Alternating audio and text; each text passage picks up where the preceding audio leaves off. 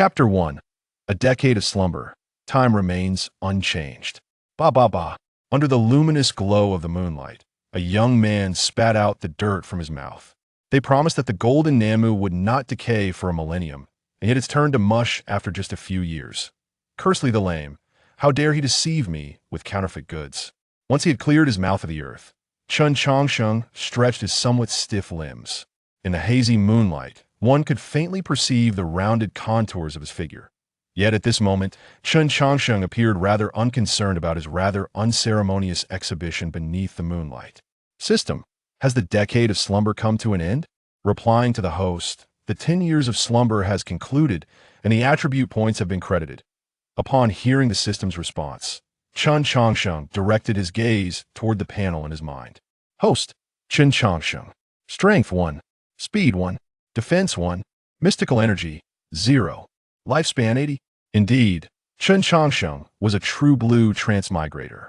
However, the system he possessed was neither a signing-in system nor an overwhelmingly powerful one. It was simply the ordinary longevity system. As long as Chen Changsheng remained in slumber, he would gain corresponding lifespan and attribute points. However, there were limitations on the duration of slumber, specifically that it could not exceed his lifespan limit. Moreover, the lifespan he had already lived would recharge upon awakening. This meant that if Chen Changsheng had lived for 80 years and then fell into slumber, even if he slept for just a day, upon awakening, he would possess a lifespan of 80 years in one day, rather than merely one day. Additionally, after awakening, the interval until the next slumber could not be less than 1/10 of his total lifespan. Thus, theoretically, as long as Chen Changsheng developed cautiously, he could indeed live up to his name and achieve true longevity. Observing the 10 attribute points at his disposal, Chen Changsheng chose not to allocate them immediately. Instead, he retrieved a set of clothing from the system's space and donned it. Then, guided by his memories, he hastily descended the mountain. After a decade, the chaos of war should have subsided. Surely, the beloved one, separated by the turmoil, would have returned as well. Steam buns, piping hot steam buns. Walking through the bustling market, Chen Changsheng felt a sense of disorientation, as if he had stepped into another realm. Although the town remained the same, the familiar faces had vanished. 10 years may seem neither short nor long, yet it was ample time for many changes to occur. After observing the transformations in the town, Chen Changsheng followed his memories toward a familiar location. Soon, he arrived at a farmhouse on the outskirts of the town. Gazing at the well-remembered house, a smile involuntarily crept onto his lips as he inquired, "Is Nian Ci home?" At the sound of his voice, a delicate girl peeked out from inside. "Who are you looking for?" Staring at the little girl, Chen Changsheng was momentarily taken aback. "Isn't this Nian Ci's home? I don't know anyone named Nian Ci. You must have the wrong place." Faced with the girl's response, a flicker of disappointment crossed Chen Changsheng's eyes. During the chaos of war, Nian Ci was merely an ordinary person. Perhaps she had long since departed. With this thought, he prepared to turn away. "Changsheng, is that you?" A familiar voice resonated from behind him, and he felt as if struck by lightning. Calming his racing heart, Chen Changsheng slowly turned around, and the once familiar face came into view. Bang! The basket of vegetables the woman was holding fell to the ground. Upon recognizing the person before her, Nian Ci instantly covered her mouth with her hand, tears streaming down her cheeks. "Do not bully my mother." Seeing her mother in tears, the little girl dashed out from the house and stood with her arms outstretched between the two. Hearing the girl's words, Chen Changsheng cast a puzzled glance at his childhood companion. Meeting his gaze, Nian Ci did not shy away, but gently reached out to caress Chen Changsheng's face. "It has been 10 years, and you remain just as you were. Why?" Ultimately, Chen Changsheng voiced his lingering question. At this, Nian Ci smiled and lowered her head, affectionately stroking the little girl's hair. "After we parted, I was pursued by bandits, and he rescued me from a pile of corpses. Half a year later, I recovered from my injuries, and the war subsided. He returned here with me at that time. Li the Lame said you had purchased a coffin from him. Then I waited for you for 3 years. At this point, Nian Ci paused, a glimmer of disappointment and helplessness flashing in her eyes. Taking a deep breath, she smiled and continued, "For these 3 years, he has cared for me. He has truly been wonderful to me." Upon hearing this, Chen Changsheng was momentarily stunned. He then smiled, albeit with a hint of bitterness. A decade of slumber was but a fleeting moment for him. Yet for Nian Ci, 10 years was an eternity. How many decades can one experience in a lifetime? When they had parted, both he and Nian Ci were merely 20 years old. Now, a decade later, he still appeared 20, while Nian Ci had aged 30. Since the moment he arrived in this world, it seemed they were destined to inhabit separate realms. With this realization, Chen Changsheng knelt down and gently ruffled the little girl's hair. "What is your name, little one?" At his inquiry, the little girl glanced back at her mother, seemingly seeking her approval. "Tell uncle, tell brother, he is my mother's old friend." With her mother's consent, the little girl chirped, "My name is Li Niansheng, and I am 6 years old." Niansheng. Chen Changsheng repeated the name a few times before smiling. "What a lovely name. My name also contains the character Sheng, however. I am called Chen Changsheng. You may call me Brother Changsheng." With that, Chen Changsheng stood and began to depart. Noticing this, Nian Ci instinctively asked, "Where are you going?" Hearing her words, Chen Changsheng paused momentarily, then turned his back to the mother and daughter, waving his hand. "My old house is no longer there, but I see that Li the Lame's coffin shop still stands. I shall stay there for a while." As he spoke, his figure gradually receded into the distance. Watching his silhouette, Li Niansheng looked up and asked, "Mother, is Brother Changsheng your friend?" "Not merely a friend, he is a very familiar old acquaintance." "Then who is the Nian Ci he seeks?" "Perhaps she is his childhood sweetheart after all." Nian Ci is a name that sounds like a secret term of endearment from a man to his beloved. "Now I understand. Can Brother Changsheng find his beloved?" "I do not know, perhaps he has already found her." Nian Ci murmured to herself, then turned to Li Niansheng with a smile. "All right, your father will be home soon. Shall we prepare a meal for him together?" "Yes," Li Niansheng exclaimed joyfully, then bounced off towards the kitchen. Chapter 2. The Endless Passage of Time and Inescapable Rebirth. Li the Lame. "There's an issue with your coffin. I demand a refund." "Nonsense. No one has ever claimed my coffins to be lacking." A figure abruptly sat up from within the coffin, his gaze ablaze with indignation as he scanned the surroundings, seemingly in search of the individual who dared to disparage his craftsmanship. However, upon seeing the person at the door, Li the Lame was instantly frightened back into the coffin. "Indeed, my time seems to be drawing near. What business does that deadbeat Chen Changsheng have come to find me?" Hearing Li the Lame's mutterings, Chen Changsheng broke into a grin and approached the coffin directly. Observing the tightly shut eyes of Li the Lame within, he remarked, "Li, you once assured me that should there be any issues with the coffin, I could return it for a refund. Now in this state, are you attempting to evade your promise?" Reluctantly, Li the Lame opened his eyes. "I have no money to give, but if you desire a life, take whatever you fancy from here." Chen Changsheng found Li the Lame's bluntness amusing. "Aren't you afraid of me, though? You were the one who helped bury the soil on my grave." Upon hearing this, Li the Lame cast a sidelong glance at Chen Changsheng and replied, "I am 60 this year. The doctor has told me I have at most 3 years left to live. I, Li the Lame, have no children or relatives. Noruega añ o flamas. Do you think I care about living 3 years less or more? Moreover, when you came to buy a coffin, I knew you would return. Why? Because I have seen people buy coffins for themselves, but you were the first to do so with such delight." As he spoke, Li the Lame scrutinized Chen Changsheng once more and hesitantly suggested, "By the way, young man, would you be interested in working for me? Room and board are provided, but no wages. This trade suits a solitary fellow like you perfectly. Moreover, once you learn my craft, you're unlikely to starve in this world. The one thing that is never in short supply is death." Chen Changsheng found himself somewhat swayed by Li the Lame's proposition. While he could indeed live for a long time, he was still susceptible to harm, and starvation was merely one of many ways to meet his end. Initially, he had only intended to stay for a short while, but now the prospect of a long-term meal ticket seemed quite appealing. "Li the Lame, your terms are rather stingy, aren't they? At least offer some wages." In response to Chen Changsheng's complaint, Li the Lame pulled a book of funeral rites from his pocket and tossed it at him. "With your lively demeanor, how could you possibly die before me? Once I am gone, all that remains will be yours. You see the small place? There's nowhere else for you to sleep. This coffin beside you will serve as your bed. After all, you seem to enjoy sleeping in coffins." With that, Li the Lame prepared to return to his coffin for more sleep. Yet, Chen Changsheng seized him by the arm. Wait, aren't you supposed to teach me how to make coffins? What use do I have for this? Li the Lame rolled his eyes and retorted.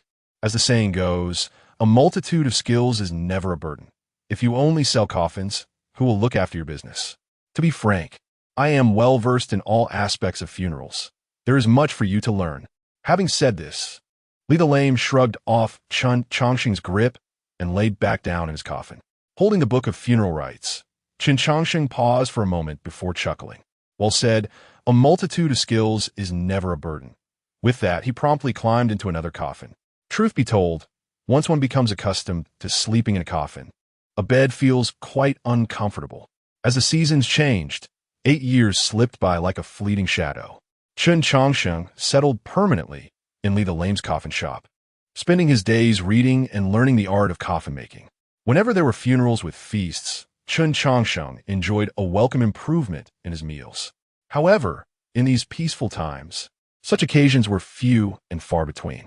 As for the 10 attribute points he had acquired, Chen Changsheng allocated them all to his defense.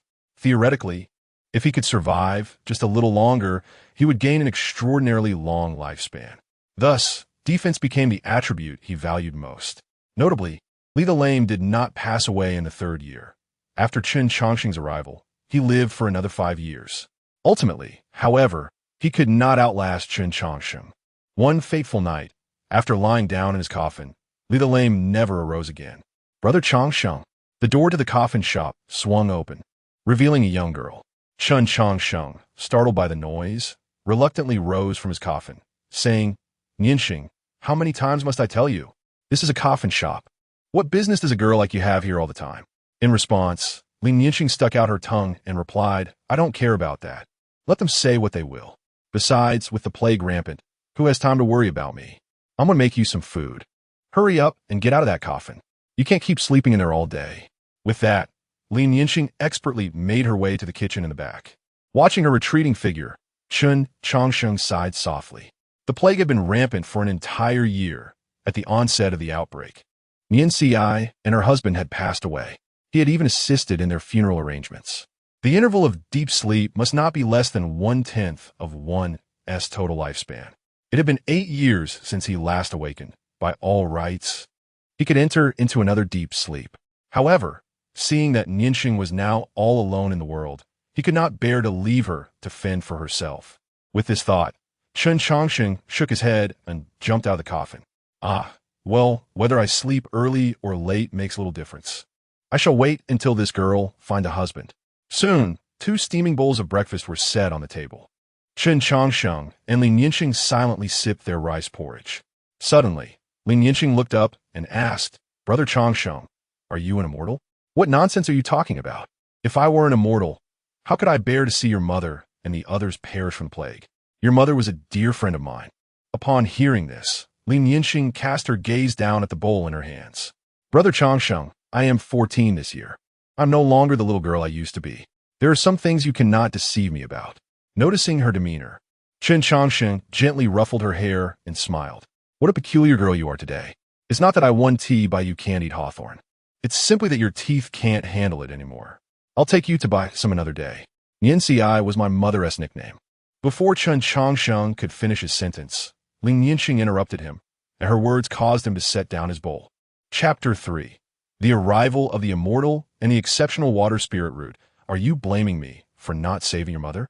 Chen Changsheng gently uttered. Li Nianxing hastily replied, No, I have never blamed you. When my mother passed away, I saw the sorrow and pain in your eyes. You have cared for me like a sister since I was little. I know you well. If you had the means to save her, you would never have let her die. This secret was revealed to me by my mother before she passed. She knew I. Before Li Nianxing could finish her words, a bun was stuffed into her mouth. Chen Changsheng smiled and said, Tomorrow, I shall take you to catch rabbits. Let's put this matter to rest. With that, he resumed drinking his porridge, seemingly unaffected by Li Nianxing's words. Observing him, tears welled up in Li Nianxing's eyes. Why? You missed your chance once. Do you intend to repeat the same mistake now? Faced with her agitation, Chen Changsheng reluctantly set down his bowl and softly replied, I hope that it is your descendants who bury you, not I. Do you understand my meaning?" Upon hearing this, Lin Yinxing clenched her fists. 18 years ago, before her birth, Chen Changsheng had already shared a deep bond with her mother. Yet now, 18 years have passed, and Chen Changsheng still appeared as though he were in his 20s. Though she could not comprehend why this was so, Lin Yinxing understood that Chen Changsheng would live for a very long time, perhaps even beyond the imagination of ordinary mortals. Contemplating this, Lin Yinxing's lips quivered, but she forced a smile and said, "Brother Changsheng, you are so easily deceived. I have tricked you once again. As punishment, what will you gift me today?" Noticing the tears sliding down Lin Yinxing's cheeks, Chen Changsheng retrieved a small wooden rabbit from his robe and handed it to her. "This is your birthday gift." Grasping the rabbit tightly, Lin Yinxing's fingers turned pale from her grip. "Brother Changsheng, I have heard that an immortal will come to the town tomorrow to select disciples. I wish to try my luck. If I become an immortal, perhaps I can always accompany you." "Yinxing, immortals are not so. Brother Changsheng, allow me to be willful just this once, will you?" Lin Yinxing interrupted, her determination evident. Seeing her resolve, Chen Changsheng nodded, "Very well, as you wish." Having received his affirmation, Lin Yinxing stood up and said, "I shall take my leave now. Brother Changsheng, make sure to step outside and bask in the sunlight. Do not lie in that coffin all the time." With that, she turned to leave but paused at the door. "Brother Changsheng, have you heard the saying that one is confined by unattainable desires in their youth? By doing this, are you not adding shackles upon yourself?" With her words lingering in the air, Lin Yinxing's figure vanished. Chen Changsheng remained silent, staring in the direction she had departed, his thoughts unknown to anyone. A brilliant yellow talisman shone with golden light above the town, dispelling the plague that had shrouded it. The townspeople were immensely grateful for the manifestation of the immortal. However, the woman standing upon the flying sword maintained a demeanor of distant indifference despite the gratitude expressed by the crowd. With a wave of her right hand, a massive stone, towering 10 feet high, flew forth from her ring and crashed heavily to the ground, creating spiderweb-like cracks in the earth around it. Those under 16 who seek longevity may step forward to test their fate. Though merely a brief statement, it ignited excitement throughout the town. If imperial authority and nobility were realms unattainable by common folk, then immortals were the very essence of dreams beyond imagination. Becoming an immortal not only liberated one from hunger, but also from the cycle of reincarnation, granting unparalleled freedom in this world. Even an emperor seated upon the dragon throne would bow before a legendary immortal. Soon, the townspeople brought their children to test their fates. Alas, fate was not as common as cabbage from the market. Most of the children had already tested their fortunes. Yet, only a few could make the stone emit light. And even among those fortunate souls, the radiance was dim. After a long wait, Lin Yinxing finally approached the stone. As she placed her hand gently upon it, the stone erupted in a dazzling blue light. Observing this, the hovering woman immediately appeared beside Lin Yinxing, scrutinizing her physique. Indeed, an exceptional water spirit root. Confirming her constitution, the veiled woman exclaimed with excitement, "Child, do you wish to become my disciple?" At first, Lin Yinxing was elated at the prospect of being accepted by an immortal. However, her smile faded quickly as hesitation crept in. Noticing her expression, the woman remained calm. When mortals first receive the chance of immortality, they often feel anxious, particularly regarding their familial bonds. "I am quite familiar with this dilemma. Are you worried about your family?" the woman inquired. Lin Yinxing looked up and asked, "Immortal, if I become your disciple, will I be able to return?" "Of course, once you have completed your studies, you may descend the mountain. Additionally, I have something for you to take home to your family." As she spoke, the woman retrieved a bundle from her spatial ring and handed it to Lin Yinxing. Curious, Lin Yinxing asked, "Immortal, what is inside?" "You will know when you return home to open it. You have 1 hour to attend to your family affairs. After that, I must take you away." Holding the parcel, memories of a familiar face flooded her mind. Lin Yinxing bowed and said, "Thank you, Immortal. Please allow me to handle some matters." With that, she turned to leave. Watching her retreating figure, the woman's eyes narrowed. In the past, some had declined her invitation to become disciples, and while she had no desire to accept the mediocre, The exceptional water spirit route was indeed rare. Had she not fortuitously passed through this place and taken a sudden interest, her sect might have missed this extraordinary opportunity. Such a chance must not be allowed to falter. At the coffin shop, Chen Changsheng reclined within a coffin, perusing the Sutra of Burials, when Lin Yinxing entered with pursed lips. Upon seeing his face, a faint voice escaped her lips. "Brother Changsheng, an immortal wishes to take me as a disciple." Chapter 4. A journey of 50 years for longevity. Upon hearing Lin Yinxing's words, Chen Changsheng set aside the book he was holding. During the test of celestial affinity, he had been amidst the crowd, only returning a step ahead of her. Observing the downcast Lin Yinxing, who dared not meet his gaze, Chen Changsheng smacked his lips and inquired, "Do you truly wish to go?" "Yes," she replied with conviction. "For what purpose?" At this question, Lin Yinxing's grip tightened, and she softly uttered, "For longevity." The 4 words floated lightly from her lips, yet they bore the weight of 1,000 burdens.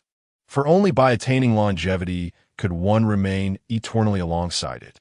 Seeing Lin Yinxing's resolute demeanor, Chen Changsheng couldn't help but smile as he approached her. Countless individuals have transformed from mortals to immortals, yet none have ever reverted from immortals to mortals. This path to longevity is irrevocable. Should you ever grow weary, merely glance back. Your elder brother in longevity will forever be at your side. With that, Chen Changsheng enveloped Lin Yinxing in a warm embrace. However, as they embraced, he swiftly whispered in a low tone, "Cultivating immortality is a treacherous endeavor, one that devours without remorse. Be ever vigilant." With a smile, he released her. "Ah, the presence of an immortal graces my humble abode, truly illuminating it." Chen Changsheng exaggeratedly bowed toward the woman at the entrance, displaying a demeanor akin to that of the townsfolk. Yet, the woman's expression revealed a hint of disdain. She had never anticipated that such a talented individual would emerge from a seemingly dismal coffin shop. This girl possesses celestial affinity, her future boundless. Though I find Chen Changsheng insufferable, I shall feign politeness for the sake of acquiring a remarkably gifted disciple. Hearing this, Chen Changsheng's smile grew even brighter, all thanks to the immortal's discerning eye. "Nianqing has been quite the mischievous one since childhood. I shall trouble you greatly in the future. By the way, may I inquire as to the location of your celestial mountain? If time permits, I would be honored to pay a visit." The woman's impatience surged further at Chen Changsheng's words. Far to the south lies a sect known as Linglong Sect, a place that even ordinary folk may take 30 years to reach. If you wish to come, then do so. Afterward, she turned to Lin Yinxing and said, "I have a mission to attend to. We must depart promptly." At this, Lin Yinxing gently placed down her bundle. "Brother Changsheng, I will remember your words, and I shall come to find you." With that, she followed the woman as they departed. Once they were gone, Chen Changsheng cheerfully tidied up the room, occasionally muttering words of delight. An hour later, however, he suddenly grew serious, coldly stating, "You've concealed yourself long enough. Come forth." His voice echoed within the coffin shop. Yet aside from the cold, lifeless coffins, there was no other presence. "If you do not emerge, do you intend for me to coax you out?"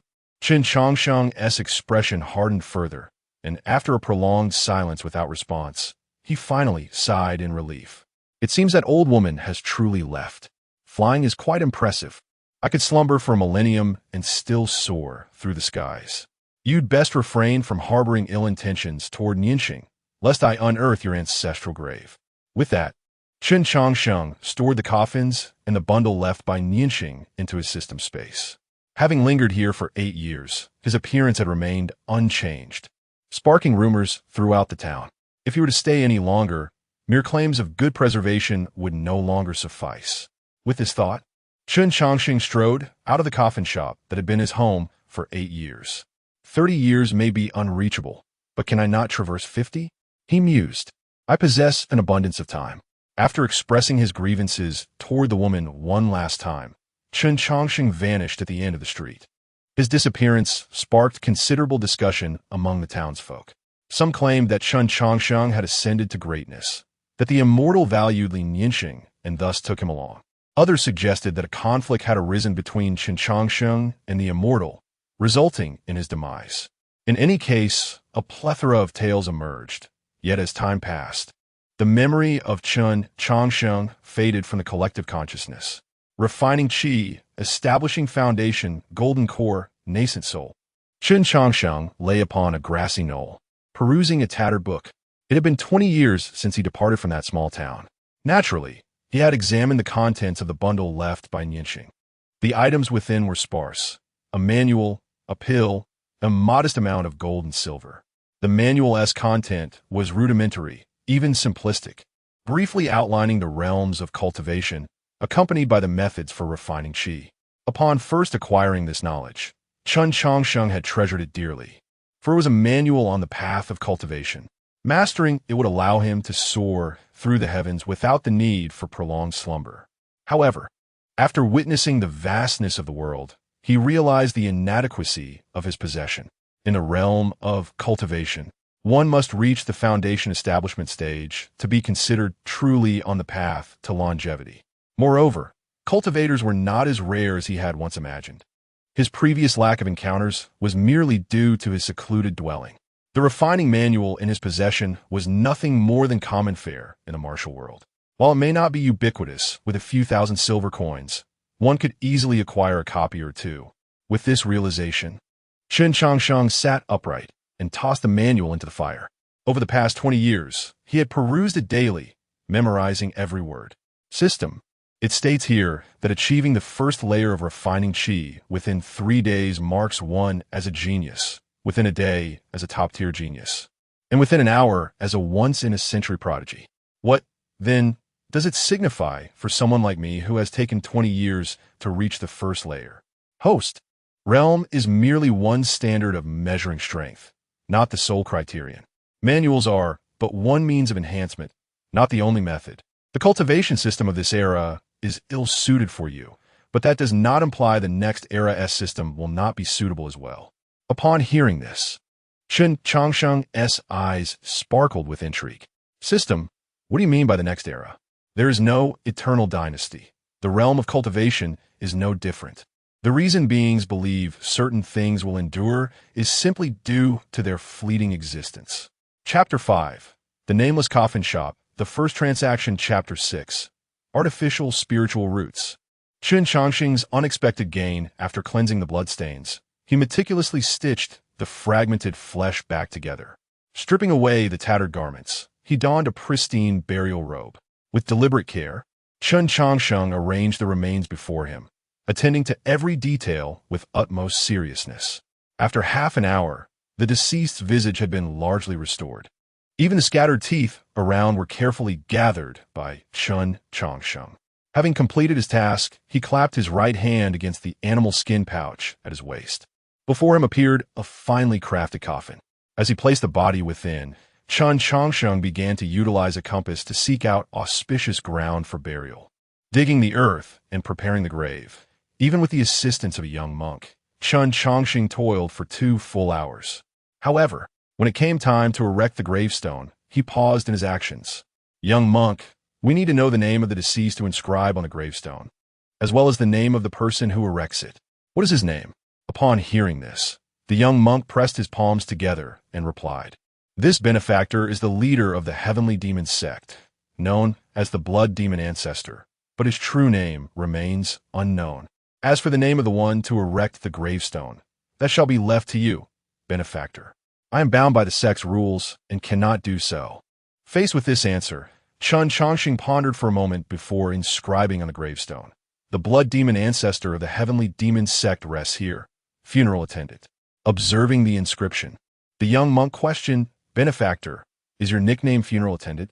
"Yes, I am a purveyor of coffins, specializing in collecting the deceased and conducting burials. What else could I be but a funeral attendant?" With that, Chen Changsheng turned to leave, waving his hand as he said, "My duties are complete. I shall take my leave now. Should similar matters arise in the future, do not hesitate to seek me out." As the young monk watched Chen Changsheng's retreating figure, he tilted his head in contemplation for a long while, for it was his first encounter with such an unusual individual. There was an inexplicable aura about him, In the quaint town of Linglong, upon returning to his coffin shop, Chen Changsheng promptly closed the door and then curiously examined a tooth in his hand. This tooth had been discovered on the blood demon ancestor's remains. At first glance, it appeared indistinguishable from an ordinary tooth, but upon closer inspection, one could discern intricate patterns etched upon it. Had he not been engaged in arranging the deceased's features, Chen Changsheng would never have conceived that a tooth could conceal such secrets. After scrutinizing it closely, he mused aloud, it seems to be a storage-type formation. Given the blood demon ancestor's cunning, the contents within are likely to be extraordinary. With a flick of his right hand, a multitude of thick tomes materialized before him, all pertaining to the study of formations. Chen Changsheng's aptitude for cultivation was profoundly lacking. After 50 years, he had barely reached the third layer of qi refinement. This level, for those with talent, could be achieved in the span of a mere meal. Acknowledging his lack of innate talent for cultivation, Chen Changsheng redirected his focus toward formations and alchemy, for these were endeavors that could be developed over time, and he relished such pursuits. Lighting an oil lamp, he commenced his study of the formation inscribed on the tooth. Although he had only acquired a basic understanding of formations, the complexity of the blood demon ancestor's formation posed no insurmountable obstacle for him, as he possessed an extensive lifespan. If progress proved elusive today, he could persevere for a month. If a month yielded no results, then a year. As long as he did not abandon his efforts, he believed he would eventually decipher the formation inscribed on the tooth. 3 months swiftly passed, during which Chen Changsheng remained sequestered within his shop. Thankfully, his coffin shop was seldom frequented, sparing him any undue attention. With a sigh of relief, he stretched his stiff limbs. After 3 months of relentless effort, he had finally unraveled the formation left by the blood demon ancestor. Pseudo-spiritual root? The title of a tome in his hand filled Chen Changsheng with intrigue. Spiritual roots are fundamental to practitioners and serve as a benchmark for assessing one's innate talent. The most common types are the 5 elemental spiritual roots, which further classify into inferior, middle, superior, and exceptional grades. The exceptional spiritual root epitomizes the pinnacle of cultivation talent, while other anomalous spiritual roots possess their own strengths, contingent upon circumstance. Yet, amidst the myriad classifications of spiritual roots, the term pseudo-spiritual roots was entirely unfamiliar to him. Intrigued, Chen Changsheng thought, how fascinating. I must uncover the nature of these pseudo-spiritual roots. With that, he opened the first page of the tome. As the words unfolded before his eyes, he realized that this book was not a manual of techniques or secret arts, but rather an autobiography chronicling the life of the blood demon ancestor. The blood demon ancestor had not been endowed with remarkable talent.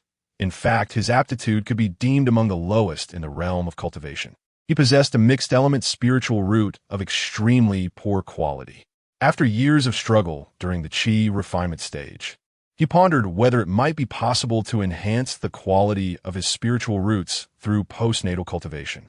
With this notion in mind, he embarked on a series of experiments, albeit reluctant to test it on himself. Instead, he began conducting trials on living subjects. As the number of lives he claimed increased, he indeed began to glean insights into the nature of spiritual roots. While spiritual roots could not be improved through pills, techniques, or formations known to practitioners, he discovered that consuming the spiritual roots of others could elevate their own quality. Upon uncovering this secret, the blood demon ancestor truly embarked upon his path of resurgence. By devouring numerous weaker practitioners, he experienced a marked enhancement in the quality of his own spiritual roots. Thus, this virtuous cycle propelled him to greater strength, eventually establishing him as a formidable force. However, as time progressed, this method began to yield complications, and his frenzied killings attracted the ire of rival sections. At this juncture, the autobiography abruptly concluded. Remarkable. The blood demon ancestor was indeed a genius to devise such an eccentric method, Chen Changsheng remarked as he returned the tome to the system space. System, do you believe the concept of artificial spiritual roots mentioned by the blood demon ancestor could be realized? The latter half of this autobiography repeatedly refers to artificial spiritual roots and presents many of his hypotheses. I find them quite compelling. Chapter 7. Master Ikkyu. A reunion after 80 years. As Chen Changsheng concluded his words, the voice of the system echoed in his mind. Since the host harbors doubts, why not seek the truth for yourself? Upon hearing this, Chen Changsheng rolled his eyes and waved his hand dismissively. Don't be ridiculous. How could I possibly engage in such perilous endeavors myself? If an accident were to occur, it would be disastrous. Moreover, I have no desire to be pursued relentlessly like that blood demon ancestor. Host, the system clarified. What I mean is that you can seek the safest and most reliable method. Chen Changsheng paused at this statement. The safest and most reliable method? Does such a thing exist? Why would the host believe otherwise? There is nothing immutable in this world. The blood demon ancestor resorted to such hasty measures because his lifespan was nearing its end. Yet you are different. You possess an almost infinite lifespan. Over time, it may indeed be possible to resolve this dilemma. Contemplating the system's response, Chen Changsheng tilted his head and remarked, there is merit in that. Time may seem feeble, yet it is the sharpest blade in existence. Whether you are an ancient ancestor or wield divine weapons, none can withstand the erosion of time. In the face of time, all matters become trivial, and this minor issue of cultivation is certainly no exception. The concept of artificially created spiritual roots was another hypothesis proposed by the blood demon ancestor, who sought to implant foreign objects within a human body to form spiritual roots. However, this method faced many unresolved challenges, such as identifying suitable heavenly materials and treasures to serve as spiritual roots and ensuring that these materials would not be absorbed by the body and transformed. Nevertheless, Chen Changsheng did not feel rushed to solve these problems, for he had ample time at his disposal. After exchanging a few more casual remarks with the system, Chen Changsheng climbed into the coffin where he often rested. After 3 months of busyness, it was time for him to take a well-deserved break. The matter of retrieving the blood demon ancestor's remains did not stir any significant commotion. Chen Changsheng resumed his tranquil, yet solitary existence. Notably, the kind-hearted young monk would frequently visit him, sometimes requesting assistance in collecting remains and other times sharing insights into his own cultivation journey. However, their most extensive discussions revolved around Buddhist teachings. Over the decades, Chen Changsheng had immersed himself in literature, ranging from Buddhist scriptures and Taoist texts to popular novels and trivial tales. He left no stone unturned in his quest for knowledge. Coupled with 50 years of worldly experience, he often emerged victorious in their debates. Chen Changsheng, today I must engage you in a debate of 300 rounds. A bald figure clad in monk's robes strode through the door of the coffin shop. Observing the monk's boisterous demeanor, Chen Changsheng glanced at him and replied coolly, "You are, after all, the inheritor of the heavenly Buddha temple and the renowned Master Ikkyu. If others were to witness your current state, it would surely be a source of mockery." In response, Ikkyu rolled his eyes and casually perched himself atop a coffin. "Let them laugh if they wish, even if they exalt me to the heavens. It cannot alter the fact that I have lost for 20 years. Indeed, the monk before Chen Changsheng was none other than the same young monk who had once sought his help to retrieve the blood demon ancestor's remains. Time had passed swiftly, transforming the once youthful monk into a capable young talent. Upon hearing Ikkyu's lament, Chen Changsheng set down his book and remarked, "So, you wish to debate today? Of course. What else would I come to you for?" Ikkyu replied, "Among all those I know, you alone can match me in Buddhist philosophy. But then again, your cultivation talent leaves much to be desired. 20 years ago, you were at the 3rd level of qi refinement. Now you have merely reached the 4th level. Your progress is exceedingly slow, and I genuinely worry that you might inadvertently meet your demise one day. Who would I debate with then?" With a faint smile, Chen Changsheng responded, "My cultivation talent is not within my control. What can I do? I can assist you despite your lack of spiritual roots. While I cannot alter your lack of innate ability, extending your lifespan is certainly within my capabilities. You never tell me how long you've lived, and I would prefer not to lose a friend like you."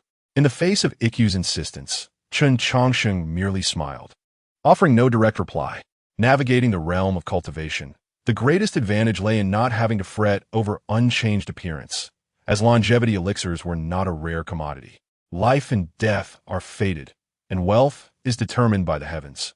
One should not place too much importance on lifespan, but rather let things unfold naturally. Today, I do not wish to debate. I have a matter on which I would like your assistance. No, Ikkyu promptly rejected Chen Changsheng's request. Unless you agree to extend my lifespan. Seeing Ikkyu's obstinate demeanor, Chen Changsheng chuckled helplessly. No problem, if you help me with this request. I shall consent to your extension of my lifespan. Upon hearing this, Ikkyu leapt from the coffin with enthusiasm. What is it? Speak freely, and I, Master Ikkyu, guarantee I will fulfill it. You have come to Linglong's sect, presumably to attend the Eternal Life Fairy ceremony for assuming the position of elder, correct? So, do you wish to witness it as well? No. Chen Changsheng shook his head. I would like to ask you to deliver this item to the Eternal Life Fairy. As he spoke, Chen Changsheng produced a wooden carving resembling a tiger from his bosom. Upon seeing the object in Chen Changsheng's hand, Ikkyu's expression twisted. Chen Changsheng, do not tell me you have feelings for the Eternal Life Fairy.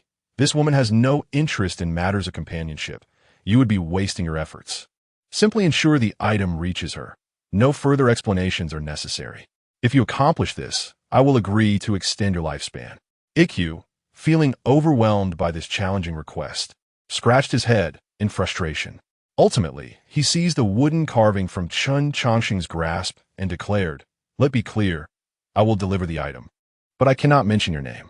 If the Eternal Life Fairy suitors discover this, you may find yourself in dire straits." Agreed. After receiving Chen Changsheng's affirmation, Ikkyu departed the coffin shop with the wooden carving in hand. Watching Ikkyu's retreating figure, Chen Changsheng murmured, "Little monk, we shall meet again in 80 years. With that, he embedded several spirit stones into the floor, causing intricate patterns to materialize within the coffin shop. This was a random teleportation array that Chen Changsheng had spent a decade preparing.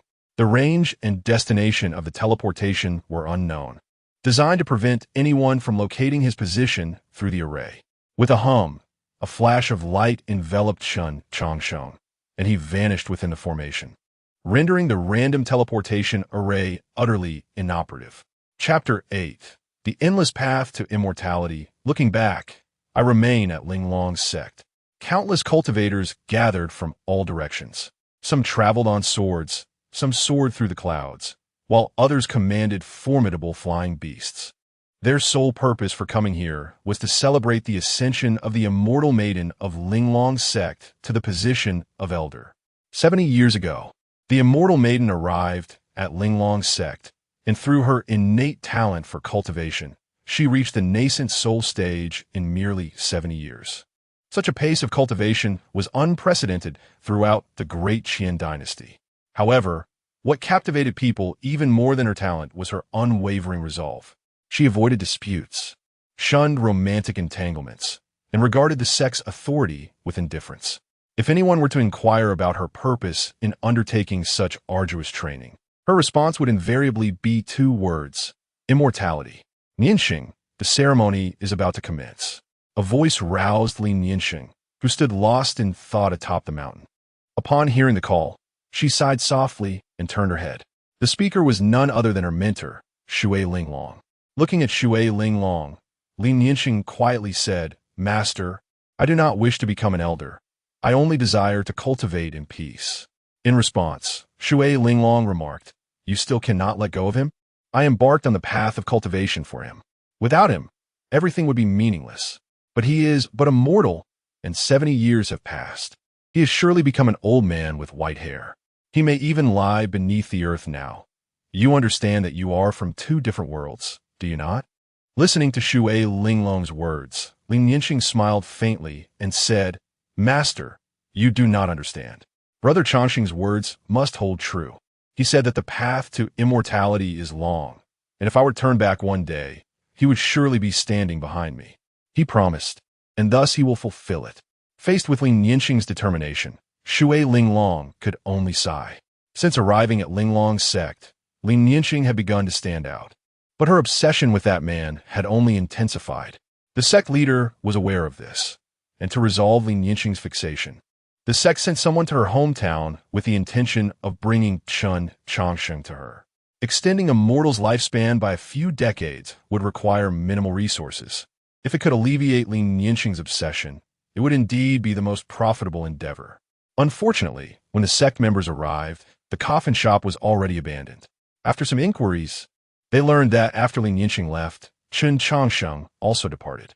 Finding a mortal amidst the vast sea of humanity was no simple task. Seeing Shui Linglong fall silent, Lin Yinxing's lips curled into a smile. "All right, Master, I will accept the position of elder. Only by becoming an elder of Linglong's sect can I obtain more resources and better techniques. I do not wish to halt my progress on this path, for I know that Brother Changsheng will not stop either." With that, Lin Yinxing skipped away towards the distant sect and observing her joyous demeanor. Shui Linglong furrowed her brow even deeper. For these 70 years, only when discussing Chen Changsheng did Lin Yinxing's face display a smile.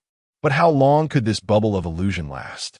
Immortality was the aspiration of all cultivators, yet none had ever achieved it, let alone a mere mortal. If one day Lin Yinxing's fantasy were to shatter, her resolve would likely collapse in an instant. Contemplating this, Shui Linglong could only sigh again, for it was an unsolvable dilemma.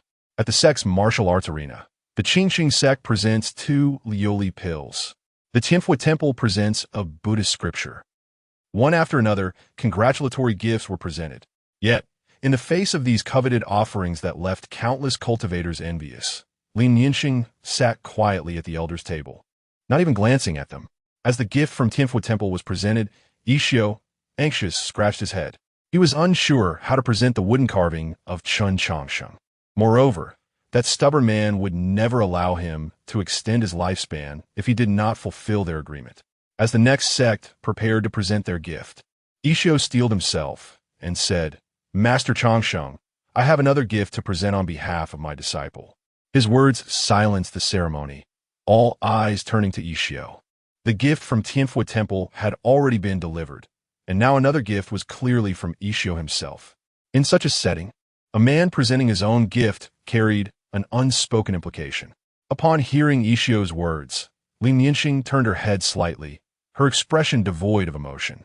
How thoughtful! Lin Yinxing's indifference was anticipated by all, who watched with bated breath. The most gifted successor of Tianfu Temple had developed feelings for the steadfast, immortal maiden. This gossip would likely thrive for at least 2 decades. Swallowing hard, Yishio, under immense pressure, presented the wooden carving with both hands. Today's events would likely earn him a scolding from his master, and he might not even step foot outside Tianfu Temple for 10 years. As Yishio revealed the gift, countless consciousnesses swept over it. Upon realizing that the gift was merely a simple wooden carving, many nearly burst into laughter. Young people often indulged in such frivolous antics. Over the past 70 years, the immortal maiden had received many such heartfelt gifts, yet all had been incinerated by her in flames. Just as everyone presumed that this occasion would follow the same course, the previously calm immortal maiden suddenly stood up. With a swish, her formidable nascent soul cultivation propelled Lin Yinxing before Yishio in an instant. Gazing at the wooden carving in Ishio's hands, Lin Yinxing's body trembled slightly. Picking it up, she gently traced the marks left by the carving knife, once again feeling the presence of Chen Changsheng. This unique animal shape could only have been crafted by Brother Changsheng. He truly had not broken his promise. He had always been with her. With this thought, Lin Yinxing held the carving tightly, revealing a smile that could dazzle the heavens. "I adore this gift. After the ceremony, come to see me alone." Remember, alone. All the guests were taken aback. What is happening? The immortal maiden is interested in a foundation establishment monk? The sect leader of Linglong sect thought. Thank the ancestors of Linglong sect for their blessings. Yinxing has finally come to her senses. Although Yishio's status, strength, and age fell short, it was not a significant issue. Once the elderly monks of Tianfu Temple retired, Yishio's status would naturally rise. However, elevating his strength seemed more challenging, as Linglong sect appeared to lack suitable dual cultivation techniques. Chapter 9. A golden brick in the arms of a woman 3 years older. Artificial spiritual roots upon realizing that Lin Yinxing might harbor feelings for Yishio. The esteemed leader of Linglong's sect swiftly devised several plans. "Dear Ishio, how fares your master, the wise Master Huihai?" Ishio found himself momentarily bewildered by the warm greeting from the usually aloof Changsheng fairy. It was incomprehensible to him how she could be interested in such an ordinary wooden carving. Moreover, it seemed that a misunderstanding had arisen. "In response to your inquiry, my master enjoys good health. He merely sent me here due to recent insights." Unpretentious yet dignified, truly the mark of a distinguished disciple, the leader remarked. "As for matters of the heart among the youth, we of the older generation shall refrain from interference. A century hence, once your level of cultivation is stable, remember to come to Linglong's sect to propose." Ishio was taken aback, exclaiming, "Master, you've misunderstood. I am not," before he could finish. He was interrupted by the leader's exuberant declaration. "Ah, young ones should not be so timid, nor should you feel embarrassed by your temporary lack of strength. As the saying goes, a woman 3 years older is worth her weight in gold. While my esteemed disciple is indeed 50 years your senior, that poses no significant issue for practitioners of the martial arts. As for your master, I, Zhao Dizhus, shall personally discuss this matter. After all, it is not unheard of for Tianfu Temple to have established partnerships. Given that I have known your master for over 3 centuries, he shall grant this favor." Seeing the situation spiral further out of control, Ishio immediately abandoned his thoughts of explanation. The only course left was to clarify matters with Master Changsheng in private. Upon returning to the elder's seat, Lin Yinxing resumed her role in the ongoing ceremony. "In Linglong Town, Master, the situation is as follows. This wooden carving does not belong to me. This was once a coffin shop, you must believe me." Gazing at the now barren coffin shop, Ishio felt a surge of panic. That scoundrel Chen Changsheng had vanished unexpectedly, leaving Ishio at a loss for words. After the ceremony concluded, Ishio hurried to seek Lin Yinxing's understanding. To convince her, he recounted all his encounters with Chen Changsheng over the years. However, just as Ishio was leading Lin Yinxing to meet Chen Changsheng to prove his innocence, they found the coffin shop had disappeared entirely, leaving not a trace of Chen Changsheng's existence, as if he had never been. Yet, amidst Ishio's growing anxiety, Lin Yinxing remained composed throughout. After a long pause, she spoke. "Ishio, do you wish to become my partner in the Tao?" At these words, Ishio's eyelids began to twitch uncontrollably. "I do not wish to consider such matters now, nor in the future." Lin Yinxing nodded. "If you dare entertain such thoughts, I shall remove your bald head from your shoulders. From this day forth, under no circumstances are you to utter Chen Changsheng's name. Should you reveal even a whisper, your life will be forfeit." Faced with Lin Yinxing's menacing threat, Ishio quickly recognized something was amiss. It appeared that Master Changsheng had a long-standing acquaintance with Chen Changsheng. "Rest assured, Master, I vow to keep silent," Ishio replied. "However, I frequent this place. If someone investigates, they may uncover traces. How shall I respond then?" Lin Yinxing pondered for a moment and replied, "You may recount your experiences, but omit his appearance and name. If anyone insists on his title, simply refer to him as the Gravedigger." "Understood. Will I still be able to see him?" "You likely will, for he is a man who cherishes nostalgia." With that, Lin Yinxing turned and departed. Ishio cast a glance at her retreating figure and then at the empty coffin shop. He was burdened with countless unanswered questions, yet no one could provide clarity. The only means to unravel these mysteries, it seemed, was the passage of time. In a remote wilderness, left green dragon, right white tiger, front vermilion bird, back black tortoise. Truly, this was a location of exceptional geomantic significance. After re-examining the compass in his hand, Chen Changsheng could hardly contain his excitement. Once the teleportation array activated, he found himself amidst this wild expanse. Having spent 8 years accompanying Yinxing and 50 years reaching Linglong's sect, Chen Changsheng lingered near Linglong Town for another 2 decades. With a lifespan of 80 years, only 2 remained.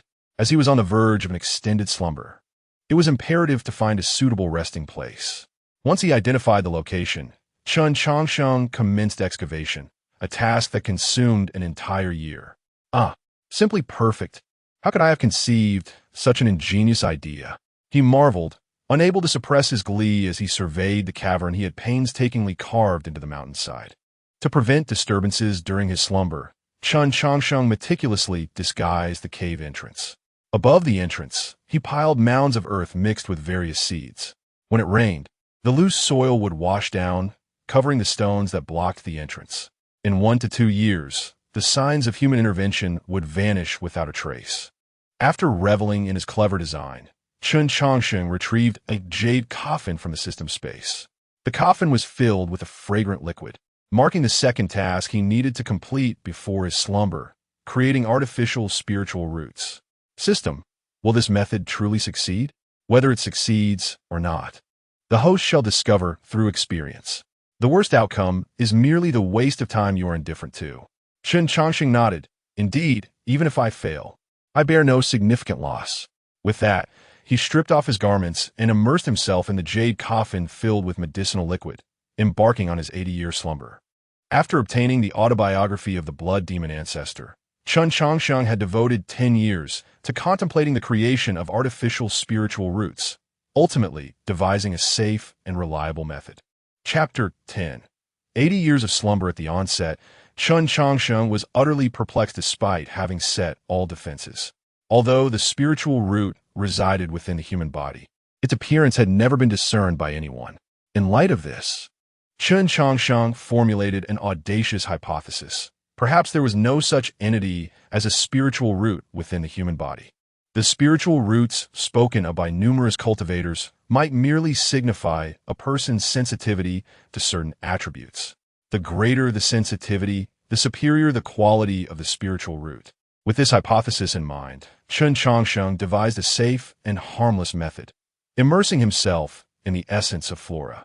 As the attribute of the spiritual herb was wood, prolonged exposure should enhance his sensitivity to wood attribute spiritual energy, thus endowing him with the wood spiritual root that others spoke of.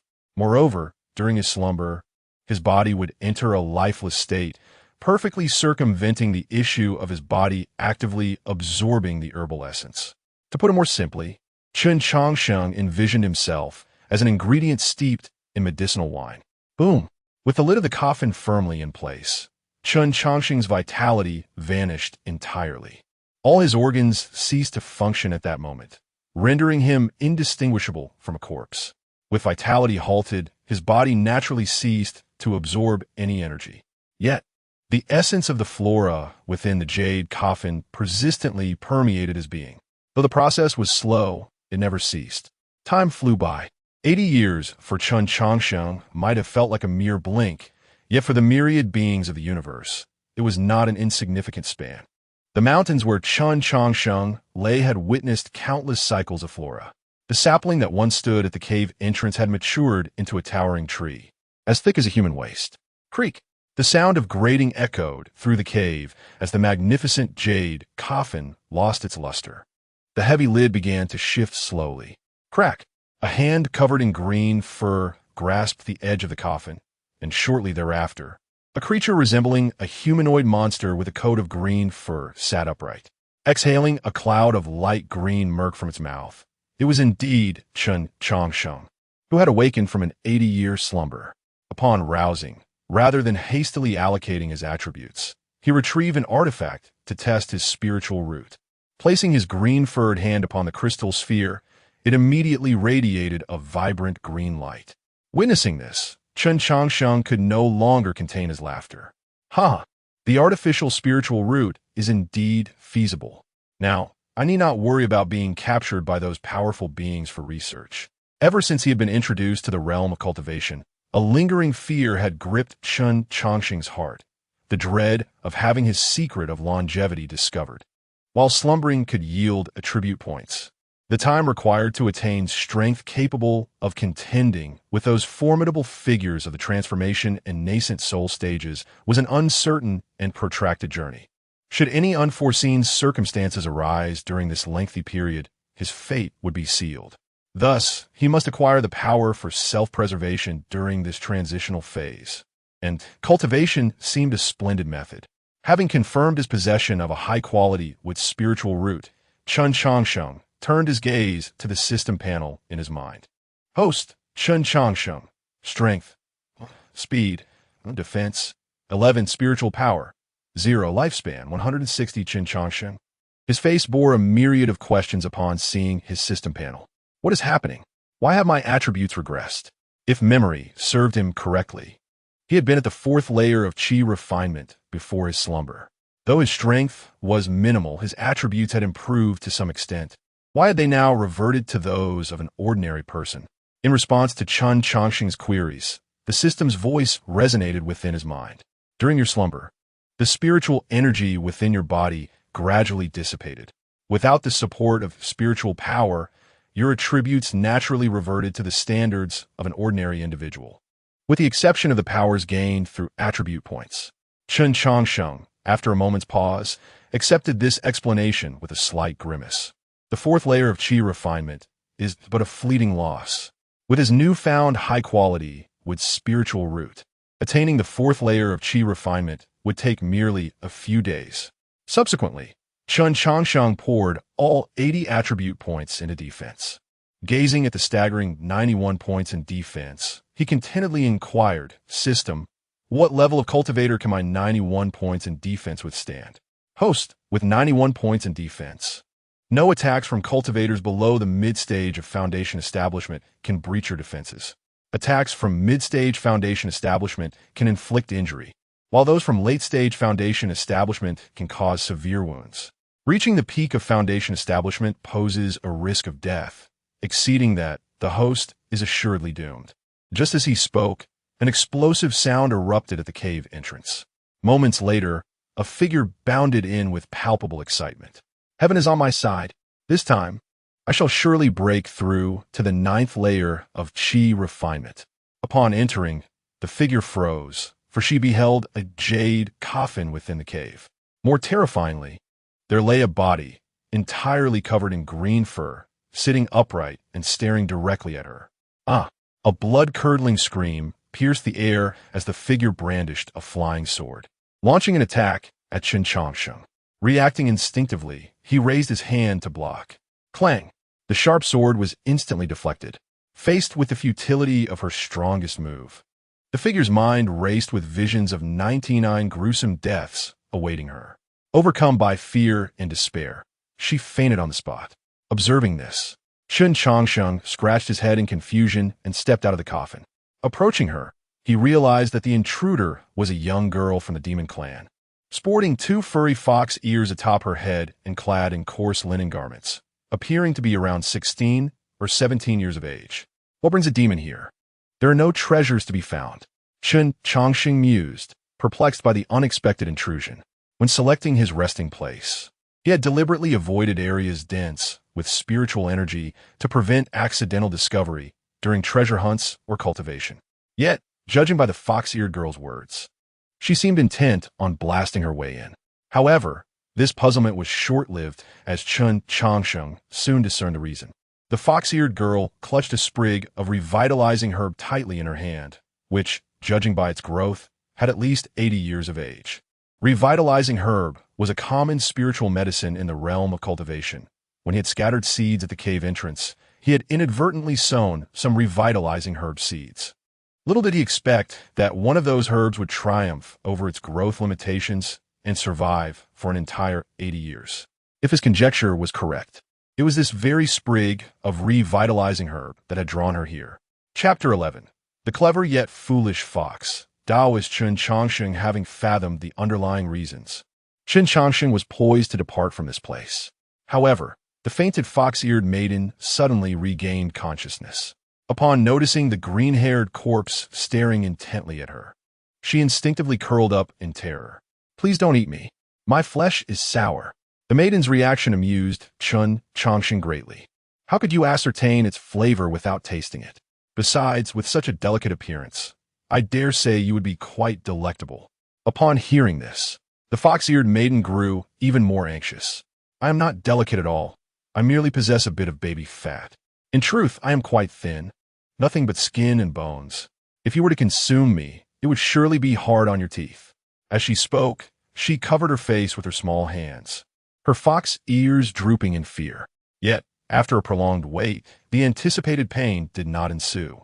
She cautiously parted her fingers, peeking through the gaps with her round, glistening eyes to observe her surroundings. To her surprise, the green-haired corpse had donned a garment, and some of the green hair on its face had been tidied up. You did not transform into bones. Chen Changsheng rolled his eyes in response. A corpse that remains uncorrupted for a century becomes a zombie. One that endures for a millennium becomes a bone that does not decompose.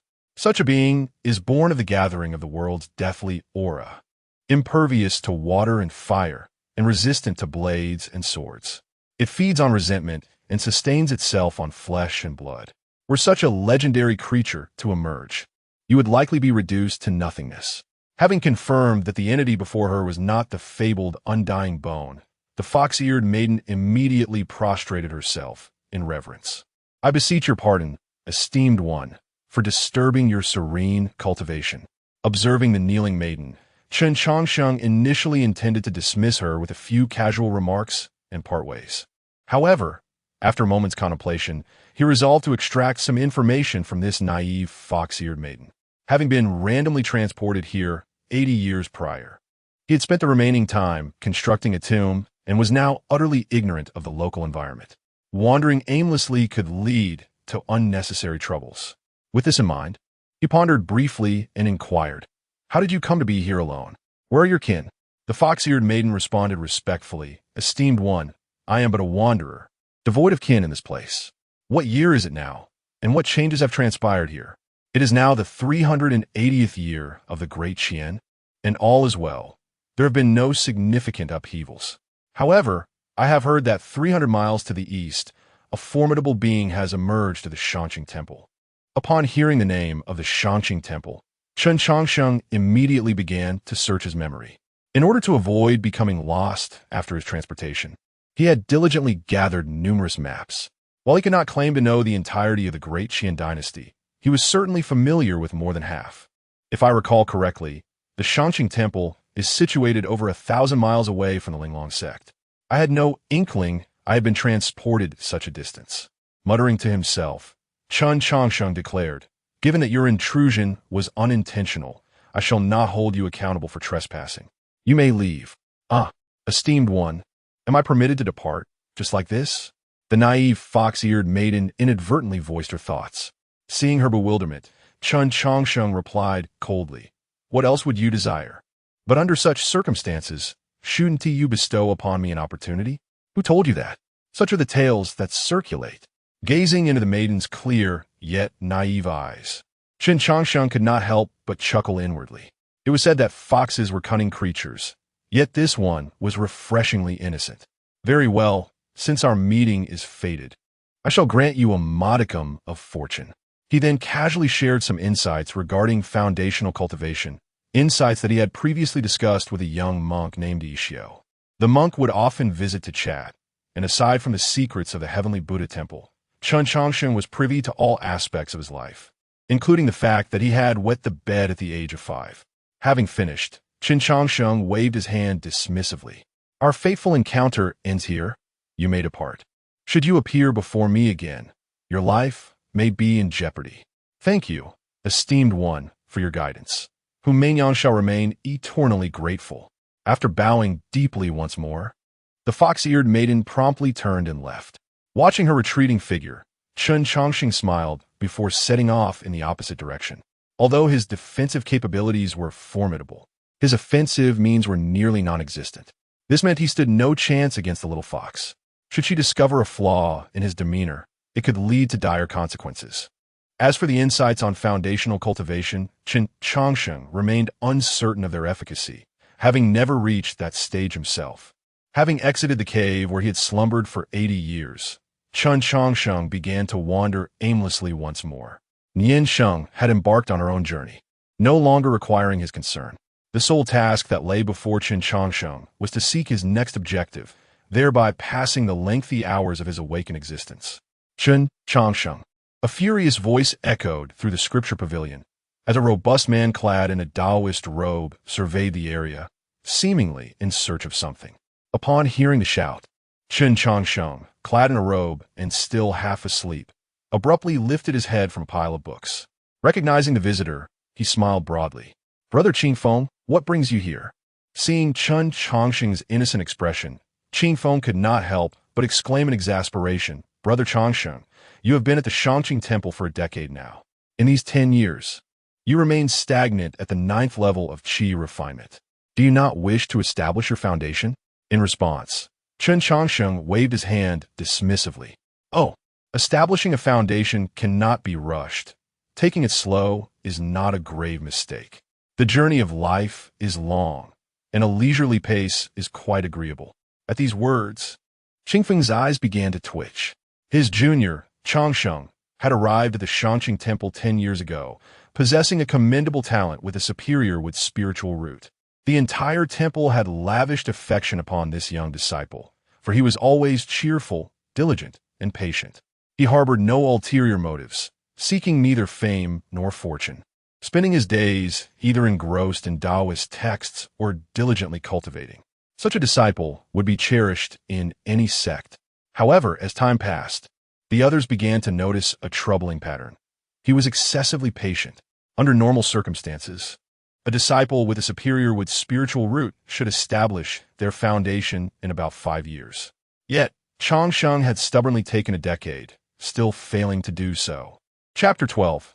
The thunderstruck coffin. In response to Chen Changsheng's patience, Qingfeng could not help but roll his eyes dramatically and said, "This is not merely a matter of speed.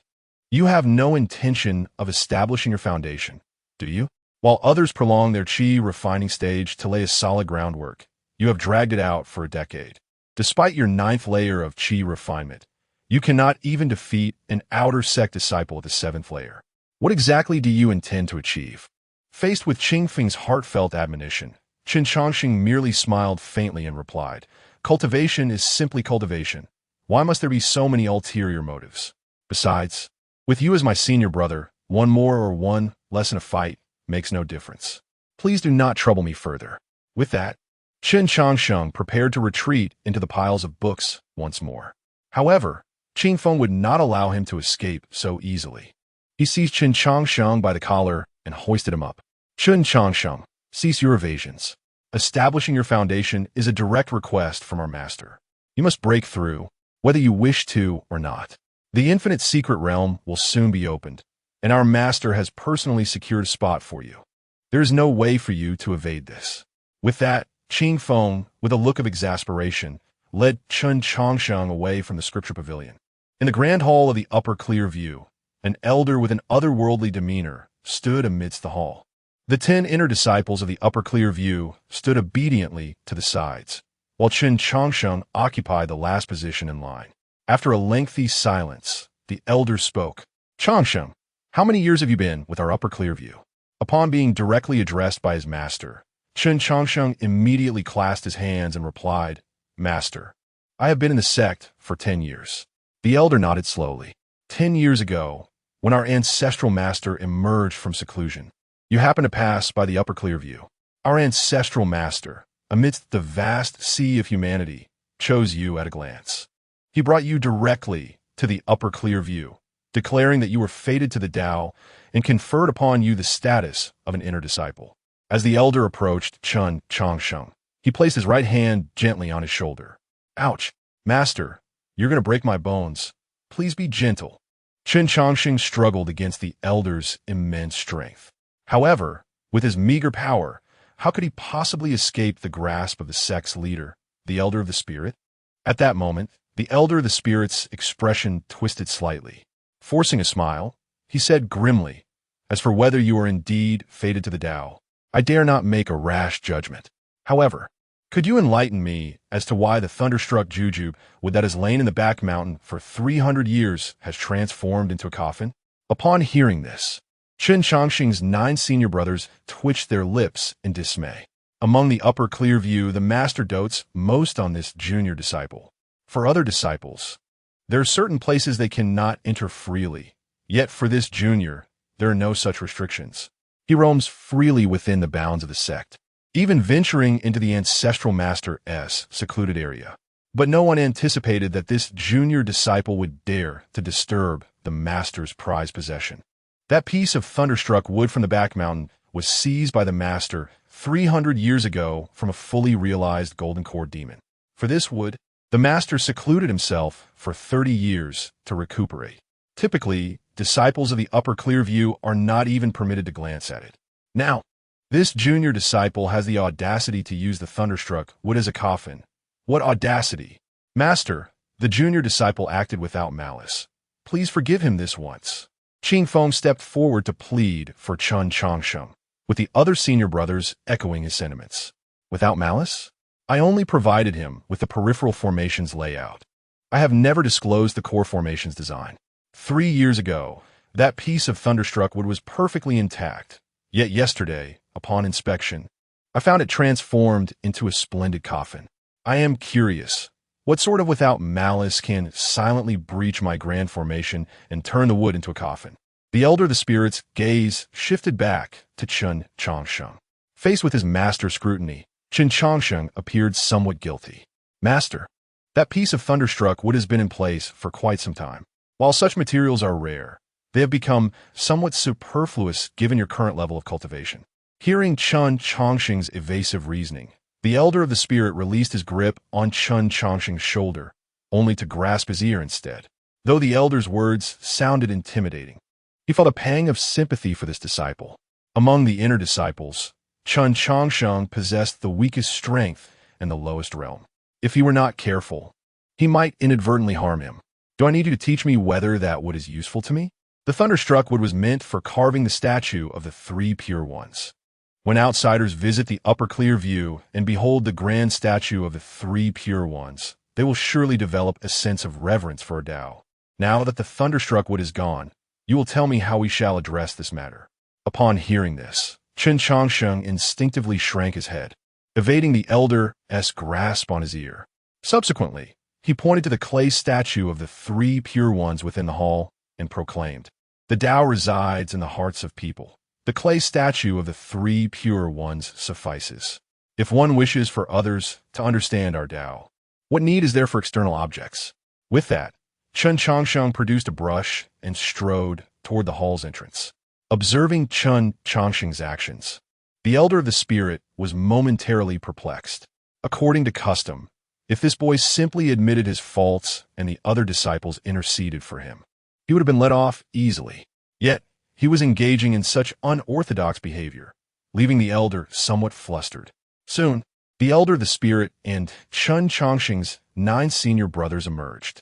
Chen Changsheng had smoothed the couplets outside the hall with his spiritual power, and with a flourish, 22 elegant characters appeared before the onlookers. With malevolent intent, your incense burning brings no benefit. Standing tall and upright, what harm is there in not bowing to me? Excellent. Upon reading Chen Changsheng's couplets, Qing Feng could not help but exclaim in praise.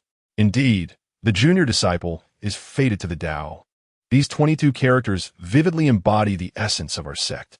In response to Qing Feng's commendation, Chen Changsheng merely smiled without comment. Meanwhile, the elder of the spirit maintained a stern expression as he remarked, "Your comprehension is passable, yet your strength is utterly lacking. Let us set aside the matter of the thunderstruck wood for now. If you cannot establish your foundation in the infinite secret realm, beware of your legs. Now be gone. Your presence irritates me." Seeing that the master was still upset, the senior brothers promptly escorted Chen Changsheng away from the premises. Once Chen Changsheng had departed, the elder of the spirit carefully contemplated the couplets before him. Chapter 13, The Bookworm Chen Changsheng. 280,000 books, Chapter 14. The thunderstruck wood meets its fate. The world has changed after a few breaths of time spent in astonishment. Qing Feng finally responded. The 5 elements array you mentioned, I seem to recall my master speaking of it. It was a treasured skill of a certain sect 200 years ago, though it has since fallen into obsolescence. If that is the case, then the collection within the scripture pavilion should also encompass the fundamentals and some introductions to the 5 elements array. With such knowledge, can you truly break through my master's grand formation? Certainly not. Chen Changsheng shook his head and replied. As I mentioned earlier, my master inherited his teachings from the Upper Clear Temple and is not particularly adept at formations. Under such circumstances, it is highly improbable that he could create a formation on his own.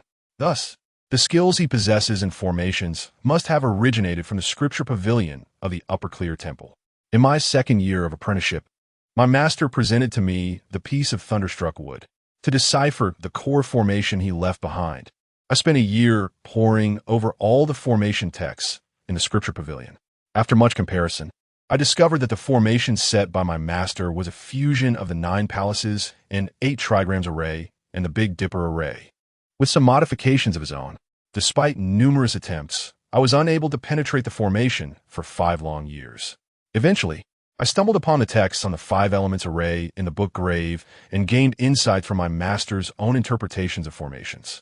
With this newfound understanding, I finally grasped how he blended the 9 palaces and 8 trigrams array with the Big Dipper array, utilizing the principles of the 5 elements array.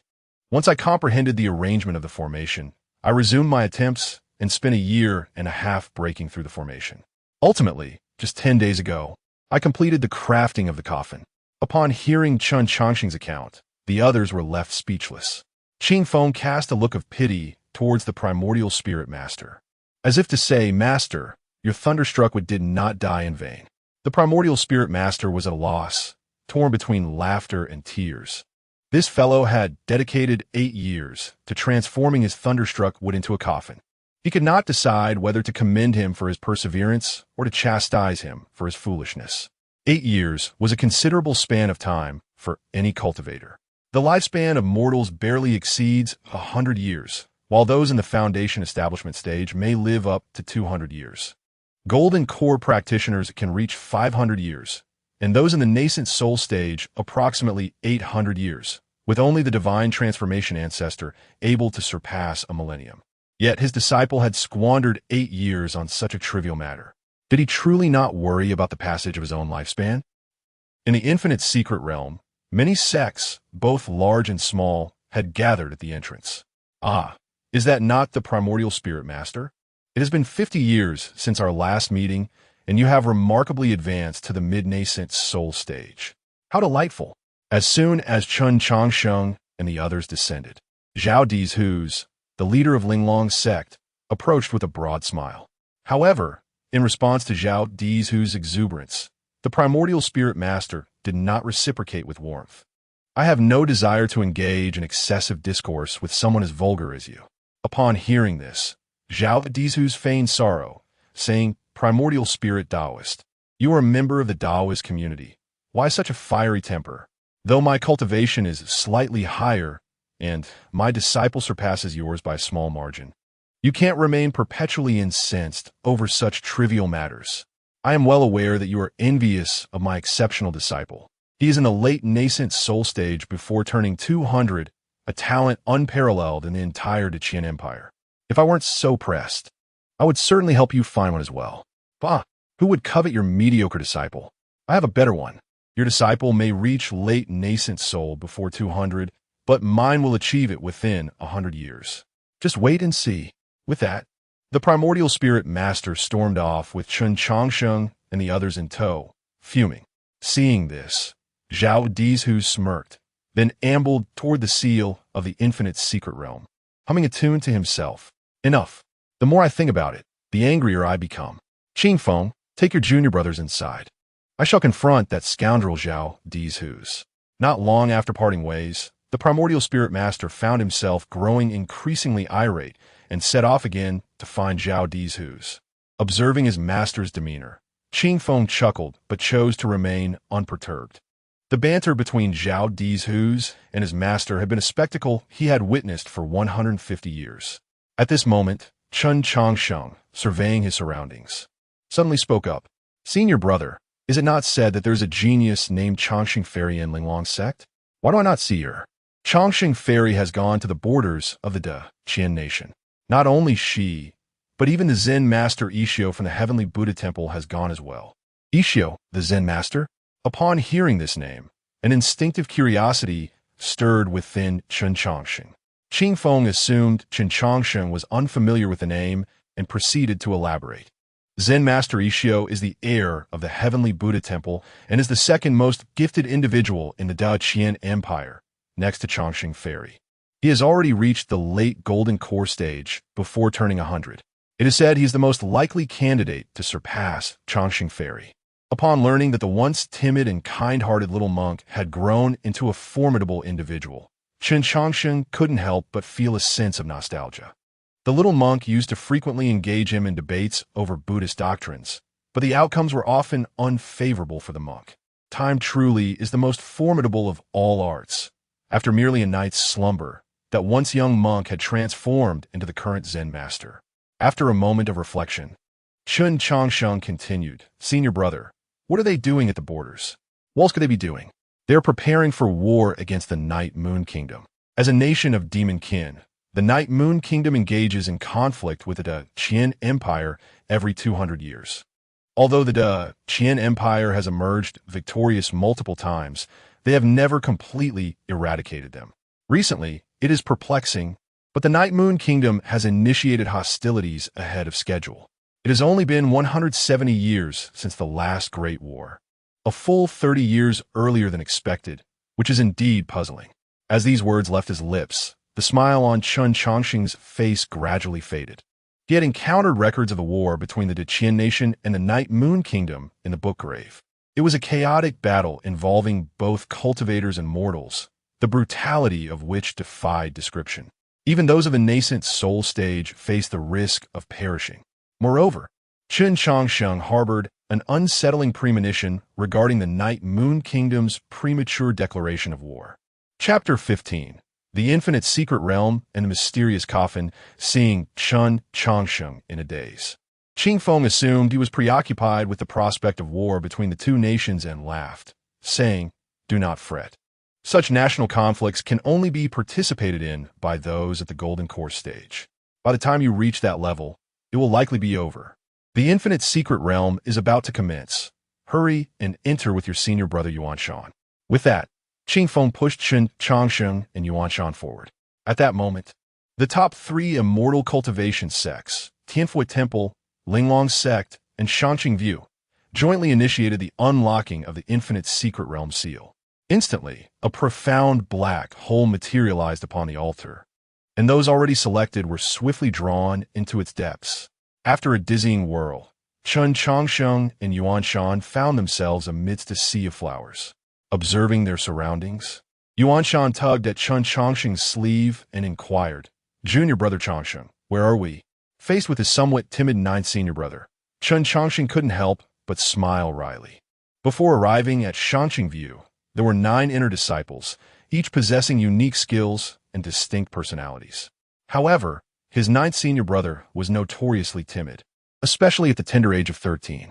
Despite his youth, his talent was remarkable, being endowed with both water and fire spiritual roots. "Yuan Shan, you are at least at the mid-foundation stage. Please do not be so fearful," Chen Changsheng encouraged. Hearing this, Yuan Shan wore a bitter smile. "Brother Changsheng, you know I was brought to Shanqing View at the age of 3. My days consist solely of cultivation, leaving me little knowledge of the outside world."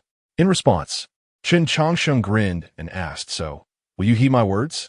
"Of course, I will listen to you. When you pilfered Master S. lightning strike wood, it was I who kept watch," Yuan Shan replied. "Then let us commence our flower gathering," Chen Changsheng declared. "Gathering flowers? What do you intend to do with them?" Yuan Shan queried. Confusion etched upon his face. "To brew wine," Chen Changsheng exclaimed. "This must be the 100-flower sea within the Infinite Secret Realm, where flowers from all seasons flourish. I once read in ancient texts about a celestial wine known as 100-flower wine, which is crafted from the blossoms of 4 seasons, all of which must be fresh. Due to the stringent requirements, I have never managed to brew it.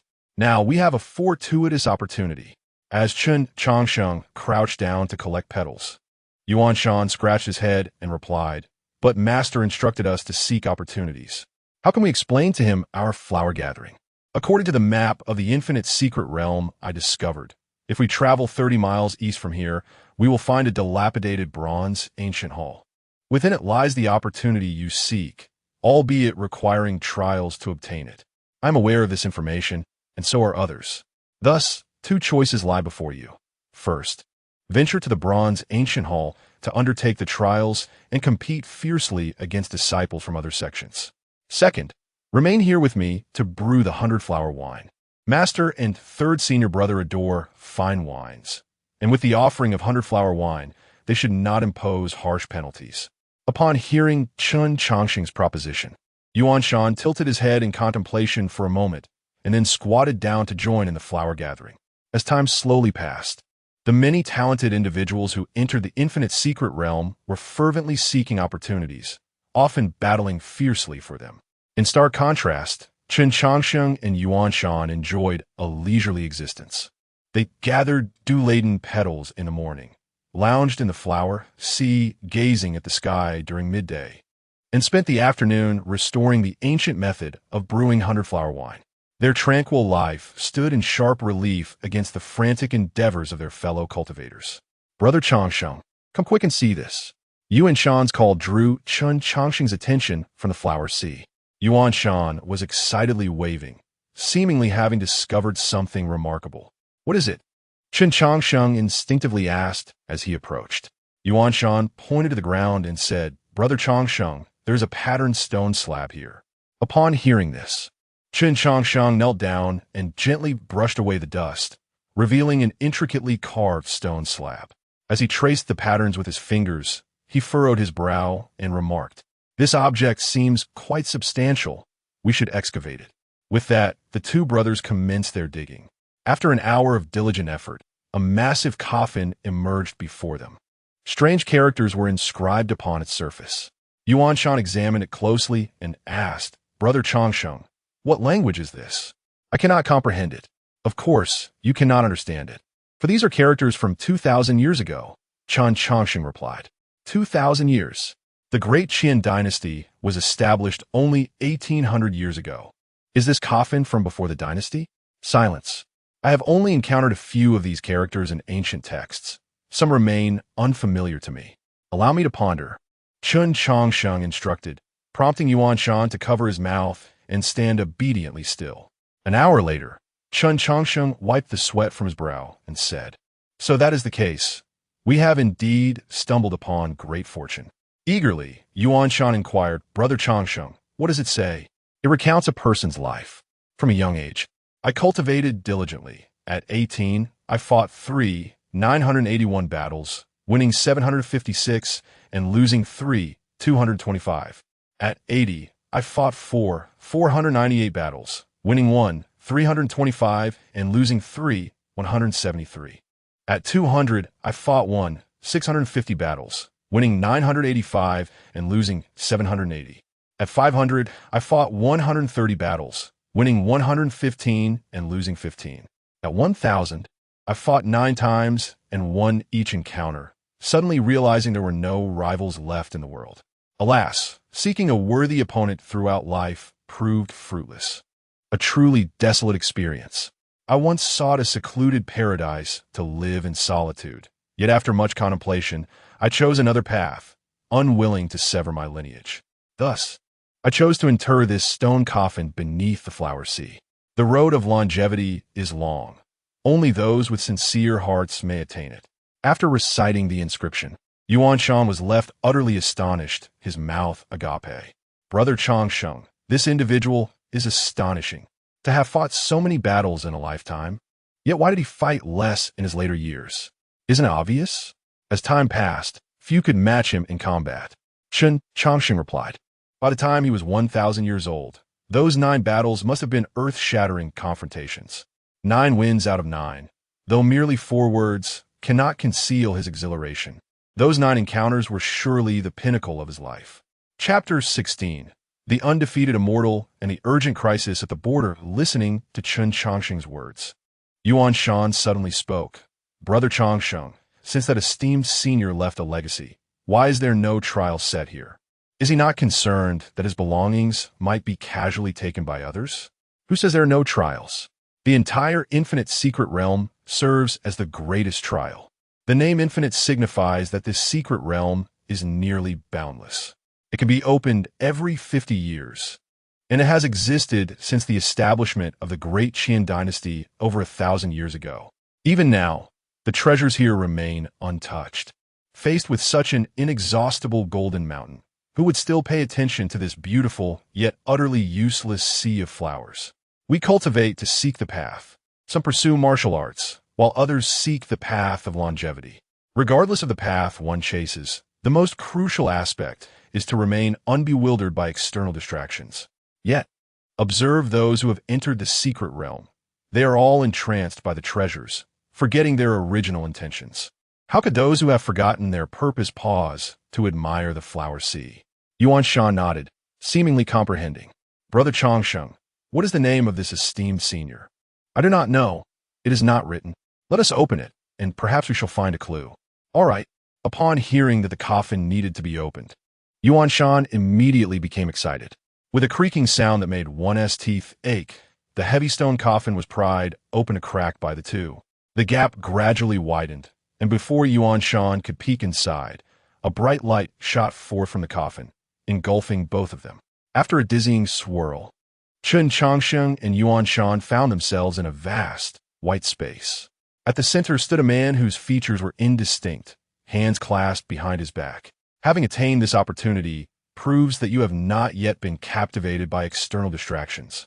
I excel in boxing. This set of techniques embodies my lifelong studies. I hope future generations will cherish it. As he spoke, the figure began to demonstrate his boxing techniques. The movements were not complex, yet each strike was infused with an ineffable charm. Soon, the demonstration concluded, and the figure spoke again. This boxing style does not emphasize the techniques, but rather the intent. In my later years, I faced 9 opponents. With 9 strikes, I defeated them all. With that, the surroundings transformed once more, revealing the figure atop a mountain peak, surrounded by 9 formidable dark shadows. The figure then slowly unleashed a punch. Although the speed was exceedingly slow, the mountains and rivers around it shattered under its might. Chen Changsheng and Yuan Shan were left speechless, entranced by the spectacle of battle. The figure unleashed 9 punches, each imbued with a different essence. Such profound mastery was beyond their comprehension. Once the confrontation ended, they returned to the white space. Those who study my boxing must remember, the technique may falter, but the spirit must not weaken. When a punch is thrown, it must shatter the opponent's resolve. As he finished speaking, the surrounding space began to collapse, and the figure gradually dissolved. The changes around him jolted Chen Changsheng from his astonishment. He clasped his hands and asked, "May I inquire your esteemed name, senior?" Upon hearing this, the once dull figure seemed to regain some awareness. "The world knows me as the undefeated immortal. Thank you, immortal, for bestowing this opportunity. May I ask what this boxing style is called? In my hands, it is my boxing. In yours, it is your boxing. Thus, it remains nameless." With that final word, the figure of the undefeated immortal completely vanished, and Chen Changsheng and Yuan Shan found themselves back amidst the flower sea. As they surveyed their familiar surroundings, Chen Changsheng felt a sense of surrealism wash over him. "Brother Changsheng, I have reached the golden core stage." At the sound, Chen Changsheng turned to see Yuan Shan joyfully showcasing his newfound cultivation.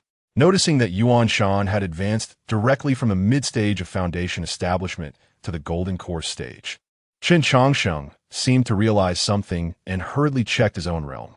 Originally at the 9th layer of Qi refinement, he found that he had unknowingly attained the pinnacle of foundation establishment, merely a step away from the golden core. "Brother Changsheng, what happened? How could I reach the golden core in less than an hour?" Smiling softly at Yuan Shan's confusion, Chen Changsheng replied, "It wasn't an hour. We have spent at least 2 months inside." 2 months? Has it really been that long? Indeed, when we unearthed this coffin, we damaged many of the surrounding flowers. Yet, look around, those flowers have already regrown. While the infinite secret realm is rich in spiritual energy, it cannot reach this level in less than a month or 2. Upon hearing this, Yuan Shan glanced around, confirming Chen Changsheng's assertion. The reason we felt as though we had not stayed long is that the immortal's profound realm created an illusion for us. Moreover, while the immortal demonstrated the boxing techniques, our bodies subconsciously practiced them many times over. Having such a powerful senior guide us directly in our training, it would be strange if our realms did not improve. Is that so? If 2 months have passed, does that mean we will soon leave the secret realm? That is likely. The infinite secret realm opens for 5 months. We spent 2.5 months brewing wine and over 2 months learning the immortal's boxing technique. We should hasten and gather our belongings. We may soon be expelled from the secret realm. With that, Chen Changsheng headed toward the temporary wooden hut he had constructed, which contained 10 jars of the exquisite flower wine he had painstakingly brewed. Suddenly, the altar trembled, and countless figures were expelled from a black hole.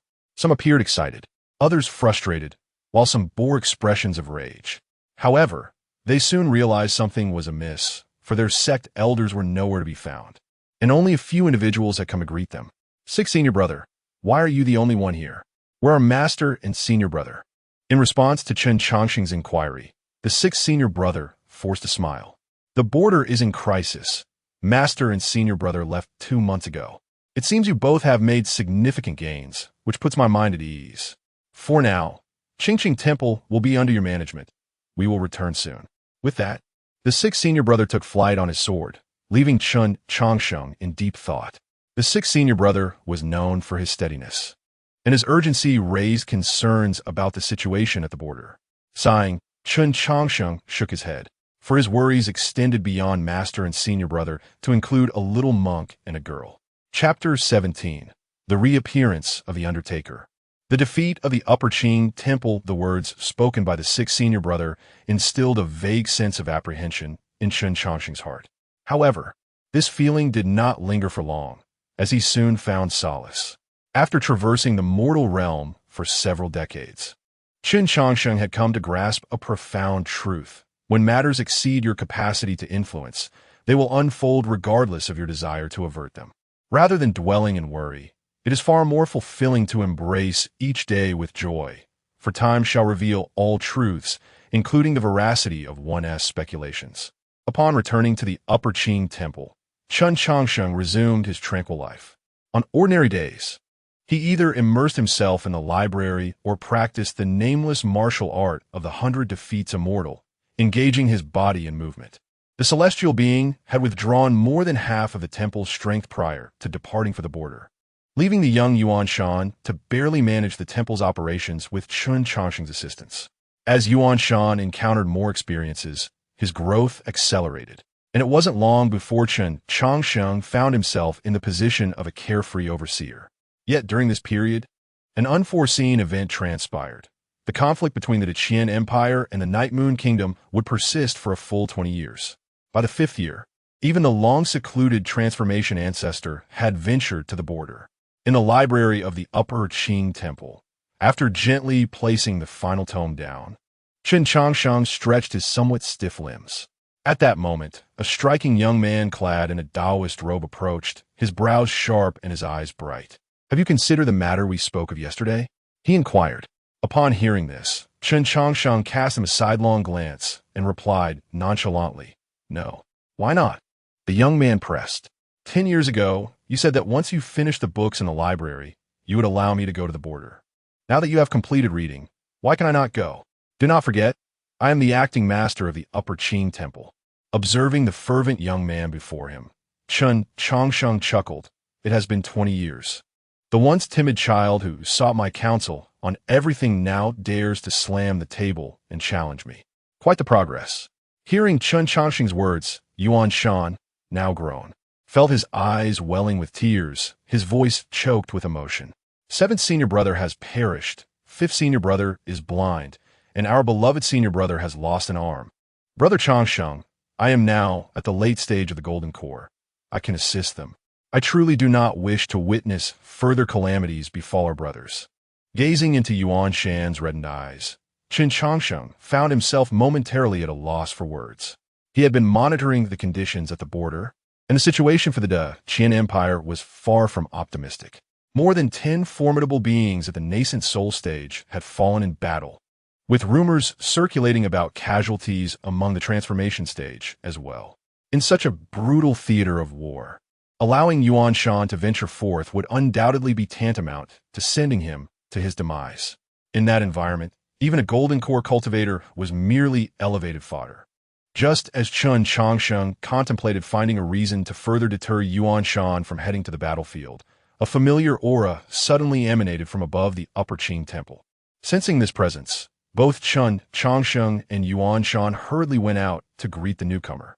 To their astonishment, It was their third senior brother, bloodied, with a severed left arm and a blinded right eye. From this moment forth, I shall assume the role of the master of the Upper Qing Temple. Ninth junior brother Song Yuan Shan shall serve as the deputy master. All branches of the Upper Qing Temple are to retreat 3,000 miles west. The once languid third senior brother now appeared resolute and commanding, issuing orders without pausing to exchange greetings with his long-absent juniors. After the flurry of commands, the tension that had gripped him finally began to ease. With trepidation, Yuan Shan approached his transformed third senior brother. Third senior brother, what of our master? In response to Yuan Shan's inquiry, the third senior brother's voice was hoarse as he replied, for reasons unknown. The Night Moon Kingdom has seen an unprecedented surge in nascent soul cultivators. Our master was besieged by 3 late-stage nascent souls and ultimately fell at Phoenix Mountain. The other brothers and I were ambushed during our joint operation. The senior brother sacrificed himself to ensure my escape. The Dacian Empire has suffered defeat, ceding 5,000 miles of territory to the Night Moon Kingdom from the border. Upon hearing this news, Yuan Shan felt as if the ground had vanished beneath him. He then seized the third senior brother's collar, demanding, "What a master's body! Why did you not bring it back? Do you wish to see him turn into a puppet?" Faced with Yuan Shan's furious outburst, the third senior brother offered no resistance, only a profound silence. "Enough of that. If you continue, you may very well shake him to death," came Chen Changsheng's calm voice from behind.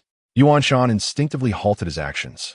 Turning, he saw that Chen Changsheng had unexpectedly brought over a thunderstruck wooden coffin from the back mountain.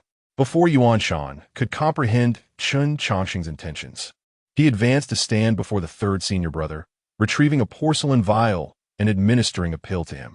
It seemed as though Chen Changsheng remained unfazed by the recent grim tidings. "You have sustained injuries to your foundation, and my abilities are limited to heal you. The Night Moon Kingdom's offensive is relentless. Their ambitions surely extend beyond a mere 5,000 miles. They likely seek to engulf the entire Dacian Empire. Yuan Shan possesses remarkable talent, albeit with a hint of naivety. You must guide him diligently over the next 50 years, for the future of the Upper Qing Temple rests upon him." With that, Chen Changsheng stored the thunderstruck wooden coffin into the system space and turned to leave. At this moment, the dazed third senior brother regained his senses and called out, "Changsheng, what are you planning to do?" Hesitating briefly, Chen Changsheng replied, "I'm going to retrieve the bodies of Master and the brothers. I fear you may laugh at me, but before I came to the Upper Qing Temple, my former occupation was selling coffins. That thunderstruck wooden coffin was prepared in advance for Master. It is now serendipitously useful. We cultivate to achieve longevity. Many believe that life after attaining immortality brings boundless freedom. Yet they fail to realize that true immortality is the greatest suffering. The world is a sea of bitterness, and immortality merely signifies an endless drift upon this sea of suffering. Our master has transcended this torment. We ought to rejoice for him." As he spoke, Chen Changsheng hesitated once more, then turned to the third senior brother, flashing a radiant smile. "I recall you once shared a tale from the world of cultivation to frighten Yuan Shan. You spoke of a mysterious entity that collects the remains of those who have reached the end of their lifespan. When this being appears, it signifies the imminent arrival of death. No one knows this being's name, only that it is called the Undertaker." Chapter 18. The 5,000 Li funeral journey. Upon hearing the name of the princess from the Night Moon Kingdom, the third senior brother's gaze flickered momentarily, yet he remained silent. Meanwhile, Chen Changsheng continued to recount past events with a cheerful demeanor. "You have also conducted a thorough investigation into this matter, uncovering that the first appearance of the funeral bearer was to conduct the funeral of the blood demon ancestor a century ago. Furthermore, the funeral bearer has intricate ties with Master Ikkyu of the Heavenly Buddha Temple. In this regard, I must assert that the funeral bearer is not as terrifying as you suggest. He is merely a coffin seller." After speaking, Chen Changsheng turned and waved his hand. Striding outwards, Far Mountain called after Chen Changsheng's retreating figure, "Brother Changsheng, will you return? I have crafted a coffin for all of you. I shall return when you need it." With those words, Chen Changsheng vanished from sight. Watching him depart, the third senior brother was filled with myriad emotions. Ever since this junior disciple arrived at the Upper Purity Temple, he had sensed something was amiss. He realized that time seemed to leave no marks on Changsheng. While the realm of immortals possesses elixirs that preserve youth, time does not merely etch its passage upon the body. It also leaves imprints upon the heart. Over a decade, the 3-year-old Far Mountain had transformed into a 13-year-old youth. Everyone undergoes some degree of change. Yet after 10 years, Changsheng's gaze remained as clear as when he first arrived at the temple. Initially, he believed this was merely a reflection of Changsheng's serene disposition. However, 2 decades later, upon returning to the Upper Purity Temple, he found Changsheng's eyes still exuded that same clarity. Reflecting on this, the third senior brother sighed softly and said, "Far Mountain, in due time, declare to the outside world that the closed-door disciple of the Upper Purity Temple fell into madness and perished. But Brother Changsheng is living quite well. Isn't he? Just heed my words. Changsheng has his own path to tread, and his ties to the Upper Purity Temple have reached their conclusion." Upon hearing this, Far Mountain fell silent for a moment before finally nodding. He had been brought to the Upper Purity Temple by his master at the tender age of 3. And though he had entered a few months earlier than Changsheng, he had always regarded him as an elder brother. If possible, he truly wished not to witness Changsheng's departure.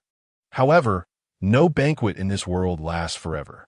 Seeing Far Mountain's melancholic demeanor, the third senior brother gently patted his shoulder with his remaining right hand and said, "The ancestral master always stated that those who can enter the Tao are often emotionally detached, yet deeply loyal.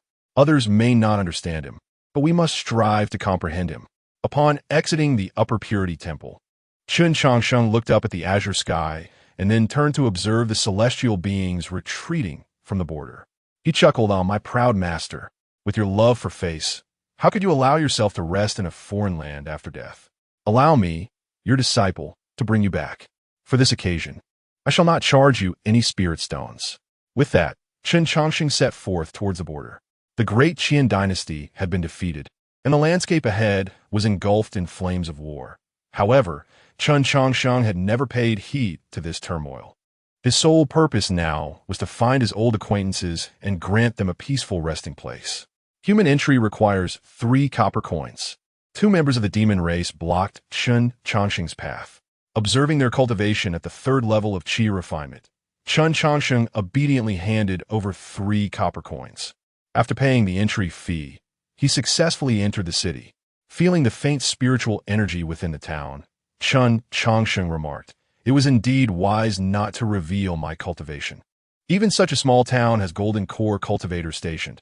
How has the Night Moon Kingdom suddenly grown so formidable?" With this question lingering in his mind, Chen Changsheng found an end to stay.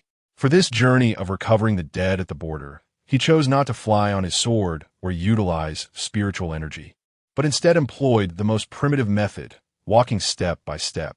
The place he aimed to reach was already occupied by the Night Moon Kingdom, and a golden core cultivator of the human race flying brazenly in the sky would undoubtedly attract attention. This cautious approach proved to be prudent. As he gradually neared the Night Moon Kingdom, Chen Changsheng began to understand why the great Qian dynasty had suffered such a resounding defeat. The number of demon race cultivators was simply overwhelming. Foundation establishment practitioners roamed freely. Golden core cultivators were as common as dogs, and Yuaning cultivators were seen with alarming frequency. Faced with such a plethora of cultivators, it was no wonder the great Qian dynasty succumbed. After briefly contemplating the circumstances of both nations, Chen Changsheng ordered several local delicacies, intending to savor them before continuing his journey. However, his appetite for the delicacies was interrupted by the conversation of 2 demon race individuals. "Have you heard? Our demon king's daughter is seeking suitors. Anyone above Foundation establishment is welcome to apply." "Of course I've heard, but what does that have to do with us? Our demon king hails from the noble Silver Moon Wolf clan. Do you think we stand a chance of becoming his son-in-law? Qualifications aside, it wouldn't hurt to witness the event. I've heard the Fox clan is preparing a Yuaning puppet as a gift." "A Yuaning puppet? You must be jesting. Why would I deceive you?" This Yuaning puppet was obtained by the Fox clan from Phoenix Mountain. To eliminate this cultivator, the Fox clan dispatched 3 late-stage Yuan Ing ancestors. Hearing this, Chen Changsheng sighed in resignation. Master, after spending 5 years to arrive here, you present me with such a formidable challenge upon my arrival. The Fox clan is one of the mightiest in the Night Moon Kingdom. How am I to retrieve you from their grasp? I cannot contend with them alone. In light of this daunting situation, Chen Changsheng irritably scratched his head. Suddenly, a brilliant idea sparked in his mind. The Fox clan is a powerful lineage within the Night Moon Kingdom, and the Demon King is the Silver Moon Wolf King. If I were to become the son-in-law of the Silver Moon Wolf King, would I not then have a chance to acquire the puppet from the Fox clan? Though this notion seemed absurd, theoretically, it appeared plausible. Chen Changsheng muttered to himself, and the more he pondered, the more feasible this idea seemed. In the royal palace of the Night Moon Kingdom, a commanding voice echoed, "Report to the Demon King. The princess has fled. Then hurry and send someone to search for her. If my daughter loses even a single strand of wolf fur, you shall pay with your heads." With this authoritative proclamation, the palace erupted into chaos. Meanwhile, outside the royal city, upon a hillside, a spirited young woman stuck her tongue out at the distant capital. If you wish to marry, go marry yourself. This young lady shall not accompany you. Chapter 19. A calamity descends upon one at home. What should serve as a bride price? Chen Changsheng sat atop a mountain peak, deep in thought. Ever since he learned that the princess of the Night Moon Kingdom was in search of a husband, he had been contemplating how to win the heart of the beautiful wolf. However, after much reflection, Chen Changsheng realized that apart from his handsome appearance and extensive knowledge, he possessed little else. Just as he found himself at a loss, a cry for help suddenly pierced the air. Chen Changsheng focused his gaze and discerned 2 demon clan cultivators at the Golden Core stage in pursuit of a woman at the Foundation Establishment stage. As he observed the unfolding scene, the fleeing woman abruptly changed direction and flew toward him. "Senior, save me. They want to kill me." Upon hearing her plea, Chen Changsheng wasted no time and activated all his cultivation to flee at an astonishing speed. The woman, "Wait, in this situation, shouldn't you be the hero saving the beauty? You just run away without a hint of curiosity?" The woman's resentment did nothing to hinder Chen Changsheng's escape. Seeing him distance himself further, she realized that she was about to be caught by her pursuers. Gritting her silver teeth, she produced a jade talisman and shattered it. Instantly, a golden light shot forth, binding her to Chen Changsheng. In the blink of an eye, she teleported behind him, maintaining the same speed. Chen Changsheng.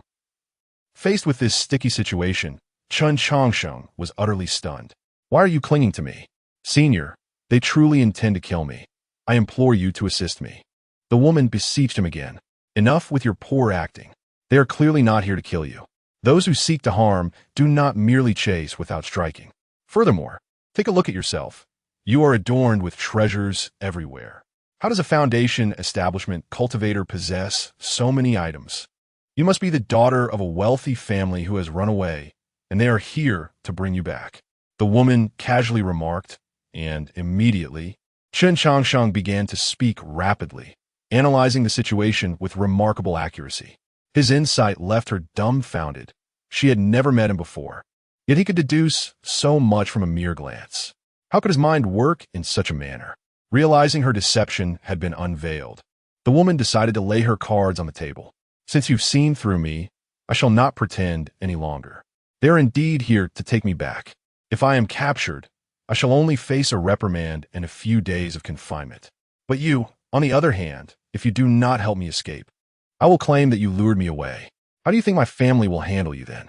Despite her words, Chen Changsheng ignored her and focused intently on deciphering the binding talisman that tethered them together. He was acutely aware that the woman showed no concern that he might unravel the spell she had placed upon him. "Don't waste your effort. This talisman, known as the Shadow Binding Talisman, was forged by a nascent soul cultivator, a mere golden core cultivator like you cannot hope to break it. Instead of wasting time, it would be wiser to run faster.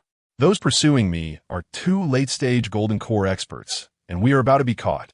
Upon hearing this, Chen Changsheng turned to see the 2 late-stage demon cultivators closing in. As the danger escalated, his temper flared. "Miss, I have no desire to involve myself in your family matters, nor do I wish to be entangled with you. I am willing to forget the prior incident. Please do not cling to me any longer. Listening to him, the woman raised a bead and pressed it to her forehead. I will do as I please. What can you do about it? If you have the ability, shatter my protective barrier. Since you are so ungrateful, do not blame me. Chen Changsheng replied coldly, immediately beginning to weave a series of intricate hand seals. At first, the woman paid little heed, as she had never regarded a mere golden core cultivator as a threat. If not for her dwindling spiritual energy, she would not have bothered with this stranger. However, she soon sensed something was amiss. This is the blood escape technique of the Upper Clear sect. You are of the human race. Seeing her astonished expression, Chen Changsheng grinned. Congratulations, you guessed correctly. But there is no reward. Upon realizing this, the woman attempted to sever the binding talisman between them, but it was too late. Chen Changsheng's blood escape had already been executed. With a spurt of blood, he transformed into a streak of crimson light, disappearing into the horizon. The two demon cultivators chasing after him were left dumbfounded. They had never anticipated that a mid-stage golden core cultivator would possess such advanced escape techniques. Moreover, how could an unknown human be present in the heart of the Night Moon Kingdom? What do we do now? One of them began, only to be met with a sharp slap from his companion. What do you mean, what do we do? Chase after him. If the princess is taken by a human, we will be exterminated. Without further ado, the two burned their lifeblood in pursuit of Chen Changsheng. However, how could two ordinary golden core cultivators hope to catch up to him? After spending years at the Upper Clear sect, Chen Changsheng had not mastered much in the way of combat, but had perfected his escape techniques. Even late-stage golden core cultivators, or even ordinary nascent soul cultivators would find it difficult to catch him.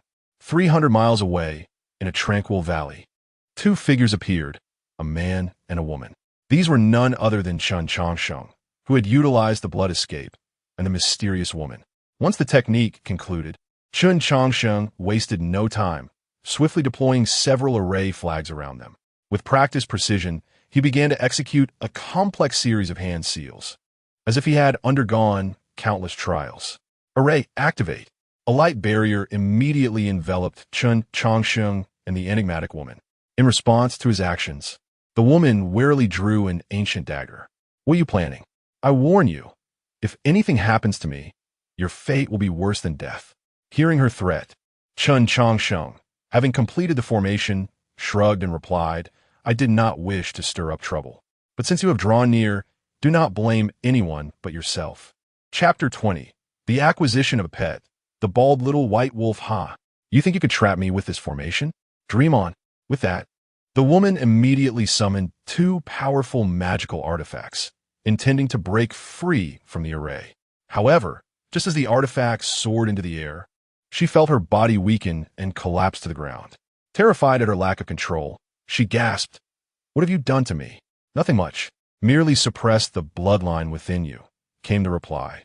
You are quite right. This formation is indeed flawed, as it is merely a remnant I discovered in an ancient tome.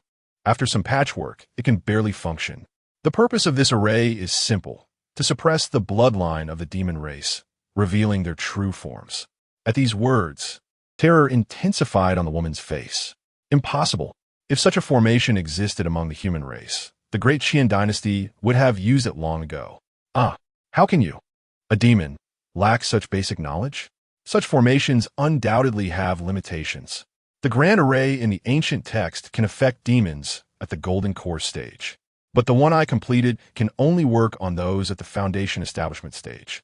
Moreover, as you can see, this formation is exceedingly fragile. A mere touch can cause it to collapse. Had you not wasted your opportunity on idle chatter, the outcome might have been different. As she spoke, the woman's body began to shrink gradually, ultimately transforming into a pure white little wolf. Picking up the storage ring that had fallen from her, Chen Changsheng looked at it and asked, What is the method to unlock the restrictions? Facing Chen Changsheng's inquiry, the little white wolf spoke with human words. Don't even think about it. I won't tell you. If you dare, just kill me. I certainly lack the courage to kill you, but I could shave all your fur. He retorted. Instantly, the little white wolf became agitated. You wouldn't dare. Why wouldn't I dare? Chen Changsheng replied, pulling out a razor with determination. With a swift motion, a flash of light revealed pink skin atop the little wolf's head. Feeling the chill on its scalp, tears streamed down its furry face. Woo! Fine, I'll tell you. Why are you so cruel? Having successfully obtained a method to unlock the restrictions, Chen Changsheng emptied the contents of the little white wolf storage ring. Staring at the mountain of spirit stones and magical artifacts, he swallowed hard and remarked, "You seem to possess quite a fortune. Many golden core cultivators would not compare to you." Saying this, he directly stored the items in his system space. Although the belongings of the little wolf were valuable, Chen Changsheng did not dare to use them recklessly. This creature clearly had a significant background, and who knew if these artifacts bore any markers. The safest course of action was to place them in the system space. With the system's protection, even the mightiest of beings would be unable to trace his whereabouts. As the human took all of her possessions, the little bald white wolf, with tears glistening in her eyes, pleaded, "I've given you everything. Can you let me go now? If you still want more, I can offer you even more. My father is." Before she could finish, Chen Changsheng pinched her snout. "I have no interest in knowing who you are or who your father is. If you remain silent, I will naturally release you after I complete my tasks. But if I discover your identity, you will find yourself facing certain death. Do you understand?" Receiving his message, the little white wolf nodded. "Good. Now I should make a few minor alterations to you, guaranteed to change your appearance." With a wicked smile, Chen Changsheng lifted the little white wolf. "Ah!" Her cries echoed through the valley, as if she were enduring some cruel punishment. In the palace of the Night Moon Kingdom. "What did you say? Muna has been taken by a human?" The Silver Moon Wolf King rose from his throne, his divine transformation stage aura causing the demons in the hall to tremble. The two golden core demons who had lost the princess were utterly terrified. The abduction of the demon princess by a human was a monumental affair. Not only was it a personal failure, but the entire clan could not bear the consequences. Faced with such a situation, the Wolf King furrowed his brow and began to calculate the whereabouts of his daughter with his right hand. After a moment, he spoke, "Losing track of the princess is your dereliction of duty. Go and accept your punishment." "Thank you, Wolf King." The two golden core cultivators expressed their gratitude profusely before hastily departing the hall. The Wolf King then waved his hand, indicating for those present to withdraw. "Old Tortoise, what is your take on this matter?" In response, an elderly man leaning on a cane said, "I believe this situation is not as simple as it appears. After Munar was taken, I immediately attempted to calculate her whereabouts. However, it seems her trail has been obscured by someone, resulting in only chaotic outcomes. Such methods are beyond the capabilities of a golden core human cultivator." "Your reasoning is sound," the Wolf King replied. "I also attempted a calculation and found the heavenly secrets to be exceedingly chaotic. To interfere with divine secrets requires at least a divine transformation stage cultivator. The one who took Munar seems to have prepared thoroughly." Hesitating, Old Tortoise continued, "If it were merely a straightforward abduction, the situation might be much simpler. However, I am more concerned that the individual who took Munar is after that particular event. The Night Moon Kingdom's sudden conquest of half the great Qian dynasty's territory has drawn the attention of many cultivators, and it is hard not to raise suspicion. Furthermore, it seems the demon race is not particularly united." Upon hearing this, the Wolf King narrowed his eyes. "Is it the saber-toothed tiger clan?" "It is not only the saber-toothed tiger clan. The fox clan has also been unusually active. They seem to understand that Munar is the key to everything. Since they wish to play, let's indulge them. It is time they learned who truly reigns over the Night Moon Kingdom." In the capital of the Night Moon Kingdom, Chen Changsheng held a pitch-black, bald little soil dog in his arms, curiously surveying his surroundings.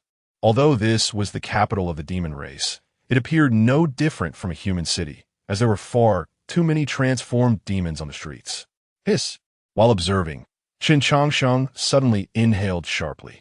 Looking down, he realized the little soil dog was fiercely biting into his arm. "Let go! I want tea. You owe me my snow white wolf fur. I've told you countless times, this ink is my unique trait and cannot be washed off. To restore your fur color, I must shave it all off and wait for new fur to grow back. Besides, seeing how upset you are, I shall name you Little White in honor of your once glorious fur. The Little White Wolf. You are too cruel. Just wait. P.S. Based on suggestions, The update schedule for this book has been temporarily adjusted to 3 p.m. Readers are welcome to provide further suggestions at any time. Chapter 21. The Groom Selection Conference. The disappearance of the Immortal Maiden as Chen Changsheng strolled leisurely through the streets. He engaged in casual conversation with the little white wolf nestled in his arms. By the way, he remarked, when the Night Moon Kingdom waged war against the Great Qian dynasty, many cultivators from the Great Qian were defeated. However, I have heard that the Immortal Maiden of Linglong sect and Master Ishio from the Tianfu Temple have vanished within the borders of the Night Moon Kingdom. Have they met their demise at your hands? The little white wolf scoffed at Chen Changsheng's query. If we could have killed them, we would have done so already. Among the most formidable adversaries of the Great Qian dynasty, they're certainly among the top. Who would have thought that they would? Abruptly halting mid-sentence. The little white wolf lifted its gaze to Chen Changsheng. You're trying to extract information from me. Merely asking a casual question, Chen replied. If you're unwilling to divulge, it matters not. Is it truly just a casual inquiry? The blood escape technique you employed is a closely guarded secret of the Changsheng sect, only accessible to inner disciples. The Tianfu Temple, Linglong sect, and Changsheng sect are pillars of the Great Qian dynasty, with interconnections among them. Your sudden inquiry about the whereabouts of these two leads me to question your intentions. In response, Chen Changsheng lowered his gaze towards the bald little wolf in his arms. You are astute, but your previous statement has only deepened my confusion. The blood escape is a secret art of the Changsheng sect. Even some outer disciples may not be privy to it. Yet, you seem remarkably informed. Could you enlighten me as to why? The little white wolf settled into a comfortable position and yawned. I am of the demon race, and you are of the human race. Our differences in lineage and nation are stark. Do you truly believe I would divulge such information? Yet I find myself intrigued by your identity. The Changsheng sect boasts 9 true disciples, with 4 being particularly outstanding. Their names form a poetic line. The clear breeze and bright moon are priceless. The rivers and mountains all possess their feelings. 2 of these, the clear breeze and bright moon, have fallen, while Li Jianxue has fled severely injured. You are certainly not he, with your remarkable mastery of formations. Could it be that you are the 9th true disciple of the Changsheng sect? Song Yuan Shan? Amused by the little white wolf's eloquence, Chen Changsheng replied. You possess an impressive understanding of the Changsheng sect, perhaps more than the cultivators of the Great Qian dynasty themselves. It appears that traitors have emerged from the Great Qian. Indeed, traitors have arisen within the Great Qian.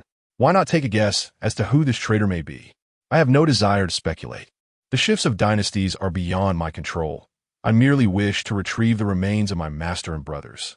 This provoked the little white wolf to become even more arrogant. Ah, I see. You are after that. But it seems you're unable to achieve it. The corpse of the Changsheng sect's leader, Master Yuanshin, has already been turned into a puppet by the Fox clan.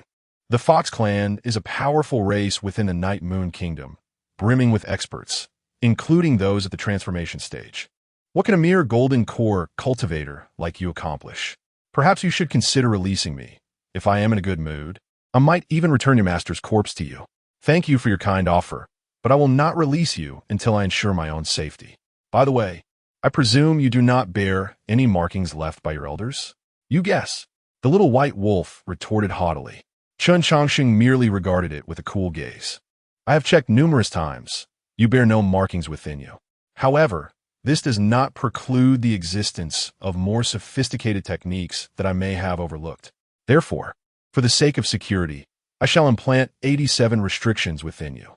Should any unforeseen circumstances arise, your demise will be instantaneous. Upon hearing this, the little white wolf was immediately alarmed. You dare. It is not a matter of daring. I've already done so. Otherwise, do you think I would be holding you so tightly? With that, Chen Changsheng flicked his right hand, and intricate patterns appeared across the little white wolf's body. Consequently, the wolf's ability to speak was entirely lost. Woof, woof, woof.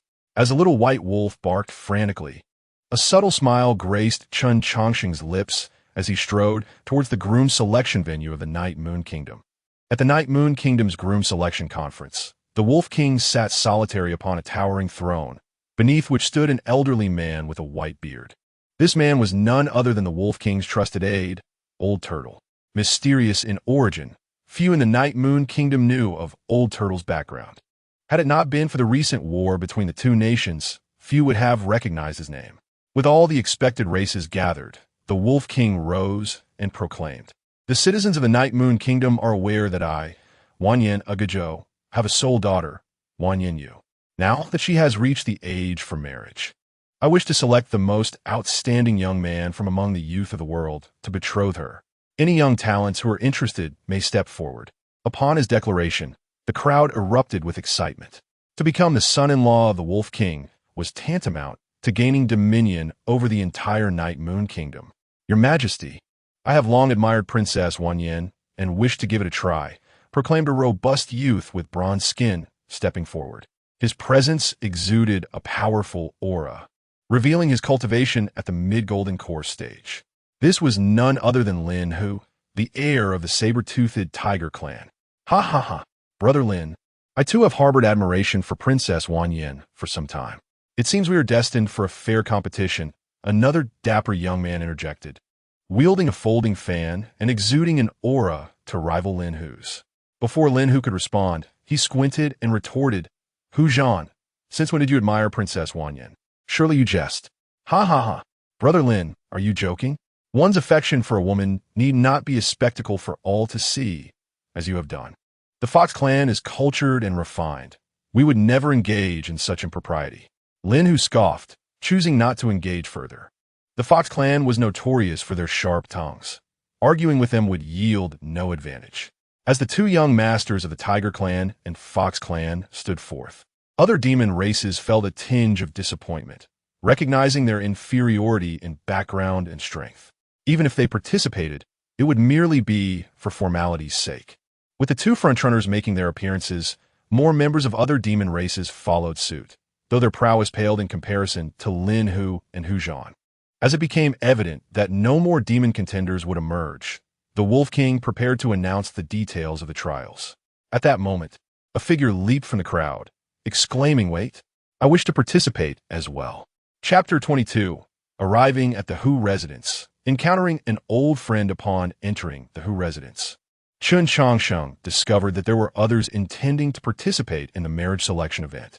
The powerful beings of the demon clan present furrowed their brows. Although this event was purportedly designed to select from the world's talented youth, it was, in fact, an internal selection among the demon clan. All the relevant races had already participated, so the appearance of this newcomer raised questions. "Excuse me, please make way.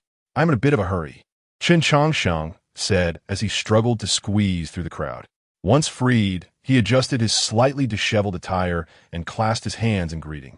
"I am Chen Changsheng of the human clan, and though I have not met Princess Wanyan, I wish to partake in this marriage selection." At his words, the crowd erupted in astonishment. Initially, they thought a young demon noble had arrived late, only to find that it was a human. The notion of a human participating in a demon marriage selection was indeed laughable. "Humans, leave the Night Moon Kingdom," someone shouted, and soon, many demons began to hurl insults at Chen Changsheng.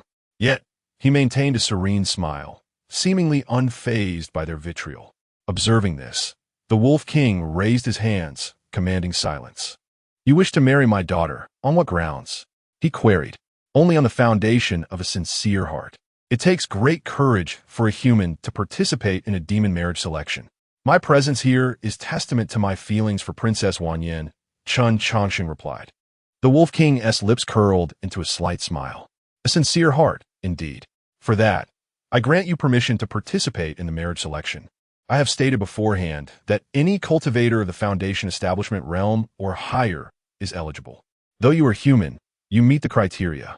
The selection trial takes place tomorrow. Your success will depend on your own abilities." With that, the Wolf King stood to leave.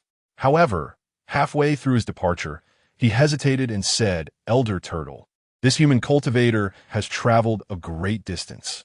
He likely has no place to stay. Please arrange for him to reside at the Hu residence. Do not let the human perceive our demon clan as inhospitable." "Understood," Elder Turtle replied, and after making arrangements for Chen Changsheng's accommodation, the Wolf King vanished from sight. Although the demon clan was displeased with a human participating in their marriage selection, They had no choice but to depart in disappointment, as the Wolf King's word was final.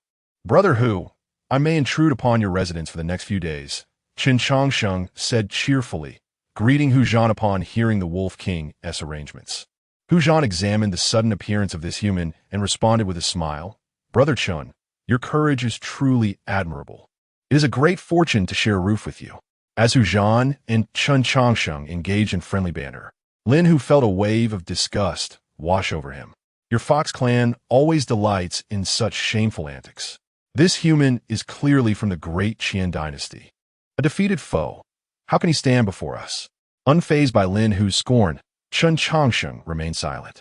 However, Hu Zhan retorted coldly, "Lin Hu, if your wits are lacking, do not embarrass the demon clan further. The great Qian dynasty has indeed fallen to the Night Moon Kingdom, but it is the dynasty, not the human clan, that has been defeated. If such words reach the ears of some powerful humans, it could incite a war between our races. Can you bear that responsibility?" Hu Zhan's words rendered Lin Hu speechless. The weight of such an accusation was far too great for him to shoulder. In his anger, Lin Hu's aura flared as he prepared to confront Hu Zhan, but before they could clash, Elder Turtle ambled into the fray. "Do you wish to provide entertainment for outsiders in broad daylight with your infighting?" he admonished. At Elder Turtle's intervention, Lin Hu snorted disdainfully and turned to leave. Once Lin Hu departed, Hu Zhan turned to Chen Changsheng with an apologetic smile. "I am sorry, Brother Chen, for inadvertently touching upon a sensitive topic. Although the Night Moon Kingdom is currently at war with the great Qian dynasty, our Fox clan has always maintained a close relationship with the human clan. I hope you will not take offense." "Not at all, Brother Hu," Chen Changsheng replied. "Your forthrightness is commendable. It would be unbecoming of me to hold a grudge." As he spoke, he approached a nearby tree, cradling a frantically yapping bald black dog in his arms. "Brother Chen, is this your battle pet?" Hu Zhan inquired with a chuckle. "Oh no, I found it on the roadside, emaciated and abandoned. I couldn't bear to leave it there, so I took it with me," Chen Changsheng explained. "How noble of you, Brother Chen," Hu Zhan exclaimed. The two men continued their jovial conversation as they made their way to the Hu residence, while the small white wolf nestled in Chen Changsheng's arms struggled desperately. Unfortunately, no one seemed to notice the scruffy, black mud amidst the attention focused on Chen Changsheng. In the Night Moon Kingdom's palace, the Wolf King sat silently upon his throne, rhythmically tapping his fingers against the armrest. At that moment, Elder Turtle entered. "Your Majesty, the human has been sent to the Hu residence," he reported. The Wolf King replied absently, acknowledging the information. The princess was taken by a human, and now another human appears at the marriage selection. "Elder Turtle, do you think these two are connected?" After a moment's hesitation, Elder Turtle responded, "This individual's origins are unclear, and the timing of his arrival is suspicious. He must be related to the princess's disappearance. However, even if he is connected, he cannot be the mastermind. A golden core cultivator lacks the power to obscure the heavenly secrets. He is likely a pawn sent by the true puppeteer, until we ascertain the princess's whereabouts. We must exercise caution. Your reasoning is sound. I will trouble you to investigate this human's background. I wish to uncover who is pulling the strings behind the scenes." The Wolf King commanded. "Understood." Elder Turtle bowed and exited, leaving the Wolf King's expression cold. His daughter had been abducted, and now a golden core human cultivator was sent to humiliate him. If he ever caught the true mastermind, he would ensure they met a gruesome end. At the Hu residence, Chen Changsheng was preparing to rest when suddenly, a beautiful woman appeared at his door. "Senior, do you remember me?" "Yao Mei Nian," she exclaimed. Upon seeing the stunning woman, Chen Changsheng paused momentarily in thought before recognizing her as the fox-eared demon he had encountered 30 years ago upon awakening. "It is you. What brings you here?" he asked, surprised. Mei Nian glanced around before replying. "Senior, let us speak inside. This is not a suitable place for conversation." Chapter 23. A Grand Deception. Traitor of the Demon Clan whom Mei Nian anxiously pulled Chen Changsheng into the room. The reunion with an old acquaintance stirred a myriad of emotions within her, leaving her with countless words unspoken, caught in her throat. After a moment of hesitation, she could only repeat, "Senior, you should not have come to the Night Moon Kingdom. It is a land fraught with peril. Upon hearing this, Chen Changsheng smiled faintly and replied, "It appears you, little fox, are aware of much. However, this concerns me not. My intentions are quite simple. I only wish to marry Princess Wanyan. Everything else is of no interest to me." Observing Chen Changsheng's nonchalant demeanor, Hu Meinyang grew increasingly anxious. "Senior, you have never met Princess Wanyan. I know you cannot possibly be here for her. Regardless of your reasons, I implore you to leave the Night Moon Kingdom. The marriage selection is a grand deception, and staying here will bring you no benefit." Woof, woof, woof. At that moment, the little white wolf tethered nearby began to bark furiously, seemingly denouncing this traitor of the demon clan. Unfortunately for Hu Meinyang, as a fox, she could not comprehend the wolf's barks. A deception? Now, that is intriguing. Both the Fox clan and the Tiger clan, the pillars of the Night Moon Kingdom, are participating. How could this possibly be a deception? Furthermore, how could a mere demon like you know of such matters? Faced with Chen Changsheng's inquiries, Hu Meinyang found herself momentarily speechless. Finally, biting her silver teeth, she said, "Senior, had it not been for the opportunity you bestowed upon me years ago, I fear I would have never attained foundation establishment. However, I cannot reveal the truth behind the marriage selection. I can only tell you that its venue will certainly be within the forbidden grounds of the Night Moon Kingdom. Without possessing the crucial items, venturing there will lead to certain death.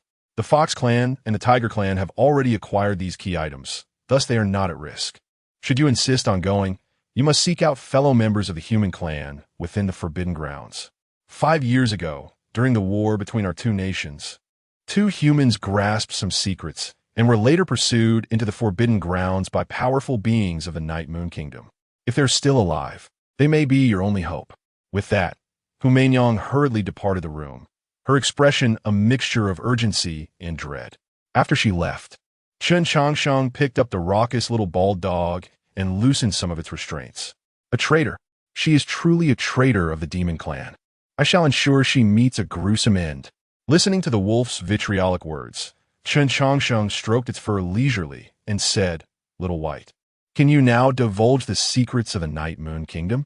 If I am not mistaken, the 2 who were driven into the forbidden grounds must be the Immortal Changsheng and Master Ishio, correct?" Upon hearing this, the little white wolf shot Chen Changsheng a disdainful glare and retorted, "Do not even entertain such thoughts. Even if you were to kill me, I would never reveal it. Let me warn you, do not release me, or I will undoubtedly tear that wretched fox Hu Meinyang to shreds." The Fox clan was merciful in sparing her, yet she has repaid kindness with betrayal. She deserves death. Observing the wolf's furious expression, Chen Changsheng remarked lightly, "It seems the Night Moon Kingdom has undergone a significant cleansing. When I first encountered Hu Meinyang, she was merely a cultivator at the 9th level of Qi refinement, and her transformation was not even complete. Back then, she spoke with such innocence, not at all like a practitioner struggling at the bottom. I was perplexed as to why a young lady from a wealthy demon clan would venture out alone to hone her skills. It appears now that she was not here by choice, but rather driven out by you." The little white wolf coldly retorted, "Who says Hu Meinyang was the daughter of a wealthy clan? She is merely an ordinary demon. Ha ha ha. Your words betray a hint of concealment. However, that is to be expected, for you have never witnessed the life of those at the bottom. The cultivation world is a ruthless place where the weak are devoured by the strong, especially among lowly practitioners. Sometimes, even those who are as close as brothers will spill blood over a mere spirit stone. Had Hu Meinyang not been of noble birth, given her character back then, she would have long since perished without a trace. Now that she has returned to the Fox clan, she must be seeking vengeance for the deep-seated grievances of the past. Oomph. Do you think a mere foundation establishment cultivator could exact revenge? Do not delude yourself, even with your assistance. The 2 of you would scarcely stir the waters of the Night Moon Kingdom. I have stated this many times. I have no interest in the secrets of the Night Moon Kingdom, nor do I care if you wish to annihilate the great Qian Kingdom. All I desire is to bring back the remains of my master and brothers. Why do you not believe me? If your only intention is to retrieve the remains of your old friends, why go to such lengths? I now suspect that our encounter was orchestrated by you all along. You harbor ulterior motives and seek to overthrow the Night Moon Kingdom. as the little white wolf's thoughts spiraled further into absurdity. Chen Changsheng shook his head in exasperation and tethered it to the edge of the bed. Think what you will. I'm going to sleep. How dare you? You would have me sleep on the floor? Do you believe I will not kill you? In response to the wolf's threats, Chen Changsheng waved his hand, silencing the little white wolf's mouth. Thus, no matter how much indignation the wolf felt, it could not disturb Chen Changsheng's peaceful slumber. As dawn broke, the first rays of sunlight illuminated the earth. The little white wolf, having made a commotion throughout the night, now curled up in the corner of the bed, sleeping soundly. Suddenly, a large hand grasped the nape of its neck, lifting it up. No more sleep. We must set out. With bleary eyes, the little white wolf glanced at Chen Changsheng before closing its eyes once more. Observing this, Chen Changsheng chuckled lightly, unfazed, and cradled the little white wolf in his arms as he exited the room. Brother Chen, did you rest well last night? Hu Zhan awaited Chen Changsheng outside the door, wearing a cheerful smile. Seeing this, Chen Changsheng replied, I slept quite soundly. Thank you for your hospitality, Brother Hu. At that moment, Hu Zhan noticed the little bald dog in Chen Changsheng's arms and curiously asked, Brother Chen, do you intend to bring it along for the trial? Indeed, Little White and I are inseparable. Wherever I go, it follows closely. Upon hearing the name Little White, Hu Zhan paused briefly before laughing. Brother Chen is truly amusing. You named it Little White. How delightful. I had no choice. Little White always imagines itself as having pure white fur, so I bestowed that name upon it. By the way, bringing Little White to the trial will not pose any issues, will it? Not at all. This trial imposes no restrictions on methods, including battle pets. Please, follow me. Chapter 24. Encountering the ancient bronze palace, the forbidden land of Yiyuan Nation, following in Hu Zhan's footsteps. Several individuals traversed a considerable distance until they arrived before a valley. Sensing the numerous potent auras surrounding them, Chen Changsheng inquired with curiosity, Brother Hu, what place is this? This is the forbidden land of our Yiyuan Nation, the trial grounds for the marriage selection event, Hu Zhan explained. Deep within this forbidden land lies a flower known as the Other Shore Flower. Whoever can pluck it shall gain the right to marry Princess Wanyan. Ah, I see. But where are the other contestants from the demon clan? Chen Changsheng asked. They have already entered, Hu Zhan replied. I came specifically to fetch you, which is why I have not gone in. Alas, I did not mean to delay Brother Hu. I am truly ashamed, Chen Changsheng lamented. Do not be so hard on yourself, Brother Chen. We are akin to old friends, and this minor inconvenience is of no consequence. Moreover, those who entered first may not necessarily have the upper hand. Only the one who retrieves the Other Shore Flower shall be deemed victorious, Hu Zhan reassured him, leading Chen Changsheng into the forbidden land of Yiyuan Nation. After navigating a lengthy gorge, Chen Changsheng and Hu Zhan arrived in a dense forest filled with towering ancient trees. The surrounding humid temperature and the floating miasma seemed to narrate the dangers that lay within. In light of this, Hu Zhan cast a subtle glance at Chen Changsheng, but refrained from verbal warnings. The miasma within the forbidden land exerts a significant influence on cultivators, one that even golden core practitioners cannot evade. Chen Changsheng's ability to stand unharmed here was entirely due to his demon clan constitution. Should a human enter, they would likely perish silently within half a day. Indeed, this forbidden land of Yiyuan Nation is exceedingly perilous, Chen Changsheng remarked, surveying the environment before producing 2 pills from his robe. He consumed one and offered the other to the little white wolf. Brother Hu, the miasma here is no ordinary poison. I possess a specially formulated detoxification pill. Would you care for one? Upon realizing that Chen Changsheng had discerned the peril of the miasma, Hu Zhan expressed his regret. Had you not mentioned it, I might have forgotten. This miasma is incredibly potent. Even golden core practitioners cannot avoid its effects. However, my fox constitution is robust, so I shall not waste your precious pills. With a smile, Hu Zhan returned the pill to Chen Changsheng. Such unknown substances could be dangerous if consumed recklessly. By the way, Brother Chen, this miasma appears unique to the forbidden land of Yiyuan Nation. How did you come to notice it? Have you perhaps visited this place before? In response to Hu Zhan's question, Chen Changsheng smiled slightly. I have never visited the forbidden land of Yeyuan Nation. However, I once read a similar account in an ancient, nameless tome that described various landscapes from different regions. One of those descriptions bore a striking resemblance to this place. That is fascinating. To my knowledge, no outsiders have entered the forbidden land of Yeyuan Nation in 500 years. Who authored the ancient tome you referenced? Hu Zhan inquired. I cannot say, Chen Changsheng replied. When I discovered that tome, it was nearly in tatters. Perhaps it was written 500 years ago. That makes sense. We should hasten our journey. Lin Hu and the others have been inside for some time, Hu Zhan remarked, waving his right hand to summon a puppet at the nascent soul stage to clear their path. Observing the lifeless puppet, Chen Changsheng's eyes flickered with emotion.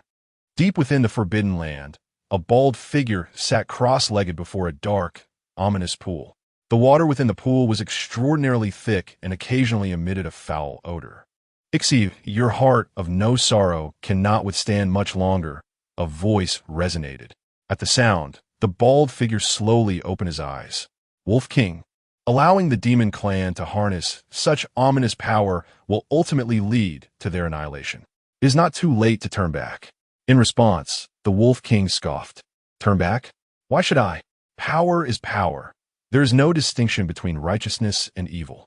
Without this power, how could I possibly vanquish the Qian dynasty? Though our races differ, I hold great admiration for you. If you abandon the darkness and embrace the light, I would assist you in breaking through to the transformation God stage.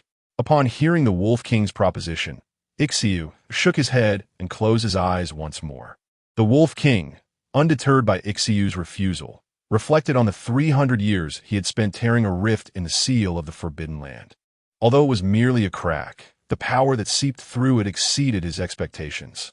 This very power had allowed the cultivators of Yeyuan Nation to double in strength. Regrettably, the news of this development had somehow leaked. The two old geezers from Tianfu Temple and Linglong sect were willing to risk their lives to seal the crack. Despite his efforts to prevent them, they had managed to close most of the gap. Now, with Ixiu suppressing the last opening, the Wolf King dared not act recklessly. Should Ixiu risk everything, that final gap could very well be sealed, making it far more challenging for him to break the seal again. Contemplating this, the Wolf King's expression darkened. Elder Turtle, have you yet uncovered the origins of that human? Replying to the Wolf King, there are no records of him within the Qian dynasty. Perhaps he is using an alias, Elder Turtle responded. Let it be arrogant a few more days. Once the blood sacrifice is complete, no one will be able to stop me. At that point, whether human or demon, all shall bow before me, the Wolf King declared, his words brimming with ambition. Elder Turtle bowed his head in silence, concealing his thoughts. In the ancient bronze palace within the Forbidden Land, Chen Changsheng and the others encountered Lin Hu once more. The two opposing parties, already at odds, were poised for confrontation. However, Chen Changsheng chose to ignore the tension between Lin Hu and Hu Zhan, instead focusing on the ancient bronze palace before him. Rather than plotting each other's demise, I suggest you both take a moment to observe these relics, he proposed. Lin Hu, displeased, retorted, stop with your pretentiousness. There is a path to heaven that you refuse to take, yet you dare to intrude into hell. Today shall mark the end of your life, Chen Changsheng. Lin Hu's words severely disrupted Chen Changsheng's contemplation. Irritated, he turned to Lin Hu and said, I am aware of your desire to kill me, but could you possibly wait a moment? Can you not see that I am studying something? With that, Chen Changsheng resumed his examination of the engravings and inscriptions on the ancient bronze palace. Lin Hu was left speechless. What do you mean, wait a moment to kill?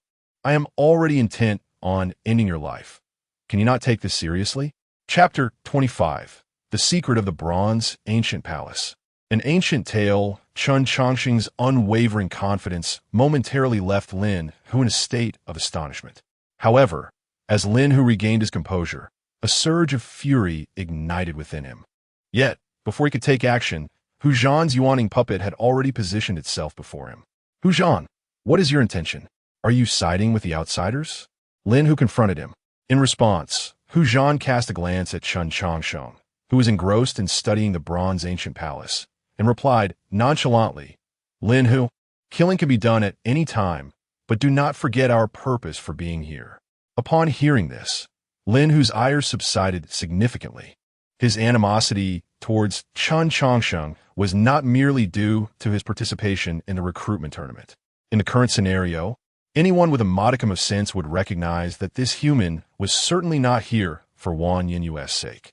If he had not come for the sake of the demon princess, then Chen Changsheng must harbor ulterior motives. A gold core cultivator daring to venture alone into the heart of the demon realm must surely have someone backing him. Acting rashly could easily provoke a response that would alert their adversary. The potential for him to escape was trivial. However, if it disrupted their collective goals, the consequences could be dire. With Hu Zhan dissuading Lin Hu, Chen Changsheng could focus entirely on his examination of the Bronze Ancient Palace. After a while, Hu Zhan approached and inquired, "Brother Chen, have you discerned any clues?" In response, Chen Changsheng pondered briefly before speaking, "Brother Hu, have you heard of the infinite secret realm within the territory of the Great Qian dynasty? I have heard something about it. What relevance does it have to our current situation?" Hu Zhan asked. "There is indeed a connection, and it is likely significant. The infinite secret realm also contains a bronze ancient palace, a fact not hidden within the Great Qian dynasty. However, within the forbidden grounds of the Night Moon Kingdom, a similar bronze ancient palace has also appeared. What are your thoughts on this matter, Brother Hu?" Upon hearing this, not only did Hu Zhan become intrigued, but even the stoic Lin Hu showed interest. Both the Night Moon Kingdom and the Great Qian dynasty were established over a millennium ago, and the infinite secret realm and the forbidden grounds have existed since the inception of both nations. With both locations displaying similarities, there must be some hidden secret. Considering this, Hu Zhan remarked curiously, "The infinite secret realm is controlled by the Great Qian dynasty, and entry is forbidden to non-humans. If not for your mention, Brother Chen, I would be unaware of this matter." "Do not be surprised. I suspect that not many are aware of it, even among the two nations," Chen Changsheng replied. "The patterns on these bronze ancient palaces are quite peculiar, appearing to be anything but ordinary decoration. If you are not in a hurry, I could attempt to decipher them." Hu Zhan looked at Chen Changsheng with skepticism and said, "Many elders from my demon clan have attempted to decipher this bronze ancient palace, yet they returned empty-handed. Are you confident in your ability to unravel its secrets?" Though Hu Zhan did not voice it explicitly, his eyes conveyed doubt. With so many powerful beings in our demon clan unable to succeed, how could a mere gold core human possibly manage it? In response to Hu Zhan's skepticism, Chen Changsheng produced several sheets of paper adorned with intricate patterns. "In isolation, I cannot guarantee success against a single bronze ancient palace. However, let us not forget that there are also individuals researching the bronze ancient palace within the infinite secret realm. By combining insights from both, we may indeed find a way to decipher them. If the patterns inscribed here truly record certain information, then the creators of these two bronze ancient palaces surely intended for future generations to uncover something rather than deliberately obscuring it. Our inability to comprehend it is likely due to the vast time gap, as the original script has long since vanished." As he spoke, Chen Changsheng began to compare the patterns from the two bronze ancient palaces. Hu Zhan and Lin Hu naturally joined him in this scholarly endeavor. The secrets of the Night Moon Kingdom lay within its forbidden grounds, and the bronze ancient palace had been present since its discovery. Unraveling the mysteries of the bronze ancient palace could greatly aid their forthcoming endeavors. 3 hours later, "I see," Chen Changsheng exclaimed while examining the patterns. Upon observing this, Hu Zhan eagerly asked, "Brother Chen, have you made a discovery?" "Indeed, I have uncovered the secret of the bronze ancient palace," Chen Changsheng replied. "What is it? Speak quickly," Lin Hu urged impatiently from the side. Without further ado, Chen Changsheng pointed at the patterns and said, "As esteemed members of your clan, you must possess extensive knowledge. Surely, you have noticed the interconnectedness between the patterns of the two bronze ancient palaces, yet have struggled to find any corresponding script." After reflecting on Chen Changsheng's words, Lin Hu replied, "What does this imply? The existence of this object has been lost to time. The disappearance of ancient scripts is entirely plausible." "You make a valid point, Lin Hu. However, do not forget that the powerful beings who left behind the bronze ancient palaces intended to convey information to future generations. Did they not consider this possibility? Chen Changsheng countered. Lin Hu, growing impatient with Chen Changsheng's teasing, retorted, "Speak plainly, rather than playing riddles." Unfazed by Lin Hu's words, Chen Changsheng continued. The ancient being surely contemplated the passage of time. As ages pass, and the world transforms, no one can guarantee that contemporary writing will endure. Thus, any being wishing to convey information would devise a method transcending time and language. The simplest and most effective method would be through imagery. With that, Chen Changsheng levitated the sheets of paper, carefully arranged them, and used his spiritual energy to imprint the patterns from the bronze ancient palace. The two sets of patterns combined in the air, ultimately forming a fragmented image. While the written word may succumb to gaps in understanding, images remain timeless. Imagery is the primordial means through which all sentient beings acquire knowledge. From the moment we open our eyes, we learn through pictures, grasping the shapes and colors of mountains, rivers, and flora. The patterns upon the bronze ancient palace are not merely writing. They constitute a vivid illustration. Our misconception of them as script has hindered our comprehension of their meaning. As Chen Changsheng unveiled the secrets of the bronze ancient palace, both Hu Zhan and Lin Hu could not help but feel a growing admiration. The bronze ancient palace had existed for millennia, and to this day, none had unraveled its mysteries. This human, having accomplished it in mere hours, displayed a wisdom that was truly humbling. Having elucidated the secrets of the bronze ancient palace, Chen Changsheng and his companions began to scrutinize the image that floated before them. Though fragmented, it retained enough detail to convey a story. Chapter 26. The Emergence of the Wolf King and the Ruthlessness of the Old Turtle in Times Long Past. The heavens would periodically unleash a colossal hand that seized the creatures of the earth. In their desperation, these beings fought valiantly against this fate, yet their efforts proved futile. One fateful day, however, an individual unearthed a formidable power. The source of this power was not revealed in the illustrations. Yet it chronicled the myriad beings that harnessed this strength to vanquish the celestial hand. Initially, the beings believed this power to be a blessing from the heavens. Yet, as time passed, they discovered this force to be even more perilous than the giant hand above. At this juncture, the illustrations abruptly ceased. Faced with such circumstances, Lin Hu urgently inquired, "Do you possess any other patterns? Quickly present them." What transpired thereafter? Apologetically, Chen Changsheng shrugged, saying, "I have revealed all the patterns I possess. We have only gathered 1/10 of the complete illustration. To piece together the entire story, we require the patterns from 18 ancient bronze palaces." Upon hearing this, Lin Hu gazed at the final segment of the aerial illustration. Though the entirety was fragmented and largely blank, the concluding image appeared more coherent. It depicted the power being sealed and suppressed beneath the 18 bronze palaces, which were guarded by 18 races, including both the human and demon clans.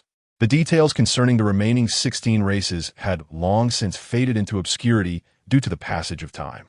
Having grasped the context, Lin Hu and Hu Zhan silently sealed off all avenues of retreat for Chen Changsheng.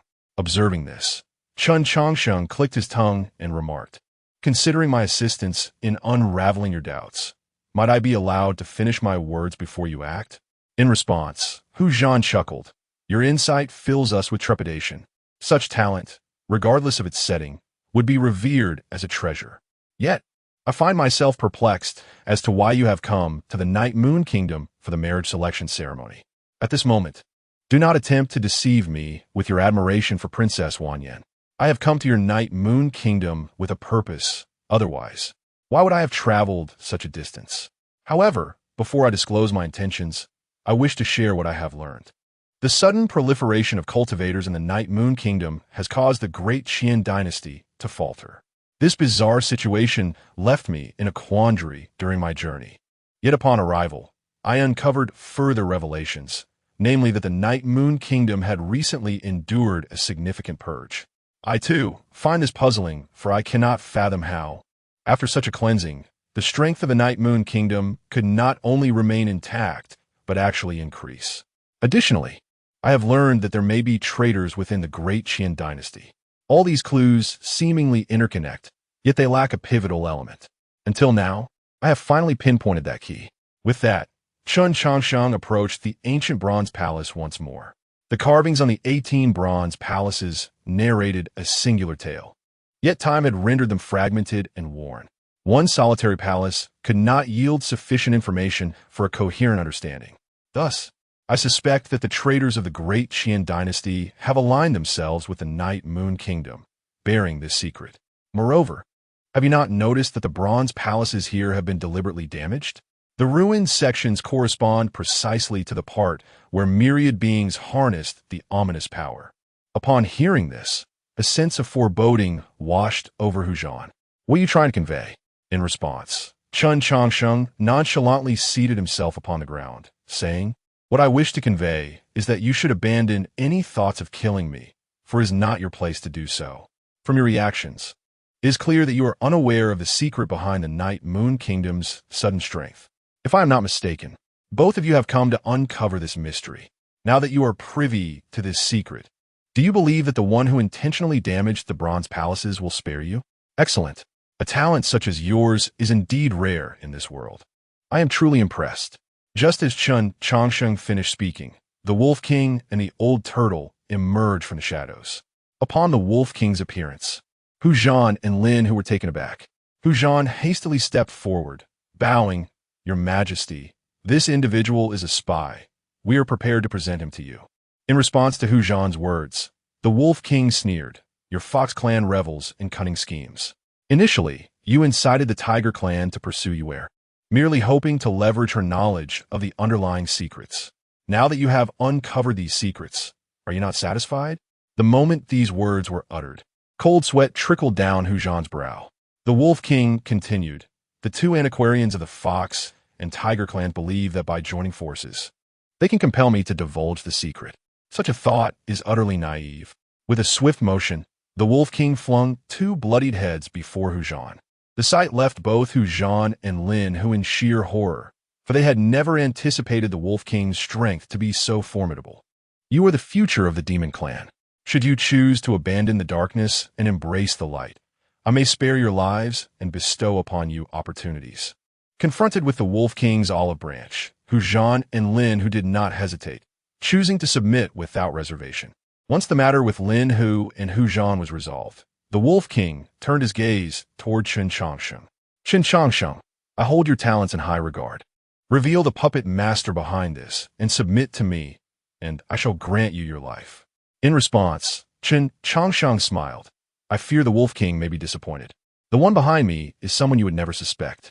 Furthermore, as far as I know, acquiring that power seemingly requires a blood sacrifice. The Wolf King, having yet to slay me, likely does not wish to squander the opportunity." Upon hearing this, the Wolf King's eyes narrowed, and he coldly stated, "You indeed possess considerable knowledge. In that case, I shall grant you your wish." With that, the Wolf King waved his hand, transporting Chen Changsheng to another location. Before him lay a vast blood pool, surrounded by an array of bones. With a thud, the corpses of the two divine transformation experts from the Fox and Tiger clans were thrown into the pool. Instantly, the blood pool erupted in a frenzy, and shortly thereafter, a jet-black elixir materialized. The Wolf King, seizing the pill, swallowed it whole, frowning as he remarked, "Without Yue's blood as a catalyst, this blood pool will likely not aid me in breaking through to the divine transformation realm. Old Turtle, is there truly no other way?" In response, the old turtle approached the Wolf King and said, "Your Majesty, I indeed possess another method." "What method?" With a sudden thrust, a hand pierced through the Wolf King's chest, while dark inscriptions crawled from the old turtle's hand onto the Wolf King's body. "By consuming you, I shall achieve the divine transformation." Gazing at the old turtle before him, the Wolf King's eyes brimmed with disbelief. Chapter 27. The Traitor Revealed. An unexpected identity. The sudden ambush by Elder Turtle caught everyone completely off guard. Hu Zhan and Lin Hu were particularly stunned, unable to comprehend why the Wolf King's most trusted aide would launch such a surprise attack. However, the Wolf King reacted swiftly, attempting to retaliate against Elder Turtle. Yet, when he sought to summon his formidable spiritual power, he discovered to his dismay, that he could not muster even a fraction of his once proud strength. Observing this, Elder Turtle leisurely remarked, "Do not waste your energy. While I can assist you in achieving the pinnacle of transformation, I also possess methods to counter you."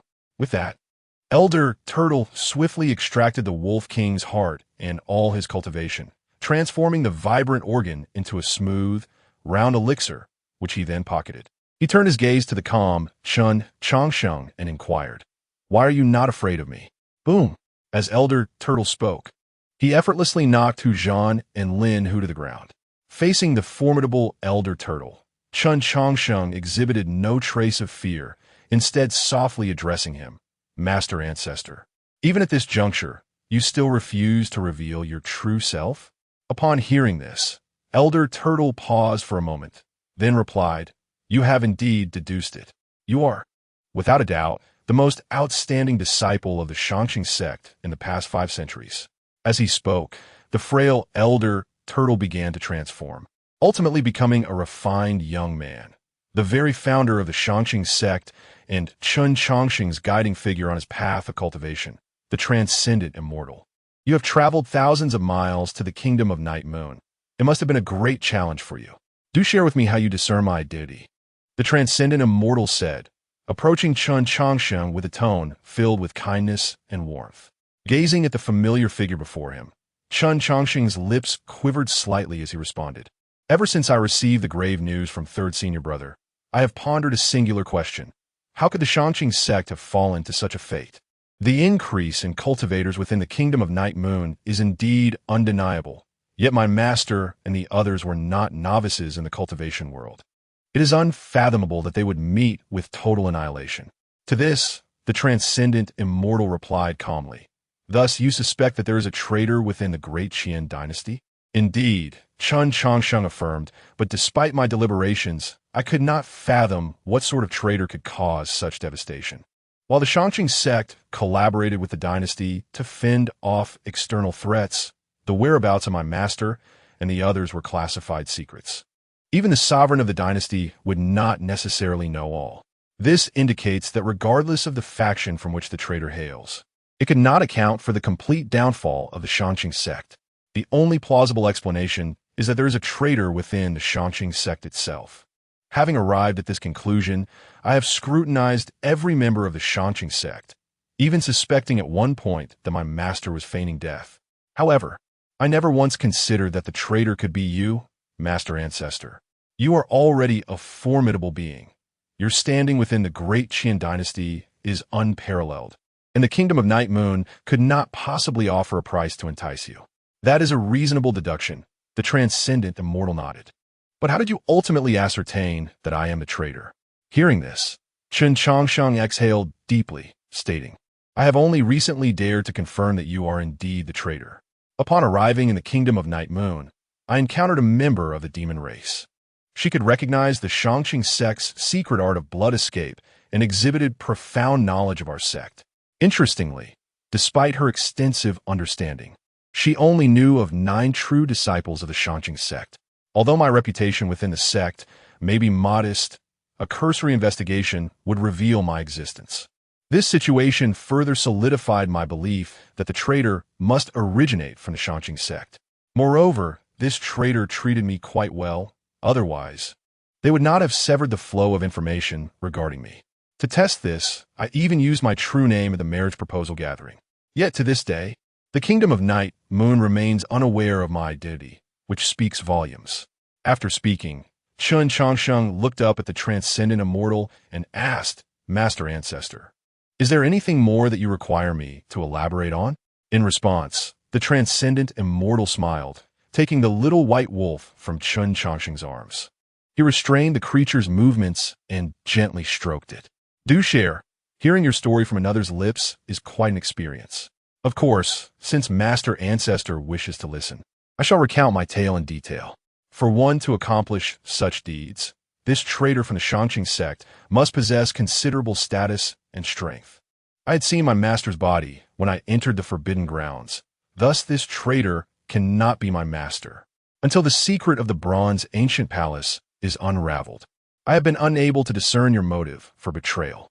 However, With the unveiling of the bronze ancient palace's secret, your motive becomes apparent. Furthermore, within the Changsheng sect's library, I discovered an unnamed travelogue detailing the circumstances of the Kingdom of Night Moon's forbidden grounds. This travelogue is over 500 years old, indicating that you harbored such intentions 5 centuries ago. Did you not? Ha ha ha. The transcendent immortal laughed heartily at Chen Changsheng's words. Inviting you into the Changsheng sect was indeed the most prudent decision I have made in my life. My plans of 5 centuries have been unraveled by your keen insight in just 5 short years. Your comprehension is truly unparalleled. Why? Chen Changsheng suppressed his curiosity, refraining from voicing his doubt. Master Ancestor, your desire for power is not misplaced. Even if you wish to establish a new dynasty, my master and the others would follow you. Why then did you choose to eliminate them? In response to Chen Changsheng's confusion, the transcendent immortal replied coolly, "The great Qian dynasty represents my past, while the Changsheng sect embodies my life's work. I had no intention of involving the Changsheng sect in this matter. However, they were too obstinate. Upon discovering this secret, not only did they refuse to support me, but they also divulged it. Do you think that the people of Linglong's sect and Tianfu Temple could have uncovered my plans otherwise? After 5 centuries of careful plotting, I will not allow anyone to jeopardize my endeavors. And what your third senior brother? Why did you spare him? You know his lazy disposition well." The transcendent immortal continued. When Qing Feng and the others uncovered this secret, he was off slacking, so he remained unaware. As he spoke, the transcendent immortal inquired of Chen Changsheng, "By the way, how did you come to know that acquiring that power required a blood sacrifice?" At this, a smile spread across Chen Changsheng's face as he replied, "Master Ancestor, you are so astute. How could you be confused now? You must have visited the infinite secret realm countless times. I concealed a portion of the patterns. Did you not notice?" Chuckling, the transcendent immortal patted his forehead and remarked, "With such an outstanding disciple, I am nearly overwhelmed with joy." Chapter 28. Chen Changsheng's Hidden Card. 500 years of planning having spoken, the Ascendant Master drew Chen Changsheng before the blood pool. "Changsheng, among all in the Qingchang sect, you're the one I value most. Do you know why I chose you amidst the crowd? It is because I perceive in you a quality even I lack, serenity. You are devoid of the bustling energy of mortals, nor do you possess the obsession typical of cultivators. It seems as though all worldly matters are merely fleeting memories in your life, while practitioners seek the Tao for longevity. Even a transcendent being who has lived for a millennium lacks the essence you embody. It is evident that I have not erred in my judgment of you. Now, the opportunity lies before you. If we join forces, we could traverse further than anyone else." In response to the Ascendant Master's invitation, Chen Changsheng quietly took a step back. Observing this, the Ascendant Master frowned and remarked, "What is it? Do you also perceive this power as ominous? Worry not. I have thoroughly researched this matter. Directly absorbing such power may indeed invite trouble, but when filtered through bloodlines, those concerns are alleviated. The 18 races guarding the ancient bronze palace serve as the finest instruments for filtering this power. That fool Wanyan Aguzhou has been using his daughter's body to filter this power, believing it to be safe. Yet, he is unaware that a tainted bloodline cannot achieve pure filtration. Otherwise, he would not have fallen to my countermeasure." Listening to the Ascendant Master's eloquent discourse, Chen Changsheng shook his head. "Master, my concern is not whether this power is safe. That thought never even crossed my mind. My sole purpose in coming to the Night Moon Kingdom is to retrieve the remains of my master and my brothers." Upon hearing this, the previously animated Ascendant Master reverted to a state of cold indifference. "You remain unchanged, but you should know that those who follow me will prosper, while those who oppose me will perish. Of course I understand, Master. May I request that, in light of our past ties, you allow me to complete my task of retrieving my Master's remains before taking action?" At this, the Ascendant Master's expression darkened significantly. Yet, faced with such an exceptional disciple, he ultimately displayed a flicker of patience. With a swift motion of his hand, 7 corpses appeared neatly before Chen Changsheng. The barriers within the body of the primordial spirit master were dispelled, returning him to a lifeless state. Gazing upon the familiar faces of his departed companions, Chen Changsheng produced 11 coffins and began the solemn task of preparing them for burial. Primordial Spirit Master, Senior Brother, Second Senior Brother. After assisting his former companions with their final rites, Chen Changsheng proceeded to tend to the Wolf King's remains. Cleaning off the bloodstains and dressing him in fresh burial attire, he carved a heart from wood to replace the one that could not be recovered. With Hu Zhan and Lin who included, the 11 coffins were just sufficient. The mortuary attendants, a rather intriguing title. But why have you only excavated 3 graves? Do you truly believe you can leave with them? In response to the Ascendant Master's query, Chen Changsheng smiled gently. Master, it may amuse you to know that before entering the sect, I was a coffin seller. Due to certain fortuitous events, I acquired this rather peculiar title. However, as a professional in this field, I assure you my judgment regarding quantity is quite precise. Today, I require only 11 coffins, and thus, I shall not produce any more. Oh, by what confidence do you assert this? In reply, Chen Changsheng flashed a smile. Master, have you heard of the 100 defeats immortal? Before he could finish, Chen Changsheng hurled a stone coffin. As the coffin sensed the aura of the blood pool, it erupted in a brilliant radiance. A towering figure emerged from within the stone coffin. You wretched being, dare you show yourself? With that, a colossal fist lunged towards the Ascendant Master. Faced with this perilous situation, the Ascendant Master tossed the small white wolf in his grasp, attempting to stall for a moment. However, the fist of the 100 defeats immortal was not so easily deterred. The phantom of the fist passed through the small white wolf and landed heavily upon the Ascendant Master. Poof! The fully realized Ascendant Master was sent flying by a single blow. Yet, rather than pressing the advantage, the phantom of the 100 defeats immortal summoned the ancient bronze palace from a distance, crashing it down upon the blood pool. No! The Ascendant Master cried out in desperation, soaring beneath the bronze palace in an attempt to halt its descent. Bang! An explosion erupted from a concealed cave, and a bald monk, spitting blood, was flung out. This was indeed Master Iki, the one tasked with suppressing the ominous source. Clang! A surge of pitch-black energy struck the bronze palace, causing it to momentarily halt in its rapid descent. Iki, what are you waiting for? Chen Changsheng called out, seizing the small white wolf, which lay on the ground, its fate uncertain, and shouted towards the injured Iki.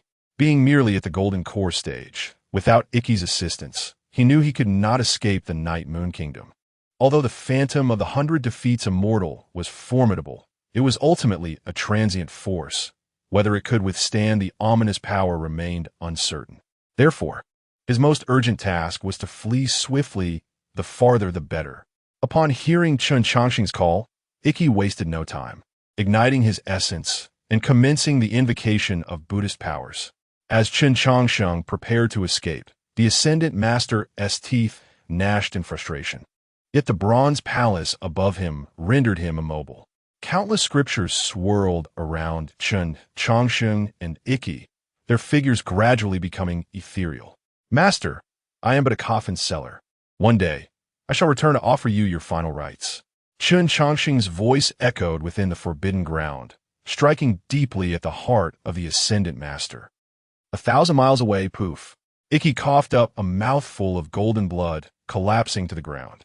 Yet, it seemed Chen Changsheng was oblivious to Iki's injuries and continued to urge him, do not lie there. Rise and keep running. Faced with this old acquaintance from a century past, Iki nearly lost his breath in disbelief. Ancestor, what I just invoked was a secret technique of the Heavenly Buddha Temple. Using it once not only depletes essence, but also shortens my lifespan by a decade. We have already fled 1,000 miles. Might I catch my breath? I am but a humble Yuanian cultivator, not a transcendent being. Listening to Iki's lamentations, Chen Changsheng anxiously scanned the direction of the imperial capital. Using it once will only cost you 10 years of life. Yet Wanyan Agujuo, at the peak of the transformation stage, has not even lasted a single move against the Ascendant Master. When he arrives, you will not merely lose 10 years. You will lose your life entirely. At these words, Iki sprang to his feet, once more invoking the life-draining technique of the heavenly Buddha temple. Swish! Chen Changsheng and Ikki vanished once more. Tupte Bintino, Li Nianxing disappears. Fleeing thousands of miles with a thud, Chen Changsheng collapsed weakly onto the ground. Beside him lay Ikko, whose face was as pale as death. After hearing of the formidable prowess of the Ascendant, Ikko had invoked 6 secret techniques in succession, successfully transporting the two of them 6,000 miles away. Such techniques, which consumed both blood essence and lifespan, could hardly be employed more than a few times even by an uninjured Ikko. Now, severely wounded, Ikko had executed 6 consecutive spells. The only distinction between him and a corpse was his remaining breath. However, even after escaping 6,000 miles, Chen Changsheng still felt insecure. Hence, he began to employ the blood escape technique with a near-death Ikko. 12 uses of the blood escape technique marked Chen Changsheng's limit. Should he attempt one more, he would surely perish. He casually tossed out several formation flags and struggled to feed Ikko a handful of pills. With his last ounce of strength expended, Chen Changsheng's vision blurred, and he fainted. Before losing consciousness, he thought to himself that if his pursuer caught up, let him kill him. If they continued to flee, he would die without any need for his assailant to lift a finger. Outside, the imperial capital of the Night Moon Kingdom, with a swish, the Ascendant appeared at the location where Chen Changsheng had first halted. His immense spiritual awareness enveloped a radius of 1,000 miles in an instant. However, after a thorough search, the corner of the Ascendant's mouth twitched, for he realized that his disciple was extraordinarily adept at fleeing. Although this body was merely a clone, its strength was certainly not inferior to that of an average transformation stage cultivator. The auras of Ikko and Chen Changsheng were as familiar to him as his own. As long as they had not escaped beyond 5,000 miles, he was confident of capturing them. Even if they had crossed that threshold, as long as they remained within 10,000 miles, he could still sense their presence. Yet now, despite employing all his means, he still could not detect Chen Changsheng's aura. This indicated that within a mere 2 hours, Chen Changsheng had ventured 10,000 miles away. Upon this realization, the Ascendant chuckled coldly. My dear disciple, you must hide well. Should your master find you, your life may be forfeit. With that, the Ascendant turned and flew back to the Night Moon Kingdom. At present, he could not afford to linger too long in this form. Changsheng, can we stop running now? Ikko lay weakly on the flying sword, while Chen Changsheng, having regained a modicum of spiritual power, continued to flee with him. Faced with Chen Changsheng's relentless determination, Ikko felt a wave of helplessness wash over him. The Ascendant was merely at the perfected transformation stage. He was not above that level. They had already escaped 3,000 miles. The Ascendant could not capture them now. In response, rather than slowing, Chen Changsheng quickened their pace. Better safe than sorry. Who knows what secret techniques my master may possess to locate us? For the sake of caution, let us run another 20,000 miles. Enough talking, focus on healing. Once you recover, you can lead us, Chen Changsheng added. Ikko rolled his eyes dramatically before closing them to begin his recovery. After a century apart, this old friend remained as cautious as ever. Now that they had reunited, Ikko had numerous questions for Chen Changsheng, such as why he had left without a word, how Changsheng's master had come to know him, and how the seemingly talentless Chen Changsheng had attained the Golden Core stage, along with a commendable aptitude for cultivation. These questions weighed heavily on Ikko's mind, but he could only wait until they were safe to inquire further.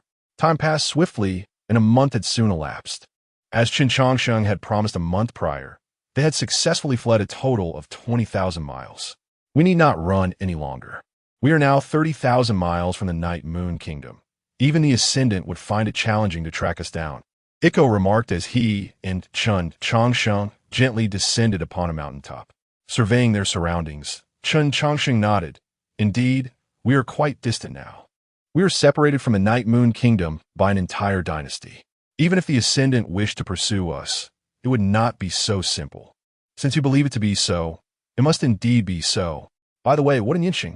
Ikko's words were interrupted by Chen Changsheng. Upon hearing this question, Ikko's gaze flickered, clearly uncertain of how to respond to Chen Changsheng. Ah, master, She has disappeared. Disappeared? What does that mean?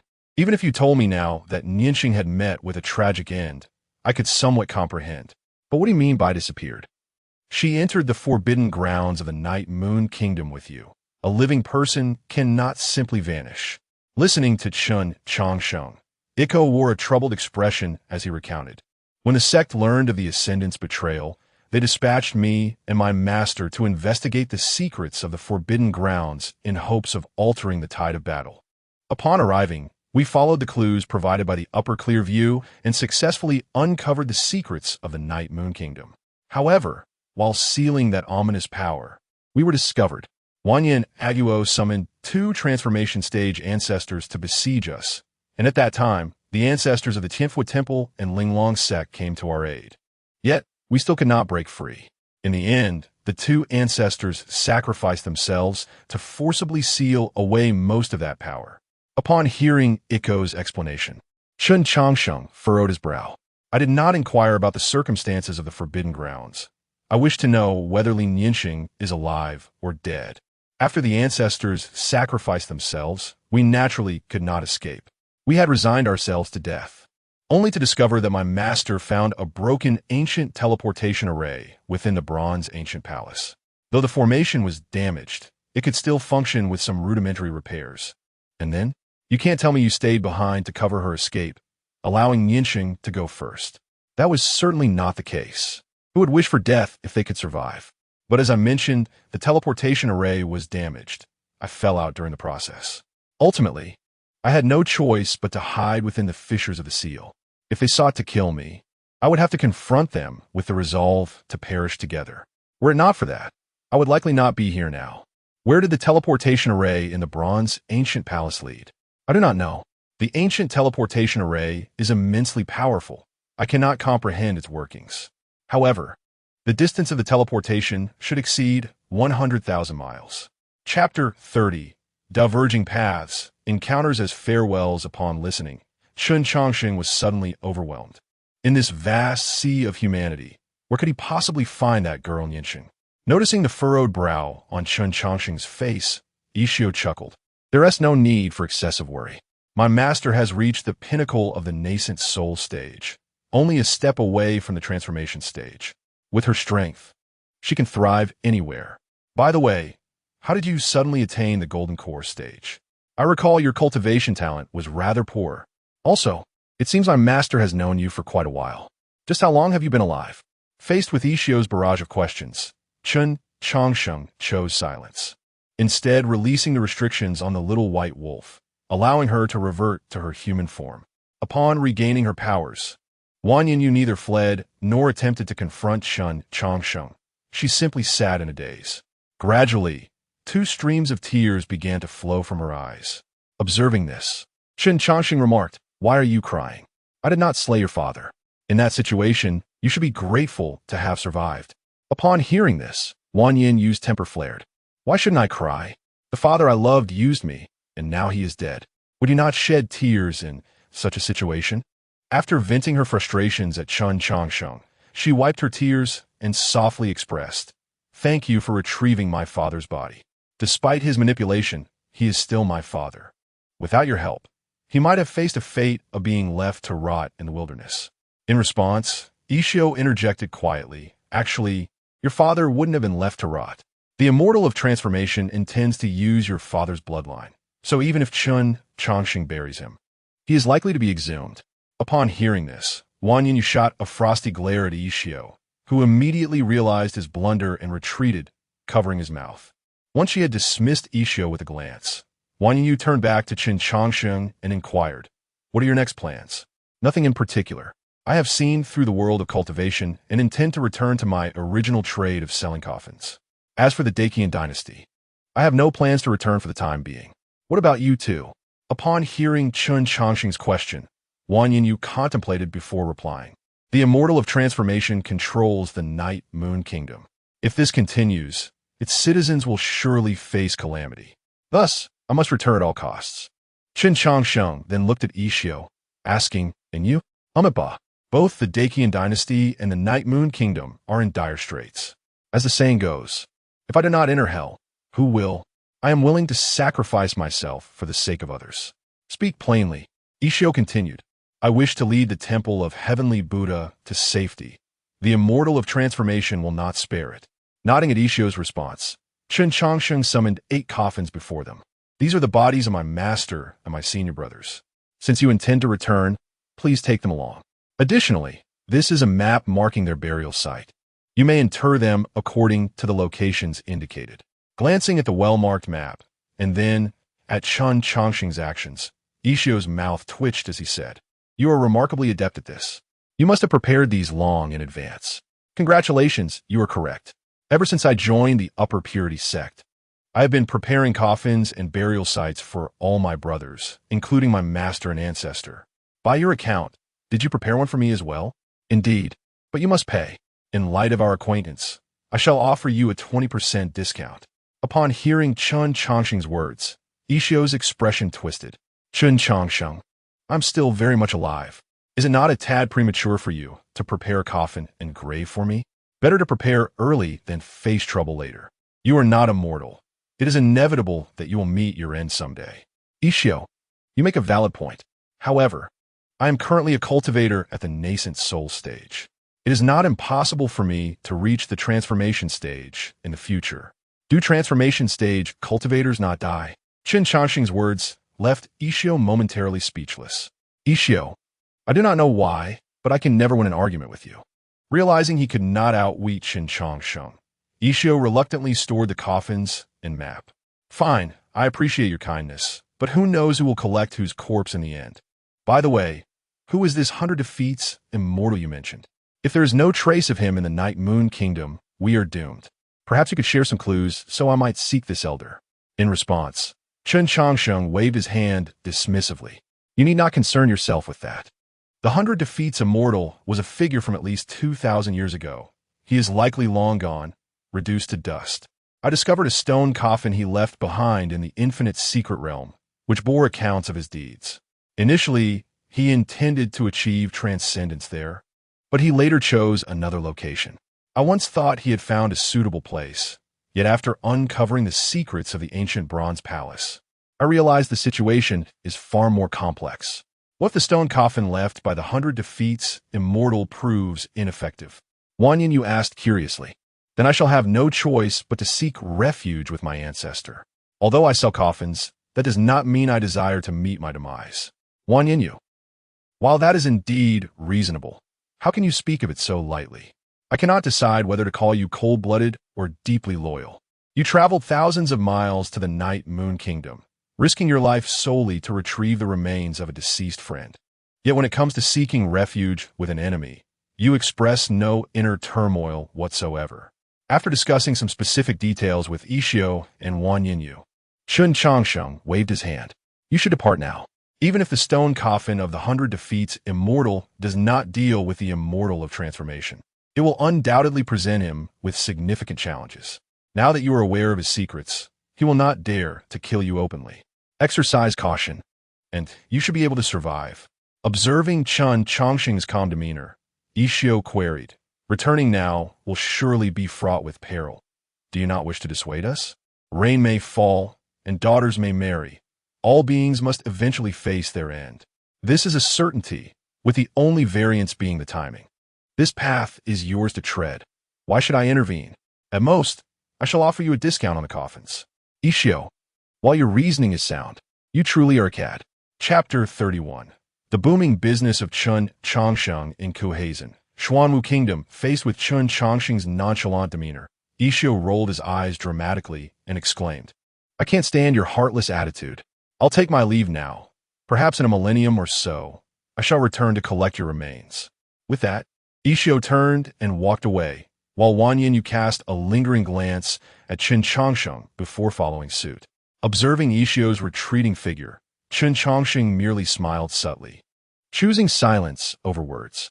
Though the young monk often found himself outmatched in conversation, he was, in truth, quite astute. When Yinxing first emerged at Linglong's sect, Chen had only just encountered him. At that time, Yinxing had already lived for over 60 years, and given his own prolonged stay in Linglong town, more than 80 years had elapsed. Considering their early acquaintance, It was not difficult to surmise how long Yinxing had existed.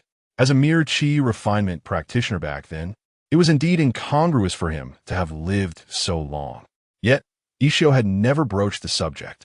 Reflecting on this, Chen Changsheng stretched lazily and turned his gaze towards the kingdom behind him, murmuring, "I hear this land is called Xuanwu Kingdom. I wonder what delights it has to offer." With that, he ambled down the mountain. In Kohazan, Xuanwu Kingdom. "Sir, you must help me this time." A towering figure, nearly 2 meters tall, forcefully parted the crowd surrounding the shop and knelt before Chen Changsheng. Seeing the man before him, Chen hastily assisted him to his feet, saying, "Big man, speak freely. I will do everything within my power to assist you." Upon hearing this, the giant wiped away his tears and produced several blood-stained spirit stones from his clothing. "Sir, this is all my savings. I promise to gather the remaining spirit stones. I only ask that you restore my brother's body." Chen Changsheng glanced at a wooden board covered with white cloth nearby and shook his head, sighing, "Business is business. There has never been a notion of credit. I understand that you and your brother make a living by gathering herbs. Coincidentally, I am in need of some medicinal materials. How does that sound?" At Chen Changsheng's words, the giant stifled his sorrow and retrieved a basket from the side. Chen casually assessed its contents, estimating their value with precision.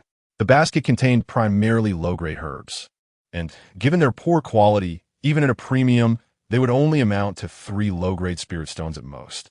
Indeed, these are precisely the high-grade herbs I require. I will offer 100 spirit stones for them. As he spoke, Chen Changsheng took the basket and handed the giant a leather pouch. For the funeral, the minimum fee is 100 spirit stones. Currently, my shop has a promotion. I will even provide you with a fine coffin. How does that sound? "Thank you, sir. Your immense kindness shall never be forgotten." The 100 spirit stones exchanged hands, returning to Chen Changsheng once more as he approached the nearby wooden board. With a gentle motion, he lifted the white cloth, revealing a mangled corpse before his eyes. The sight caused the onlookers to feel queasy. What happened? "A few days ago, we discovered a century-old spirit herb, but it was guarded by a ferocious beast. I realized the beast was formidable, so I refrained from attempting to gather the herb. Yet, to my astonishment, my brother stealthily went to harvest it, and by the time I arrived, all that remained was his lifeless body. This is entirely my fault. He sought to exchange the herb for resources on my behalf." As he spoke, the kneeling giant succumbed to tears. Seeing this, Chen Changsheng shook his head and retrieved a complete set of professional tools. The sounds of flesh being manipulated echoed in the ears of the gathered crowd, prompting several sensitive individuals to retreat and begin retching. In contrast, Chen remained calm, murmuring softly, "First align the tendons, then piece the bones together, start with the limbs, then the torso, ensuring the organs are not misplaced." As Chen's hands moved with precision, the disfigured body gradually took on a semblance of shape. After an hour of diligent work, he finally completed the reconstruction of the corpse, filling in the missing parts with other materials. Once finished, he produced a fine coffin and gently placed the body within. With a sigh of relief, Chen wiped the sweat from his brow and remarked, "The preparations for the funeral are complete. Go, bid your brother farewell, and ensure he rests in peace." With that, Chen Changsheng turned his attention to a nearby table, beginning to tend to others in need of treatment. Noticing Chen's bustling activity, a man with a severed hand chuckled, "Sir, your endeavors seem to encompass an extraordinary range. Not only do you handle funerals, but you also dabble in alchemy and healing. Just the other day, I witnessed you inscribing formations on coffins. Are you perhaps considering expanding your services even further?" In response, Chen shot the man an exasperated glance and replied, "This is all a result of your relentless demands. I initially sold coffins, yet people began bringing half-dead individuals to me for purchases. Seeing someone with a chance at survival, could I merely stand by and watch them perish? Yet, rather than gratitude, they spread rumors of my extraordinary medical skills. As the crowd grew, I had no choice but to open a clinic. And as if that wasn't enough, you all began clamoring for my potions, insisting on purchasing them. Those persistent souls hounded me for an entire month until I was compelled to start alchemy." As he spoke, Chen exerted a firm pressure, eliciting a cry of agony from the giant. With a swift motion, He applied a healing plaster to the fractured bone. There you go, with a month of rest. You should regain full function in your hand.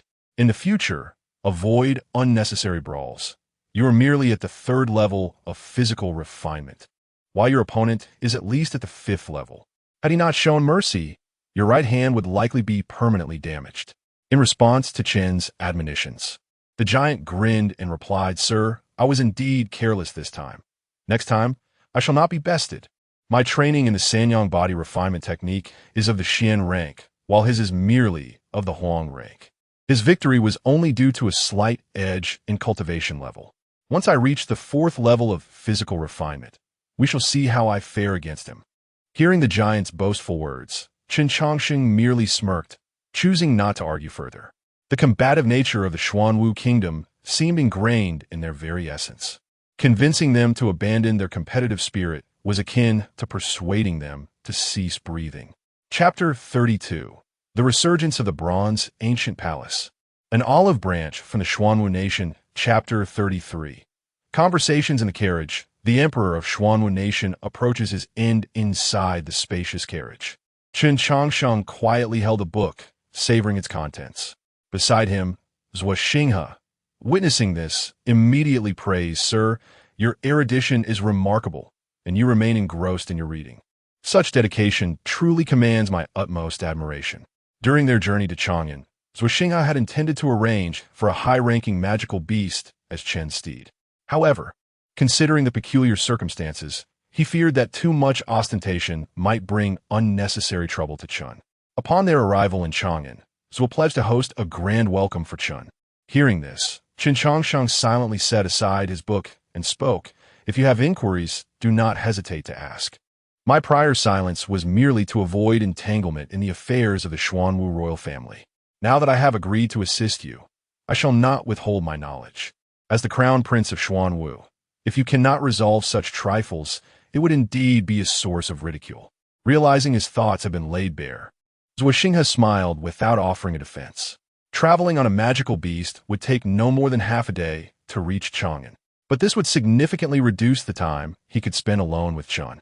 10 years prior, Chen had saved him in the magical Beast Mountains, and they had conversed freely throughout the night, an experience that had greatly enriched him.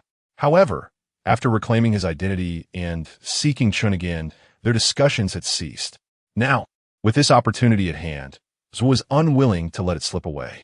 Gathering his thoughts, Zhuo spoke, "Sir, there has been a question that has perplexed me for quite some time.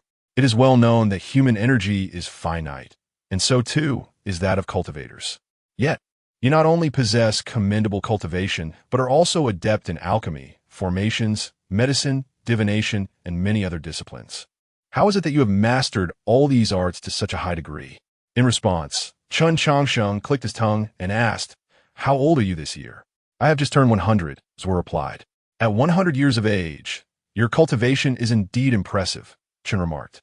"Since you have lived for a century, you must account for the first 20 years of ignorance, leaving you with 80 years of time. What have you accomplished during this period?" "There are 365 days in a year.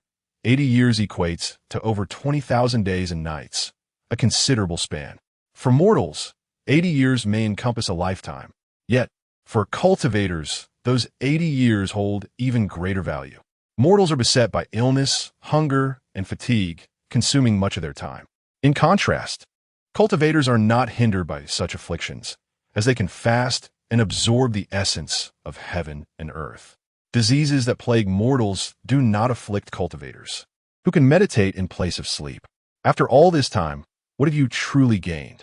After pondering Chen's question seriously, Zhuo Xinghe finally replied, "In these 80 years, I have acquired cultivation, power, and a beautiful partner." "That is quite a summary. Yet aside from these, what else?" Chen pressed. "In a day, there are 12 periods. Did you devote all your time solely to these pursuits? If I am not mistaken, you must have also spent time on other activities, traveling, indulging in romance, competing for superiority. These two must have occupied a significant portion of your time. I am no genius, nor do I have any extraordinary teachers. I merely seize the time that you discarded, nothing more. To cultivate oneself, one must first cultivate the heart. Without a refined mindset, How can one sing triumphantly on the path of cultivation? Upon hearing this, Zhuo Xinghe exhaled deeply, his admiration for Chen growing even stronger. What a humble statement, nothing more. Such words could render cultivators across the realm utterly ashamed. Sir, with your immense talent, the Xuanwu nation would honor you as a national hero. What are your thoughts on this? In response to Zhuo Xinghe's renewed offer, Chen Changsheng smiled and waved his hand, saying, I think not. My aspirations lie elsewhere. Furthermore, your considerable efforts to coax me out of seclusion suggest that the situation in Chang'an is rather dire. How much longer can your father endure? With a sigh, Zhuo Xinghe replied, My father is the strongest monarch in the history of Xuanwu nation. Yet, no matter how powerful or skilled he is, he cannot escape the inevitability of the 5 declines of heaven and man. Currently, he has less than a year to live. Recently, your father decreed that whoever can locate the dragon's lair shall inherit the throne of Xuanwu nation, Chen noted, furrowing his brow. Zhuo Xinghe responded, The left emperor has lived for 2,300 years. I believe all methods of prolonging life have been exhausted. His urgent search for a burial site signifies he seeks not merely a dragon's lair, but a place capable of reversing one's lifespan. Such locations are not easily found. Acknowledging Chen's revelation of the hidden truth, Zhuo Xinghe offered a wry smile. If such places were easy to discover, I would not have sought your assistance. My brothers have sought the help of formidable experts, and I felt incapable of surpassing them. Thus, I was compelled to disturb your tranquil seclusion. However, I wonder, how confident are you in this endeavor? I cannot claim absolute certainty, but I am confident to a degree of 5 or 6 parts, Chen replied. Zhuo Xinghe was taken aback, his expression one of disbelief. How can you express such confidence? I have consulted countless hermits throughout Xuanwu nation, and their responses were predominantly uncertain or only half confident. How is it that you, Chen Changsheng, can declare 5 or 6 parts? Sir, I possess the assurance to locate that place, but finding it does not guarantee success. The outcome depends on how much your Xuanwu nation is willing to invest. Furthermore, do not blame me for not warning you. The desire to reverse one's lifespan is a yearning shared by all who approach their end. However, few can achieve it. You would do well to advise your father to relinquish this notion. Zhuo Xinghe smiled wryly at Chen's counsel. He knew this truth all too well. Yet the will of his father was not something others could easily alter. Chapter 34. The Dazzling Fruit Platter, Chen Changsheng. All rubbish in response to Chen Changsheng's suggestion. Zhuo Xinghe remained silent, offering no reply. Observing this, Chen Changsheng merely smiled and chose not to press the matter further. Having lived for over 2,300 years, Zhuo Huang had existed for twice as long as even the most accomplished of transformation stage practitioners. The saying goes, the old grow cunning and the horse grows sly. Presently, the city of Chang'an could aptly be described as a den of dragons and tigers. Were it not for the pursuit of clues regarding the ancient bronze palace, he would never have involved himself in this affair. Within the palace of Chang'an, all 9 princes of the Xuanwu kingdom had gathered in the grand hall, where a young man sat majestically upon the dragon throne. This young man was none other than the Xuanwu Empire's most formidable emperor in history, Emperor Xuanwu. He rested his chin on his hand, a smile playing at the corners of his mouth as he regarded his 9 sons. At that moment, one of the princes stepped forward and proclaimed, Father, I have traversed the realm, seeking out the wise, and scoured the mountains and rivers of the Xuanwu kingdom. I have finally discovered the location of a dragon's lair, which shall surely grant you the chance for another life. Seeing one prince take the initiative, the others were quick to follow suit, each recounting the tremendous efforts they had expended in their quest for the dragon's lair. Yet among the 9 princes, the eldest, Zhuo Xinghe, remained reticent. His silence stemmed from a simple reason. Chen Changsheng was voraciously consuming the fruit platter before him. Watching his brothers introduce their findings on the dragon's lair, Zhuo Xinghe felt a pang of urgency. Sir, perhaps it would be prudent to pause our feasting for a moment, he suggested. Shouldn't we first discuss the dragon's lair? Upon hearing Zhuo Xinghe's suggestion, Chen Changsheng swallowed the spirit fruit in his mouth and replied, We are at a banquet. Enjoying the food is paramount. Besides, your focus should not be on this matter. His words left Zhuo Xinghe perplexed. What else should we be concerned with at this moment, if not the dragon's lair?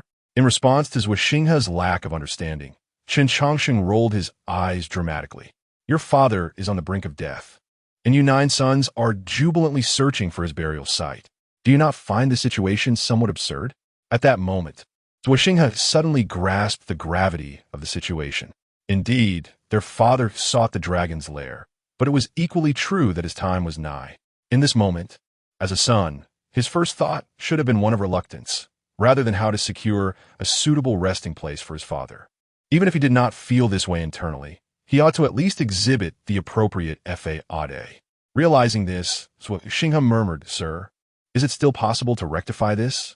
It is never too late to mend one's ways. Remember to be a bit more dramatic. With Chen Changsheng's affirmation, Zhuo Xinghe immediately sprang to his feet and dashed forward. As he slid, he knelt, pressing his forehead forcefully against the ground. Father, I cannot bear to part with you. The other princes were momentarily taken aback by Zhuo Xinghe's sudden display. Meanwhile, on the dragon throne, Zhuo Huang turned his gaze towards Chen Changsheng, who was still fervently indulging in the fruit platter. Having lived for over 2,300 years, his formidable strength was unquestionable. Every conversation in the hall was within his hearing. He was intimately familiar with the thoughts and personalities of his 9 sons. Yet this eldest son's choice of companion seemed intriguingly entertaining. With that thought, Zhuo Huang spoke, a man should not weep and wail. Such behavior is unbecoming. In response to Zhuo Huang's mildly admonishing tone, Zhuo Xinghe cried even louder. Father, it is said that a man does not shed tears lightly. Yet I find myself at a sorrowful juncture. I cannot bear the thought of parting from you. Observing his eldest son's masterful performance, Zhuo Huang smiled slightly and used a surge of spiritual energy to lift Zhuo Xinghe back to his feet. I understand your filial piety, but the cycle of life and death is the way of the universe. Do not grieve excessively. With a wave of his hand, Zhuo Huang signaled for a servant to present Chen Changsheng with another enormous fruit platter. In response to the emperor's generosity, Chen Changsheng beamed, revealing a broad smile. Thank you, Your Majesty. With that, he resumed his extravagant enjoyment of the fruit platter, both eating and taking more. The other princes could only think, can he not exhibit a modicum of dignity? How did such shameless antics even cross his mind? Why did I not think of this myself? Although Zhuo Huang did not explicitly state anything, the other 8 princes understood that Zhuo Xinghe's recent actions had clearly been beneficial. With the brief performance concluded, Zhuo Huang finally turned to matters of significance. My time draws to a close, and I seek a place of celestial fortune to extend my life. 10 years ago, I promised that whoever could locate the true land of celestial fortune would inherit the throne of the Xuanwu kingdom. Now, it is your time to present your findings. As his words fell, the 8 princes exchanged glances with the wise men beside them. One by one, these wise men stood and confidently elaborated on the dragon's lairs they had discovered. Their descriptions were fantastical, even causing Zhuo Xinghe to feel a twinge of envy. Yet, Chen Changsheng, as the assistant, remained engrossed in his fruit platter, showing no inclination to speak. Half an hour later, all 8 dragon lairs had been presented. All eyes turned to Chen Changsheng, and seeing his crude behavior, the second prince expressed his displeasure. Elder brother, where did you find such a rustic villager? This is a critical moment for our father-esque grand plan. To have such a person present in the hall is a disgrace to our Xuanwu kingdom. Just as Zhuo Xinghe was about to retort, Chen Changsheng finished the last spirit fruit and leisurely remarked, have you not heard that the grandest figures make their entrance last? There is no need for haste. With that, he turned towards Zhuo Huang and inquired, might I ask, Your Majesty, do you possess a map? If possible, I would prefer to be large and detailed. Upon hearing this, Zhuo Huang gestured, and 5 robust men promptly entered, carrying an enormous map. When the map was unfurled, it covered nearly half the palace. Chen Changsheng scrutinized the map intently, marking the locations of the 8 previously mentioned dragon lairs. Once he completed his task, he clasped his hands together and addressed Zhuo Huang. Your Majesty, I must speak candidly. In my eyes, all 8 of these locations are utterly worthless. The only place that holds any potential for extending life is a singular location. At this declaration, the many wise men present were instantly incensed. Preposterous! Which school do you belong to that you would dare speak such nonsense here? Reveal your affiliation so that we may teach your master a lesson. Unperturbed by the collective ire, Chen Changsheng casually dug his ear and replied, I apologize, but my sect does not specialize in locating dragon lairs. I have self-taught myself in these matters. Furthermore, my primary profession is selling coffins, while I also dabble in locating dragon lairs and managing funerals. Chapter 35. The Forbidden Land of Antiquity in the Grand Hall. Chen Changsheng's words echoed, leaving the esteemed figures present utterly astounded. They had anticipated that the helper summoned by the Crown Prince would possess an impressive background. To their astonishment, he turned out to be merely a coffin seller. Even more outrageous was the revelation that his skills in divination and geomancy were self-taught. Upon hearing this, the other 8 princes seized the opportunity to launch their attacks against Zhuo Xinghe. Father, my older brother has resorted to bringing in a mere coffin seller to mock you. It is evident he seeks to thwart your grand plans. Indeed, while my brother feigns loyalty and filial piety, he likely covets your throne in secret. In the face of the prince's accusations, the left emperor remained unfazed, gazing at Chen Changsheng with intrigue. This gentleman's profession is rather fascinating. May I inquire how you prefer to be addressed? In response, Chen Changsheng smiled and said, My surname is Chen, and my given name is Changsheng. Your Majesty may simply call me Changsheng. Changsheng? A splendid name. Might I ask you to elucidate your earlier remarks? All 8 of them are renowned masters of feng shui in the Xuanwu Kingdom, and your apparent disdain is somewhat inappropriate. The audience erupted in derisive laughter at the left emperor's words, with the left emperor himself inquiring. It was clear that someone of such humble origins would not escape his discerning gaze. It seemed Chen Changsheng was destined for a grim fate. In response to the emperor's inquiry, Chen Changsheng chuckled. Your Majesty, the dragon's lair you seek is a place where one can reverse the course of their life. If such a miraculous location were easily found, practitioners would not be troubled by the specter of lifespan. Moreover, whether living beings can indeed reverse their life remains a topic steeped in legend. Their grandiose claims serve only to demonstrate the deceit woven within their words that are nothing more than trash. Indeed, you make a valid point, the left emperor nodded. Pray tell, where might this dragon's lair you have chosen be located? I am most curious to discern what distinguishes it. After a brief search on the map, Chen Changsheng pointed to an empty space. It is here, within a radius of 100,000 miles. This is the only place that could possibly aid your Majesty in reversing your life. Upon seeing the direction Chen Changsheng indicated, the expressions of all present shifted dramatically. Zhuo Xinghe's countenance was particularly grim, for the location Chen pointed to was closely related to the bronze ancient palace. Zhuo Xinghe had ample reason to suspect that Chen Changsheng had deliberately chosen that spot. Preposterous! The Forbidden Land of Antiquity is universally recognized as a taboo. How could a dragon's lair possibly exist there? An elderly man with a white beard vehemently rebuked Chen Changsheng, beads of cold sweat forming on his brow. In response, Chen Changsheng rolled his eyes. You speak of taboos incessantly. Do you truly understand what a taboo is? A taboo is simply a taboo, requiring no further explanation. Your intention to lead His Majesty into the Forbidden Land is utterly treacherous. I beseech your Majesty to eliminate this scoundrel. The old man refrained from engaging Chen Changsheng directly, instead imploring the left emperor to execute him. Yet, the left emperor showed no interest in the elder's plea and turned to Chen Changsheng. Why would you select such a place? The Forbidden Land of Antiquity is a realm where life does not tread. It is a place of certain death. Furthermore, it seems you possess some understanding of what a taboo entails. Your Majesty ist. Taboos are concepts that have eluded clarity throughout history. I merely attempted to articulate a few terms. They cannot be recognized, defined, described, or observed. Anything bearing such characteristics is deemed a taboo by the populace. The left emperor pondered this, nodding thoughtfully. Your words reveal the terrifying nature of taboos. Since you possess greater insight into them, why did you still choose that location? Because the blessed lands are inhabited by the capable, Chen Changsheng mused, glancing at the forbidden land of antiquity on the map. Before your majesty's birth, this land was also home to other formidable beings. They too were troubled by the issue of lifespan and made choices akin to yours. While taboos elude description, one thing is certain: their power is immense, to the point that all living beings dare not speak of them. Such formidable entities reside in places deemed the best. If your majesty desires to reverse your life, the dragon's lair you seek cannot be understood through common reasoning.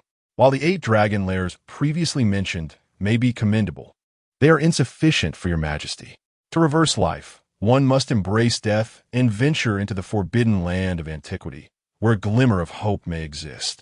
Chen Changsheng's voice resonated throughout the vast palace, causing the hearts of all present to race with intensity.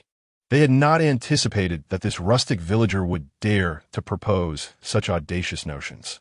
Should his majesty truly heed his counsel, the entire Xuanwu kingdom would plunge into ruin. Silence ensued after Chen Changsheng's declaration, enveloping the hall in an eerie stillness. After an indeterminate time, the left emperor spoke from his throne. "I am somewhat fatigued today. You may all return. Henceforth, Mr. Changsheng shall serve as the national master of the Xuanwu kingdom, enjoying free passage within its borders." With that, the left emperor rose and departed. Zhuoxinghe's 8 younger brothers clenched their fists, their eyes brimming with resentment. The position of national master and the privilege of free passage within the Xuanwu kingdom were monumental favors. This signified that Chen Changsheng could traverse any locale within the kingdom, including the treasury and the chambers of secret techniques, places that had been the sole domain of their father until now. The addition of an outsider to this exclusive circle stoked their jealousy. "No, your majesty, you cannot do this. I had an agreement with the crown prince not to assume any position within the Xuanwu kingdom." Just as everyone was consumed by envy over Chen Changsheng's sudden fortune, he called out toward the departing left emperor, seemingly reluctant to accept the title of national master. Upon hearing this, the crowd was rendered speechless. They thought to themselves, "I could grind my teeth to dust. If it weren't for His Majesty's regard for you, I would have surely ended your life. To receive such a fortuitous opportunity, you dare utter such words? If you don't want it, then give it to me." Chapter 36, The Scheme of Left Emperor. Chen Changsheng enters the Xuanwu Pavilion. "Sir, why did you choose the ancient forbidden lands?" After the banquet concluded, Zhuoxinghe directly intercepted the wandering Chen Changsheng. Observing this, Chen Changsheng smacked his lips and replied, "I have just articulated the reason. Only the ancient forbidden lands possess the potential to aid His Majesty in reversing his fate. No other location holds such possibility. Indeed, your reasoning is impeccable, yet I believe you harbor additional motives," Zhuoxinghe insisted, facing the obstinate Chen Changsheng. Chen Changsheng scratched his head and remarked, "I had thought you to be rather astute, capable of discerning the current situation. Yet I find myself somewhat disappointed that you have not." "What do you mean by that, sir?" "I ask you, who is the strongest in the Xuanwu kingdom?" "Of course, it is my father. And who understands the Xuanwu kingdom best? That would also be my father. Since ascending to the throne, he has led the Xuanwu kingdom into an unprecedented era of prosperity. The land area has more than doubled, all territories acquired by his own hand. He has traversed every inch of the kingdom. He knows it best." "Then it is settled," Chen Changsheng said, spreading his hands. "His Majesty is both the strongest and the most knowledgeable about the Xuanwu kingdom. Surely, he is aware of where he can reverse his fate?" Upon hearing this, Zhuoxinghe was momentarily taken aback. "Sir, are you suggesting that the ancient forbidden lands is my father's intention?" "Indeed, as the eldest prince of the Xuanwu kingdom, you are well versed in its history. His Majesty has lived for 2,300 years, yet for the preceding 2,200 years, he had no offspring or partner. However, in the last 100 years, you were born along with 8 other brothers. The sudden occurrence of something not done in 2,200 years in the final century. Doesn't that seem like a final arrangement? Reversing one's fate is far more challenging than ascending to the heavens. Success cannot be achieved without years of preparation." Upon hearing this, Zhuoxinghe began to comprehend. "You mean to say that my father has been preparing for this for over a century? Perhaps even longer. Such monumental matters require at least 200 to 300 years of planning. His Majesty's directive for you to seek the dragon's lair is merely a test of your capabilities. The task of reversing fate should not fall to you 9 young children, all under 100 years old. It is quite the farce. With that, Chen Changsheng resumed his leisurely stroll. Zhou Xinghe stood in silence for a moment before hastily catching up with him, saying, "Sir, could you persuade my father? The ancient forbidden lands are fraught with peril. A single misstep could lead to the destruction of the entire Xuanwu kingdom. How could I sway His Majesty? I am but an outsider. Such matters should be addressed by you. On our way here, I had suggested you reason with your father, for I had anticipated that His Majesty would choose the ancient forbidden lands." As they spoke, Chen Changsheng arrived before a towering edifice, the Xuanwu Pavilion, the repository of the kingdom's martial arts. Gazing up at the lofty structure, a gleam sparkled in Chen Changsheng's eyes. A place rich in literature was an irresistible temptation for him. This must be the repository of the Xuanwu kingdom's texts. Would you care to accompany me inside? In response to Chen Changsheng's invitation, Zhou Xinghe, flustered, managed a smile. I cannot accompany you, sir. Entry into the Xuanwu Pavilion is strictly forbidden without my father's permission. Furthermore, you must remember, you may only observe. Do not touch anything within.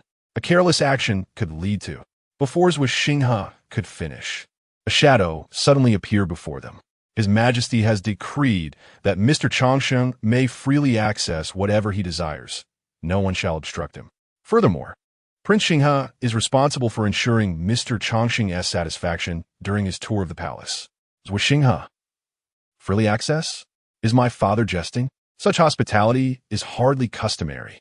Chen Changsheng could not help but wonder if he were indeed the emperor's illegitimate child, for it was baffling that they, his legitimate sons, did not enjoy similar privileges.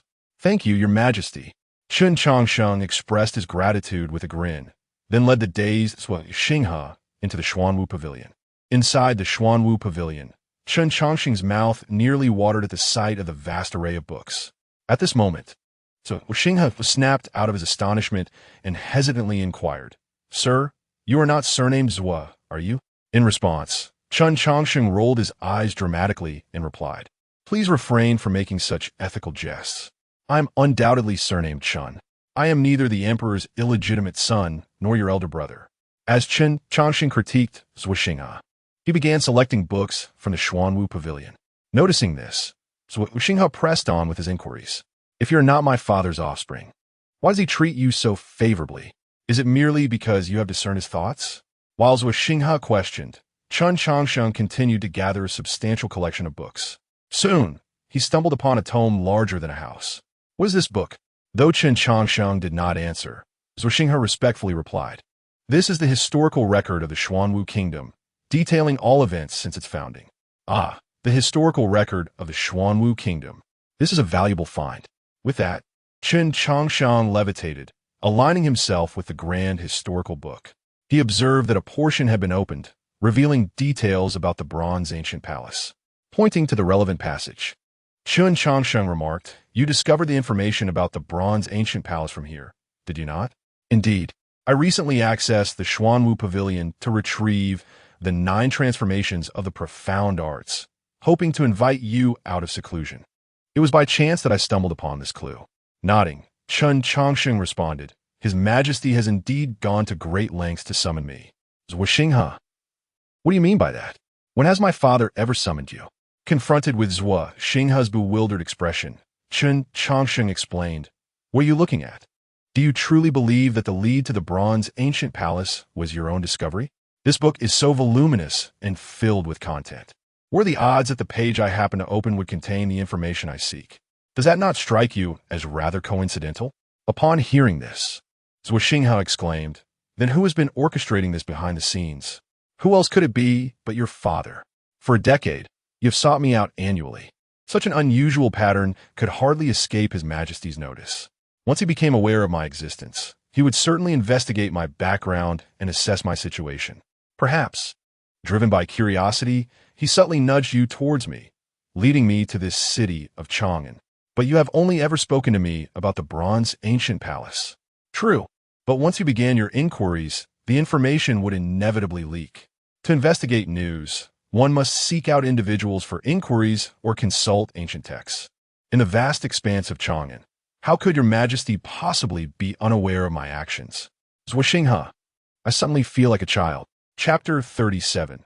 The funeral of the Grand Master and the transaction with the left emperor. Chen Changsheng's words left Zhuoxinghe enveloped in silence. After a moment, Zhuoxinghe spoke.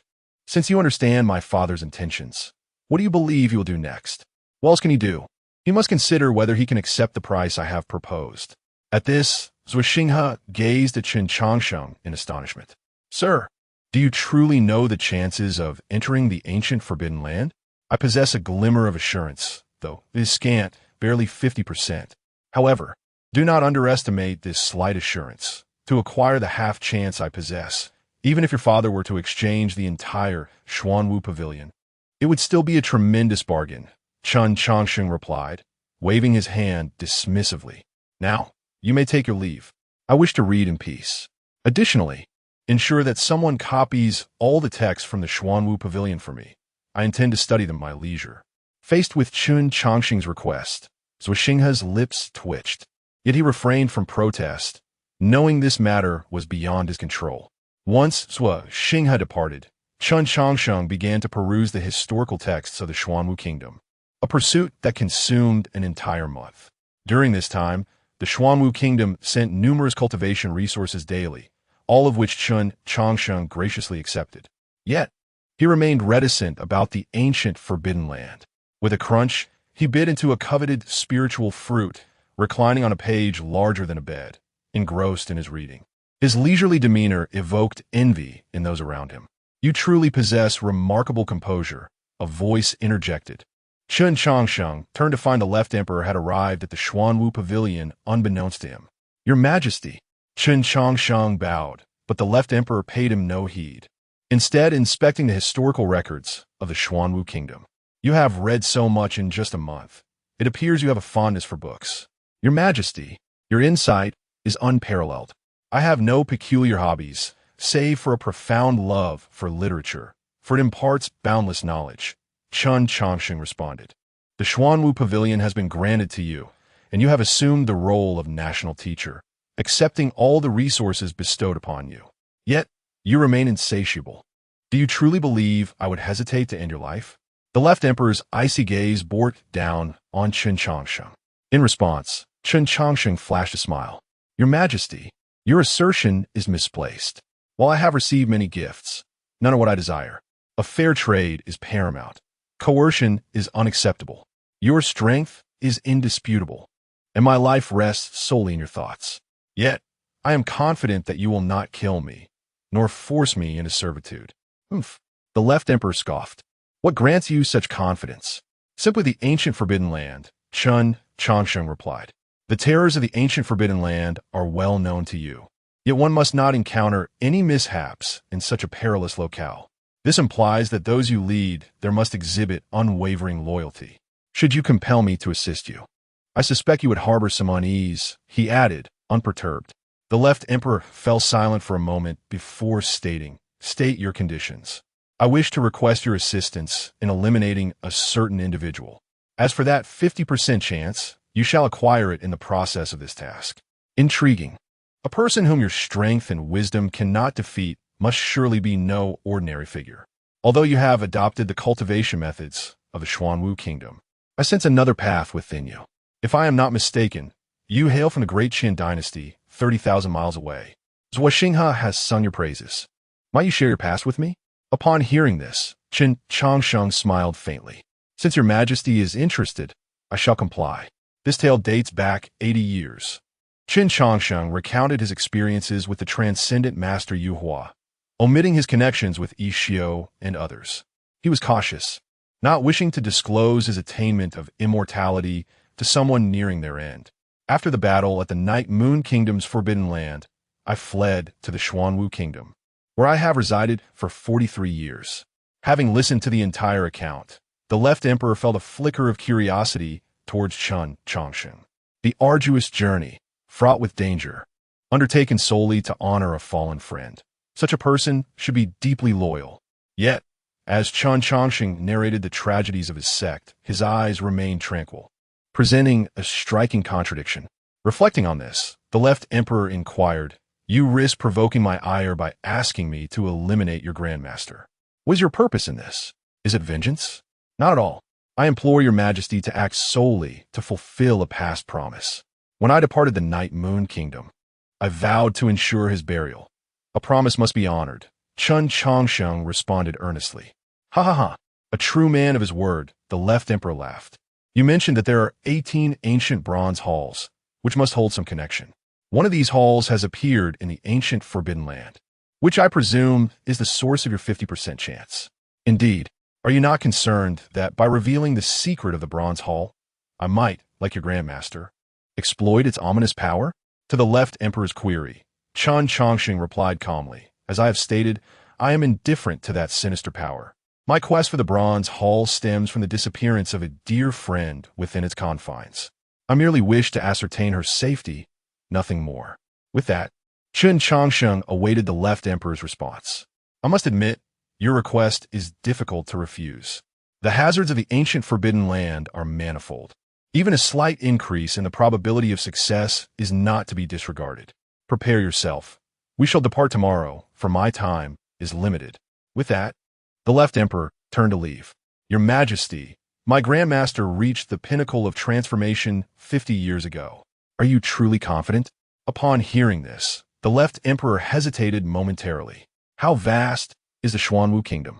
Combined, the Night Moon Kingdom and the Great Qian Dynasty barely constitute half its expanse. Would one dare to enter the ancient Forbidden Land? Especially when speaking of a fully realized transformation. The perils are beyond comprehension. Not even those who have transcended the transformation would dare approach. The Xuanwu Kingdom was once modest in size. Its current stature is the result of my painstaking efforts. I have vanquished 2 nations like the Great Qian Dynasty.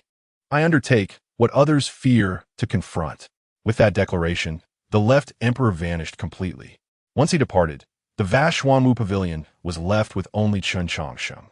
Gazing towards the direction of the Great Qian Dynasty, Chen Changsheng murmured, "Master Ancestor, after a span of 50 years, your disciple is finally here to fulfill the promise. You must be quite astonished." Chapter 38. The return of the Undertaker and the weight of the departed. The colossal warship ascended slowly into the sky, resembling a mountain as Chen Changsheng stood upon its deck, gazing towards the direction of the Dacian Empire. 50 years had swiftly passed, and once again, the visages of departed friends flickered through Chen Changsheng's mind. The kind-hearted yet timid little monk, his ever-following junior brother, the severely injured third senior brother, and the little girl who always affectionately called him Brother Changsheng. A myriad of emotions surged within him, and an indescribable sentiment gleamed in his eyes. At that moment, Zhuo Xinghe approached. "Sir, what occupies your thoughts?" he inquired, pulling Chen Changsheng from his reverie. "Merely reflecting on old friends," Chen replied. "But we are a full 30,000 miles away from the Dacian Empire. Can you truly see them?" Zhuo Xinghe questioned. "The departed reside in my heart. Hence, my eyes need not behold them," Chen Changsheng responded. Zhuo Xinghe pondered this for a moment, yet he could not grasp Chen's feelings. Observing his confusion, Chen Changsheng chuckled softly, patting his shoulder. "Do not dwell on it. At this moment, such emotions are beyond your understanding. When you traverse the long years and look back, you shall comprehend this sentiment. You're a decent fellow, sharp-witted as well. Since we are acquaintances, I shall give you an 80% discount. When that day arrives, I will personally attend your funeral." Upon hearing this, Zhuo Xinghe's expression fell instantly. He had just turned 100 this year, still considered a mere youth. Chen Changsheng, with his vast experiences, must have lived for over 200 years. By all accounts, he should lead the way. After a brief internal lament, Zhuo Xinghe replied with a forced smile, "Thank you for your goodwill, sir, but let us postpone the matter of coffins for now." Chen Changsheng merely cast a fleeting glance at Zhuo Xinghe's strained smile before turning back towards his quarters. Even the formidable Zhuo Huang would one day meet his end. Zhuo Xinghe could not escape the same fate. Time for him was but an inconsequential matter. At the Shangqing Temple, cough, cough, cough, Li Jinshui erupted into a fit of violent coughing, standing before 8 graves.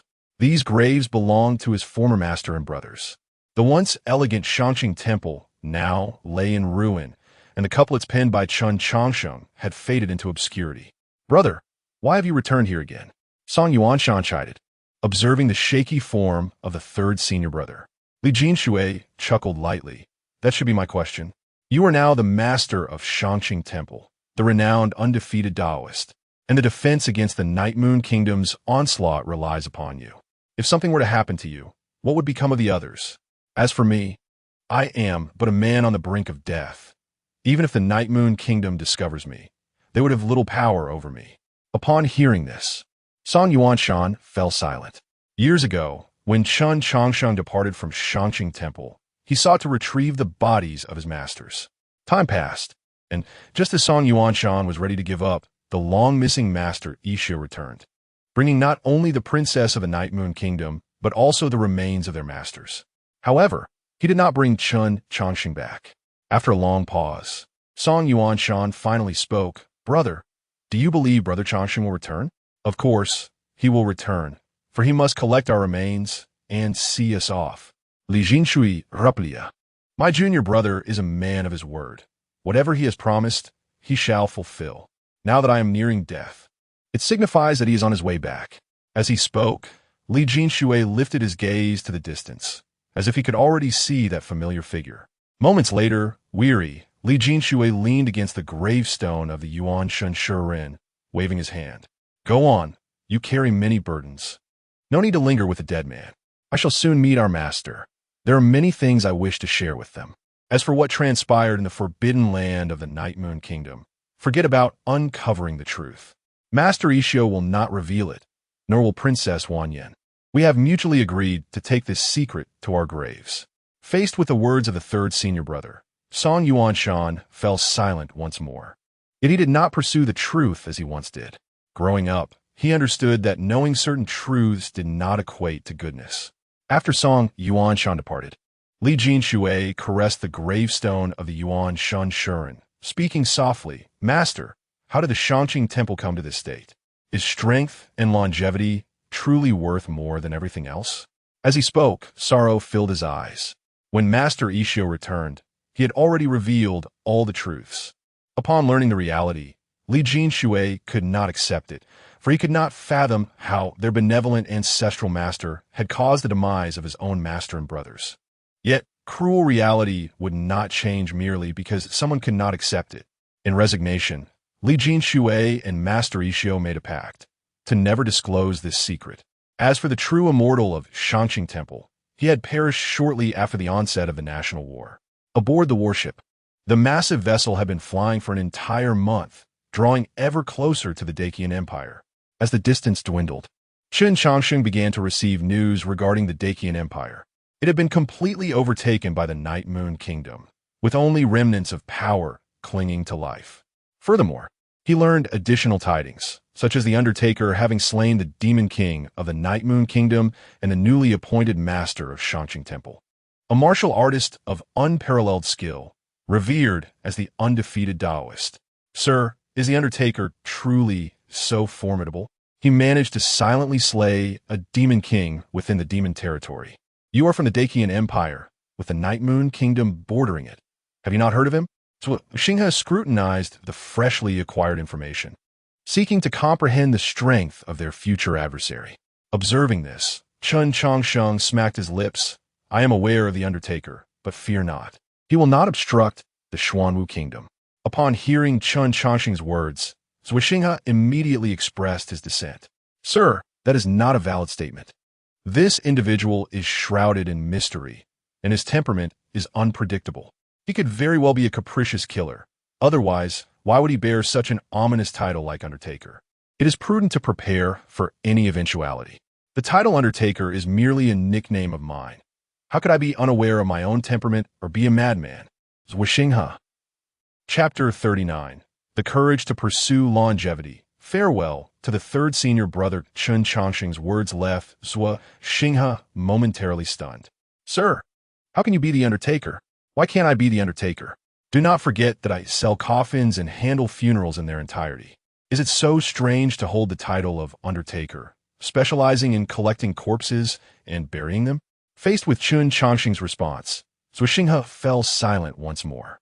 Although Chen Changsheng's assertions sounded peculiar, they seemed logically sound upon further reflection. Observing Xinghe's reaction, Chen Changsheng smiled. When confronted with certain information, beings often embellish it, perhaps opting for narratives that serve their interests. After being disseminated by many, the original truth can become utterly distorted. To uncover the truth amidst myriad legends, one must calm oneself and confront the essence of the matter. Once you achieve this, you will be able to restore the past truth from mere fragments. With that, Chen Changsheng summoned his flying sword and departed from the warship. As Chen Changsheng vanished, Xinghe called out, "Sir, where are you going?" "I'm not adept at fighting and shall refrain from getting involved for the time being. Although the Xuanwu Kingdom is formidable, it cannot eliminate the Night Moon Kingdom in haste. I have matters to attend to and shall return shortly." By the time Chen Changsheng's words reached Xinghe, his figure had already disappeared. After Chen Changsheng's departure, Huang appeared beside Xinghe. Gazing in the direction Chen Changsheng had taken, Xinghe hesitated before speaking. "Father, why did you not stop him? Are you not afraid he will flee?" In response to Xinghe's query, Huang replied calmly, "You are quite astute, yet your experiences remain insufficient. To be more precise, you cannot discern the differences between individuals. If one day you can see through Chen Changsheng, you will be worthy of ruling the Xuanwu Kingdom. Unfortunately, my time is limited, and the path ahead must be traversed by you alone." Hearing this, a flicker of reluctance appeared in Xinghe's eyes. "Father, must you truly venture into the ancient forbidden land? Perhaps there are other means to extend your life." Observing Xinghe's perplexed expression, Huang chuckled. "You are remarkably like me. I was once just as you are now, humble in inquiry, yet dismissive of all else. In my youth, I believed no challenge could thwart me, and I scarcely regarded the issue of lifespan. I thought that to live as a hero in life and a gallant spirit in death was paramount, and I detested the notion of merely surviving. Yet, after living for over 2 millennia, I have changed." Listening to Huang's words, Xinghe bowed his head in silence, refraining from offering any opinions. Noticing this, Huang smiled and continued, "Among my many brothers, you are the one who looks down upon me the most. You believe that your once mighty father has grown weak, that he shies away from death." Suddenly, Xinghe knelt before him. However, Huang did not halt, but pressed on, "Your perspective is both right and wrong. It is right because you're entitled to such thoughts at this moment. It is wrong because you underestimate me too greatly. Mortals often extol love using phrases like "until the seas run dry and rocks decay," for in their minds, stones do not erode and the ocean will never recede. But when you witness a stone gradually turning to dust and an endless sea transformed into vast plains, you will realize that time is the greatest adversary of all beings. It possesses the might to alter everything, including those truths we once held dear. You understand that facing death requires courage, yet you fail to recognize that pursuing longevity in the face of death demands even greater fortitude. If you were to occupy my position, would you possess the courage to seek longevity as I do?" In light of Huang's words, Xinghe pondered earnestly. After a long pause, he spoke deliberately. "I lack that courage. The absence of such courage can be a blessing, for your future remains stable. If possible, you must ensure that Chen Changsheng is given significant responsibilities in the future." At this, Xinghe furrowed his brow. "Why?" "Because Chen Changsheng possesses qualities I lack. 10 years ago, you ventured into the Beast Mountain range for training and were later rescued by Chen Changsheng. In truth, I have always been by your side, merely invisible to you. I listened intently to your conversation with Chen Changsheng, and from that moment, my interest in this coffin seller was piqued. I observed him for 10 years. For a cultivator, 10 years is not long, yet it is sufficient for some change. However, a decade has passed, and the present Chen Changsheng remains unchanged, as if time has no influence over him. Cultivators seek change, for only through change can they break through their limits. Conversely, a nation seeks stability, for only stability can ensure longevity. Though I am the emperor of the Xuanwu Kingdom, I'm also a cultivator, and now is my time to seek change. You, however, have a long path ahead of you, and thus you must seek stability. With Chen Changsheng's support, your future journey will be much smoother. Hearing this, Zhuo Xinghe hesitated, but Chen Changsheng seems disinterested in power. That is your concern. I cannot manage everything for you. Some matters require your own handling. With that, Zhuo Huang turned and departed. Zhuo Xinghe remained kneeling in place, deep in thought. At the Qingjing temple, Li Jinshui lay weakly on the ground. Beside him, a freshly dug grave awaited. His remaining eye could no longer see. Just then, the sound of crunching leaves echoed, and Li Jinshui, on the verge of closing his eyes, suddenly stirred. Junior brother, is that you? Witnessing the once carefree third senior brother now in such disarray, Chen Changsheng pressed his lips together and spoke softly. Third senior brother, it is I. Upon hearing that familiar voice, Li Jinshui smiled. I knew you would come, for you always fulfill your promises. Seeing this, Chen Changsheng assisted Li Jinshui to his feet. Senior brother, you are nearing death. I should prepare your burial garments promptly. It will be troublesome to change clothing once your body has grown cold. Chapter 40. A new grave added atop the old. The left emperor takes action as Chen Changsheng prepared to change Li Jinshui's clothes. Li Jinshui, summoning the last remnants of his strength, pushed Chen's hand away. You little rascal. Though I am on the verge of death, I am not dead yet. It has been 50 years since we last met. Can't we have a little conversation? Upon hearing Li Jinshui's words, Chen Changsheng rolled his eyes dramatically. Third senior brother, at this stage, do not tell me you still have unfulfilled obsessions. You know me, I am averse to complications. Handling funerals is already a task I approach with reluctance. However, fulfilling last wishes is not my forte. In response to Chen Changsheng's remarks, Li Jinshui seemed to experience a moment of clarity, suddenly gaining a semblance of vitality. Nonsense. Am I the kind of person who cannot let go? The matters left unresolved in life will not trouble anyone after death. I merely wish to praise you before I depart. Is that too much to ask? At this declaration, a smile graced Chen Changsheng's face. Of course, it is acceptable. It is not often I receive compliments from you.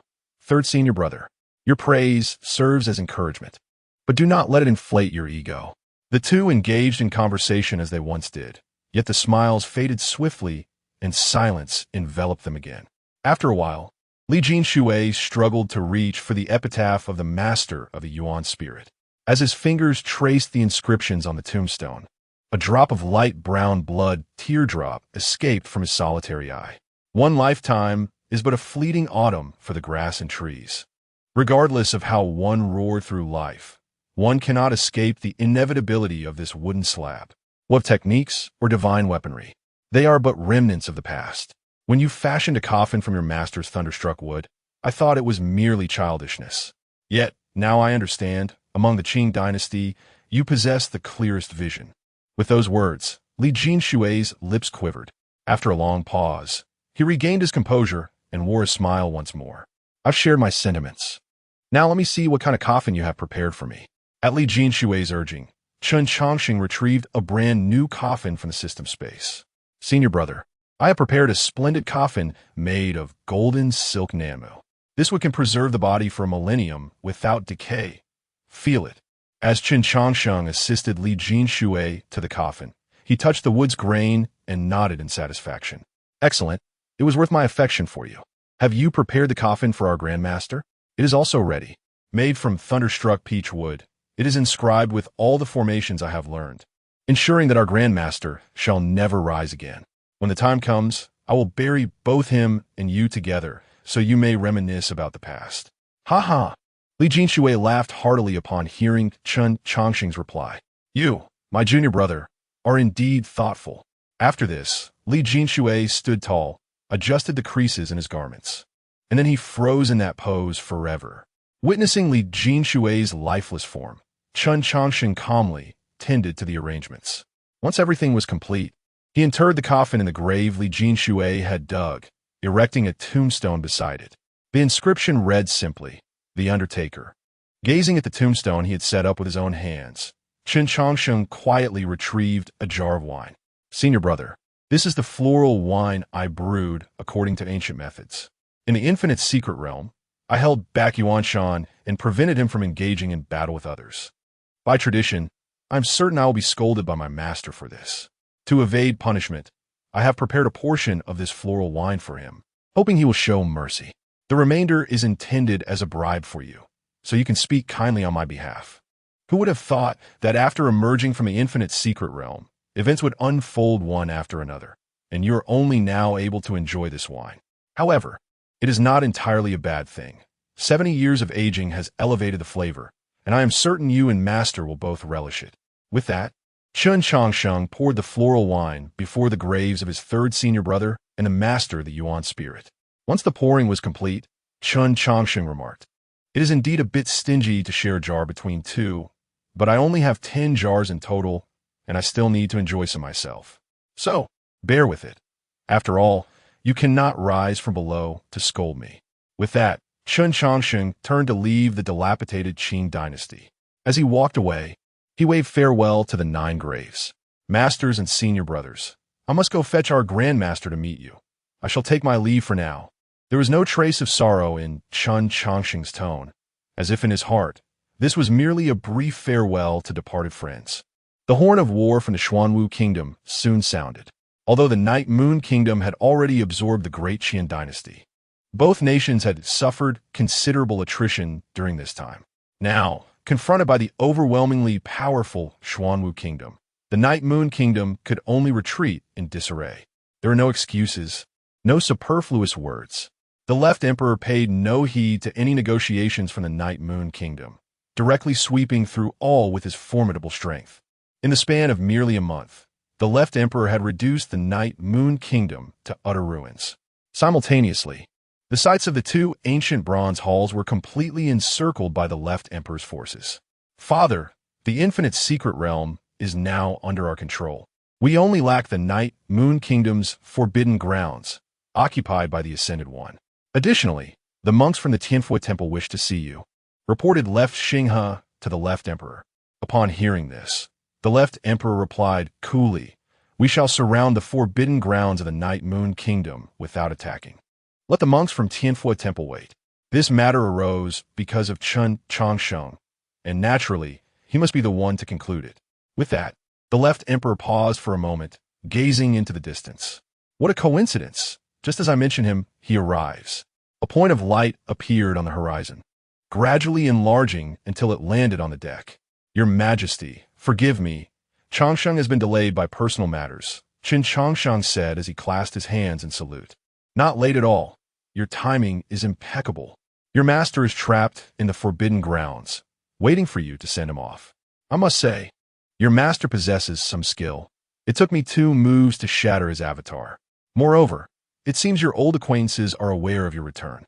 So, do you plan to send your master off first, or meet your old friends?"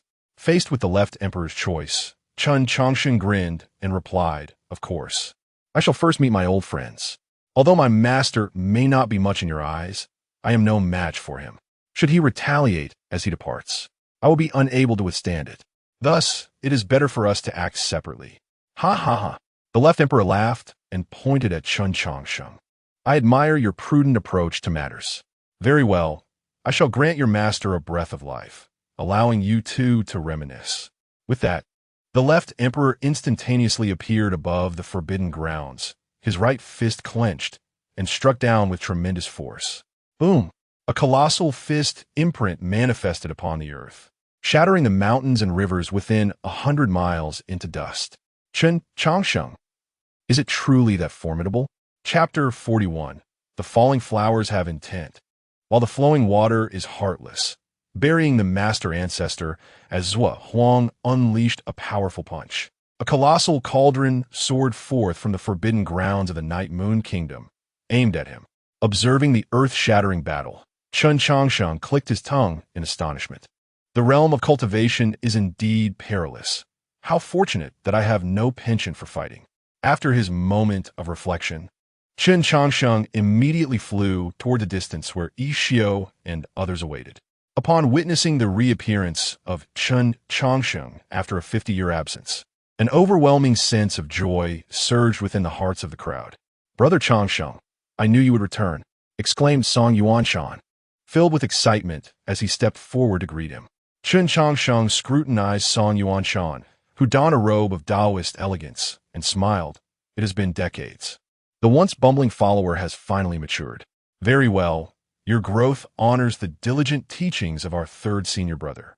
Amidst their exchange, a stunning beauty, exuding a hint of wildness, hesitated to speak. She was none other than the princess of the Night Moon Kingdom, Wan Yinyu. What do you plan to do next? Wan Yinyu finally could not hold back her inquiry. Sensing the weight in her gaze, Chen Changsheng chuckled softly. What else is there to do but to tread my own path? At this, Wan Yinyu glanced at the mighty army of the Xuanwu Kingdom, her expression grave. Are you truly going to leave? Although Wan Yinyu did not articulate her feelings explicitly, Chen Changsheng discerned a tinge of reluctance in her tone. Noticing her demeanor, he replied with a smile, it cannot be counted as leaving. Every individual has their own obligations and destined abode. I am merely heading to where I ought to be, to fulfill my responsibilities. Why? Song Yuanshan inquired, perplexed. The troubles have been resolved, and the Shangqing Temple is in dire need of revival. Brother Changsheng, are you truly going to abandon it? In response to Song Yuanshan's slightly agitated expression, Chen Changsheng patted his shoulder and said, the reconstruction of the Shangqing Temple is your mission, not mine. The destinies of individuals differ. Some are inherently suited to take root in a particular place, while others are destined to roam the world. The Tao teaches us about fate. My connection with all of you has reached its conclusion.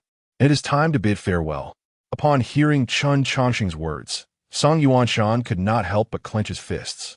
In truth, ever since Chen Changsheng joined the sect, the entire Shangqing Temple had anticipated his departure. Although Chen Changsheng had excelled, the others never sensed any intent of permanence from him. To put it more accurately, Song Yuanshan regarded the Shangqing Temple as home, while Chen Changsheng viewed it merely as a temporary refuge. Throughout life, one traverses many places and may grow fond of certain locales. However, the only place that truly offers solace is home. Since Chen Changsheng did not consider the Shangqing Temple as home, regardless of his sentiment, he would inevitably depart. Having spoken, Chen Changsheng turned his gaze to Yixiao, who wore a calm expression. Little monk, I have known you the longest. I am about to leave. Will you not try to retain me? Upon hearing Chen Changsheng's words, Yixiao rolled his eyes dramatically and retorted disdainfully. You, Chen Changsheng, are a fleeting presence. Who could possibly keep you? We are the flora and fauna of this land, while you are but a bird that briefly alights. No matter how long a bird stays, it will eventually take flight. I had long foreseen this day. As Yixiao spoke, the battle on Zhuohuang's side concluded. Observing this, Chen Changsheng chuckled. Decades have passed, and your understanding of Buddhism has indeed progressed. Continue your efforts and strive to become a great master in the future. Now that the matter over there is settled, I must go to retrieve the remains of an old acquaintance. With that, Chen Changsheng turned towards the Forbidden Grounds. Watching his departing figure, the three companions were engulfed in deep reluctance. However, Wan Yinyu's sorrow held an undercurrent of a different emotion. Sighing, Yixiao remarked, do not gaze after him. He will not linger for anyone. Moreover, you have spent these 50 years clamoring to exact vengeance upon Chen Changsheng for past humiliations. Now that he stands before you, why do you not act? In response to Yixiao's words, Wan Yinyu replied coldly, his strength is formidable. I am no match for him at present. I can assist you. He is not particularly skilled in combat. If we join forces, we may have a chance to teach him a lesson. Faced with Yixiao's provocations, Wan Yinyu retorted, the Buddhist path emphasizes compassion, yet you speak with such hostility. I fear you are on the brink of succumbing to demonic influences. After rebuking Yixiao, Wan Yinyu turned to leave. Yet halfway through her departure, she paused. Will I ever see him again? Hard to say, but if you live long enough, there may be a chance, Yixiao replied. With that, Wan Yinyu vanished completely. Perhaps from the moment her hair was dyed black, she had already etched the memory of this intriguing individual deep within her heart. In the forbidden grounds of the Night Moon Kingdom, Chen Changsheng bore a resplendent coffin, meticulously maneuvering around various deep pits until he arrived before the ancient bronze palace. With a thud, the heavy coffin landed, and Chen Changsheng turned to the imprisoned Yu Hua Jinren with a smile. Master Ancestor, what do you think of the coffin I crafted for you? Hearing this, Yu Huajinren glanced at the coffin and replied, Not bad. It is evident that you put considerable thought into it. Ever since your narrow escape last time, I have felt a lingering unease. Yet, I did not expect your return to be so swift, nor that you would summon such powerful allies. Upon hearing this, Chen Changsheng glanced at Zhuohuang, who was studying the ancient bronze palace. What can I say, Master Ancestor? With your formidable strength, how could I possibly send you off alone? Now that we have come this far, might I ask you a few questions? Certainly. The infinite secret realm also possesses a bronze palace. Why did you choose to come to the Night Moon Kingdom to execute your plans? The thing suppressed beneath the infinite secret realm was destroyed, prompting my search for the Night Moon Kingdom. Ah, I see. Now for my second question. Do you regret killing my master and the others? Chen Changsheng fixed his gaze intently on Yu Huajinren, hoping to discern the most genuine answer from his eyes. After a long silence, Yu Huajinren let out a soft sigh, merely a few tribulations. For those who pursue the path of immortality, some sacrifices are to be expected. The pain of consuming bitter yellow lotus is sweet for those who can escape the bonds of mortality. Ha ha! Chen Changsheng laughed heartily at Yu Huajinren's words. What a profound sentiment. The pain of consuming bitter yellow lotus is sweet. Master Ancestor, your resolve is commendable. I admire you. Then allow me to escort you on your final journey. With these words, Zhuohuang also appeared beside Chen Changsheng. Gazing at the victor who had bested him, Yu Huajinren displayed no trace of fear. Had I not been ensnared, it would not have been so easy for you to slay me. Chapter 42, Braving the Ancient Forbidden Land. Merely a few trials in response to the words of the Transcendent Master, Zhuohuang nodded. If you could live for another 1,000 years or so, perhaps you could compete with me. Unfortunately, you shall not last that long. By the way, what does the large hand in this illustration represent? After your extensive research on the Bronze Ancient Palace, you must know something about it, he continued. Huh, of course I know. But do you think I would share that with you?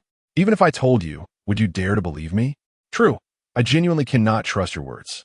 With a swift motion, a brilliant light shot from Zhuohuang's hand, leaving a small blood hole on the Transcendent Master's forehead. As the Transcendent Master fell, the massive Bronze Ancient Palace began to sink once more. Observing this, Zhuohuang acted instantaneously, using unparalleled divine strength to halt the descent of the Bronze Ancient Palace. Seizing the opportunity, Chen Changsheng swiftly retrieved the body of the Transcendent Master. Boom! The Bronze Ancient Palace descended, completely suppressing the ominous blood pool that contained malevolent forces. With a gentle exhale, Zhuohuang calmed his breath. Stopping the Bronze Ancient Palace's actions was exceedingly strenuous, even for him. Placing the body in a prepared coffin, Chen Changsheng inquired, Your Majesty, did you uncover anything? Indeed, there is some information. Each Bronze Ancient Palace should contain a teleportation array, which holds a certain connection. However, I am uncertain about the specifics, as the teleportation array here has been destroyed. Our only hope lies with the Bronze Ancient Palace in the Infinite Secret Realm. If its teleportation array is still functional, it may indeed allow entry into the ancient Forbidden Land. As he spoke, a flicker of excitement passed through Zhuohuang's eyes. Initially believing the Bronze Ancient Palace would provide only minimal assistance, he was astonished by its immense potential. This discovery significantly increased his chances of safely entering the ancient Forbidden Land by at least 20%. By the way, this should be yours. I shall return it to you. Boom! A stone coffin was hurled before Chen Changsheng. This coffin was the crucial treasure that had helped Chen Changsheng escape peril 50 years prior. Naturally, he was elated to have recovered it. Thank you, Your Majesty. Chen Changsheng accepted the stone coffin and casually asked, Your Majesty, have you ever heard of the name Bai Xianzuan, who lived 2,000 years ago? I have heard of him. I first learned of his tales when I was 10 years old. However, by that time, he had already been a figure of 2,000 years past. The inscriptions here are from a dynasty that perished long ago, long before I can remember. I can comprehend them only because that dynasty had vanished not too long before my time.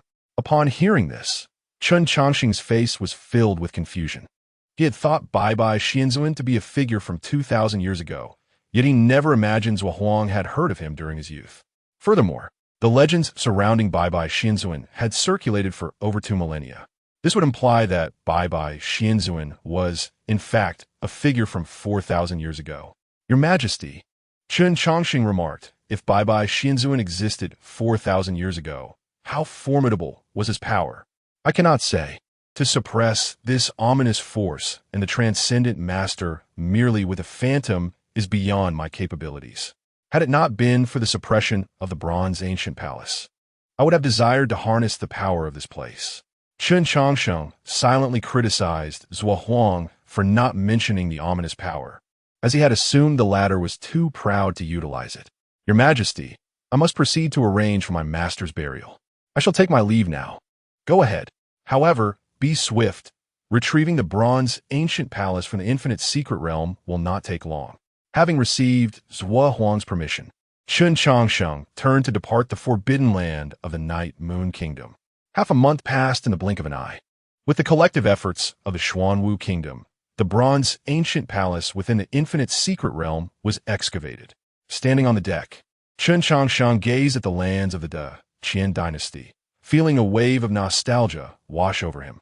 He had resided on this land for nearly 200 years. 2 centuries ago, he had never envisioned leaving the Qian dynasty or crossing paths with various powerful beings in the realm of cultivation. At that time, he merely wished to live quietly and engage in intriguing endeavors. Yet, circumstances had conspired against him like an invisible hand, propelling him to his current position. Contemplating this, Chen Changsheng looked down at his hands and murmured, for someone who least desired to cultivate, achieving the nascent soul stage is truly a testament to the unpredictability of life. With that, a smile adorned Chen Changsheng's face once more as he turned and returned to the cabin. A chapter of his journey had concluded. Regardless of its earlier tumultuousness, it had ultimately reached its end. Those who lived must always look forward. Roar 9 monstrous beasts, akin to small mountains, let out a tremendous roar. In the presence of such formidable creatures, all living beings trembled in fear. Yet, even more astonishing was that these powerful beasts were merely employed to pull a carriage, upon which sat the Xuanwu Emperor of the Xuanwu Kingdom. Boom! The sound of war drums reverberated as a million-strong army of the Xuanwu Kingdom stood silently in formation. Despite their overwhelming numbers, not a whisper could be heard. Gulp! Swallowing hard, Chen Changsheng wiped the cold sweat from his brow. Your Majesty, I fear I am not particularly adept at braving the ancient forbidden land. Shall we delay our entry for a while? Seeing Chen Changsheng's timid demeanor, Zhuo Huang's lips curled into a slight smile. There is another bronze ancient palace within the ancient forbidden land. If you do not enter, how can you witness it? While the logic was sound, Chen Changsheng countered, but I am not skilled in combat. Following you would only slow you down. Zhuo Huang, rather than expressing anger at Chen Changsheng's persistent hesitance, patiently explained, we have only one opportunity to breach the ancient forbidden land. If you do not remain by my side, the likelihood of your entering diminishes greatly. Furthermore, you are in charge of the restoration of the bronze ancient palace. If you do not accompany me, do you believe I will feel at ease? At Zhuo Huang's words, Chen Changsheng's mouth twitched. He had intended to study the connections among the teleportation arrays, with no ulterior motives. After a moment of reflection, Chen Changsheng resignedly gazed toward the ancient forbidden land ahead.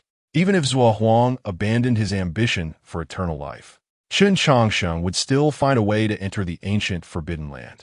Otherwise, he would have slipped away long ago, rather than remain foolishly in the Xuanwu Kingdom. Chapter 43. The True Terror. The depths of the Xuanwu Kingdom, the crimson land stretched endlessly before the eye. In the distance, a black mountain loomed amidst the red earth, the stark contrast of colors creating a striking visual. The million-strong army of the Xuanwu Kingdom stood at the edge of the crimson terrain, and even a figure as formidable as Emperor Zhuo dared not tread lightly upon this ground, for beyond lay the legendary ancient forbidden land. The precise dangers of the ancient forbidden land remained an enigma, with the most ancient texts of the Xuanwu Kingdom offering not but a simple 7-character description: Great Terror, 10 deaths without life. With a sigh, Emperor Zhuo exhaled a breath of murky air, then waved his right hand, dispatching 3 human-shaped puppets into the ancient forbidden land. These puppets were crafted from the entirety of the resources of the Xuanwu kingdom. Each puppet could contend with powerful beings at the transformation stage. Their defensive capabilities so robust that even a full-on assault from a practitioner at that level would struggle to breach their defenses. Utilizing these puppets to explore the ancient Forbidden Land was undoubtedly the safest and most prudent approach. With cautious steps, the puppets entered the realm of the ancient Forbidden Land under Emperor Zuo's control. However, contrary to expectations, no immediate danger befell them. The puppets advanced several miles without incident. Observing this, Zuo Xinghe let out a breath of relief, remarking, "It seems the ancient Forbidden Land is not as fearsome as imagined." But before Zuo Xinghe could finish his sentence, a sudden gust of wind swept through, and the three human puppets disintegrated into dust. Faced with this unforeseen occurrence, silence enveloped the crowd. Gulping down a lump in his throat, Chen Changsheng felt a twitch at the corner of his mouth, wishing to inquire if Emperor Zuo had witnessed the strange event. Yet, upon seeing Emperor Zuo's cold demeanor, he refrained from voicing his thoughts. Recognizing the futility of the puppet's exploratory method, Emperor Zuo waved his hand once more. The million soldiers of the Xuanwu kingdom sprang into action, forming an intricate formation.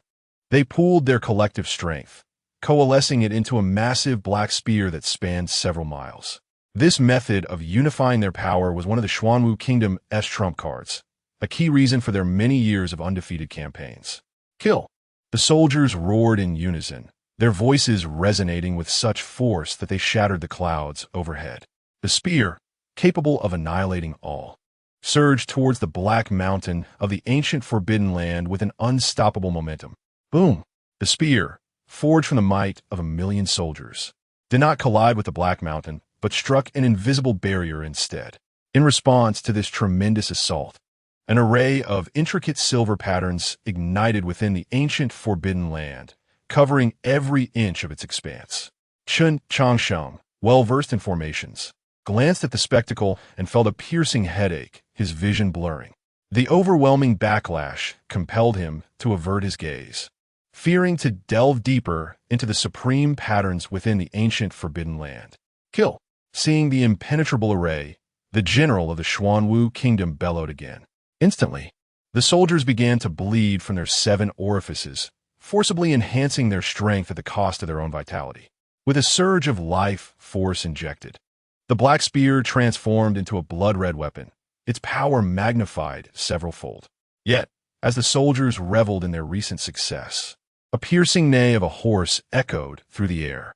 Suddenly, a skeletal steed emerged from the ground, bearing a figure clad in bronze armor. At first glance, it appeared to be a humanoid, but upon closer inspection, one would realize that the armor was entirely hollow. Glop, glop, glop. The bronze-armored figure rode swiftly towards the soldiers, shattering the spear, imbued with the strength of 1,000,000 soldiers, with a single blow of its decayed weapon. Witnessing this bizarre scene, Chen Changsheng felt a shiver run down his spine. As the armored figure charged forth, 3 white-haired elders burst forth from the crowd. With their arrival, the very earth quaked and the heavens darkened. These 3 elders represented the very foundation of the Xuanwu kingdom, each having survived for over 1,500 years. Emperor Zuo, nearing the end of his lifespan, sought to force his way into the ancient Forbidden Land, while those elders aimed to seize this opportunity to prolong their existence. As the foundation of the kingdom took action, Emperor Zuo, who had remained passive until now, also made his move. Commanding his war chariot and channeling his physical prowess to its zenith, he created a fissure within the supreme array. Boom, boom, boom. The tumultuous sounds reverberated in Chen Changsheng's ears. The frail Chen could only curl up in a corner of the chariot, discreetly observing the unfolding chaos. Witnessing Emperor Zuo's frenzied battle, Chen Changsheng could not help but marvel at the Emperor's extraordinary strength. The cultivation methods of this land were intricate, with some practitioners focusing on internal cultivation while others emphasized external strength. The Dacian dynasty exemplified internal cultivation, with stages including qi training, foundation establishment, golden core, nascent soul, and transformation. Conversely, the Xuanwu kingdom epitomized external cultivation, prioritizing physical might, with stages categorized simply by levels. The criteria for assessment relied on the practitioner's chosen methods, yielding minimal differences in overall classification. Despite the divergent approaches, internal and external cultivation corresponded in strength levels. The first level of physical cultivation matched with qi training, while the fifth level aligned with the transformation stage. When Emperor Zhua had previously dismissed the threat of the ascendant immortal, Chen Changsheng had speculated about the Emperor's cultivation level. The transformation stage being the fifth, Zhua's ability to vanquish an ascendant immortal suggested he had reached at least the sixth level. However, as Emperor Zhua unleashed his full might, Chen Changsheng realized he had underestimated the Emperor's prowess. He had indeed stepped into the seventh cultivation stage. Yet, the only flaw seemed to be that he had recently entered this realm. A soft sigh echoed from the Black Mountain, and the three elders, entangled with the bronze armor, were instantly transformed into blood mist. Chen Changsheng. As the Great Terror manifested, Emperor Zhua's aura intensified further. Sword come, he bellowed, then with a punch, shattered the fabric of space, summoning an ancient long sword from the void. With no one to impede its path, the bronze-armored figure redirected its assault towards Emperor Zhua. With a swift motion, a sword aura was unleashed, extending for 1,000 miles and reducing the bronze armor to fragments. This divine weapon was none other than the Jinwu sword, the treasured heirloom of the Xuanwu Kingdom. Chapter 44. Severing all, with a single strand, Chen Changsheng found himself ensnared within the desolate and ancient forbidden land.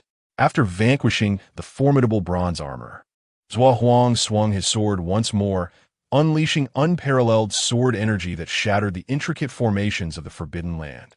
The once formidable and lethal formations crumbled before the Jinwu sword, becoming as fragile as tofu. Witnessing such a turn of events, Chen Changsheng, hidden in the corner of the war chariot, felt a surge of joy. However, before he could revel in his elation, a cold snort echoed from the Black Mountains. With the sound, a slender strand of hair drifted in the wind. The crisp sound of severance resonated as the legendary treasure of Xuanwu Kingdom, capable of cleaving through unmatched formations, was effortlessly split in two by this single strand. The Jinwu sword, Zhua Huang's body, the million-strong army of Xuanwu Kingdom, everything was divided. It was as though the strand of hair emerging from the Black Mountains was the true divine weapon. Even after losing half of his body, Zhua Huang continued to control his upper half, roaring in fury. A massive bronze ancient palace materialized above Zhua Huang. He summoned the ancient palace acquired from the infinite secret realm, and a faint echo emanated from the Black Mountains. The formations within the bronze palace radiated a dazzling light under Zhua Huang's full exertion. Just as the teleportation array was about to activate, another object flew from the Black Mountains. To be precise, it was merely a golden character.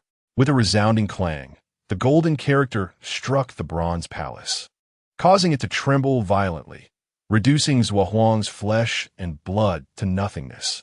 Thus, Zhua Huang met his demise, and the bronze palace vanished into the air as the array activated. Drip!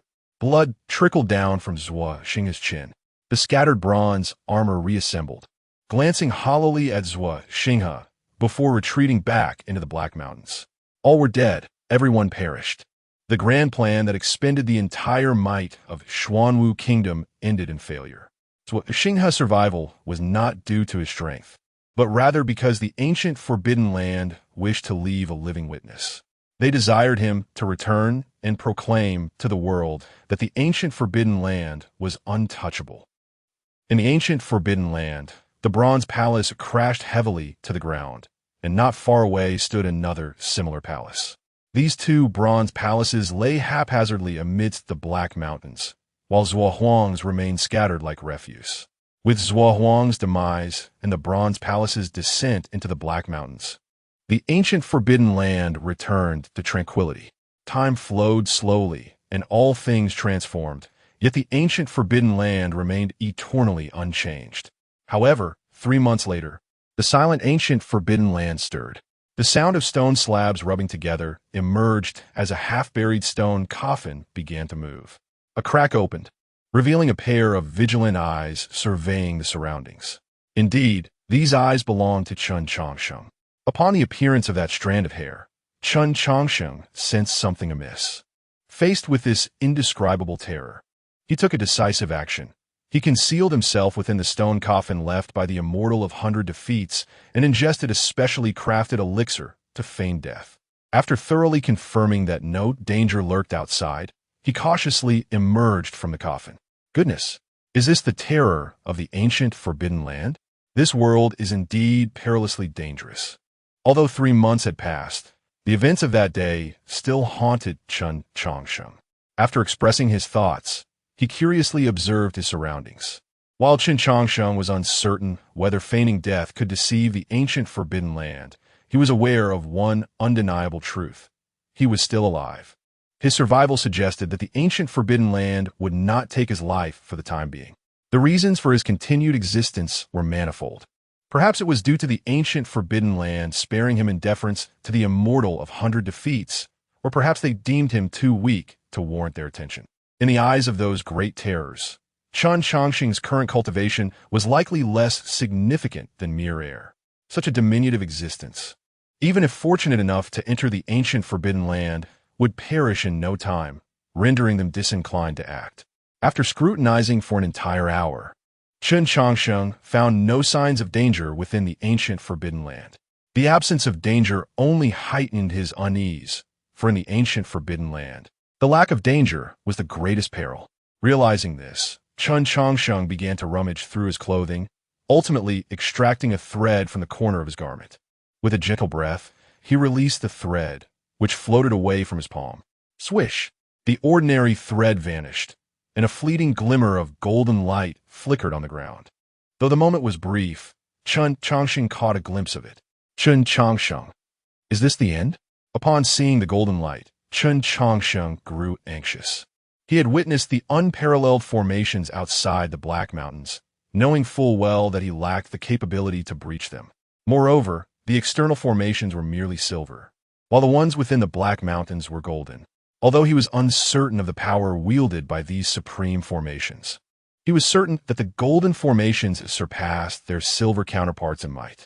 Upon realizing he was ensnared by the supreme formations, Chen Changsheng, undeterred, explored other directions. Yet, the outcome was the same. He was surrounded on all sides by golden formations. His safety was not a matter of luck, but rather because the golden formation beneath him was suppressed by the Bronze Palace. Had it not been for this, from the moment he left the coffin, he would have been rendered to nothingness. System, what should I do in this situation? Am I to be eternally trapped here? Why does the host believe they will remain trapped forever? Isn't it obvious? Because these formations are far too formidable. Then why doesn't the host attempt to comprehend these formations? Studying formations has always been your passion, but these formations are too complex. With my current realm, even after 1,000 years, I wouldn't grasp their essence. What about 10,000 years? Does time hold significance for the host? Upon hearing this, Chen Changsheng was momentarily taken aback. Indeed, time bore no significance for him. If he couldn't comprehend them in 1,000 years, then 10,000 would suffice. With his current cultivation, he might not claim to be exceptionally powerful, but fasting was certainly within his abilities. He had always sought a tranquil and untroubled place. One must ask, is there anywhere more serene and devoid of conflict than the ancient forbidden land? As long as the great terrors within the ancient forbidden land do not seek trouble with this insignificant insect, he could live in utter bliss. With this thought, Chen Changsheng's face lit up with joy. Thank you for the reminder, dear system. After spending so long with others, I nearly forgot my own circumstances. With that, Chen Changsheng cheerfully approached the nearby Bronze Palace. Xuanwu Pavilion's collection of books was meticulously copied by Zhuo Xinghe for his personal use. Chen Changsheng had long desired to find the time to savor these extensive literary treasures. As for the comprehension of the golden patterns, well, that could wait a few decades. The patterns would remain steadfast and unyielding. Chapter 45. Conducting Business in the Forbidden Land. Chen Changsheng studies the Tao patterns. Senior, this price is truly reasonable. This is a coffin made from exquisite golden silk Nanma wood, renowned for its exceptional quality and affordability, within 100 miles. Selling it to you at this price leaves me with little profit. Amidst the black mountains of the ancient forbidden land, the faint sounds of haggling echoed. A closer inspection revealed a young man conversing with a desiccated skeleton. This is my bottom line. If you have no objections, I shall take it as your agreement. After a few breaths of silence, with no dissenting voice arising, the young man swiftly commenced his task of collecting the remains. Indeed, this individual was Chen Changsheng, who had been trapped in the ancient forbidden land for 50 long years. As he placed the skeleton into the coffin, Chen Changsheng began to examine the relics beside the remains. He discovered 3 items quietly positioned next to the skeleton: a pill furnace, a jade slip, and a small porcelain bottle. Crack! The moment Chen Changsheng's hand brushed against the delicate pill furnace, a pit appeared abruptly on its surface. Observing this, he proceeded to inspect the other 2 relics, but aside from the jade slip, the porcelain bottle also succumbed to the fate of shattering. Alas, time indeed is the most formidable weapon. Such a fine pill furnace has been reduced to mere scrap. What a pity.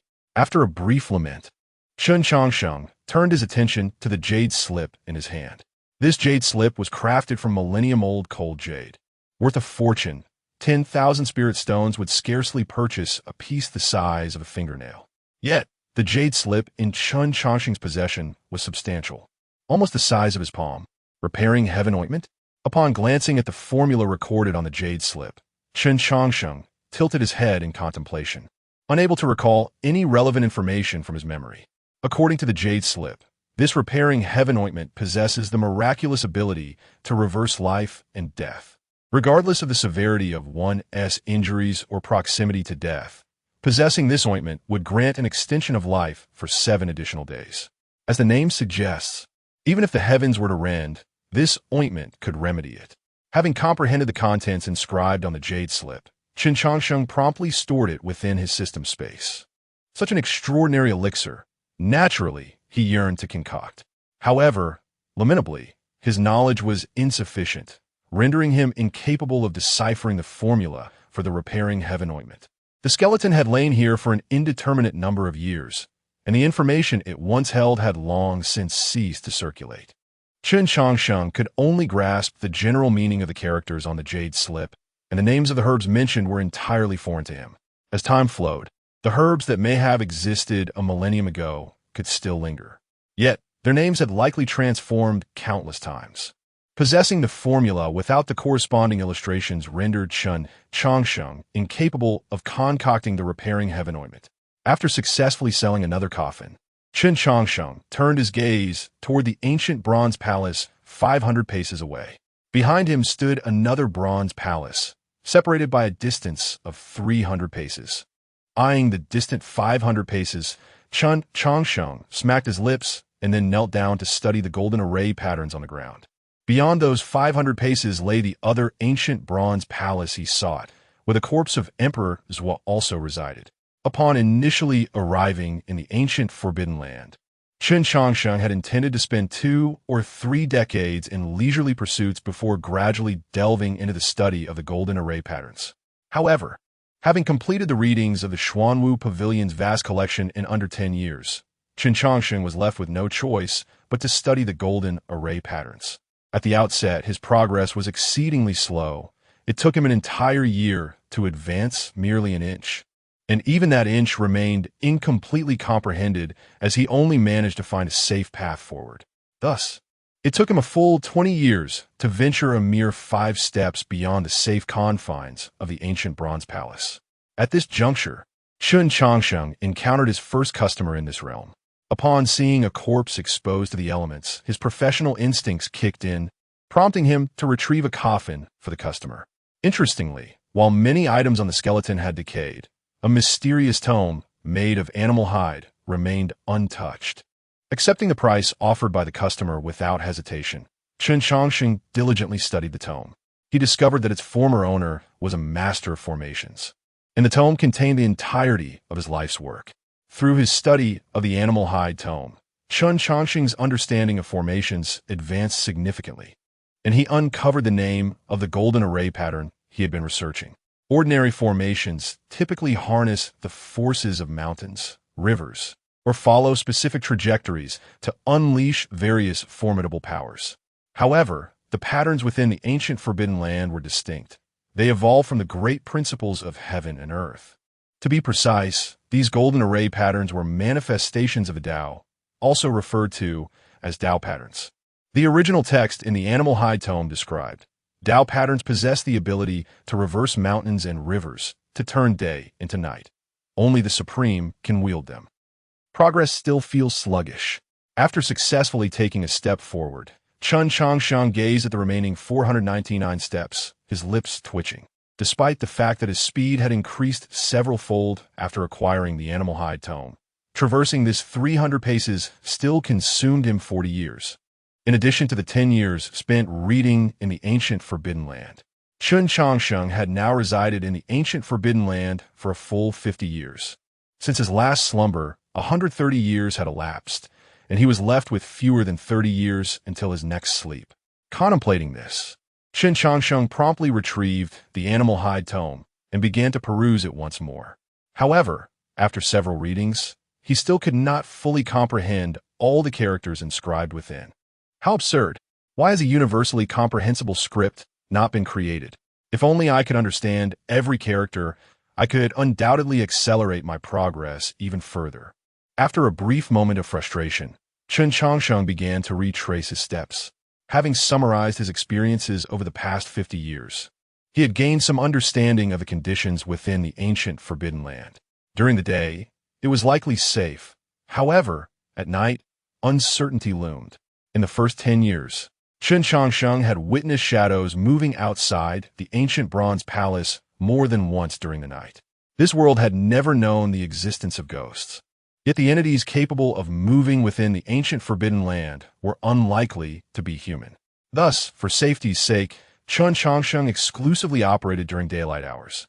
When night fell, he would retreat into the ancient bronze palace and then into the stone coffin of the immortal venerable of 100 defeats. Eventually, as the sun dipped below the horizon, Chen Changsheng successfully returned to the ancient bronze palace. 7 or 8 coffins lay quietly outside, enveloped in a strange atmosphere beneath the cloak of night. Chapter 46, A Century-Long Promise. Chen Changsheng once again succumbed to slumber. Zhuang, it is not that I neglect to collect your remains. Rather, the time has come for me. Please bear with me, and I shall return to retrieve your body after a while. Chen Changsheng greeted Zhuang, who lay 800 steps away. 30 years within the ancient Forbidden Land passed as a mere blink of an eye. In these final 30 years, Chen Changsheng advanced another 300 steps, yet he still found himself 200 steps away from the bronze ancient hall and Zhuang's remains. Realizing that his time of slumber was imminent, Chen Changsheng made a pact with Zhuang to return a century hence to collect his remains. Having spoken, he turned and re-entered the bronze ancient hall. The 80 years spent in the ancient Forbidden Land marked the most tranquil period of Chen Changsheng's life.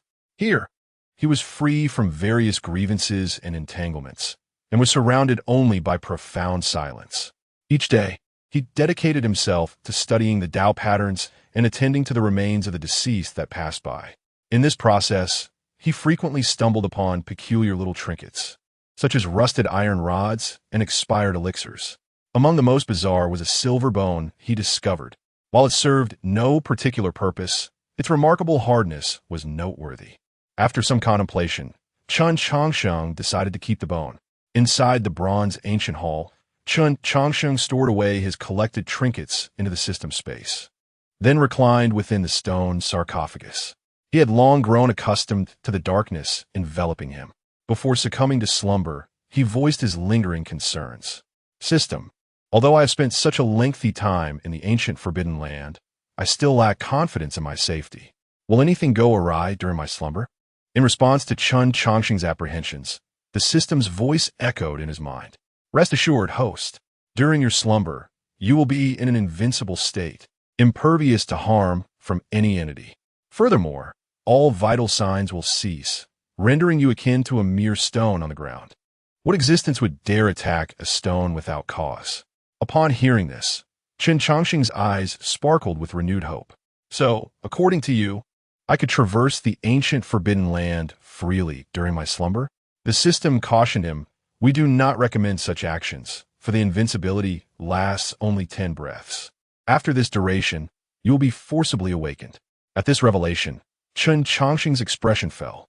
He had envisioned utilizing this invincible mechanism for various endeavors, such as launching himself with a massive slingshot and immediately entering slumber to navigate the ancient forbidden land at will. Though the intervals might be slightly prolonged, it was indeed a brilliant strategy. However, it seemed the system was rather parsimonious with its invincibility. After a brief moment of jest at the system's stinginess, Chen Changsheng declared, System, initiate slumber. Maximize the duration. My attributes are still too feeble. With that, slumber commenced, lasting 160 years. As the final word echoed in Chen Changsheng's ears, his consciousness abruptly ceased. With his disappearance, the last vestige of life within the ancient forbidden land faded entirely. The vast expanse of the ancient forbidden land remained unchanged, as it had always been. Creak, the heavy sarcophagus lid was pushed open, and the tattered Chen Changsheng sat up from within. After stretching his stiff body, he surveyed his surroundings. Everything appeared unchanged. Even the dust remained undisturbed. Had it not been for the decayed garments adorning him and the additional 160 attribute points on the system panel, he might have believed he had merely taken a brief respite. The monotonous environment was stifling. It was no wonder they say, in the mountains 7 days pass, while the world has seen a millennium. Time truly seemed to fly in such a place. After a moment of reflection, Chen Changsheng turned his attention to the system panel in his mind. Host, Chen Changsheng. Strength. Speed. Defense. 91. Spiritual power. 0. Lifespan. 320. Chen Changsheng had long grown accustomed to the starkness of his diminished power. Without hesitation, he allocated all 160 attribute points to defense.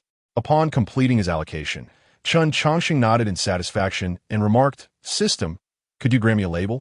One that translates these attributes into concrete realms. Otherwise, I have no idea of my own strength. In response to Chen Changsheng's request, the system's cold voice resounded. Label addition in progress. Label addition complete. Soon, his system panel underwent a slight transformation, with each attribute now accompanied by its corresponding realm designation. Curiously, while his defense was marked as early-stage nascent soul, all other attributes were classified as mere mortals. Early-stage nascent soul is not easily broken. This defense is acceptable, at least sufficient for self-preservation outside. With that, Chen Changsheng settled into a meditative posture, initiating his first cultivation session in the ancient forbidden land. Presently, he possessed no cultivation base, rendering fasting impossible. If he did not quickly attain a cultivation level, he might even starve. A torrent of spiritual energy surged into Chen Changsheng's body, propelling his realm from qi refinement to nascent soul. The extraordinary speed of his ascension stemmed from his profound familiarity with these realms and the abundance of resources at his disposal, while others labored tirelessly to elevate their cultivation. Chen Changsheng had devoted countless hours to reading. Despite never intentionally studying cultivation techniques, his extensive reading had equipped him well. He was intimately acquainted with the cultivation methods of the three nations, Qingcheng, Xuanwu, and Yiyue. He had memorized all the texts from the Xuanwu Pavilion, and the tomes in the book grave were nearing tatters from his perusal. Additionally, his 2 visits to Yiyue Kingdom had yielded considerable gains. Yu Hua Zhenren, Wanyan Gujuo, Hu Zhan of the Fox Clan, and Lin Hu of the Tiger Clan. All were individuals whose remains Chen Changsheng had collected, and their storage rings naturally fell into his possession. After all, one cannot engage in funeral arrangements without making a profit. Chapter 47. The Array of Absolute Doom, and another fragment of Truth and Hour had elapsed, and Chen Changsheng successfully emerged from his state of cultivation. Experiencing the prowess of his late-stage nascent soul, he mused to himself, the late-stage nascent soul should suffice. However, should I wish to transcend into the God transformation realm, I estimate it would take a decade, a rather impractical endeavor. With these thoughts, he stepped out from the stone sarcophagus to stretch his stiffened limbs. Simultaneously, He began to ponder the matter of the vanishing spiritual energy. During his slumber, all vitality within him ceased to function. Consequently, the spiritual energy within his body would evaporate slowly, akin to moisture in meat. Although he could quickly resume his cultivation, the need to re-establish his energy each time he entered slumber was a cumbersome affair. Contemplating this, Chen Changsheng retrieved a tome bound in beast hide and began to peruse its contents, swiftly uncovering a solution. The array of absolute doom. "You are the answer," he exclaimed, a smile illuminating his face as he selected a particular formation. The array of absolute doom was one of the 3 formidable killing arrays recorded within the tome. According to its description, those who entered this array would find their paths to heaven severed above, and their passage to the underworld cut off below. Thus, it rendered both heaven and earth, as well as life, utterly desolate. Such a formidable array should surely be capable of sealing the slowly leaking spiritual energy from his body during his slumber. Having chosen the array, Chen Changsheng joyfully exited the bronze ancient hall and resumed his work on the external runes. Transforming the deadly array into one that confines without slaying was no trivial task. Yet Chen Changsheng possessed ample time, allowing this undertaking to gradually come to fruition. With meticulous care, he took the final step, finally reaching the secure vicinity of another bronze ancient hall. "Your Majesty, I have devoted a full 90 years to retrieving your remains. Surely, you would not allow my efforts to be in vain." He muttered a few words to the bones of the left emperor before placing the translucent remains into a coffin. As for the lower half of the left emperor, he could not locate it, and in his frustration he had no choice but to substitute it with a wooden carving. Upon completing the burial rites for the left emperor, Chen Changsheng naturally received 2 rewards: the true martial sword, now devoid of its blade, and a gold plate that the left emperor had used as a protective mirror. Examining the gold plate in his hand, Chen Changsheng furrowed his brow and murmured, "Isn't this the 9-turn mystic art of the Xuanwu kingdom? Moreover, I feel as though I have encountered this object before." As he spoke, he rummaged through his system space and eventually produced a similarly textured gold plate. The 2 pieces gradually aligned, ultimately forming a complete page. Faced with this situation, Chen Changsheng gazed speechlessly at the coffin of the left emperor. "Your Majesty, this seems rather underhanded."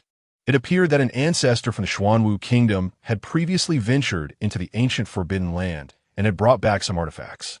He had always been puzzled by how no one from the Xuanwu kingdom had ever entered the ancient Forbidden Land, yet somehow knew of the existence of a bronze ancient hall within. Now, with the 9-turn mystic art as evidence, this mystery had been unraveled. He glanced at the gold plate in his hand. He could not recognize any of the characters inscribed upon it. The only reason he could identify it as the 9-turn mystic art was purely coincidental. Among the items left Xinghe had requested from him was a translated version of the 9-turn mystic art. Next to its name were 4 peculiar symbols, which prompted him to ask Left Xinghe about them. Left Xinghe had stated that those 4 symbols represented the 9-turn mystic art, and no one in the Xuanwu kingdom knew how to translate them. At that time, Chen Changsheng had paid little heed to this information. After arriving in the ancient Forbidden Land, one day he stumbled upon the lower half of the gold plate buried in the earth. This plate was indestructible, with remarkably sharp edges. Although he could not decipher the symbols on it, he still chose to keep it as a collectible. Had he not discovered the upper half of the 9-turn mystic art here with the left emperor, he might have lived for another 10,000 years and still remained ignorant of its significance. Reflecting on this, Chen Changsheng patted the coffin of the left emperor and remarked, "Your Majesty, those enigmas in this world that defy resolution likely arise in such a manner. An ancestor of the Xuanwu kingdom had indeed ventured into the ancient Forbidden Land. Only you know how much they truly understood about it. Furthermore, they brought back remnants of the 9-turn mystic art from such a perilous place, which attests to its extraordinary nature. Now that you have departed, these secrets have been interred with you. What a pity." With that, Chen Changsheng turned and approached the bronze ancient hall. Since learning of Nianqing's disappearance within the teleportation array of the bronze ancient hall, he had tirelessly investigated it. After a painstaking 290 years, he was finally ready to ascertain the truth behind the bronze ancient hall. Inside the bronze ancient hall, countless patterns continuously rearranged and combined, ultimately forming a partially fragmented mural. Unlike the bronze ancient halls in the infinite secret realm and the night moon kingdom's forbidden land, the one within the ancient forbidden land was remarkably well preserved. Thus, Chen Changsheng gained access to a more elaborate depiction. Once, all living beings had harnessed this ominous power to escape the clutches of a colossal hand. Initially, they indeed repelled the hand, but eventually, they discovered that the ominous force was eroding the world. In light of this, the beings allied with the colossal hand and successfully drove back the ominous threat. Although they had managed to repel it, remnants of its power lingered. To prevent its return, the beings collaborated with the colossal hand to construct 18 bronze ancient halls, assigning them to 18 races for guardianship. Of these, 9 halls were entrusted to the colossal hand, and to facilitate their connection, they inscribed a tricolored teleportation array within. This array not only allowed for extensive distance transmission, but also remained uninterrupted by external influences. Logically, after enduring hardships together, the beings should have been able to coexist peacefully with the colossal hand. Yet, unexpectedly, conflict erupted once more, and the narrative revealed a distinct stratification. The patterns at the front and those at the back were clearly etched at different times. After examining the entire story, Chen Changsheng wore a look of exasperation. The tricolor teleportation array, once capable of directed transmission, had likely been displaced during the ravages of war and the passage of time. Thus, the 18 bronze ancient halls were probably no longer in their original locations, rendering the tricolor teleportation array capable only of random transmissions. What were the odds? 1 in 17, that he would successfully locate Nianxing. Chapter 48. The Tricolor Teleportation Array and the Concealed Truth Faced with Such Uncertainties. Chen Changsheng felt a profound reluctance within. Yet, without assurance of Nianxing's safety, he remained restless. Ultimately, he cast a glance at the Tricolor Teleportation Array within the ancient bronze palace and sighed. "Girl, you certainly know how to create trouble for me." Some of the patterns here had been deliberately erased, clearly indicating an intent to conceal certain truths. If I wish to locate you now, I must first ascertain the identities of the 18 races guarding the ancient bronze palaces. Do not, under any circumstances, transmit yourself to the giant's hand, or I shall find myself in dire straits. With that, Chen Changsheng began to study the tricolor teleportation array within the Grand Hall. The patterns within this ancient bronze palace were equally incomplete. Specifically, 2 crucial pieces of information were missing. These 2 pieces pertain to the 18 races that guard the bronze palaces and the origin of the giant's hand. Initially, while in the forbidden land of the Night Moon Kingdom, he had discovered that part of the information regarding these 18 races had been erased.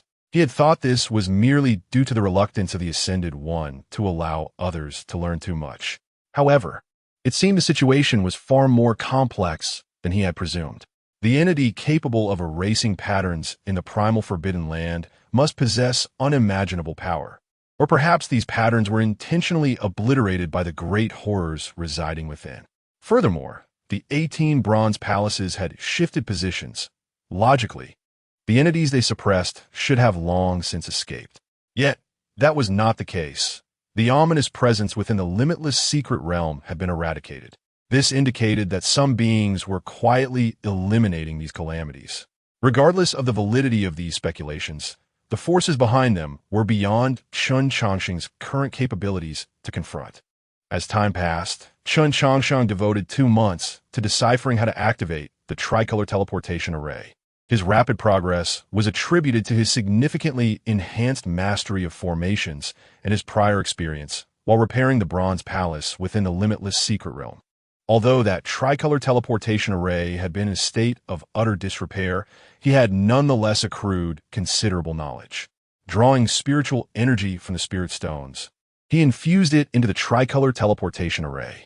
As the spiritual energy flowed in, the array began to illuminate. He filled in some minor gaps based on his understanding and adjusted the potentially misaligned tricolor patterns. At last, the tricolor teleportation array functioned properly.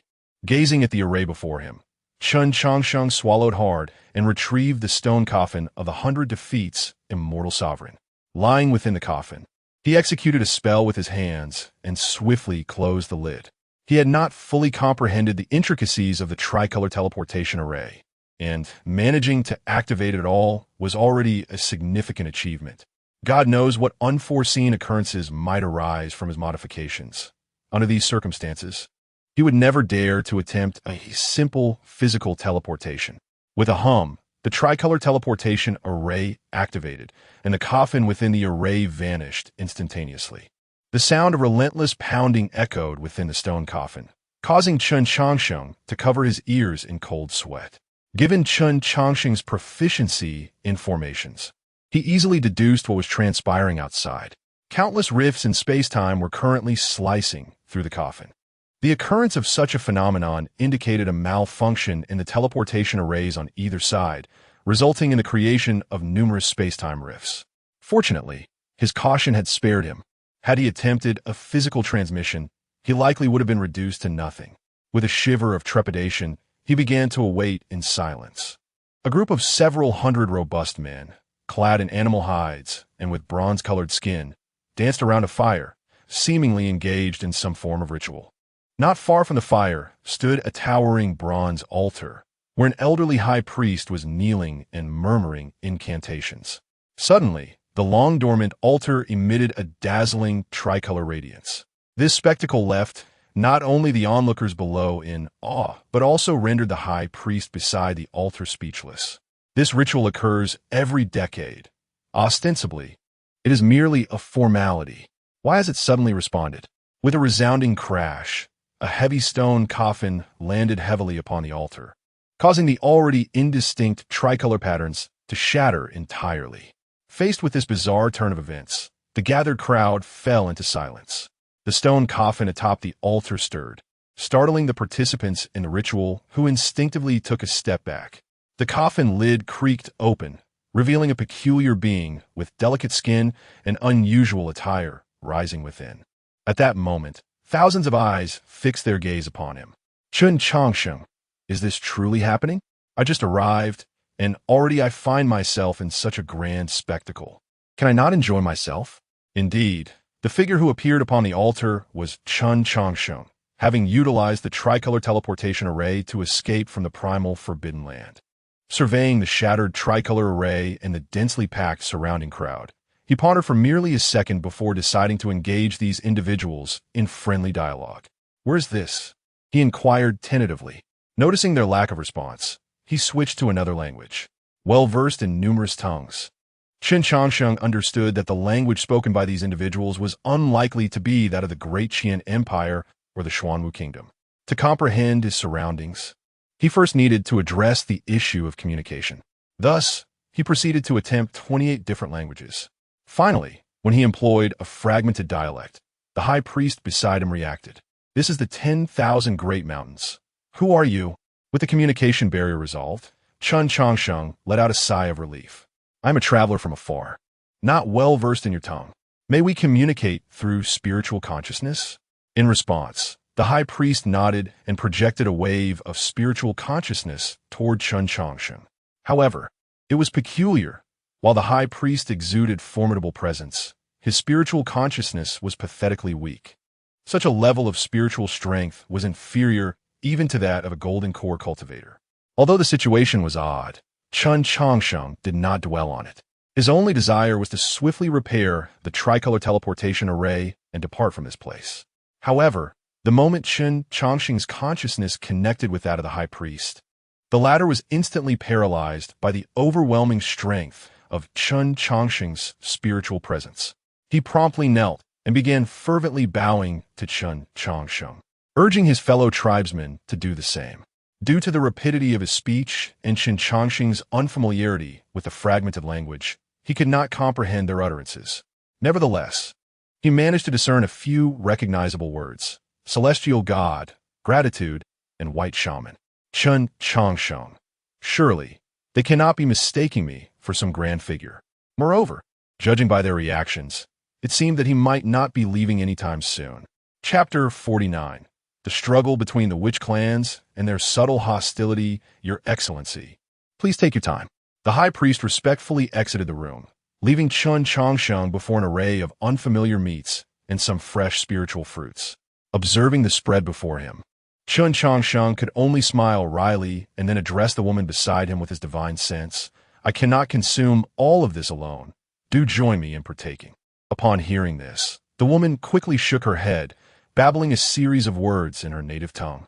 Although Chen Changsheng could not comprehend her language, he surmised the essence of her refusal.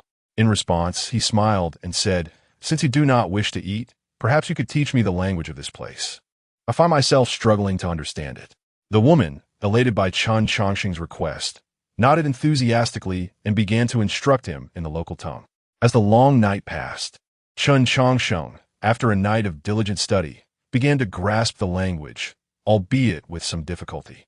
Moreover, he garnered insights into the peculiarities of this region.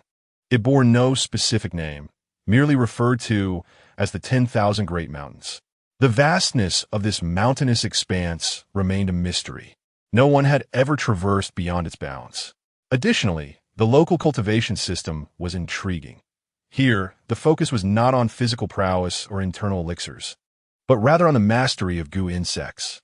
These insects served myriad purposes, from vanquishing foes to healing the afflicted.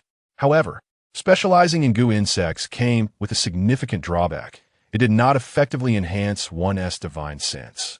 Though Chen Changsheng did not relish the idea of cultivation, he harbored a profound interest in the study of formations. His prolonged training had rendered his divine sense, as a nascent soul practitioner, stronger than that of some in the god transformation stage. This exceptional ability was precisely why the high priest held him in such high esteem. "That will suffice for now. Amen. You may return to rest," Chen Changsheng remarked, glancing at the sky, now tinged with the first light of dawn, allowing the weary young witch of the White Witch clan to take her leave. Yet, halfway through her departure, a man suddenly knelt, pleading earnestly, "Your Excellency, I implore you to save the White Witch clan. If this continues, we shall surely perish at the hands of the Black Witches." Hearing her desperate plea, Chen Changsheng could only express his helplessness. He had no desire to intervene in the strife between races. There were countless conflicts across the realm, and if everyone sought assistance, one would find themselves overwhelmed. Moreover, besides the discord between the White and Black Witches, another pressing matter loomed: the restoration of the tricolor teleportation array. The altar he had inspected was indeed part of the ancient bronze temple. To be precise, it was merely the base of the temple, while the upper structure had long since vanished.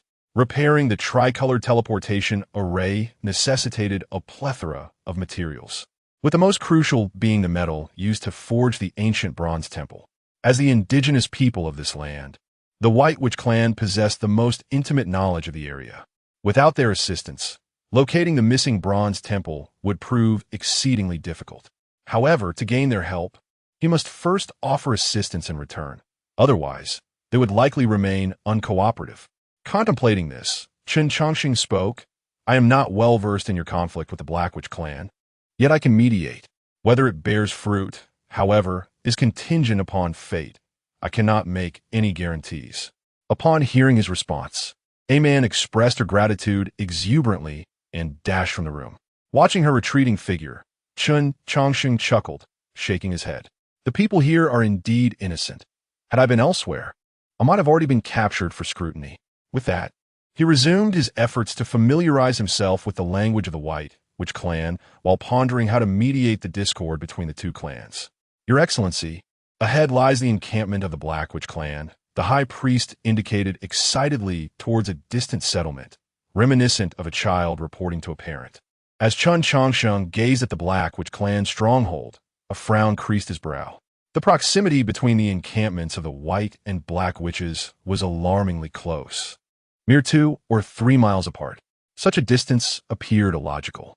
Given the current circumstances, the enmity between the two clans seemed profound. Why had they not clashed despite their closeness? While Chen Changsheng pondered this riddle, the high priest shouted towards the distant Black Witches, "Summon your clan leader and inform them that the Excellency has arrived." In response to the high priest's command, 2 young Black Witches dutifully retreated to relay the message. Chen Changsheng was taken aback. "What is happening here? You are in enemy territory. Such a tone seems rather inappropriate." Moreover, why do the black witches heed your words so readily? Are you weaving a tale to deceive me? Before he could fully grasp the situation, the black witches emerged en masse. Leading them was a middle-aged man with dark skin. Upon noticing Chen Changsheng's distinctive attire, the man hesitated before probing Chen Changsheng with his divine sense. Chen Changsheng merely responded with a gentle counter, causing the middle-aged man to cough up blood. Witnessing their leader injured, the black witches summoned a swarm of venomous insects, encircling Chen Changsheng. Chen Changsheng was utterly speechless at the unfolding events. The high priest had not been targeted, only he was singled out. This is somewhat excessive. You two clans are supposed to be adversaries. Why do you focus solely on me? Furthermore, I merely utilized a minuscule fraction of my divine sense. How did he end up injured? This man appears to be your leader. How could he be so weak? Are you attempting to set me up? Just as Chen Changsheng contemplated whether to incapacitate them and depart, the bleeding middle-aged man rose, exclaiming, "Cease with the goo insects. Do not show disrespect to the excellency." Stopping his clan's actions, the middle-aged man addressed Chen Changsheng respectfully. "I apologize for my earlier transgressions, Your Excellency. The Black Witch clan holds you in the highest regard. We would never—" "Wait," Chen Changsheng interjected abruptly. "Why do you assume I am the Excellency?" "Because the High Priest declared you so, and you have just confirmed your identity," the man replied. "However, as I understand it, the Black and White Witch clans are enemies, correct?" "Indeed." "Then why do you trust his words?" "I trust them," the man asserted. Chen Changsheng was taken aback. "This logic seems somewhat flawed. Your predicament has left me rather perplexed." Chapter 50. Chen Changsheng faces Spittle and the fate of the Bronze Ancient Hall. The subtle antagonism between the white sorcerers and the black sorcerers left Chen Changsheng somewhat perplexed. In pursuit of clarity regarding the truth, he promptly summoned the high priest and the chieftain of the black sorcerers to elucidate the entire matter. After comprehending the full extent of the situation, Chen Changsheng spoke. "The black and white sorcerers were originally one family. It was only due to your untenable circumstances that you expelled some of your kin. Indeed, the ancestral teachings of the sorcerers dictate that when faced with insurmountable difficulties, the clan must split into two factions, one strong and one weak, with their lives no longer intertwined." Faced with the chieftain's response, Chen Changsheng found himself at a loss for words. While such a strategy was undoubtedly the most effective for preserving the lineage, it was also profoundly inhumane. Witnessing the demise of one's loved ones was perhaps the cruelest punishment imaginable. Reflecting on this, Chen Changsheng pondered and inquired, "Given your current state, it seems your division is recent. What circumstances led you to make such a choice?" Upon hearing Chen Changsheng's words, the chieftain of the black sorcerers hesitated before responding. "Although life in the 10,000 Great Mountains is arduous, we sorcerers could still manage to survive. However, 3 years ago, a thunder beast encroached upon our territory, relentlessly constricting our living space. If we were not driven to desperation, we would not have expelled our own kin." Thunder beast? Upon hearing this name, Chen Changsheng immediately began to contemplate. He quickly recalled information regarding the thunder beast. The thunder beast was a formidable entity among the beast clan, which bore some resemblance to the demon clan, yet they were not entirely the same. The demon clan consisted of ordinary beasts that had undergone transformation, while the beast clan was an ancient lineage that had persisted through the ages. They possessed a more potent bloodline than the demon clan and were endowed with extraordinary innate abilities for birth. Additionally, unlike the demon clan, which had a certain affinity for humanity, the beast clan harbored a deep-seated animosity towards humankind, viewing the demon clan as a disgrace to their kind. They believed that the beast form was the strongest manifestation in this world, and to forsake it for a human form was an act of betrayal against their lineage. After organizing the information about the beast clan, Chen Changsheng remarked, "The might of the beast clan is beyond dispute. It would be exceedingly difficult for the sorcerers to resist. How about this? I shall assist you in finding a new habitat, and in return, you shall aid me in one matter." "Thank you, esteemed divine envoy." The high priest responded with a beaming smile. Given the current circumstances, it was evident that the white sorcerers would ultimately face extinction, and having the chance to survive was a source of great joy for the high priest. However, The chieftain of the Black Sorcerers did not share the same enthusiasm. Esteemed divine envoy, you may not fully grasp the conditions of the 10,000 great mountains. This place is rife with miasma, and venomous creatures abound. Finding a suitable habitat is akin to scaling the heavens. Everything is achievable through effort. Let us first seek a solution. If all else fails, you may revert to your ancestral teachings. With the conversation having reached this juncture, the chieftain of the Black Sorcerers had no choice but to acquiesce, as he too did not wish to witness the demise of the White Sorcerers. May I ask, esteemed divine envoy, if there are any further matters you wish to attend to? We sorcerers shall offer our utmost assistance. Nothing of great import.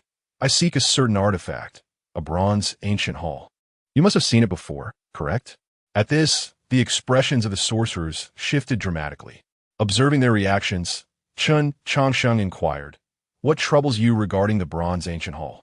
Esteemed divine envoy, the bronze ancient hall you speak of is known to us. It was originally our sacrificial site. However, 3 years ago, the Thunder Beast seized it, and we are no match for the Thunder Beast. Recognizing the chieftain's distress, Chen Changsheng quickly understood their apprehension. They likely believed he intended for them to retrieve the bronze ancient hall. With a smile, he reassured them, "As long as I know the whereabouts of the bronze ancient hall, the rest I shall manage. Do you know where the Thunder Beast resides? I wish to converse with it, for not all beings of the Beast clan are inflexible. I know where the Thunder Beast is. I shall guide you." Just as Chen Changsheng finished speaking, a stout young man stepped forward. Upon seeing the youth, the chieftain of the Black Sorcerers admonished, "Ali, return. What business do you have interrupting the divine envoy?" Unfazed by the chieftain's reprimand, the youth boldly declared, "Father, I am already 16. I underwent my coming-of-age ceremony last month. I am no child. I wish to aid the sorcerers. I do not want grandfather and the others to perish. I am well acquainted with the conditions of the Watermoon Cave and am the best guide." Hearing Ali's words, the chieftain's lips quivered, yet he ultimately found it difficult to continue his objections. Meeting the Thunder Beast is fraught with peril. While I am your father, I am also the chieftain. I must treat all sorcerers equally. With this thought in mind, the chieftain gritted his teeth and said, "Since you insist, then you may take the esteemed divine envoy to the Watermoon Cave. However, remember that the divine envoy is unfamiliar with the terrain of the 10,000 great mountains. You must protect him. Do not worry, father. I will ensure the divine envoy remains unharmed." With that, Ali eagerly approached Chen Changsheng. "Esteemed divine envoy, I am ready. When shall we depart?" "Right now."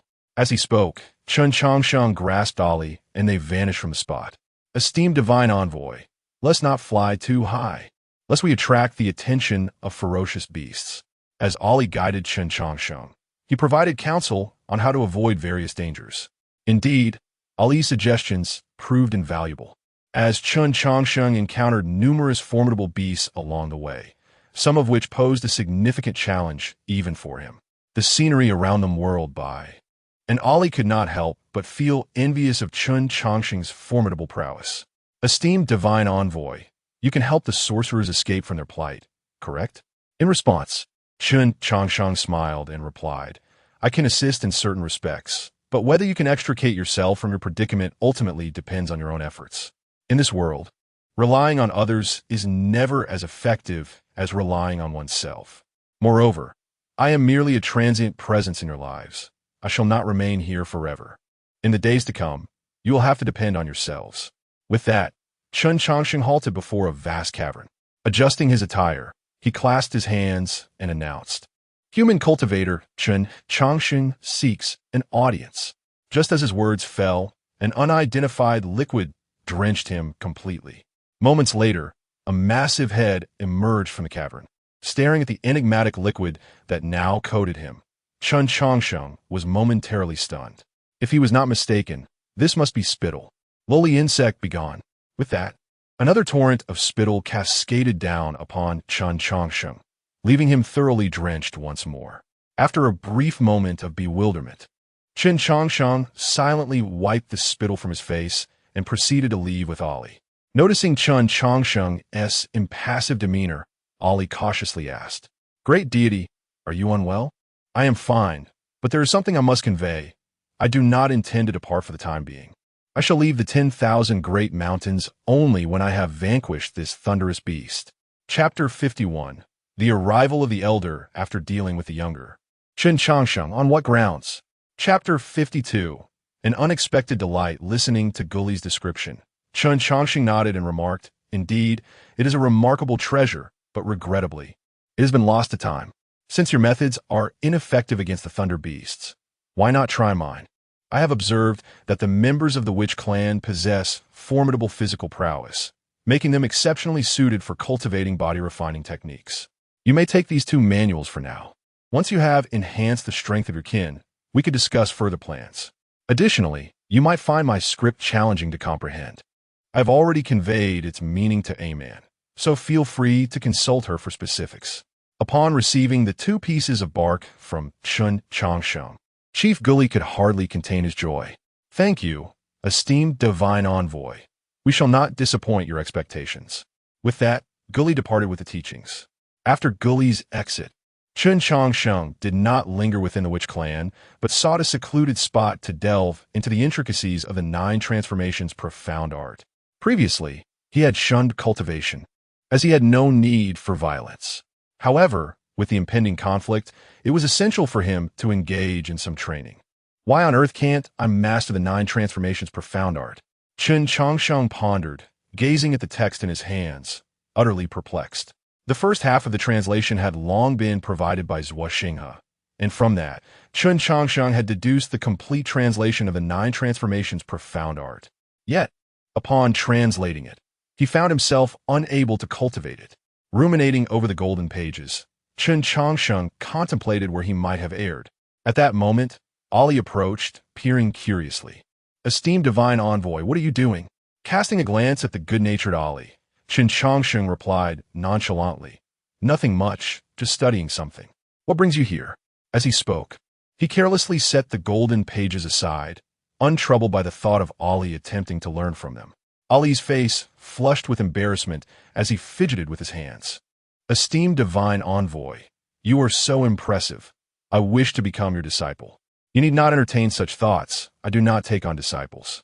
The 2 manuals I gave to Chief Guli are more than sufficient. Focus on your cultivation, and your future achievements will not be modest." Upon receiving Chen Changsheng's unequivocal rejection, Ali's eyes reflected a hint of disappointment.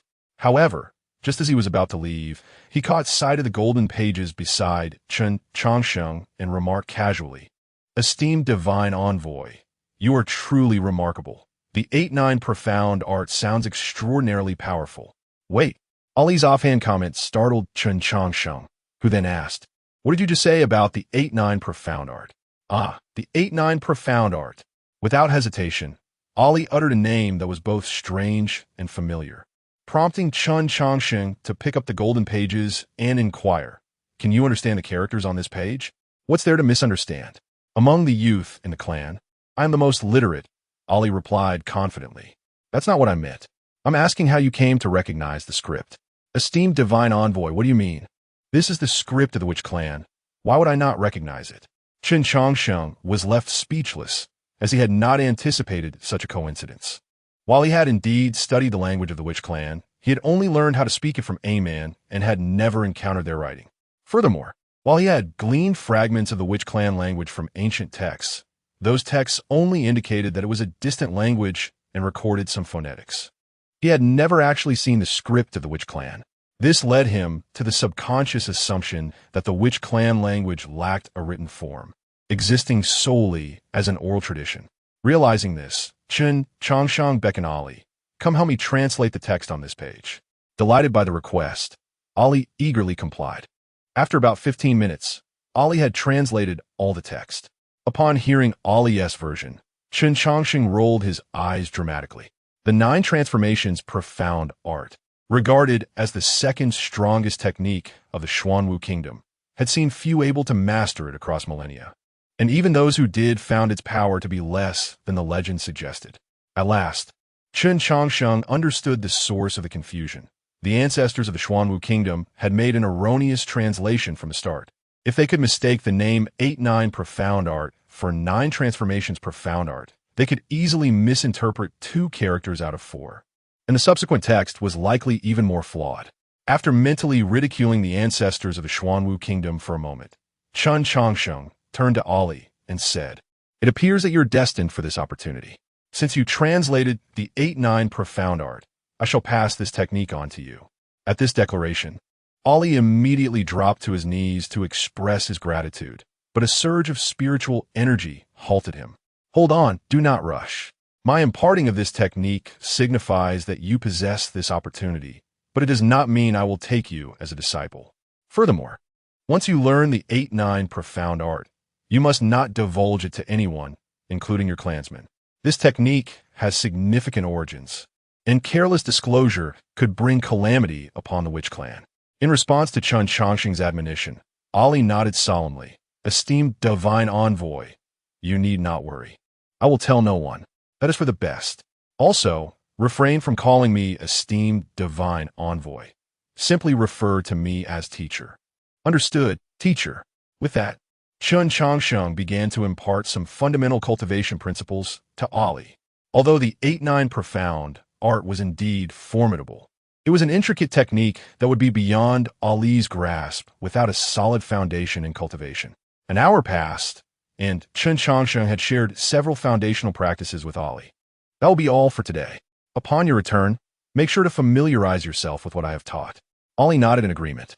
After his departure, Chen Changsheng gazed at the 8-9 profound art in his hands. He had initially assumed it to be merely a body-refining technique, yet it had proven to be far more intricate than he had anticipated. With yin being maximized at 8 and yang at 9, the product of 8 and 9 yields the highest number in the Taoist tradition.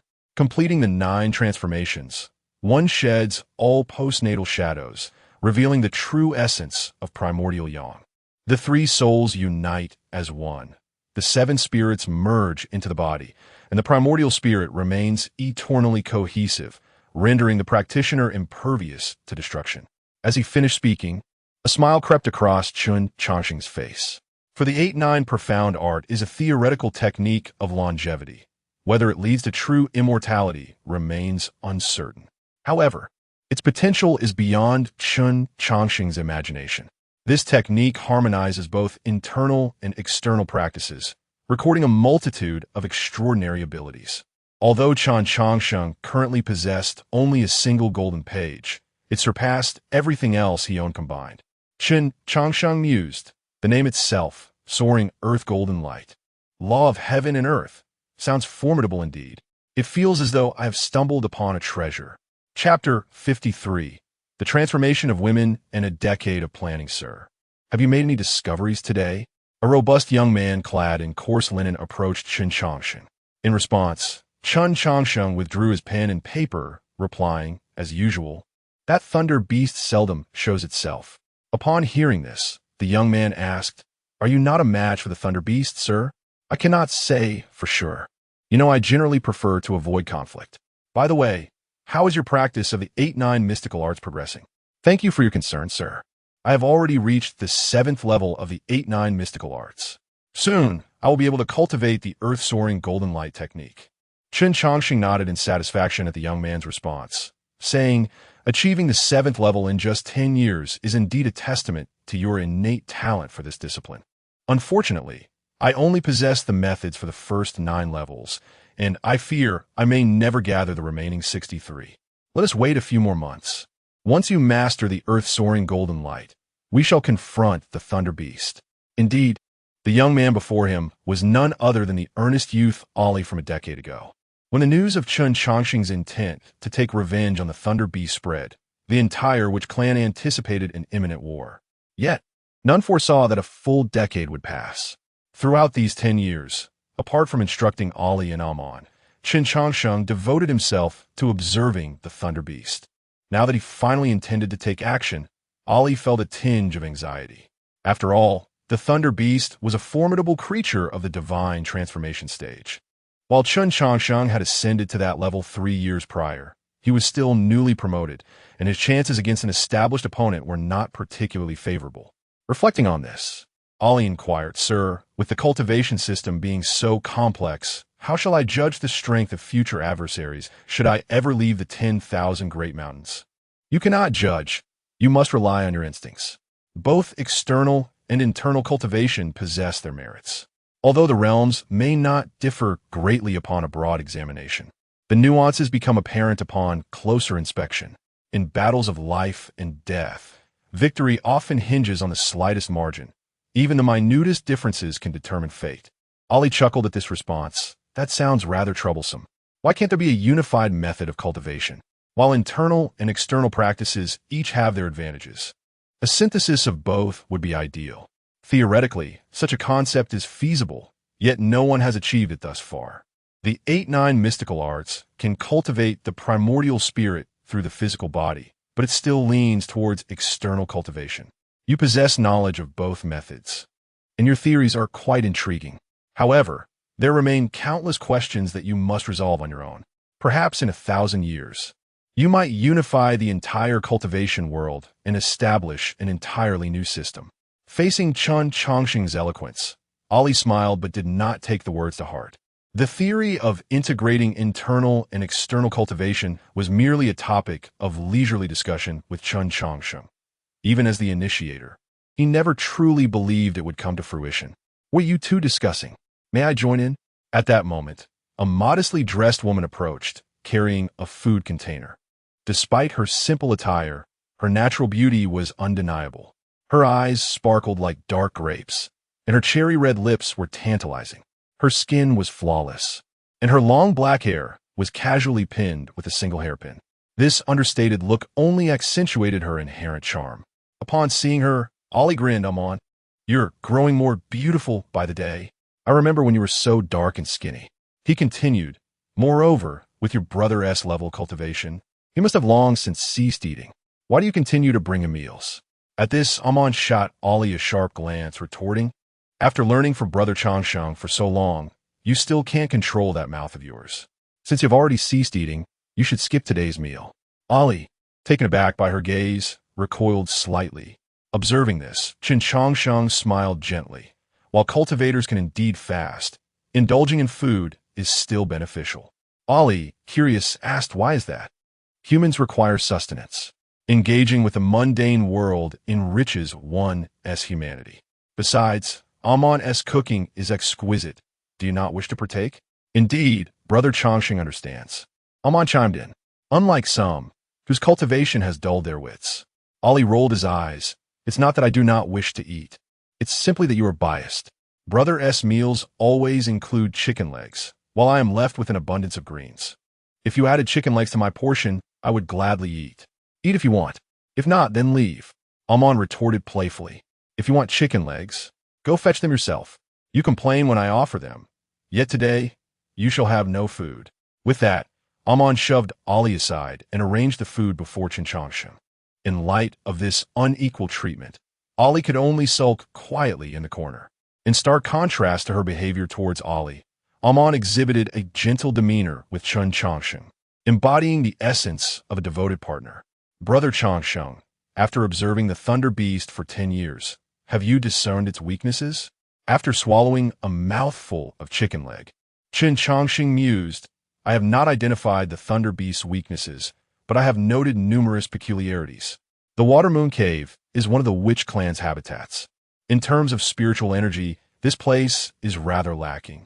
Hence, there is no reason for a divine transformation beast to inhabit it.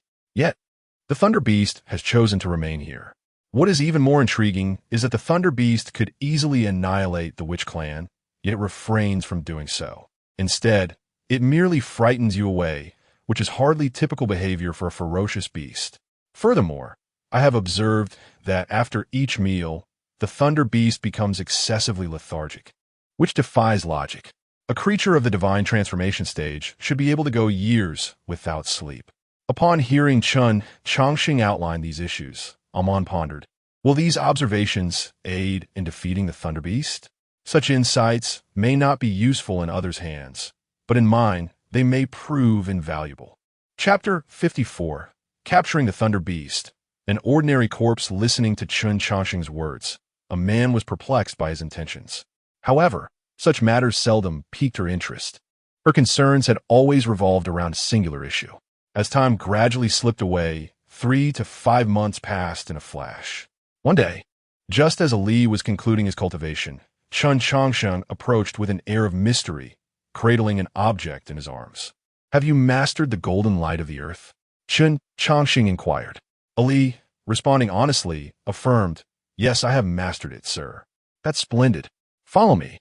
Chen Changsheng beckoned, signaling Ali to accompany him. Though puzzled, Ali complied.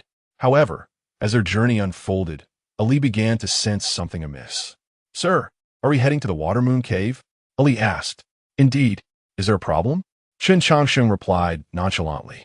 Upon hearing this candid admission, Ali's excitement surged. "Are you planning to confront the Thunder Beast? If so, I shall return immediately to gather our kin." The Witch clan has prepared for this moment for a decade. As Ali prepared to rush back, Chen Changsheng halted him. "What's the purpose of gathering others? This matter only requires the two of us." Ali's expression was a tapestry of confusion. For 10 years, Chen Changsheng had diligently assisted the Witch clan in their cultivation and imparted numerous battle formations. Everyone believed he was gearing up to unite the entire clan's strength for a decisive battle with the Thunder Beast. Yet now, he claimed that just the two of them sufficed. What then was the purpose of the Witch clan's decade-long efforts? Noticing Ali's reluctance, Chen Changsheng discerned his thoughts. "Do not appear so discontented. The 10 years of preparation serves a greater purpose. A solitary Thunder Beast does not necessitate the use of my hidden cards." Ali's demeanor brightened upon hearing this. "Sir, do you have grander schemes?" "Of course," Chen Changsheng replied. "If we slay the Thunder Beast in the Water Moon Cave, do you believe the tribe behind it will let us go unscathed? Our actions today not only mark the beginning of an extensive plan, but also constitute its most pivotal element. Should we fail to meet my expectations, we must be prepared to flee." Upon hearing this, Ali thumped his chest and declared, "Rest assured, sir, in this endeavor, I, Ali, will risk my life to assist you. There's no need for such extremes. Simply keep silent for now," Chen Changsheng instructed, turning once more toward the Water Moon Cave. Arriving at the site where he had been spat upon a decade prior, Chen Changsheng steadied his emotions and donned a sycophantic expression. "Human Chen Changsheng presents a treasured offering." His resonant voice echoed within the cavern, and a massive head emerged from the shadows. "Human, you dare return here? Do you truly believe I cannot kill you?" The Thunder Beast roared, its fury palpable. Feigning trepidation, Chen Changsheng responded, "Great Thunder Beast, pardon my intrusion. I have come to express my gratitude for your mercy a decade ago. 3 years prior, I fortuitously discovered a celestial stone. Alas, my limited understanding has rendered me unable to uncover its secrets, hence my visit to present it to you." With that, Chen Changsheng unveiled a stone the size of a grinding disc and extended it forward. The Thunder Beast's large eyes glimmered with confusion as it scrutinized the stone, perceiving it as merely an ordinary rock. If this were truly a mundane stone, what purpose did Chen Changsheng have in presenting it? Was it an act of humiliation, designed to provoke its shame? In a moment of instinct, the Thunder Beast lowered its head and sniffed the stone, even licking it. "This is simply a common rock," it exclaimed. "There is no poison or unusual essence. It merely tastes of wild grasses and earth." "Impudent! This is clearly an ordinary stone. Do you dare mock me?" The overwhelming pressure from the Thunder Beast caused Chen Changsheng to tremble, the stone falling heavily to the ground. "Great Thunder Beast, please see reason. When I first encountered this stone, it radiated with multicolored light, and within it, I perceived a hint of celestial gold. Alas, my abilities are insufficient to break it open, hence my offering to you. Do not attempt to argue. Begone." The ferocious exhalation of the Thunder Beast sent Chen Changsheng tumbling back, prompting him to hastily retreat with Ali. Once they had distanced themselves, the Thunder Beast hesitated before eyeing the ordinary stone on the ground. After a moment, it flicked its tongue and swallowed it, chewing carefully. To its dismay, no celestial gold was found. Gulping down the crushed stone, the Thunder Beast cast a glance toward the direction Chen Changsheng had departed with a cold smirk. "Foolish humans, my kind feasts on metals and ores, and my body is impervious to poison. Though I know not your intentions, you shall not harm me in the slightest. Once I conclude my business here, I shall ensure your annihilation." With that, the Thunder Beast turned to re-enter its lair. Yet at that moment, it realized it could no longer move. Boom! Its massive form collapsed to the ground, and two shadowy figures returned. Chen Changsheng and Ali. Great Thunder Beast, are you unwell? Boldly returning, do you dare? I will slay you. The Thunder Beast blustered, though Chen Changsheng brandished a broken sword. Thrusting it forward, the sharp blade pierced the Thunder Beast's flesh. It felt no pain. Observing the lack of retaliation, Chen Changsheng chuckled. It appears you are indeed immobilized. This puts my mind at ease. With audacity, he approached the Thunder Beast, casually touching its scales and tapping its teeth, curiosity illuminating his eyes. However, how could the noble Thunder Beast endure such indignity? Human, if you dare touch me again, I swear I will. Slap! Before the Thunder Beast could finish its threat, Chen Changsheng delivered a resounding slap to its face. Though his force was minimal, the insult was profound. What are you shouting about? Can't you see I am contemplating how to make your demise more tragic? Your loud outbursts are disrupting my train of thought. The Thunder Beast was left speechless. Chapter 55. The fatal weakness of the Thunder Beast in a moment of audacious clarity. Chen Changsheng rendered the Thunder Beast speechless. Alalai, observing the incapacitated creature, inquired, Sir, how did you manage to immobilize this divine transformation, Thunder Beast? In response to Alalai's question, Chen Changsheng produced an ordinary dagger and began to draw it across the Thunder Beast's scales, explaining, the Thunder Beast subsists on metals and various ores. Its scales are virtually indestructible. Moreover, its body is capable of evading most toxins. Such a species is indeed favored by the heavens. I have studied it for a decade, pondering how one might eradicate such a formidable race. Upon hearing this, the immobile Thunder Beast let out a derisive laugh. Ha ha ha! You think you can annihilate my Thunder Clan? What a pipe dream! Though I am uncertain of your method of immobilization, my kin shall avenge me. Calmly nodding at the Thunder Beast's arrogance, Chen Changsheng replied, You are correct. Logically, it is indeed difficult to conceive of a method to obliterate your entire race. However, my decade of observation was not in vain. I uncovered a small secret of your Thunder Clan, one that you may not even be aware of. A flicker of confusion crossed the Thunder Beast's eyes. What secret? Over the past 10 years, you have fed a total of 20 times, averaging twice a year. During the first 6 feeding instances, I observed that after 2 of them, you were particularly prone to drowsiness. This raised a question in my mind. What could cause such lethargy? In those initial instances, I meticulously documented the plants and minerals in your feeding area for comparison. However, given that you consume nearly half of a mineral vein each time, the sheer volume of substances involved was overwhelming, necessitating an additional 7 years of scrutiny. In that time, I carefully selected the locations of your feedings. Have you not noticed an increase in your drowsiness over these 7 years? As Chen Changsheng's smile lingered, a hint of fear finally flickered in the Thunder Beast's eyes. Impossible. Our race is immune to all toxins. Indeed, the Thunder Beast is impervious to toxins. However, what if these substances were not toxins? Chen Changsheng then revealed a wildflower and a weed. These are what I have named the fire red flower and the flax grass. They typically grow around mineral veins, neither common nor rare. Consuming them, whether together or separately, does not produce toxins, yet they possess a peculiar effect. They induce paralysis in your kind. Initially, I suspected that your earlier drowsiness stemmed from inadvertently consuming these 2 plants during your feedings. The quantity was insufficient to induce full-body paralysis. To verify this hypothesis, I coated that stone with a concentrated extract of these 2 plants. On what grounds can you be so certain that I would consume that stone? The Thunder Beast's tone grew fervent, for if these 2 plants truly targeted the Thunder Clan, it would spell doom for them. Of course, I cannot be entirely certain. Thus, I added certain substances to make the extracts highly volatile. Beasts, by nature, possess certain ingrained tendencies. When encountering unfamiliar objects, you tend to sniff them or lick them. In doing so, my objective was achieved. Yet, I truly did not anticipate that you would be foolish enough to consume it.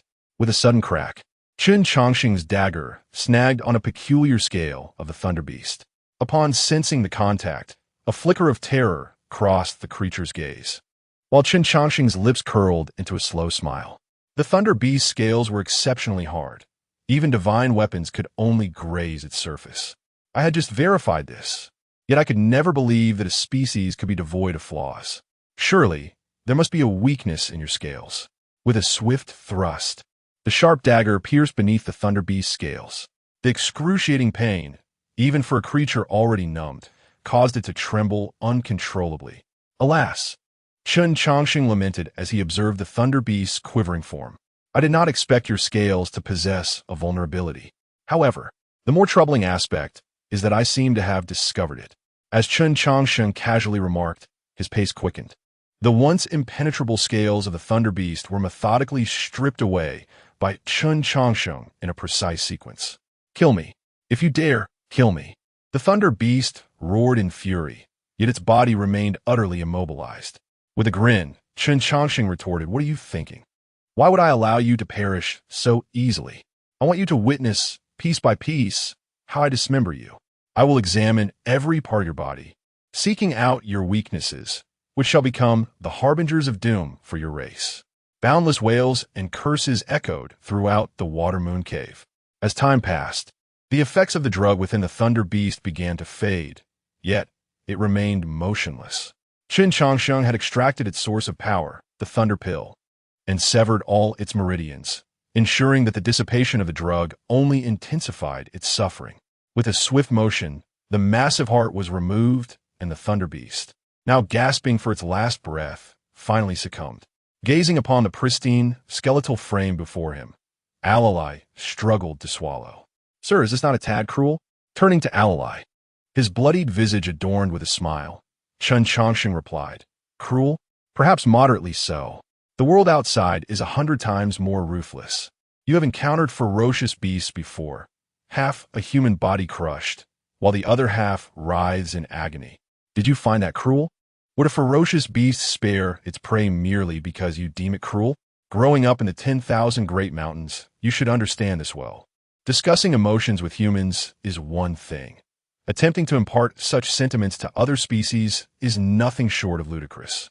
After addressing Alalai's concerns, Chen Changsheng waved his hand.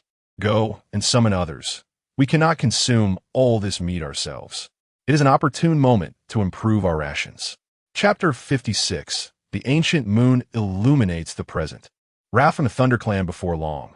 Ali summoned all the members of the Witch Clan. Gazing at the towering pile of meat before them, astonishment filled their eyes. Observing their reaction, Chen Changsheng smiled gently and remarked, "The flesh of the Thunder Beast is exceptionally delicious. You all should partake without delay. However, I must inform you that the olfactory senses of beasts are remarkably acute. Once you consume the flesh of the Thunder Beast, it is certain that other Thunder Beasts will detect it. In other words, once this step is taken, there is no turning back." With that, Chen Changsheng cast a cheerful glance at the members of the Witch Clan.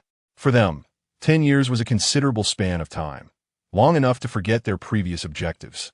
Confronting the Thunder Clan was no trivial matter. Chen Changsheng could tolerate solitude, but would never accept betrayal at a critical juncture. Upon hearing Chen Changsheng's words, the leader of the Guli tribe immediately grasped their significance. Without a moment's hesitation, Guli declared, "What are we waiting for? Let us roast the meat at once. This is a gift from the divine messenger." With Guli's rallying cry, the members of the Witch Clan sprang into action. Witnessing their decisive choice, Chen Changsheng smiled softly and turned to leave the cave entrance. Atop the mountain peak, Chen Changsheng sat alone upon a massive stone, gazing at the luminous moon. At that moment, Amon approached, carrying a portion of roasted meat wrapped in clean leaves. "Brother Changsheng, please try this. I just roasted it."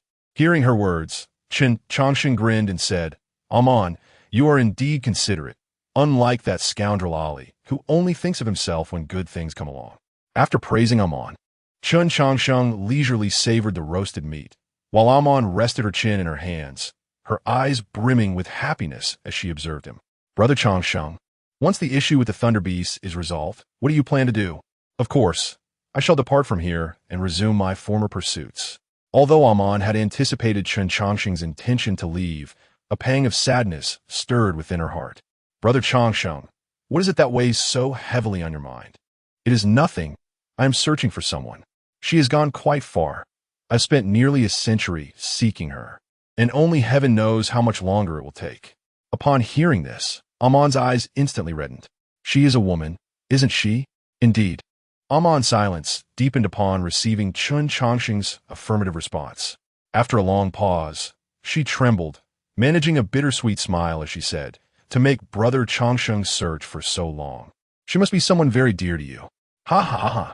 Chen Changsheng, noticing the tears welling in her eyes, affectionately patted Amon's head. "You silly girl. So young yet preoccupied with such matters. Who says that searching for a woman means one is in love with her?" Amon's eyes flickered with doubt. "If it is not a profound love, then what compels you to search for so many years? Indeed, love brings happiness, but it is not the sole force that sustains one. The person I seek is someone entrusted to me by a dying friend. Therefore, I must ensure her safety. Even if she has passed away, I wish to return her remains for burial. This is a promise and a cherished memory." Upon hearing this, Amon wiped away her impending tears and asked, "Brother Changsheng, could you share the story of your past?" "Certainly." Chen Changsheng smiled gently and began recounting the tale of that once ordinary story.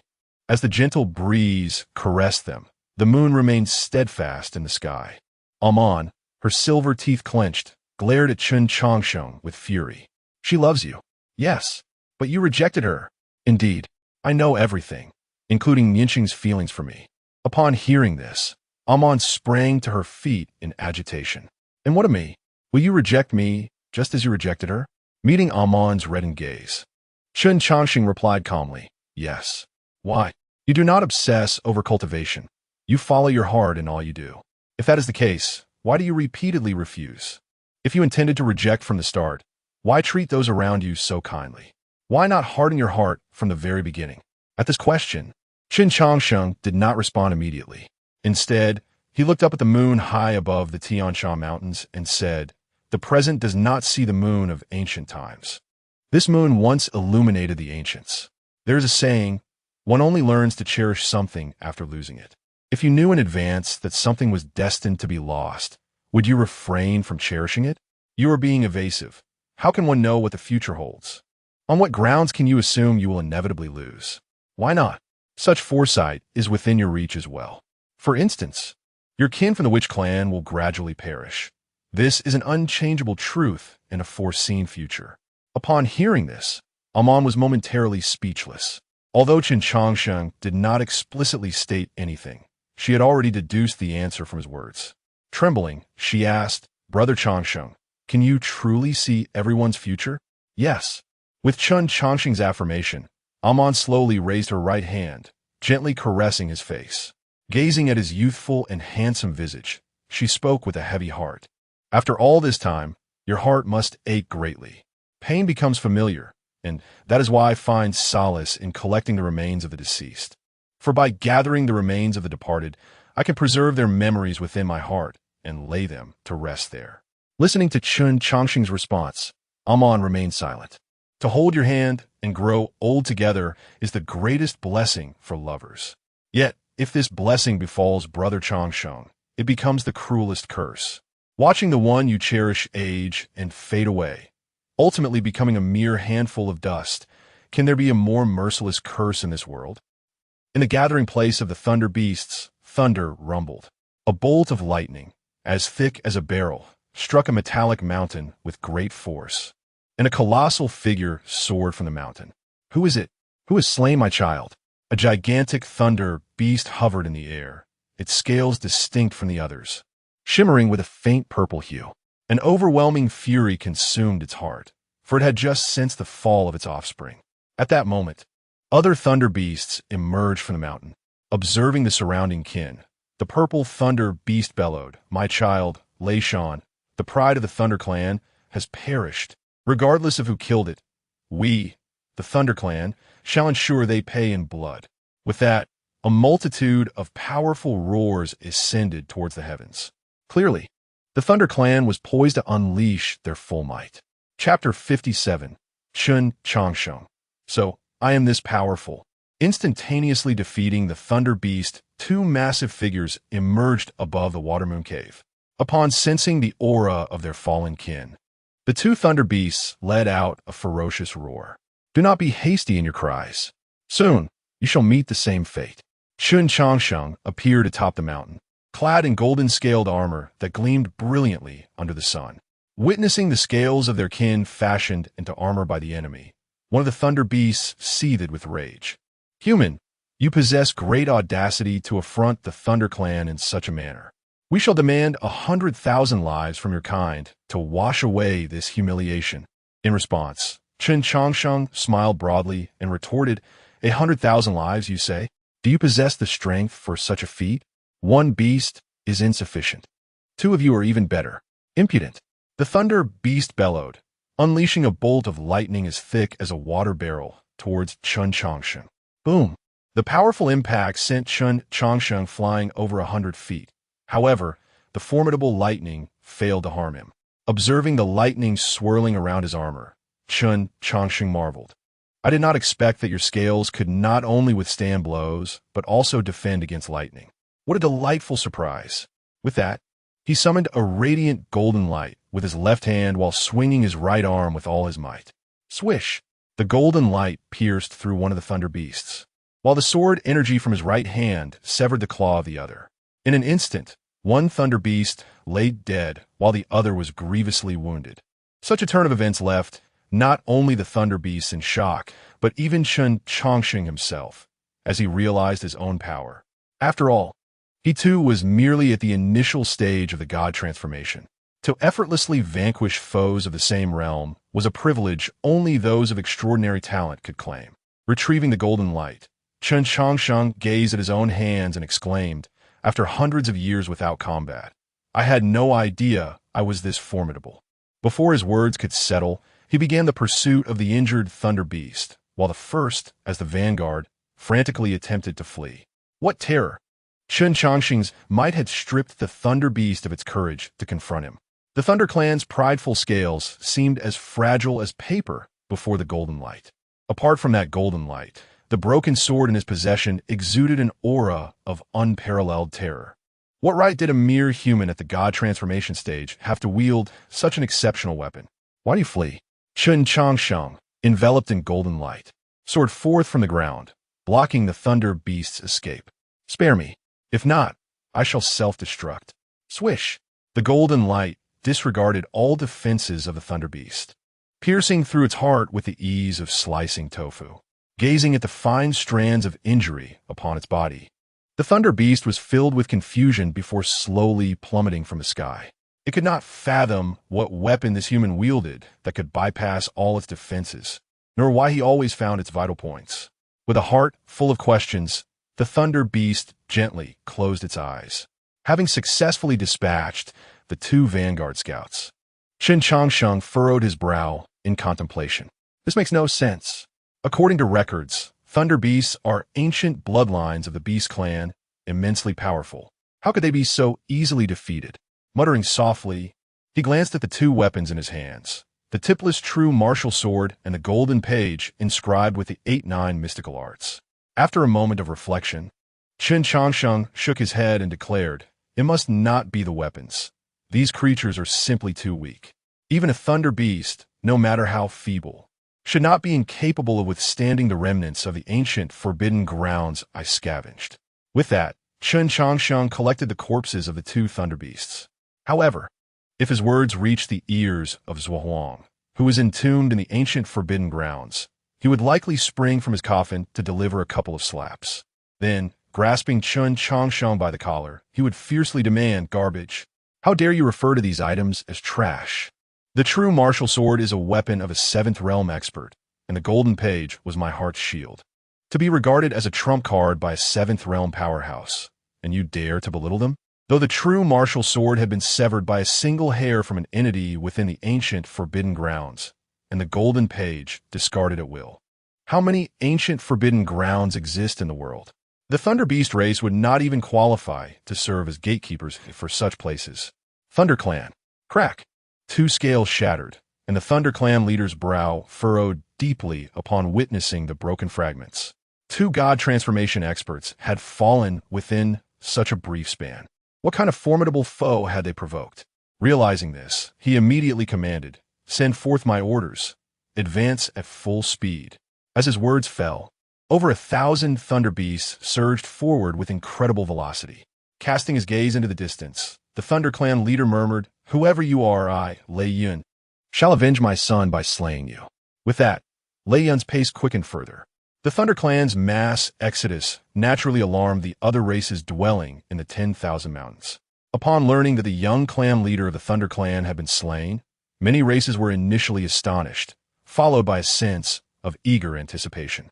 To dare provoke the Thunder Clan was a testament to the strength of their adversary, and the clash of two titans would surely yield one casualty.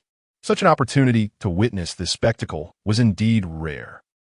Whoosh, the fierce winds snapped countless tree branches as the Thunder Clan hastily made their way to the site of the fallen Lei Mountain. Centered around the Water Moon Cave, a silence blanketed the area within a radius of 500 miles. Faced with this eerie scene, the ferocious beasts 500 miles away began to murmur amongst themselves. This situation appears rather unusual. Does anyone know whose territory lies ahead? Upon hearing this question, the ferocious beasts began to deliberate. At that moment, a spider, as large as a hill, spoke up. "It seems that this area belongs to the Witch Clan." "The Witch Clan? Have they lost their minds to provoke that lunatic Lei Yin? Besides, the Witch Clan lacks the strength to slay Lei Mountain, whether it was the Witch Clan or not. We shall discover the truth soon enough.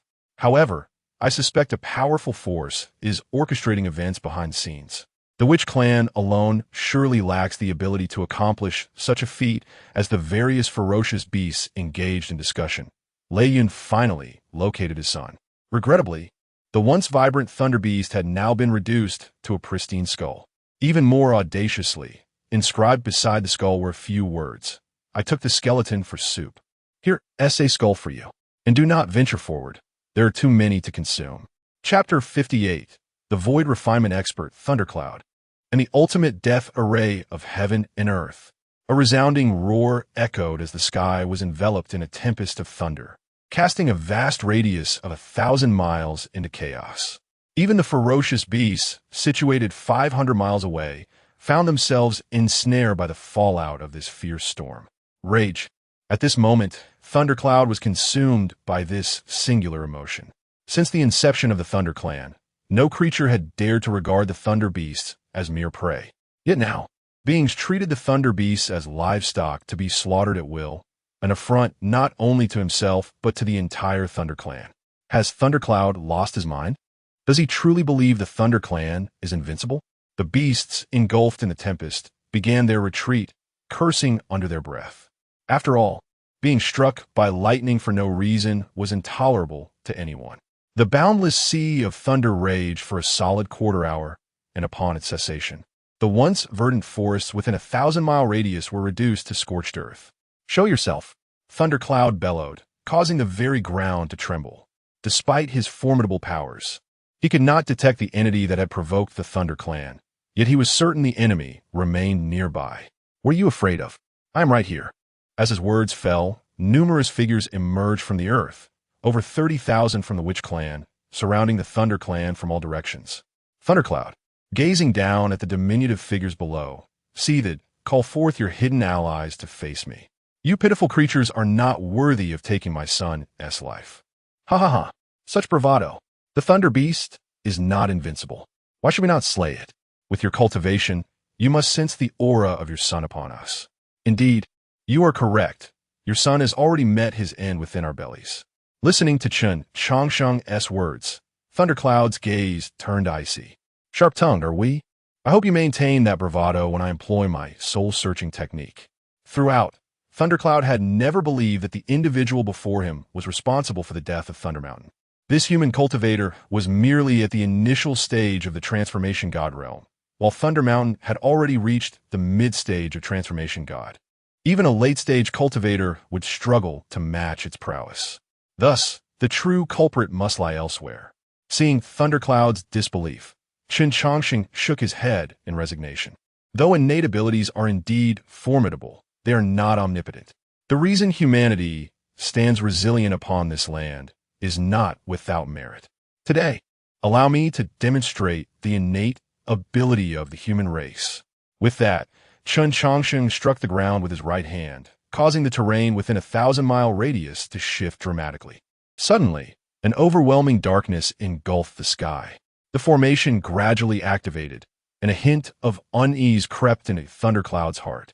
However, when he attempted to summon the thunder to break the formation, he found himself unable to resonate with the will of heaven. Noticing Thundercloud's predicament, Chen Changsheng grinned. "What's the matter? Have you realized you cannot command the forces of heaven and earth? Allow me to introduce this formation, known as the ultimate death array of heaven and earth. It severs heaven, earth, and life itself." Upon hearing this, Thundercloud cast a sidelong glance at Chen Changsheng and replied indifferently, "The formation is impressive, but alas, you lack the fate to fully activate it." Boom!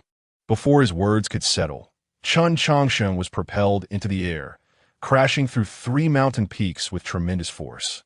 Spitting out blood, he clawed his way from the rubble, only to find Thundercloud had already taken his original position. Thundercloud had used his formidable physical prowess to ram into Chen Changsheng with the sharp protrusion atop his head. Had Chen Changsheng not sensed the impending danger and raised a golden page for defense, he would have been reduced to mere pulp. Seeing the human still standing, Thundercloud expressed surprise. "You managed to withstand my strike. Impressive. Now I believe you are the one who killed Thunder Mountain." Bah! Chen Changsheng spat blood and discarded the shattered scales from his body. "Your realm must have reached the 6th stage. My lineage's teachings are somewhat wild. I am not well acquainted with the names of the 6th stage. Care to enlighten me?" Void refinement.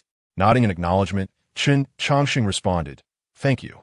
Are you planning to engage one by one, or will you attack together? I won't let you die too easily. Everyone here will live, but your wails will echo throughout the heavens." "Understood. Attack!" Chen Changsheng roared, and the Witch clan members, grouping in units of 500, formed a battle array to commence their slaughter of the weaker thunder beasts. The battle formations of the Xuanwu kingdom were renowned throughout the land, and Chen Changsheng, well-versed in the archives of the Xuanwu Pavilion, understood their intricacies. A decade of planning had led to this moment. In an instant, the battlefield was filled with the sounds of combat, and upon witnessing the casualties among his kin, Thundercloud was taken aback. Although within the formation, the Thunder Clan could not draw upon the forces of heaven and earth, they still possessed boundless, thunderous power. Yet, the human warriors below seemed able to disregard this power entirely, striking with precision at the Thunder Clan's vital weaknesses. As Thundercloud was momentarily distracted, Chen Changsheng's voice rang out from the side, "Law of heaven and earth." Chen Changsheng's form began to swell dramatically, ultimately matching Thundercloud's size. Indeed, he had unleashed his ultimate trump card, the Law of Heaven and Earth from the 8-9 Profound Art, a legendary technique embodying the principle of emulating heaven and earth. Although trapped within the ultimate death array, Chen Changsheng, as the architect of the formation, could still harness its power. The black energy of the ultimate death array surged into Chen Changsheng's massive form, infusing his transformed silhouette with darkness, elevating his strength to the pinnacle of the transformation god realm. "Prepare to perish," Chen Changsheng roared, unleashing the unnamed boxing technique of the 100 defeats immortal sovereign upon Thundercloud. Faced with the relentless onslaught of the human before him, Thundercloud was compelled to take the matter seriously. Boom, boom, boom. The earth quaked as the clash between Thundercloud and Chen Changsheng shattered countless mountains and rivers. The titanic struggle left the observing beasts 1,000 miles away in awe, for they had never anticipated such might from the humans in the 10,000 Great Mountains. Since mastering the unnamed boxing technique of the 100 defeats immortal sovereign, Chen Changsheng had practiced relentlessly, regardless of the weather. After a century of training, his boxing technique had reached a state of perfection, and the 100 defeats immortal sovereign's art only grew fiercer with each battle. Initially overwhelmed, Chen Changsheng had gradually evolved to a point where he could defend himself against Thundercloud. As time progressed, the ultimate death array began to converge. At the moment the formation closed in, Chen Changsheng drew forth a massive bone, striking Thundercloud upon the head. Clang! The metallic sound halted all thunder beasts in their tracks, and Chen Changsheng was left bewildered. Why did it not evade when it clearly had the chance? Never mind. Let's deliver a few more blows. P.S. A significant update on June 9th. Chapter 59. The Gluttonous Bone, Chen Changsheng. What flavor would you like to be made into? Clang. Seizing the moment while Lei Yun was momentarily dazed, Chen Changsheng struck Lei Yun's head several times in quick succession. Crack! One of the sharp horns atop Lei Yun's head was forcibly broken off, and the excruciating pain jolted him back to reality. However, instead of continuing his assault on Chen Changsheng, Lei Yun swiftly distanced himself. Where did you obtain this gluttonous bone? Lei Yun inquired, his curiosity piqued. Chen Changsheng glanced at the large bone in his hand, which he had unearthed from the soil of the ancient Forbidden Land. Had it not been for its remarkable hardness, he would have discarded it long ago. Now, understanding Lei Yun's reaction, he realized why all the Thunder Beasts had paused momentarily upon seeing the bone. It was due to the suppression of their bloodline. With this revelation, Chen Changsheng wasted no time. He dispelled his technique and began to flee. Wait, why are you running? You possess divine weapons. How can you flee? After a brief moment of incredulity regarding Chen Changsheng's decisive actions, Lei Yun began to chase after him vigorously. Simultaneously, the previously passive Thunder Beasts, about 7 or 8, joined in the pursuit. The Thunder Clan had emerged for two reasons: to avenge themselves and to temper the younger generation. Thus, the powerful beings of the clan had refrained from intervening until now. However, the situation had changed, with Chen Changsheng wielding the coveted treasure of the Beast Clan. The Thunder Clan strongmen would no longer remain idle. Indeed, the gluttonous bone exerted a bloodline suppression over the Beast Clan, but the Thunder Beasts were overwhelmingly powerful. Lei Yun, at the Void Refinement stage, was merely one among several. There were at least 7 or 8 experts at the perfected transformation stage, including those at the initial and mid-transformation stages. The number of formidable opponents surged to a staggering 28. With such a multitude of adversaries, even a single strike from a beast could reduce Chen Changsheng to mere pulp. Thus, the previously unyielding standoff shifted into a relentless chase. Although Chen Changsheng's strength paled in comparison to Lei Shan's, his escape techniques were equally formidable. It was well known that among all the various arts, Chen Changsheng held a particular affinity for escape techniques. Now, having mastered several profound techniques, he was able to elude more than 20 formidable beings, who found it impossible to capture a mere initial transformation stage cultivator. After a cup of TS time, Lei Yun halted, and Chen Changsheng stopped in the distance. Human, you have reached the end of your rope. Hand over the gluttonous bone, and I shall spare your life. Upon hearing this, Chen Changsheng glanced down at the battlefield below. The Witch Clan fought fiercely, but their strength was no match for the Thunder Clan. Of the 30,000 warriors, half had perished. And although they had managed to slay a few Thunder Beasts of the nascent soul stage, it hardly inflicted any substantial damage on the Thunder Clan. Who lives and who dies is still uncertain. You cannot breach my array. Seeing Chen Changsheng still defiant, Lei Yun scoffed. I do not deny the power of your killing formation. However, the unfortunate truth is that you are trapped within it. As you find yourself ensnared, we will pursue and corner you, rendering you incapable of controlling the formation. Relying solely on the formation's operation, you will find it utterly insufficient to contend with us. In this time, I can eliminate all of your kind, including you.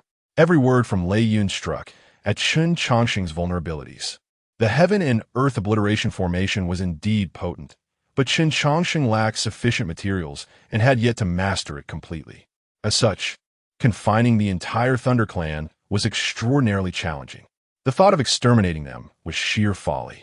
Realizing this, Chen Changsheng's expression hardened as he inquired, "If I give you the gluttonous bone, will you truly spare us?"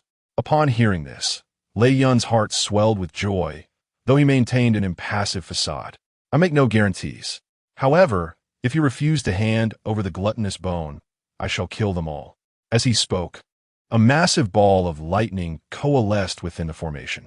Although the heaven and earth obliteration formation severed the connection between the Thunder Beasts and the heavenly Tao, Lei Shan's cultivation remained intact. With his prowess at the Void Refinement stage, He could easily annihilate Chen Changsheng and his companions multiple times over. Wait. As Lei Shan prepared to strike, Chen Changsheng grew frantic. If I give you the gluttonous bone, will you truly spare us? Hearing Chen Changsheng's words, Ali, who was embroiled in the battle below, shouted, Sir, do not believe him. Boom! Before Ali could finish, a thunder beast at the transformation stage sent him flying. The human's escape techniques were exceedingly formidable. Should he decide to flee wholeheartedly, the Thunder Clan might struggle to capture him. Thus, the only way to obtain the gluttonous bone was to compel him to surrender it willingly. I will reiterate, I will not make any promises. You may choose not to comply, but I will kill them all. Faced with Lei Yun's ultimatum, Chen Changsheng's eyes brimmed with reluctance. Yet his feet continued to draw closer to Lei Yun. As Chen Changsheng resigned himself, the thunder in which clans ceased their slaughter. Each step Chen Changsheng took was fraught with difficulty, and with each step, Lei Shan's heart raced with anticipation. The gluttonous bone, this was a legendary treasure, now effortlessly within reach. It seemed as though the heavens favored the Thunder Clan. The distance of 200 feet took Chen Changsheng an entire cup of tea's time to traverse. Just as he was within 100 steps of Lei Shan, he suddenly looked up and said, Can you answer me one question? After you do, I shall hand over the gluttonous bone. Speak. Lei Shan's patience was wearing thin. What flavor would you like to be made into? Lei Shan. Chen Changsheng's words left Lei Shan utterly bewildered, but an unexpected turn of events unfolded. The thunder beast, suspended in mid-air, began to plummet uncontrollably. Golden core, nascent soul, even the mighty transformation experts were not exempt. Witnessing this, coupled with the cunning smile on Chen Changsheng's face, Lei Shan felt a foreboding sense of dread. I will kill you. Boom! A powerful bolt of lightning shot toward Chen Changsheng, but its aim was woefully inaccurate. It merely grazed Chen Changsheng's form as it flew past. Swish! Recognizing that Lei Shan was losing control, Chen Changsheng swiftly hurled a dark object toward him. Faced with such a bizarre scenario, Lei Shan dared not confront it head-on and instead evaded with all his might. Bang! When the concealed weapon detonated beside Lei Shan, the explosion's force was modest, but the ensuing dust enveloped him entirely. Whoosh! Lei Shan expelled a gust of wind, dispersing the dust, yet his body became increasingly unmanageable. Chapter 60. The Relentless Thunder Mountain and the Bloodbath Caused by 2 Drops of Spit. Boom. The colossal figure of Thunder Mountain plummeted to the ground. What have you done? Thunder Mountain bellowed at Chen Changsheng, terror evident in its eyes. What have I done, you ask? Of course, I have come to annihilate your entire clan. Chen Changsheng replied with a grin, approaching and forcefully administering a vial of elixir into Thunder Mountain's mouth. After ensuring that Thunder Mountain had ingested the specially formulated anesthetic he had created, Chen Changsheng finally exhaled in relief. To be honest, you were the one I feared most among the Thunder Clan. Although this drug is remarkably effective against thunder beasts, your cultivation level is so high that if it fails, the others here, excluding myself, might perish. However, it seems my concerns were unfounded. Even a thunder beast at the void refinement stage cannot withstand the inherent flaws in its bloodline. Listening to Chen Changsheng, Thunder Mountain exclaimed, When did you poison me? How did I not notice? Besides, our Thunder Clan is immune to all toxins. If there existed a poison potent enough to affect us, why are they unharmed? I refuse to believe that the human race possesses a constitution superior to that of the Thunder Clan. Seeing Thunder Mountain still clinging to its bloodline pride, Chen Changsheng rolled his eyes and remarked, The bloodline of the Thunder Beast clan is indeed formidable, but do you truly understand your own lineage? The principle of mutual creation and restraint is not lost on you. Heaven has crafted your powerful race, but has also left you with certain shortcomings. The substance I used is not a poison, but a specific anesthetic tailored for your clan. Once a member of the Thunder Clan is exposed to this drug, they will be rendered utterly powerless, devoid of any ability to resist. You are deceiving me. Thunder Mountain roared in agitation, its thunderous voice startling Chen Changsheng. Annoyed, Chen Changsheng smacked Thunder Mountain's body and retorted, Are you not weary? Can you not see I'm trying to locate your vital point? You startle me with that outburst. After chiding Thunder Mountain, Chen Changsheng resumed counting the scales. As Chen Changsheng acknowledged Thunder Mountain, the latter's emotions intensified, unable to accept that an assured victory had devolved into this predicament. When did you administer the poison? With my cultivation, it is impossible for me not to perceive it. In response to Thunder Mountain's confusion, Chen Changsheng continued counting the scales while explaining. When you first arrived, did you not notice we emerged from the tunnels? I did not directly poison you. Rather, I mixed the drug into the soil within a 500-mile radius. Furthermore, I set up numerous large iron cauldrons beneath the tunnels. As the flames burned, the medicinal liquid would seep through the soil, allowing me to administer the drug silently. With a swift motion, Chen Changsheng peeled off a scale the size of a basin. As this unique scale was removed, gaps appeared in all the tightly closed scales of Thunder Mountain's body. The sound of flesh being sliced echoed incessantly as Chen Changsheng, bloodied, extracted a thunder pill the size of a human head from Thunder Mountain's abdomen.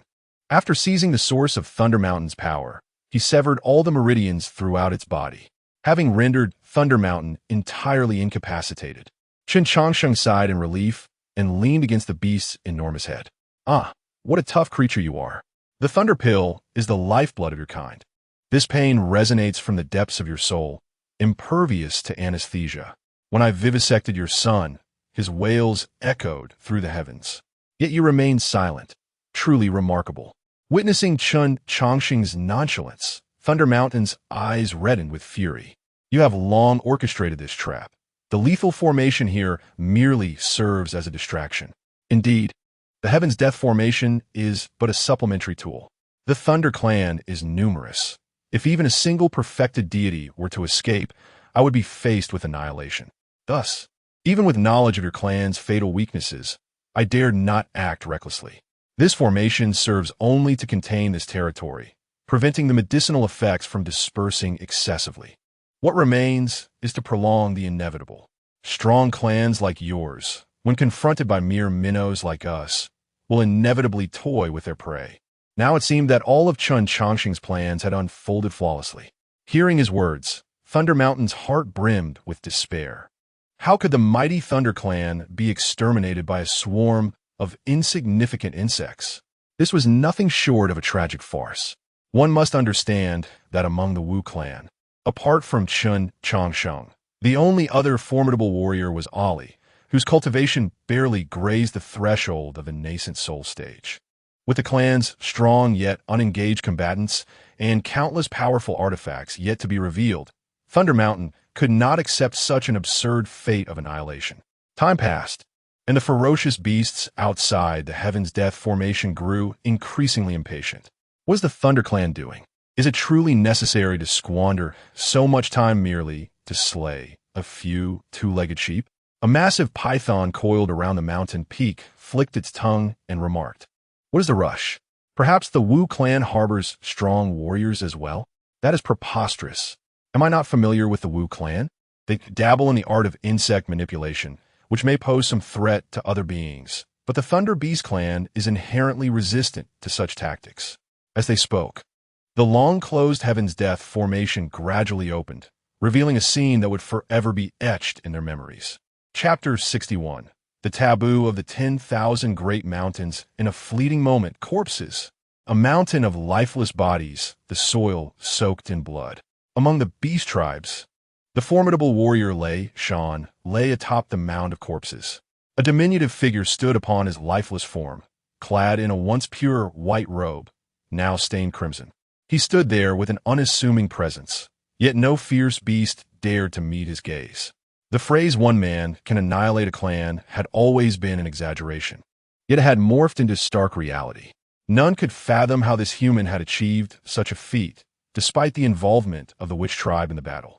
However, the Witch tribe posed little threat to the Lei tribe, akin to mere air. Thus, it was only this human who had brought about the tribe's demise. Sensing the beast's scrutiny, Chen Changsheng instinctively turned to glance at them. Upon meeting his gaze, the beast scattered in terror. The Lei tribe, a prominent force, had been vanquished by this mere human, leaving the other ferocious beasts devoid of courage to confront Chen Changsheng. The battle between the Witch tribe and the Lei tribe had drawn to a close. The remaining lay beasts in their lair were thoroughly exterminated by Chen Changsheng and Ali. Henceforth, the name of the witch tribe reverberated throughout the 10,000 Great Mountains. Within a radius of 3,000 miles from their territory, no ferocious beasts of the nascent soul realm dared to tread, for they trembled before that enigmatic presence. The Undertaker. After the battle concluded, a brave beast dared to investigate. The remains of the lay beasts had long been cleared away, leaving only a towering stone hill. Inscribed upon the stone were verses and a declaration. The inscription read, 3,821 lives of the lay tribe are interred here. The Undertaker stands. Next to these words was a poem. Raising my head to scale the southern dipper, turning over to behold the northern star, gazing beyond the heavens. There exists no being akin to me. From that moment forth, the name Undertaker became a taboo within the 10,000 Great Mountains. In the Water Moon Cave, after the annihilation of the Lay tribe, Chen Changsheng began to study the ancient bronze palace seized by Lay Shan. The critical information on the palace had also been obliterated. Yet, intriguingly, the being that had erased the information left some traces within the palace. An imprint of a palm was engraved on the hard bronze wall, accompanied by 2 lines of small text, to eliminate a great menace for the world to celebrate. A rare item found, left here as a gift for the fated. After reading the inscriptions on the wall, Chen Changsheng turned his gaze to a nearby stone lump. This object, he surmised, was left by the mysterious entity. Upon meticulous examination, he confirmed it to be an egg. Regrettably, the egg had perished. Lay Shan likely sought to exploit the spiritual spring within the Water Moon Cave to revive it. The spiritual spring had remarkable efficacy in nurturing various spirit beasts and insects. Lay Shan's occupation of the Water Moon Cave had gradually weakened the witch tribe. As Chen Changsheng contemplated the unfolding events, Elder Gu Li entered.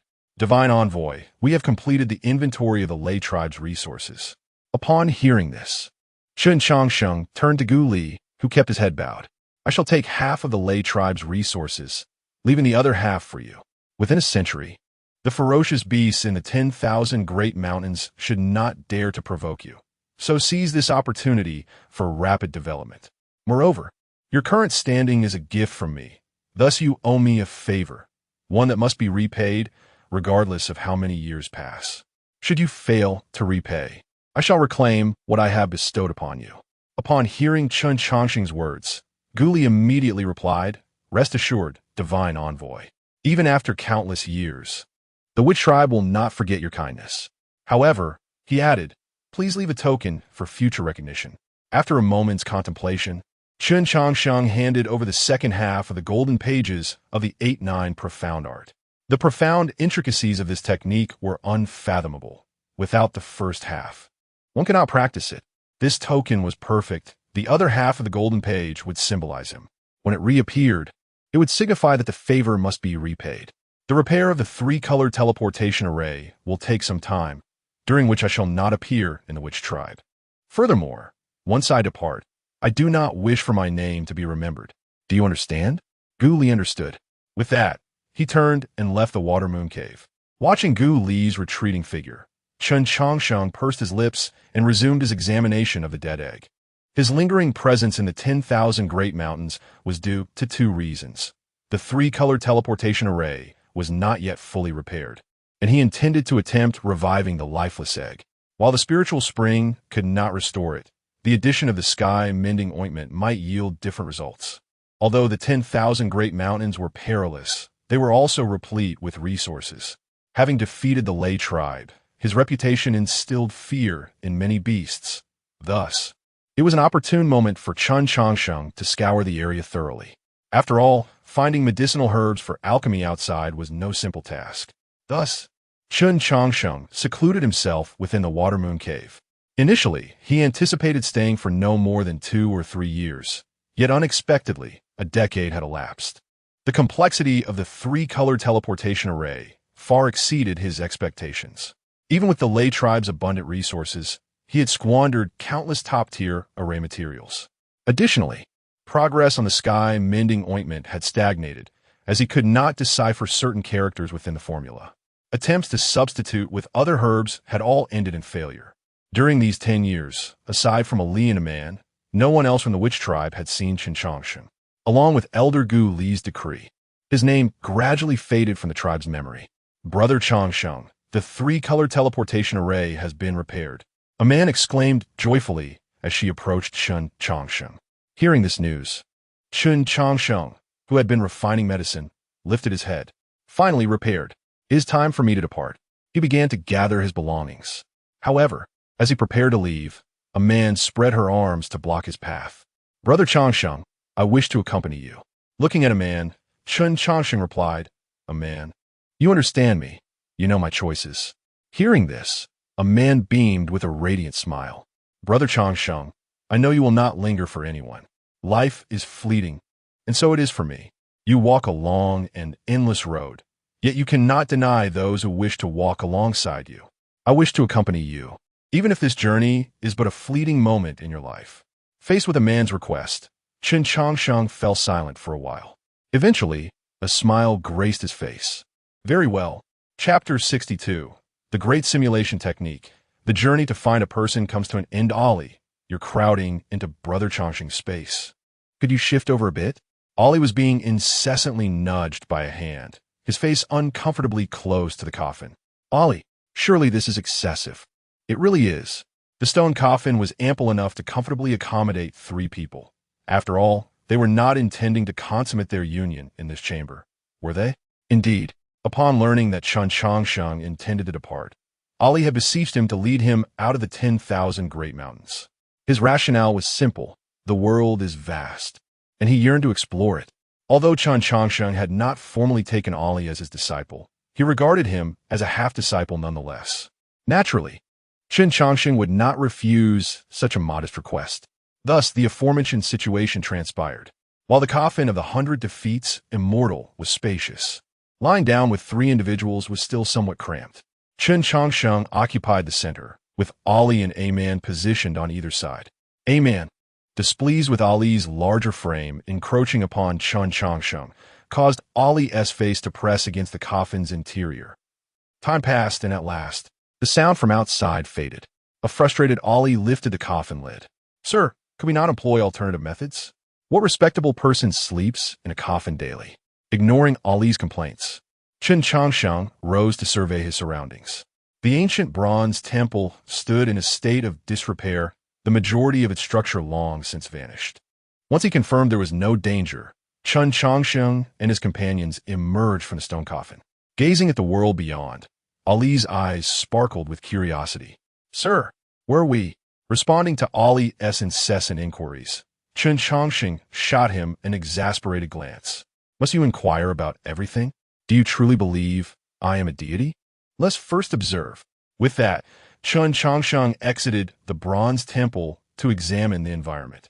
After his observations, apart from a dying old tree, the only sight before them was an expanse of dense forest. Seeing this, Ali scratched his head and suggested, Shall we attempt another teleportation? This place likely does not harbor the person you seek. I am quite experienced in repairing the tricolor teleportation array. I assure you it can be operational within 3 to 5 years. Hearing Ali's words, Chen Changsheng did not respond immediately, but turned his gaze to the desolate tree outside the bronze temple. His fingers gently caressed the bark as he hummed a nursery rhyme. The marigold blooms 21, 28256, 28257. As he recited the numbers of the rhyme, his fingers glided rhythmically over the withered tree. Upon completing the last word of the rhyme, an array suddenly appeared on the tree. With a thud, an object fell into Chen Changsheng's hand. Observing the wooden tiger sculpture in his grasp, Chen Changsheng couldn't help but smile slightly. After a few breaths, he declared, I have found it. Now we must attend to our own matters. Upon hearing this, Ali's face was awash with confusion. What have you found? Why, the person I have been seeking. Chen Changsheng replied, raising the wooden sculpture. This sculpture is the individual you're searching for? Indeed, I once gifted this wooden sculpture to a dear friend. Her decision to leave it here signifies that she is still alive and thriving. Now that I am aware of her fate, my purpose is fulfilled. Ali was perplexed by Chen Changsheng's words, yet A-Man understood the implications. Nian Sheng, in her pursuit of eternity to remain by Brother Changsheng's side, had tirelessly sought everlasting life. The reason Brother Changsheng had spent centuries searching for Niansheng was merely to ascertain her safety. Until she attained eternity, she would not reunite with Brother Changsheng. The circumstances that once were, and those that now exist, had not changed. After a moment of contemplation, Ali, realizing his inability to grasp Chen Changsheng's sentiments, swiftly set aside the matter. "Sir, since you have found the person you sought, where shall we go next?" "What an excellent question. It is time to showcase my great simulation technique." With a grave expression, Chen Changsheng produced a stick and stood it upright upon the ground. Releasing it slowly with his right hand, the stick paused momentarily before toppling in a particular direction. "It has yielded results. We shall proceed that way." Chen Changsheng pointed in the direction the stick had fallen, his face displaying utmost seriousness. "Ali, upon hearing you speak of this great simulation technique, I anticipated a grand revelation. Instead, it appears to be mere guesswork." After internally scoffing at Chen Changsheng's absurdity, Ali tentatively remarked, "Sir, is it truly prudent to choose our path in such a manner?" In response, Chen Changsheng nodded in agreement. "It is not merely imprudent, it is utterly absurd. Since you have expressed doubt regarding this absurd method, I invite you to select a direction for us." Observing Chen Changsheng's earnest demeanor and the unfamiliar surroundings, Ali decisively stated, "Your great simulation technique is nothing short of miraculous. I wholeheartedly consent to the path you propose." Seeing Ali's willingness to comply, Chen Changsheng rolled his eyes and began walking in a chosen direction. For one who has no home, the entirety of the world may serve as his abode. As the saying goes, everywhere is home and nowhere is home. Brother, death is irreversible. I urge you to accept your loss with grace. While the sorrow of losing a loved one is indeed profound, those who remain must continue their lives. Presenting our shop's latest offering, a rosewood coffin. It is not priced at $9,998 nor $3,998. Just $998, and you can take it home immediately. Furthermore, if you purchase this rosewood coffin and add $398, your loved one will receive a comprehensive funeral service. Additionally, the proprietor will personally select a prime burial site for you. A young man was fervently marketing a coffin. In principle, one should not promote coffins, for such actions could easily lead to repercussions. Yet, the proprietor of this establishment possessed remarkable skills. 3 years prior, there were rumors of a family member resurrecting, and somehow, the shopkeeper was invited. Initially, one might assume the shopkeeper would be terrified. To everyone's surprise, upon arriving at the scene, he sat cross-legged and spoke eloquently. In no time, miraculous phenomena unfolded, and a supposedly resurrected corpse was peacefully guided to the afterlife. Since then, this nameless coffin shop had flourished. After bidding farewell to the last customer of the day, the young man slumped into a chair, weary, and lamented, "Man, what is going on with these people from Kunlun Sacred Land? They keep coming to buy coffins, and it's nearly overwhelming me." Chapter 63. The Kunlun Holy Son, Jiang Bufan, faces trouble upon hearing the complaints. A woman emerged from behind. "Brother Changsheng, your temperament is rather peculiar. When business is slow, you lament about the lack of customers. Yet when business is thriving, you still find something to grumble about. What, precisely, do you desire, prosperity or adversity in your trade?"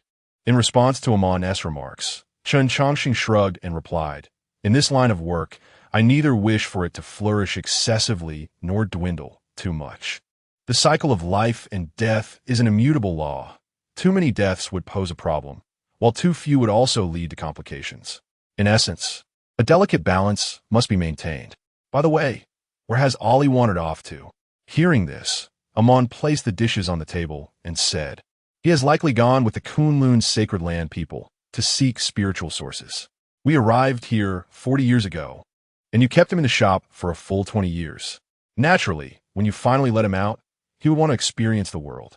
Listening to Amon's report, Chen Changsheng slowly savored his delicious meal and said, "Keeping him here for 2 decades served 2 purposes: to familiarize him with the environment and to ensure he could cultivate adequately, at least to acquire some self-defense capabilities.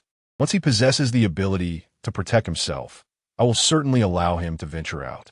Furthermore, you should begin tidying up. We must prepare to leave this place.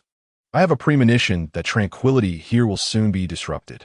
Upon hearing this, Amon was momentarily taken aback and inquired, "What about Ollie? He won't be returning anytime soon."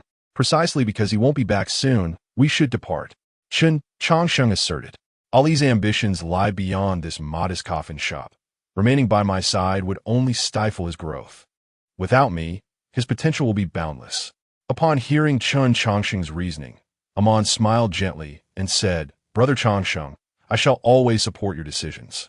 I will begin packing now." "Ah, take your time. There's no need to rush. I am not leaving immediately. Come, sit and enjoy your meal," he replied.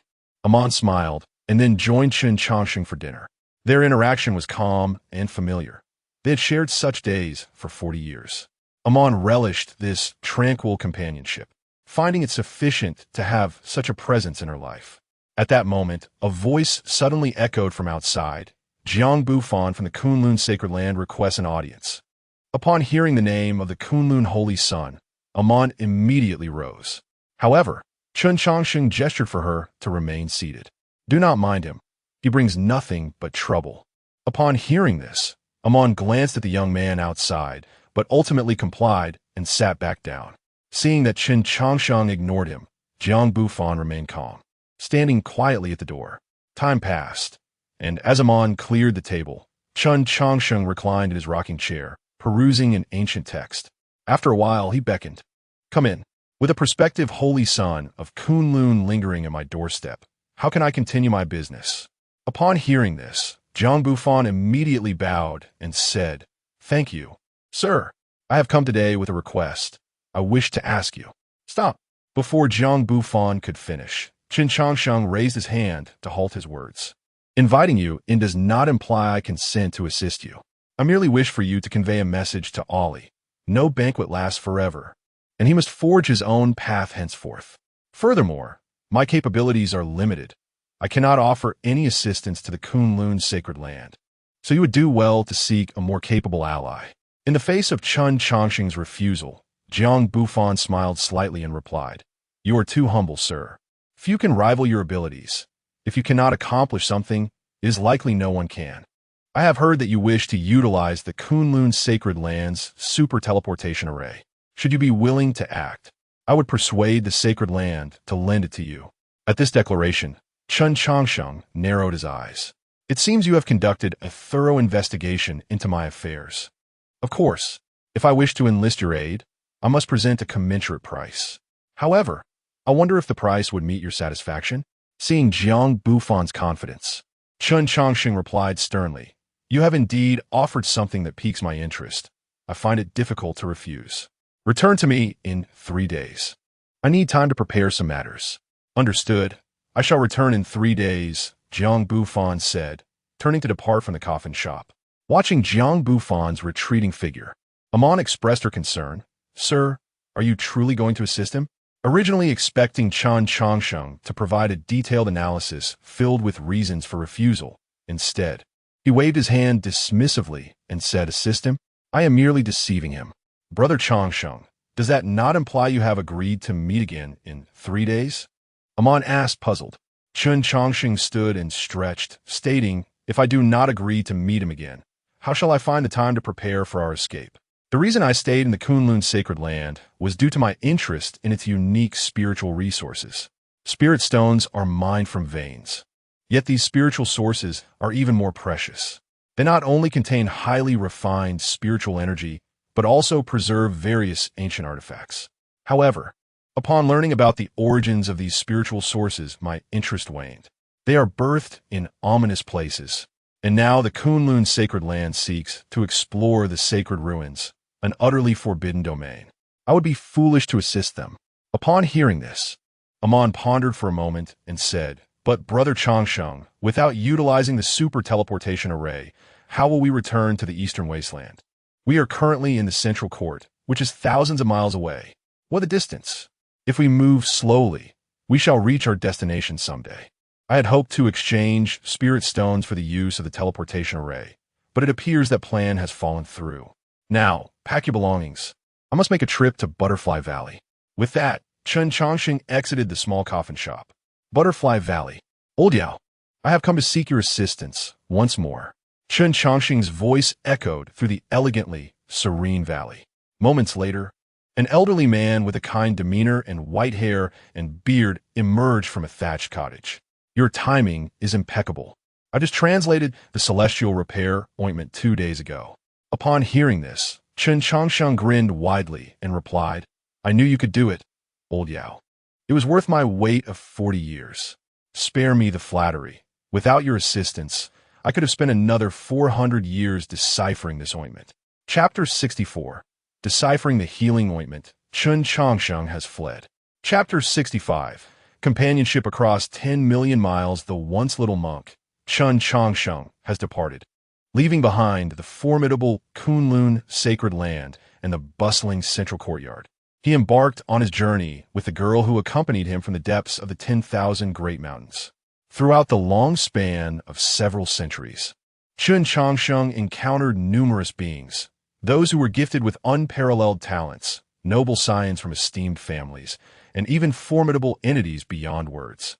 Yet among all these beings, it was only the girl from the 10,000 great mountains who was willing to exchange her entire life for a fleeting moment with Chen Changsheng.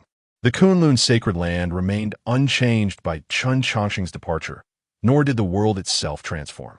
If any change were to be noted, it would be the emergence of a pair of inseparable souls. The distance from the central courtyard to the eastern wilderness spanned millions of miles, a journey that might seem insurmountable to others. However, for some, this vast distance was but a mere instant. No one had ever calculated the precise distance from the central courtyard to the eastern wilderness. Yet Chen Changsheng and a man gradually discerned it over time. The journey from Kunlun sacred land to the Qian dynasty measured a staggering 13,280,000 miles, a distance that Chen Changsheng and a man traversed over the course of 240 years. At one moment, Chen Changsheng fervently wished that the path from Kunlun's sacred land to the eastern wilderness would never come to an end. Yet, as with all roads in the world, there exists an inevitable conclusion akin to the finite span of human life. "Hey man, is this the place where you first began?" she inquired, curiously surveying the desolate wilderness, seemingly attempting to envision what it once was. Time had passed, and the quaint little town had vanished completely. Even Chen Changsheng could only approximate its location. Observing a man's joyful demeanor, he calmly asked, "Hey man, what kind of coffin would you desire?" Turning to him with a smile, a man replied, "I wish for the finest coffin that my brother Changsheng can provide. Additionally, please ensure I am adorned beautifully. I do not wish to leave an unfavorable impression in your heart." In response to her request, Chen Changsheng smiled gently. "Very well, everything shall be as you wish." As her prideful demeanor softened, a man tenderly caressed Chen Changsheng's face. "Brother Changsheng, please do not be sorrowful. I know you are reluctant to see me depart. Otherwise, how could I have lived for so long? Since I met you, I have lived for 300 years. As a foundation establishment practitioner, extending my life by another 100 years would be a limit. 300 years is sufficient. I have lived joyfully. If it were not for you, even additional 300 years would not bring me happiness." Taking a man's hand, Chen Changsheng gently replied, "As I have said before, everything shall be as you wish. I shall not grieve. Is there anything else you wish to see?" he inquired. "I wish to see the sunrise," she answered. "Very well." With that, Chen Changsheng guided a man to the highest peak, where they leaned against each other in silence. As the eastern sky began to pale, a man pouted slightly and said, "Brother Changsheng, I am quite selfish. I know that this will cause you pain, but it is only in this way that you will remember me. Please do not blame me." In response, Chen Changsheng embraced a man's shoulders and softly reassured her, "I am your brother Changsheng. How could I ever blame you?" A man's lips curled into a radiant smile upon hearing his words. "Brother Changsheng is truly wonderful. I wish to accompany you for every sunrise and sunset. However, I'm feeling a bit weary and wish to sleep for a while. For this sunrise, I shall not accompany you." Before she could finish her sentence, a man's hand fell limp. The first light of dawn illuminated their figures. Silence enveloped them. In the face of a man's passing, Chen Changsheng exhibited nothing but profound silence. Over the past 240 years, he had exhausted every means to prolong a man's life. Her endurance was solely anchored in the conviction within her heart. As they reached the journey's end, that conviction naturally dissipated. Time passed, though Chen Changsheng remained unaware of its passage. Slowly rising while cradling a man, he retrieved a plain coffin, meticulously adorning it with the finest makeup. Gazing down at a man within the coffin, he murmured, "Man, I have reconsidered. I cannot grant you the best coffin, for that would bind you to this world in death for an extended period. I do not wish for you to suffer restlessly, nor do I want to disturb your peace one day. So sleep for a while. I shall return to accompany you shortly." With that, Chen Changsheng closed the coffin lid gently. Caressing the coffin, he sighed, "System, it should be nearing the time for my next slumber."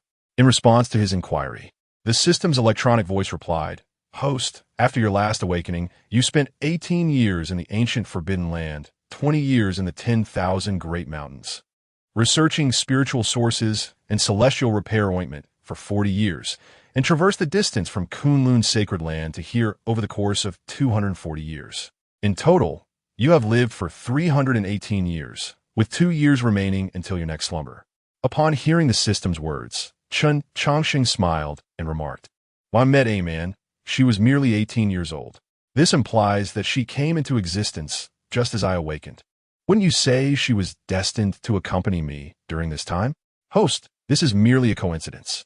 Should you wish to infuse this coincidence with a touch of romance, this system does not oppose such desires." "Ha!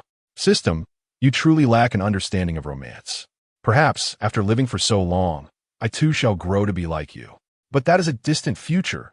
For now, while I still possess a semblance of humanity, I wish to reconnect with my old friends. This upcoming slumber will be prolonged, and I fear I might awaken to find them gone." With that, Chen Changsheng soared toward a certain direction. Tianfu Temple. "Master, what is it that you cannot let go?"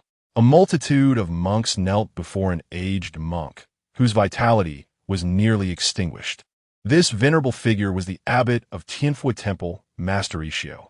In response to the inquiries of his disciples, Ishio's dim eyes flickered with movement. "I am awaiting someone. Master, whom do you await? Should we summon him?" one monk suggested. Yet Ishio merely shook his head, stating, "A bearer of a funeral cannot be summoned. When the time is right, he shall arrive of his own accord." The disciples were left perplexed by the abbot's words. Seeing that their attempts to persuade him bore no fruit, they reluctantly vacated the meditation room. Time drifted by, and after an indeterminate period, the closed door was pushed open once more, revealing a figure approaching Ishio's side. Chapter 66. Ominous Reappearance. Burying an old friend, gently stroking his bald head. A figure settled beside Ishio. "Little monk, how have you changed so much after just a few centuries?" Upon hearing the familiar voice, a spark ignited in Ishio's murky eyes. "Is it truly you returned?" "Of course it is I. Who else would come to see you? A dying old monk?" Confirming the visitor's identity, Ishio swiftly withdrew 18 silver needles from his body. The once aged form visibly transformed back to a youthful state. "Chen Changsheng, you wretched rascal, why are you still alive?" Observing Ishio's furious demeanor, Chen Changsheng casually pulled out an orange and began eating. "How can a monk utter such foul language? You are, after all, a renowned monk of the Night Moon Kingdom. Show some decorum, will you?" In response to Chen Changsheng's nonchalant expression, Ishio rolled his eyes dramatically, reaching for the orange in Chen Changsheng's hand. However, Chen Changsheng swiftly withdrew his hands, denying Ishio's request. "No, I'm dying here. How can I not indulge in an orange?" "Absolutely not. I eat oranges to mask the stench of death. I am intrigued by how you have come to be in this state. While the lifespan of someone in the nascent soul realm is merely 800 years, consuming longevity elixirs could extend one's life by another century or two. Yet, according to my memory, you seem not to have reached 800. Hearing Chen Changsheng's words, Ishio curled his lips in resignation. "I too wish to live a few more centuries. Alas, circumstances do not permit. I was trapped in the forbidden grounds of the Night Moon Kingdom. Remember?" "I remember. And then? At that time, I was pursued by the Wolf King and had no choice but to block myself in the crack of the seal. As time passed, My body was corroded by an ominous force. This power has made me stronger, but at a cost. To prevent the situation from worsening, I self-inflicted a wound to revert back to the nascent soul state. Upon hearing this, Chen Changsheng furrowed his brow, placing his right hand on Ishio's wrist. After a careful examination, he spoke, "There is a force within you that is devouring your body, and soon you will be but an empty shell." The price you mentioned, could it be your lifespan? Indeed, but to be precise, it is my vitality.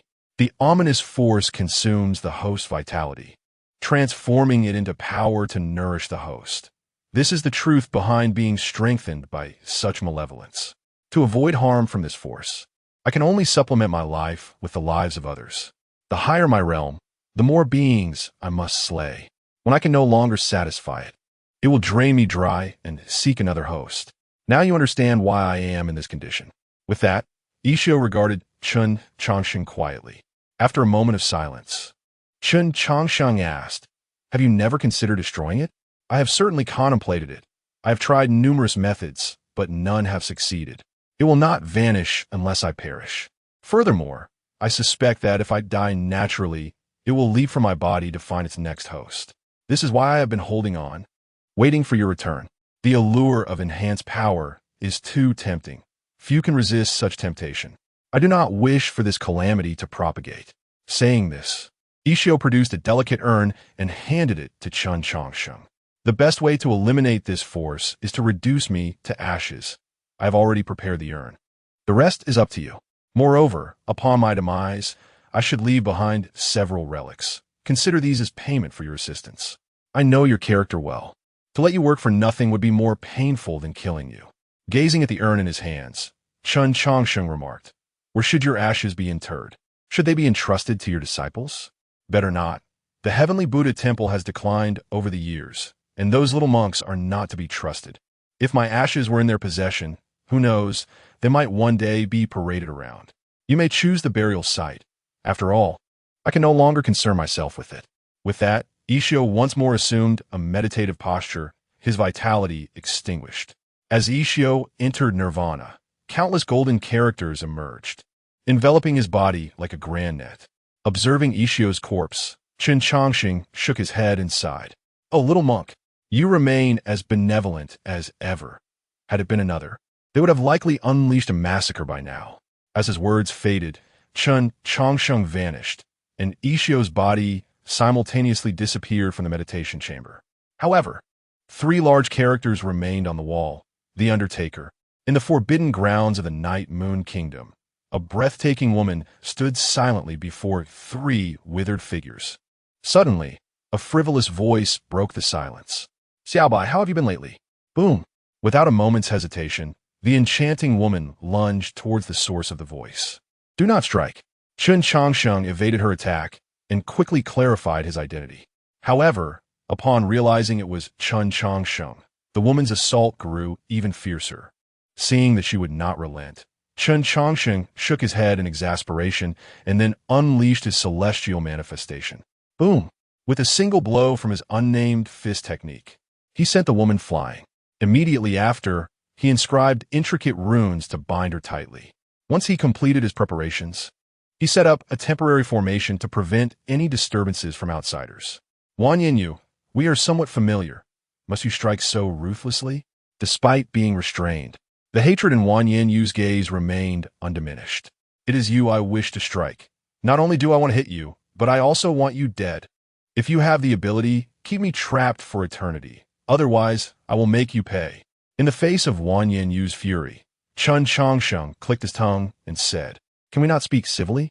If you continue to act this way, I might just give you a trendy new hairstyle." At his words, Wang Yanyu's body trembled as memories of past humiliation surged within her. "You dare? Would I not dare? I can prove it to you right now." As he spoke, Chen Changsheng drew forth a razor and approached Wang Yanyu. Confronted with the glinting blade, Wang Yanyu finally capitulated. "Do not come any closer. I will not oppose you." Now that is more like it. Why so angry upon reuniting with an old friend? Chapter 67. Farewell to an old friend. 320 years of slumber. The shackles of slumber were lifted as Wang Yanyu coldly remarked, "You have been gone for so long. Why return now?" That statement is utterly illogical, Chen Changsheng retorted. The duration of my absence bears no relation to my return. In response to Chen Changsheng's words, Wan Yinyu fell silent, turning her gaze towards the grave of Wan Yenegua. After a long pause, she spoke, I have done my utmost regarding Ishio. I understand. The troubles of Ishio are indeed beyond the capability of ordinary people to resolve. Have you visited the Shangqing Temple? I have.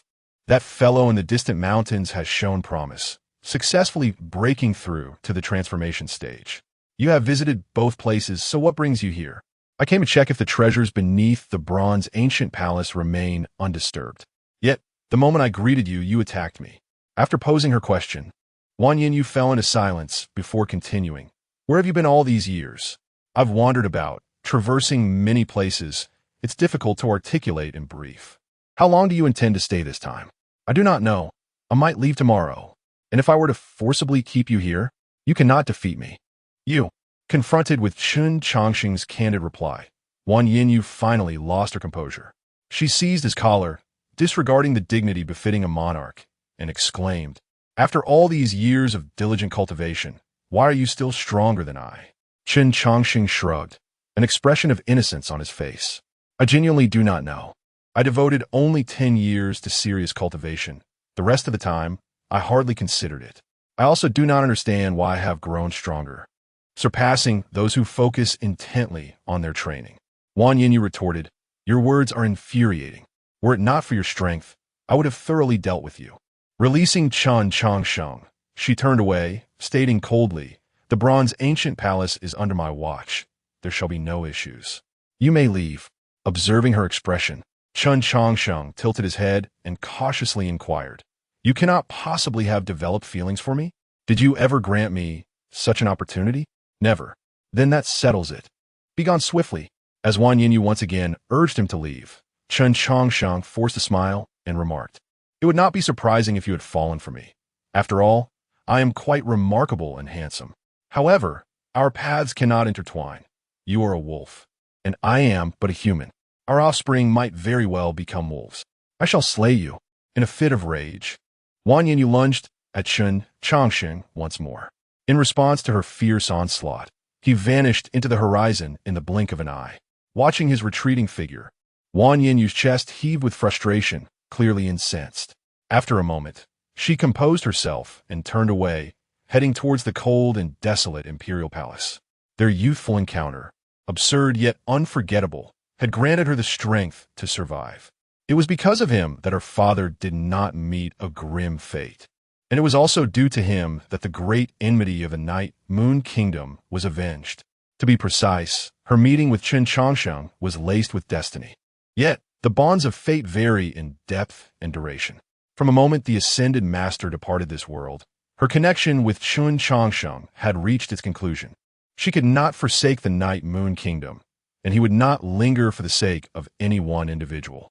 Chen Changsheng could be her confidant, friend, and old acquaintance.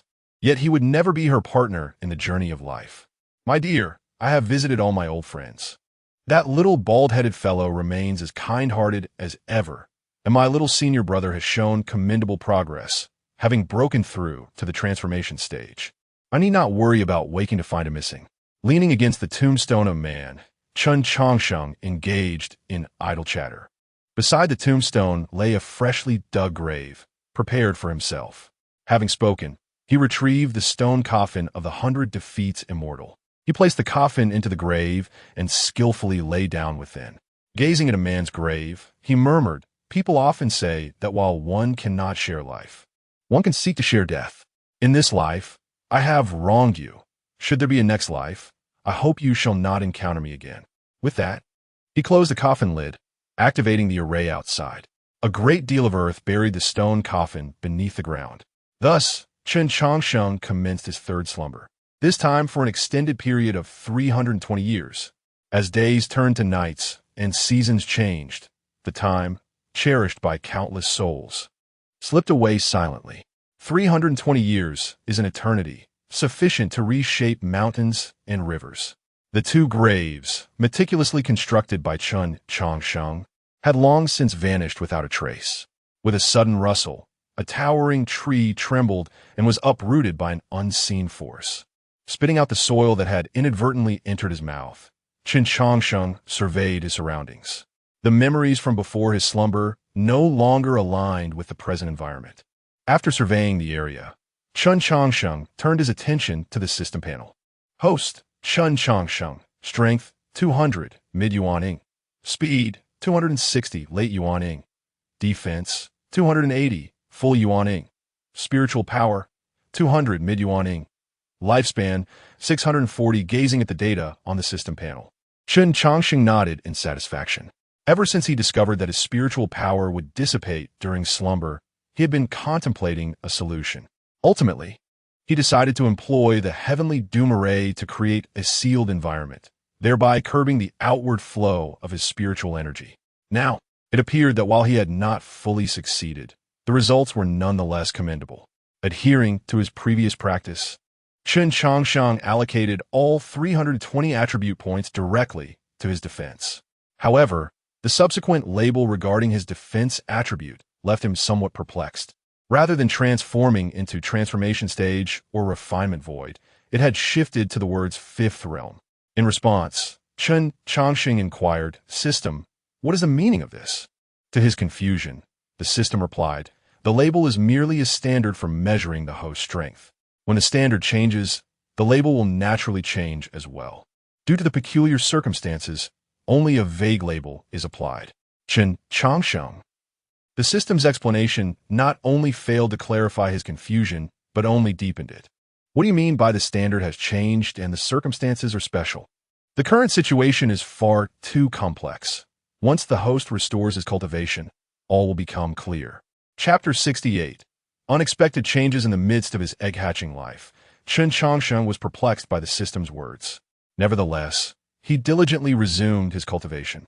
An hour later, a sudden fit of violent coughing interrupted his meditation, revealing that his cultivation was stuck at the initial stage of the transformation realm. Chen Changsheng was bewildered. If his memory served him correctly, he had achieved the later stage of the transformation realm before his slumber. Yet, he had experienced a tremendous resistance while attempting to restore his power. Although his spiritual energy had accumulated to its original level, his realm stubbornly refused to advance. It felt as though the will of the heavens denied his existence. After some contemplation, Chen Changsheng suddenly considered a possibility. "System, the rules of heaven and earth are about to change, aren't they?" The system confirmed his suspicion, explaining that the path of cultivation is akin to the growth of plants, which can only thrive in suitable environments. When the environment shifts, different flora may replace the original. The system indicated that the current cultivation system had become obsolete. Upon hearing this, Chen Changsheng's eyes sparkled with realization. The existing cultivation system was not truly suitable for him, as he possessed an artificial spiritual root. While theoretically indistinguishable from a natural root, subtle differences remained. This was a significant reason for his inability to reach the void refinement stage. Reflecting on this, Chen Changsheng remarked, "System, if what you say is true, then the rules of heaven and earth are changing far too swiftly. How many years have I lived? The very rules are beginning to shift. Why do you believe the changes are rapid?" The system inquired. "Your time in this world has not been extensive. Do you know how long this cultivation system has endured? Your lack of awareness of the changes stems from your acclimatization to this environment since your arrival. Had you come here 10,000 years earlier or even more, would you still harbor such doubts?" This revelation left Chen Changsheng momentarily speechless as he recognized the limitations of his understanding. In his former world, there was a remarkable tome known as the Classic of Mountains and Seas, which recorded a plethora of bizarre creatures. However, most regarded its accounts as mere fabrications of ancient imagination. Yet, if one were to extend the timeline, would future generations view our current documentation in the same light? For instance, the parrot, familiar to Chen Changsheng, was a well-known bird, though it might become extinct in millions of years. Future scholars discovering its description in ancient texts might scoff, deeming it a figment of imagination. The same applies to the current cultivation system. Chen Changsheng possessed numerous techniques, with many promising great power upon mastery. However, the actual outcomes fell short of the grand descriptions. He had initially attributed this to the exaggeration of the ancients. But now it seemed that these techniques might indeed hold such potential, if only the rules of heaven and earth had not changed. Chen Changsheng's subconscious assumptions stemmed from his familiarity with the present environment. He then posed a question to the system. Since a new cultivation system has emerged, what is its origin? Is it dictated by the heavens, or does it stem from another source? In response, the system clarified that the heavenly path would not interfere with specific cultivation systems. It merely creates an environment. It is the sentient beings who develop the systems. Whoever formulates the most suitable system for the environment will rise to dominance in this era. Chen Changsheng's mouth watered at the prospect. So you're saying that I could also succeed? Theoretically, this method was plausible. Encouraged by the system's affirmation, he laughed heartily, declaring, "Truly, heaven is aiding me. Such a splendid opportunity. I, Chen Changsheng, shall retreat for a millennium or so." The system was taken aback. Did I hear you correctly? Based on analysis, the likelihood of creating a fitting technique through isolation is minimal. Only by carving a path through this golden age can you hope to develop a system that aligns with the times. Dynasty system. Do I seem like a brawler to you?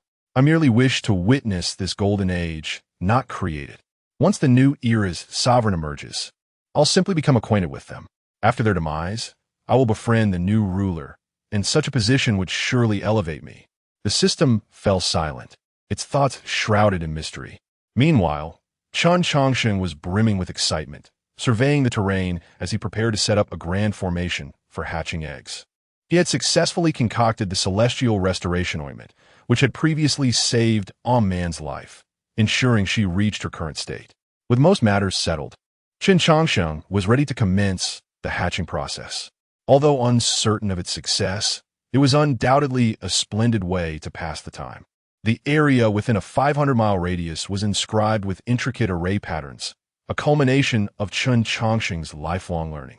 Additionally, he incorporated the paths he had learned from the ancient Forbidden Lands. Once everything was in place, he placed the lifeless egg at the heart of the formation.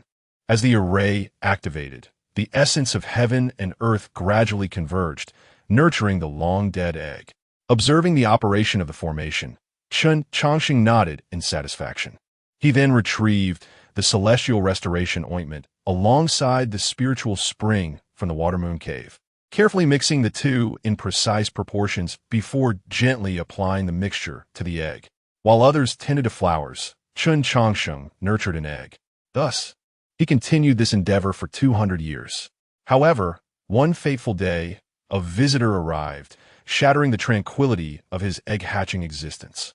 Chapter 69. The Gathering of Talents, Chen Changsheng. Am I the disciple of the Undertaker? Junior Yi Hensheng. I pay my respects to you, Senior. Before the vast green mountains stood a youth clad in a Taoist robe, his brows like swords and eyes like stars, bowing in greeting, seemingly visiting someone. However, the boundless mountains offered no response to the youth's salutation. Seeing that no answer came from the mountains, the youth appeared somewhat anxious, yet when he attempted to step forward, he was thwarted by a formidable formation.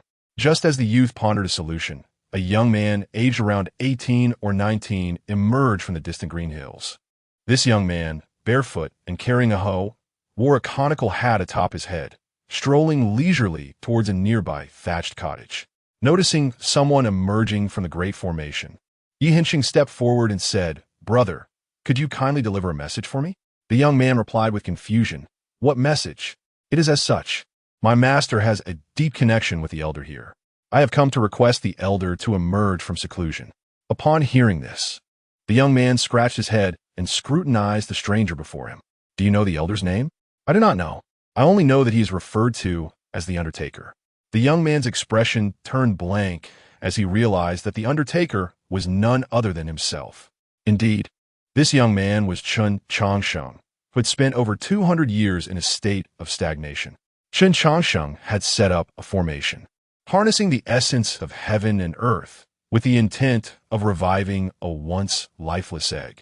During this time, he continually nourished it with spring water and celestial balm.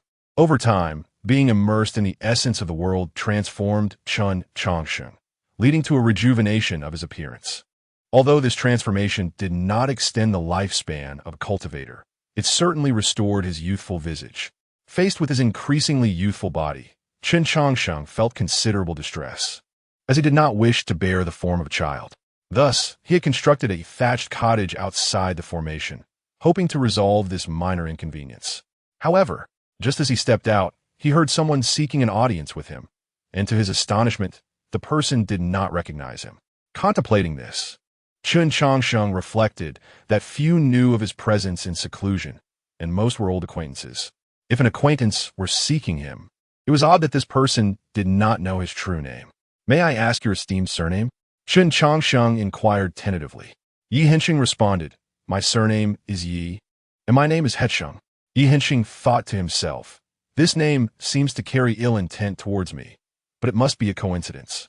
What are the odds of such a name being crafted to insult me? Ah, it is Brother Yi. My apologies. May I inquire who your esteemed master is? I have resided in these mountains for some time, and am not well acquainted with the outside world." Upon hearing Chen Changsheng's inquiry, Yi Hensheng's demeanor grew serious. From the outset, he had noticed this young man. The formation here was not something ordinary individuals could traverse. If this young man could come and go freely, there could only be one explanation. Realizing that Yi Hensheng had guessed his identity, Chen Changsheng smiled slightly and prepared to reveal his own. This situation likely involved an old acquaintance seeking his assistance. Whether to help or not was another matter, but he needed to understand the situation first. "Brother, I observe your impressive bearing. You must be..." Hearing this, Chen Changsheng nodded and smiled. "Indeed, I am." Before he could finish saying the disciple of the Undertaker, Yi Hensheng interrupted him. "Chen Changsheng." Faced with such a peculiar situation, Chen Changsheng hesitated for merely a second before resolutely stating, "Indeed, I am the disciple of the Undertaker, Chen Changsheng." "Ah, so you are the esteemed disciple of the Elder. It is truly an honor. Please, Brother Chen, could you deliver a message for me to allow me to meet the Elder?" Upon learning that the young man before him was the legendary disciple of the Undertaker, Yi Hensheng was overjoyed. However, Chen Changsheng casually replied, "I could deliver your message, but my master has decreed that no outsiders are to be received. You have yet to inform me who your master is, so I cannot relay your message." Hastily, Yi Hensheng responded, "My master is the Wolf Emperor of the Night Moon Kingdom." Upon hearing that Yi Hensheng was a disciple of Wan Yin, Chen Changsheng understood the origin of Yi's name. "Ah, the esteemed Wolf Emperor. My master indeed has ties with the Wolf King. However, I wonder what brings the Wolf Emperor to request my master's emergence." Yi Hensheng hesitated, saying, "My master instructed me that this matter must be conveyed to the Elder in person." "I see. Then you shall wait patiently." "I do not know when my master will emerge," Chen Changsheng said, preparing to return to his thatched cottage. Seeing this, Yi Hensheng grew anxious. "Brother Chen, this matter is of utmost urgency. I implore you to deliver the message." Ignoring Yi Hensheng's calls, Chen Changsheng continued towards the cottage. The gathering of talents. The central court is about to hold a gathering of talents, and this matter requires the Elder's presence. Upon hearing the word central court, Chen Changsheng finally paused. What is the gathering of talents? The gathering of talents is a grand event held by the Kunlun sacred land of the central court. This time, it will gather top talents from the central court, western continent, eastern wasteland, northern desert, and southern plains. The purposes of this gathering are twofold. First, to identify the divine source or is extracted from the sacred ruins. Second, to collectively discuss the eradication of the malevolent sorcerer in the central court. After listening to Yi Hensheng's explanation, Chen Changsheng turned and said, "This matter should not require your master to seek my master. The gathering of talents is clearly an event for the younger generation. My master and your master are of the same generation and cannot participate in such matters. Furthermore, your master possesses considerable strength. Even if it is to eradicate the malevolent sorcerer, it should not necessitate my master's intervention." Upon hearing this, Yi Hensheng immediately sighed in resignation, saying, "In theory, it should be so. However, my master is currently in seclusion, and the national master, the unyielding Taoist, is likewise enclosed. Before entering seclusion, my master provided me with this address and instructed me to invite someone, of which I know little." Upon hearing this, Chen Changsheng's lips curled slightly, as he understood the situation completely. Clearly, Wang Yinyu and Song Yuanshan were attempting to avoid responsibility and had sent him to act as a guardian.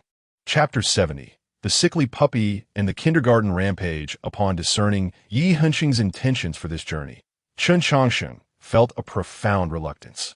This so-called genius conference was evidently fraught with complications, and given Chen Changsheng's disposition, he was naturally disinclined to participate. Just as he contemplated concocting an excuse to placate Yi Hensheng, the latter spoke again. Brother Chen, this genius conference is unprecedentedly grand.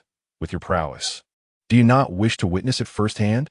At this remark, Chen Changsheng was momentarily taken aback. By mere age, he was unqualified to partake in any genius conference, for he had lived nearly a millennium. However, unlike others, Chen Changsheng possessed a system that perpetually kept his biological age at 20. Thus, in terms of evidence, he could indeed be regarded as a genius at this moment. With this thought, Chen Changsheng's eyes sparkled. While he might not stand a chance against the world's most formidable experts, he felt confident in confronting the fledgling practitioners who had recently embarked on their journeys. The idea of decisively defeating a kindergarten of novices was exhilarating. Furthermore, if memory served him right, Ali's original name was Wu Li. After hundreds of years, Chen Changsheng truly yearned to reunite with that young man. Contemplating this, Chen Changsheng feigned deep thought and said, "Brother Yi, to be candid, my master has actually mentioned this matter long ago. Is that so? When will your esteemed teacher emerge?" "Well, my master stated that such trivial matters do not require his intervention. He believes I can accompany you just fine."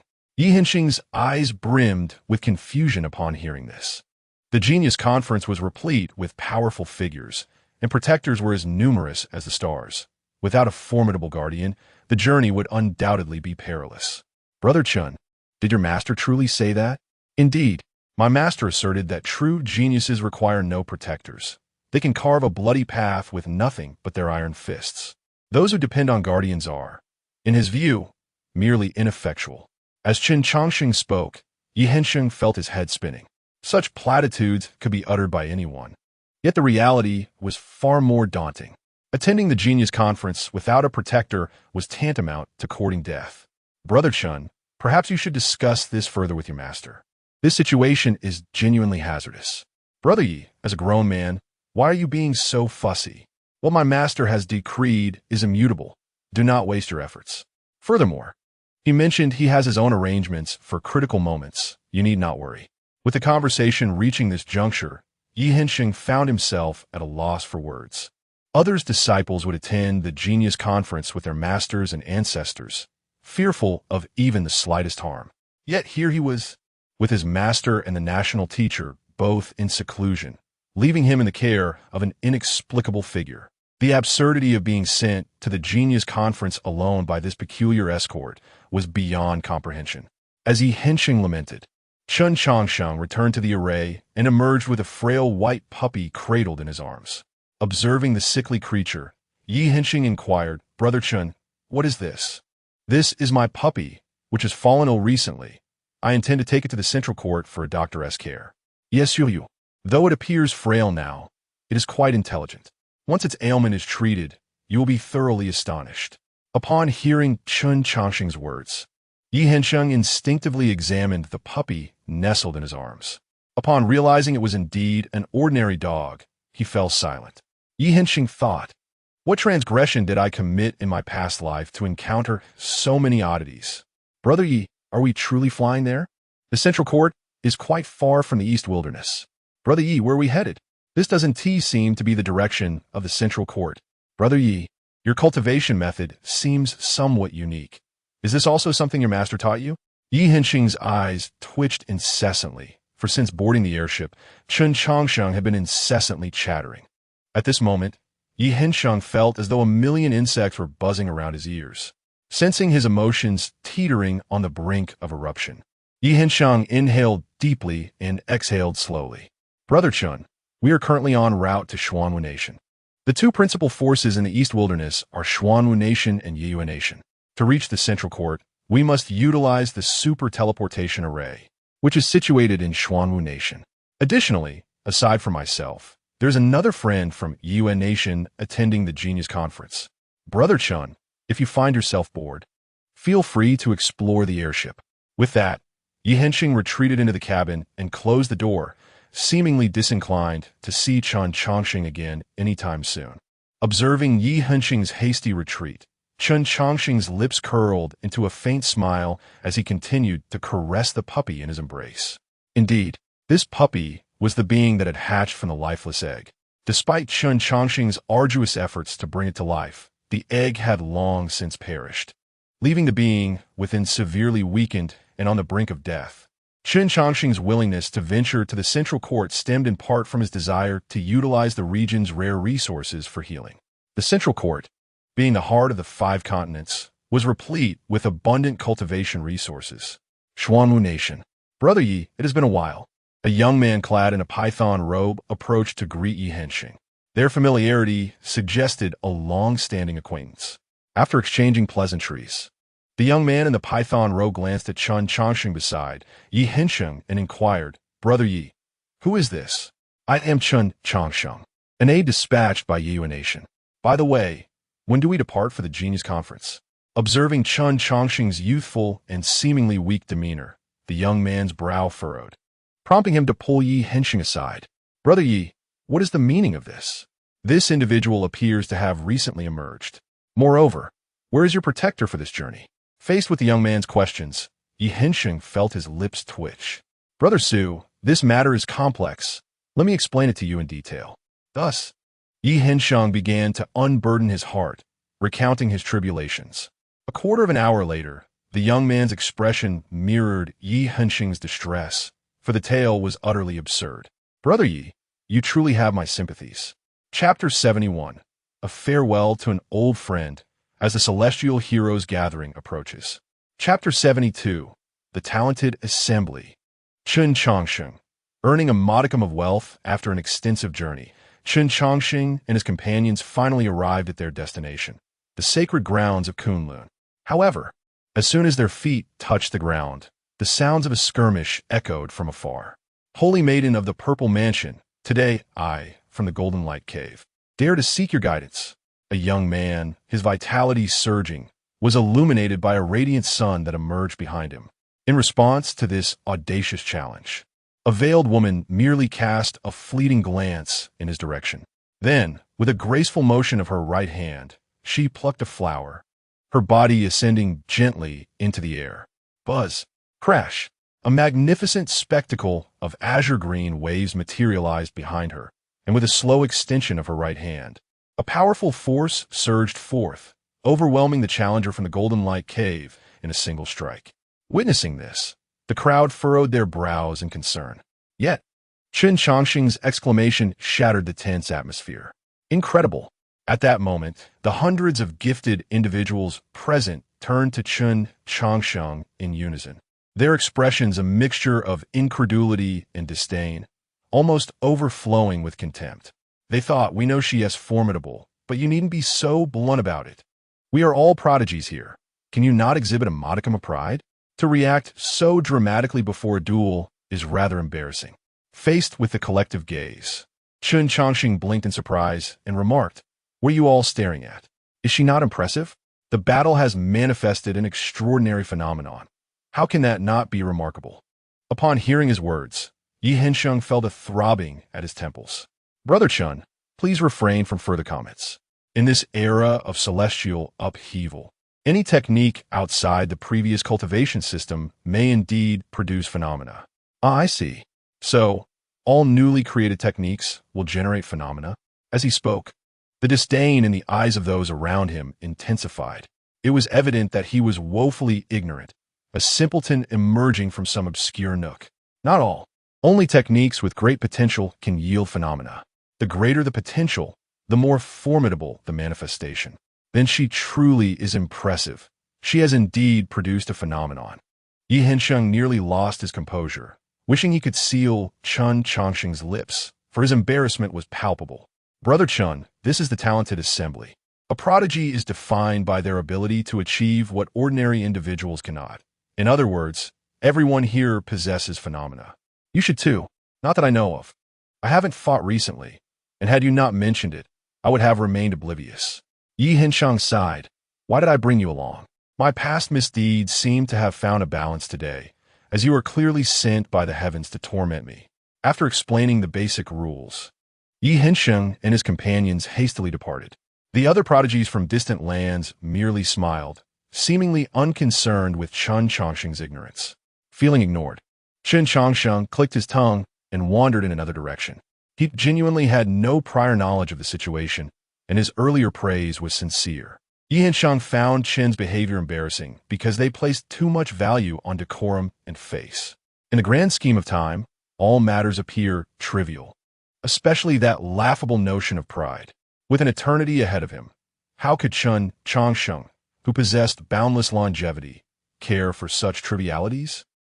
This is 300 pounds of divine source. Please accept it. The shopkeeper personally handed a leather pouch to Chen Changsheng, who counted the contents before turning to leave. In just 2 centuries, the entire cultivation world had undergone tremendous transformation. Once, the universal currency of the cultivation realm was spirit stones. Now, it had evolved into divine source. This new terminology had only emerged in the last century. Prior to that, it was known as spirit source. With the development of the Kunlun sacred grounds, spirit sources began to flood the market. Initially, people regarded spirit sources merely as a new cultivation resource, but as the rules of heaven and earth shifted, their significance became apparent. The previous cultivation systems were cast aside, and everyone began to explore new methods. Gradually, it was discovered that spirit sources were considerably more effective than spirit stones. Eventually, spirit sources came to be known as divine source, which became the specialized cultivation resource for prodigies. Gazing at the 300 pounds of ordinary divine source in the pouch, Chen Changsheng remarked, with a conversion rate of 1 to 10, I feel I have lost quite a bit of money. It seems I must earn it back from elsewhere. With that, he lifted his gaze toward a nearby stone gambling establishment. As the rules of heaven and earth evolved, some ordinary divine sources began to appear in previously known spirit stone veins. However, certain exotic divine sources were exclusively found in ores extracted from forbidden zones. The skin encasing the divine source obscured all forms of detection, leading various powerful factions to engage in the lucrative business of stone gambling. While one might earn a small profit here, the masterminds behind the scenes would never incur a loss. Fortuitously, Chen Changsheng had amassed considerable knowledge regarding divine sources, formerly known as spirit sources. After all, several centuries ago, divine sources were not particularly valuable, and ores from forbidden areas could be acquired for a modest sum of spirit stones. To thoroughly study the properties of divine sources, Chen Changsheng had mined an entire mountain's worth of ore. He deemed half of the extracted divine sources to be of little use and gifted them to Ali, while he buried the remaining half beneath a grand formation as the foundation for his array. Kunlun Stone House. Countless cultivators were meticulously selecting stones of various sizes, for within these stones lay the potential for exotic divine sources. The adage, one cut brings wealth, the next brings poverty, echoed perpetually within the stone gambling establishment. Boss, I wish to purchase this stone. Chen Changsheng's voice rang out, causing all activity to halt as onlookers regarded him with bemusement. The stone he sought to buy was the establishment's signature piece. Are you out of your mind? They collectively thought. That is merely an ordinary stone, a decorative piece at the entrance. What are you thinking? Before long, the manager of Kunlun Stonehouse arrived, his expression dark. My friend, are you here to cause trouble? Do you not know how to speak? I have come to gamble with stones. Purchasing a stone is quite normal, is it not? Chen Changsheng replied, though the manager's expression remained grim. The massive stone, inscribed only with the words Kunlun Stonehouse, bore no distinguishing features. If you're not here to cause trouble, then you might as well gouge your own eyes out. The manager seethed. Is that so? This stone requires a weight's worth of divine source in exchange. You need to produce 1,000 pounds of divine source. Chapter 73. One hammer for 80. The source of the exotic fire dragon. Chapter 74. The inner courtyard of the Kunlun Stone Workshop. Chen Changsheng, with a cheerful demeanor, placed the fire dragon source into a leather bag specifically designed for divine sources, then handed it to Wang Defa. This bag, though modest in size, was crafted to offset the overwhelming weight of the divine source. Otherwise, an excess could shatter a storage ring under the immense pressure. Wang, I recall that to enter the inner courtyard of the Kunlun Stone Workshop, one must at least provide a guarantee of 10,000 pounds of divine source. I believe my assurance suffices. May I enter? Upon witnessing Chen Changsheng extract a divine source from what was deemed a worthless stone, Wang Defa's attitude toward him shifted dramatically. With the Kunlun Sacred Land hosting the talent conference, countless prodigies had gathered from far and wide. A person possessing such skills and insights could not be underestimated, and Wang Defa dared not treat him with indifference. Of course, esteemed guest, please follow me. With Wang Defa's enthusiastic invitation, Chen Changsheng entered the inner courtyard of the Kunlun Stone Workshop, closely followed by the Purple Mansion Saintess. However, their access did not extend to others. Soon, word spread throughout the Kunlun Sacred Land about an unnamed prodigy venturing into the inner courtyard for stone gambling, drawing the attention of other talented individuals. Within the inner courtyard, the quantity of stones was astonishingly meager compared to the outer courtyard. In this expansive space, only a dozen or so stones were available, yet each appeared remarkably extraordinary. Some stones resembled a welcoming pine tree, swaying gently with the breeze, while others were no larger than a fist, perfectly round, rolling about as if alive when placed on a plate. After scrutinizing the stones in the inner courtyard, Chen Changsheng furrowed his brow. The aura emanating from these stones was profoundly dense. If he were not mistaken, they were likely extracted from the depths of the sacred ruins. The potential yield from such stones was uncertain, leaving him somewhat apprehensive. Young master, may I inquire which stone has captured your interest? Wang Defa suggested. I find that welcoming pine quite appealing. To be candid, I have heard the sound of wind rustling through leaves emanating from within that stone. Chen Changsheng rolled his eyes at Wang Defa's sales pitch. I am well aware of the wonders contained within the stones of the sacred ruins, but I also understand that 9 out of 10 yield nothing. Here, the cheapest stones are priced at 5,000 divine sources per pound, with some reaching hundreds of thousands or even millions of divine sources. If you permit credit, I might be inclined to open 3 or 5 stones. Upon hearing this, Wang Defa rubbed his hands together, a forced smile plastered across his face. You jest, dear guest. We are a modest enterprise, and credit is simply not feasible. However, for someone of your stature, 100 or 180,000 divine sources should be a trivial matter. Enough. Inform your superiors. The items I offer are beyond your authority. I lack such wealth. I must use items as collateral. Wang Defa laughed heartily. No problem, esteemed guest. Please wait a moment. I shall return shortly. With that, he ordered the serving of spiritual tea and respectfully withdrew. Seated in a pavilion, Chen Changsheng continued to observe the surrounding stones while savoring his tea, completely unfazed by the ethereal beauty of the Purple Mansion Saintess. After a while, the silent Saintess finally spoke. With your capabilities, the quantity of divine sources should not concern you. You seek the treasures within the divine sources. Hearing this, Chen Changsheng turned to her. Why do you say that, Saintess? He replied, as the saying goes, wealth, companions, law, and land. Resources are paramount on the path of cultivation. I have come to the Kunlun Stone Workshop for divine sources. After all, who would not desire more? In response to Chen Changsheng's justification, the Purple Mansion Saintess calmly remarked, others may come for divine sources, but you are different. Why? Because your gaze is far too tranquil. That fire dragon source alone weighs at least 50 pounds, equivalent to 25,000 pounds of ordinary divine sources. Such resources cannot be overlooked, even by prodigies.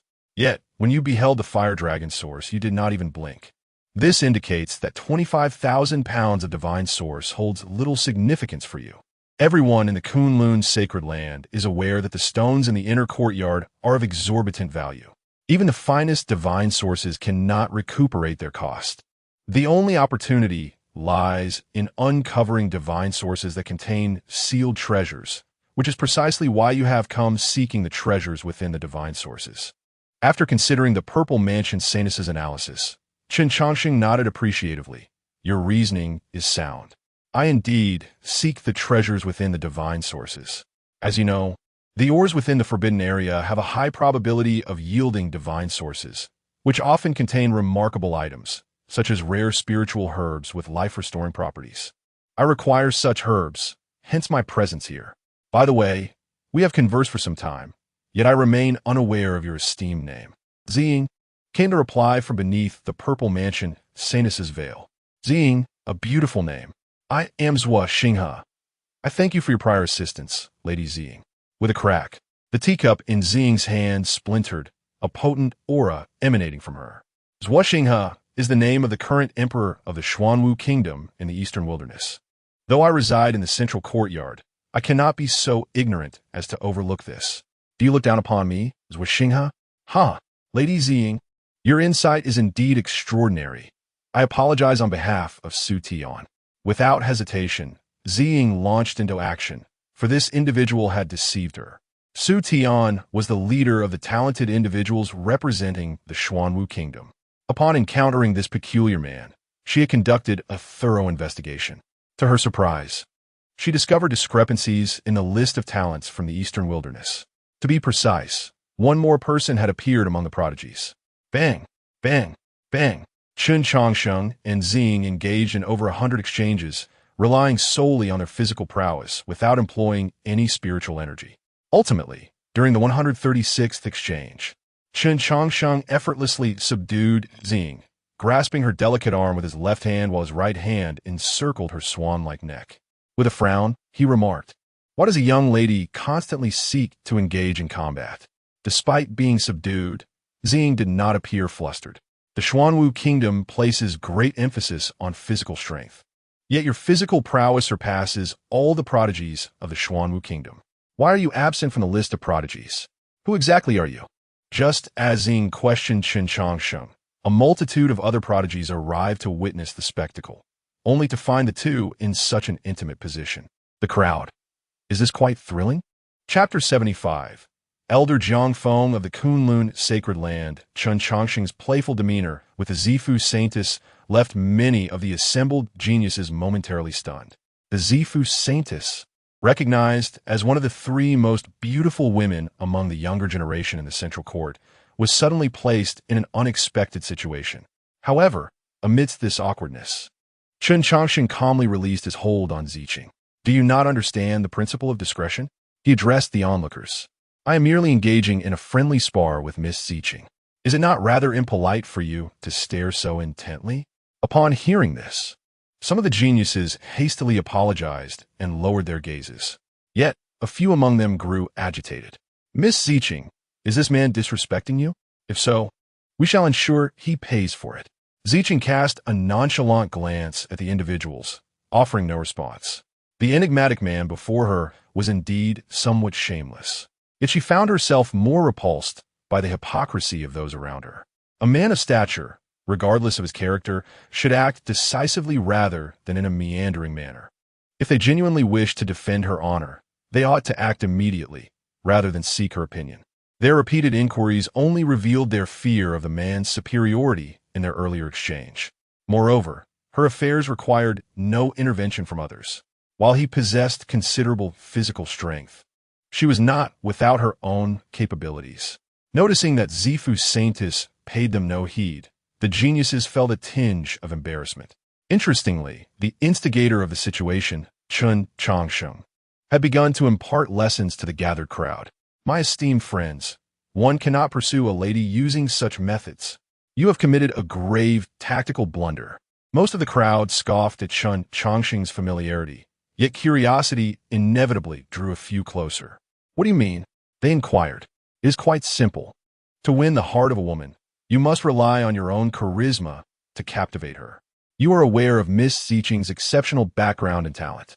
Such a woman does not place undue importance on superficial conditions, for there are few men in the world who can surpass her. Thus, the significance of personal charm becomes evident. Taking the earlier incident as an example, he continued, you should have acted without hesitation. Any delay would only reveal your trepidation. How could such a man ever hope to garner Miss Ziqing's attention? Chen Changsheng's novel insights piqued the interest of those who had initially dismissed him. Gradually, more and more individuals gathered around him. Now do you comprehend where you went astray? Upon hearing Chen Changsheng's words, many of the geniuses experienced a moment of revelation. One individual ventured to ask, "Brother Chen, what if the opponent is exceedingly strong? And so what? In the Kunlun sacred land, would your opponent truly resort to lethal force over such trivial matters?" Chen Changsheng replied, "Moreover, all of you are exceptional talents. Though there may be slight disparities in strength, they are not insurmountable. Surely, you possess the ability to defend yourselves, do you not?" His words emboldened the assembled geniuses, their chests swelling with pride. While they acknowledged that some were indeed stronger and more accomplished, they believed they were not devoid of the ability to protect themselves, having honed their skills for many years. Seeing that the attention of the crowd had shifted, a slight smile crept onto Chen Changsheng's lips. The Zifu Saintess had developed an unusual fixation on him, which could lead to unnecessary complications. To mitigate this, he felt compelled to guide her suitors. The average age of participants at the Genius Conference was barely a century. It was childish play to lead these youngsters astray. Once she was preoccupied with her numerous admirers, she would be less inclined to notice him. "Chen Changsheng, what brings you here?" Just as he pondered how to continue his ruse, a voice called from the crowd. Turning, he recognized Zhuo Jing, a member of the Xuanwu Kingdom's genius team.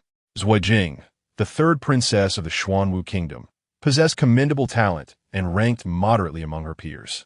"Ah, princess, I am here discussing matters of cultivation with my esteemed friends. By the way, have Su and the others not arrived?" In response to Chen Changsheng's inquiry, Zhuo Jing explained, "Su Tian and the others are preparing for the Genius Conference in 3 days.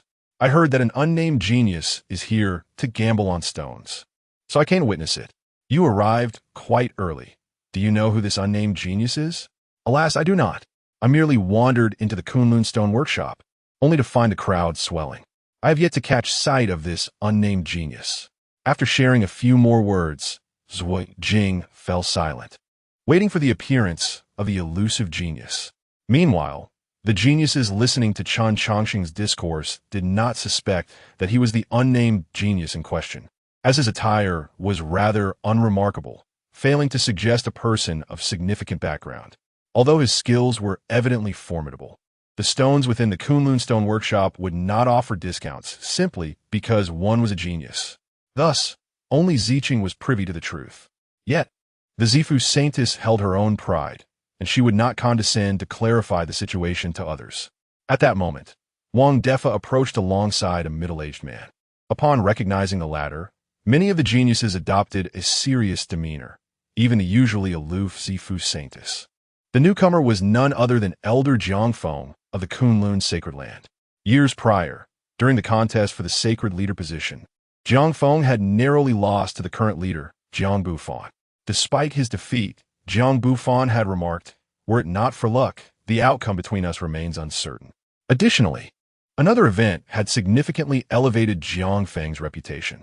6 centuries ago, the notorious villain Wu Li emerged, casting a shadow over the younger generation of the Central Court. Ultimately, Wu Li crossed paths with the equally youthful Jiang Feng, and their battle raged for 3 days and nights, resulting in a stalemate. This encounter quelled Wu Li's menace for a full century. To this day, Jiang Feng remained the only one to have matched the villain in combat. Chapter 76. The astronomical price of 2 million divine sources. As Chen Changsheng engaged in a game of stone betting, Jiang Feng approached him directly, bypassing the crowd. The onlookers adjusted their attire, eager to present their finest selves, yet Jiang Feng's forthcoming actions left them astounded. Ignoring everyone else, he walked straight up to Chen Changsheng, who was conversing with others. "Apologies for the lack of hospitality at Kunlun Stone Pavilion," esteemed friend, Jiang Feng remarked. Chen Changsheng paused his conversation, clasping his hands in response. "You are too kind, Elder Jiang. It is indeed an honor to visit Kunlun Stone Pavilion and broaden my horizons." The two men then strolled toward a pavilion, their camaraderie evident, leaving the assembled talented individuals in a state of bewilderment. Despite their own exceptional status, they felt insignificant in the presence of true luminaries. Jiang Feng, a paragon of the last era, held an unparalleled position in terms of talent, status, lineage, and power. Pouring Chen Changsheng a cup of hot tea, Jiang Feng smiled. I have heard that you wish to explore some stones. Have you selected a target? With a smile, Chen Changsheng replied, I have indeed chosen stone, but my resources are rather limited, and I cannot afford such a hefty price. Thus, I might have to offer some lesser items as collateral. Would Kunlun Stone Pavilion accept these? Haha, you yist, my young friend. While divine sources are valuable, they can be cumbersome to carry. To be candid, I do not possess even 100,000 divine sources, Jiang Feng replied amiably. However, among the crowd, one individual's eyes gleamed with resentment. This was Zhuo Jing, the third princess of Xuanwu Kingdom. As she observed Chen Changsheng, her fists clenched in frustration. She felt an unprecedented sense of humiliation. He had deliberately concealed his circumstances, disregarding the esteemed assembly of talents. The memory of their earlier attitudes towards him darkened her expression. Once their idle chatter concluded, Chen Changsheng addressed Jiang Feng. Elder Jiang, the hour grows late. May I select my stone? Of course, please follow me, Jiang Feng replied, leading Chen Changsheng through the collection. After browsing, Chen Changsheng finally settled on a small, spherical stone that rolled incessantly. Its surface was smooth and polished, in stark contrast to the stillness of the other stones. Upon seeing Chen Changsheng's choice, Jiang Feng elaborated, this stone is known as the Rolling Pearl, extracted from the depths of the sacred ruins. Interestingly, it is encased within another divine source. Kunlun's sacred land initially intended to cut this stone, but due to its peculiar nature, it was sent here instead. Intrigued, Chen Changsheng picked up the rolling pearl. Oh, what makes this stone so special? Since you dare to venture into the inner courtyard for stone gambling, you must have some knowledge about stones containing divine sources. Typically, stones that encase divine sources cannot be penetrated by spiritual energy or divine consciousness. However, this stone is an exception.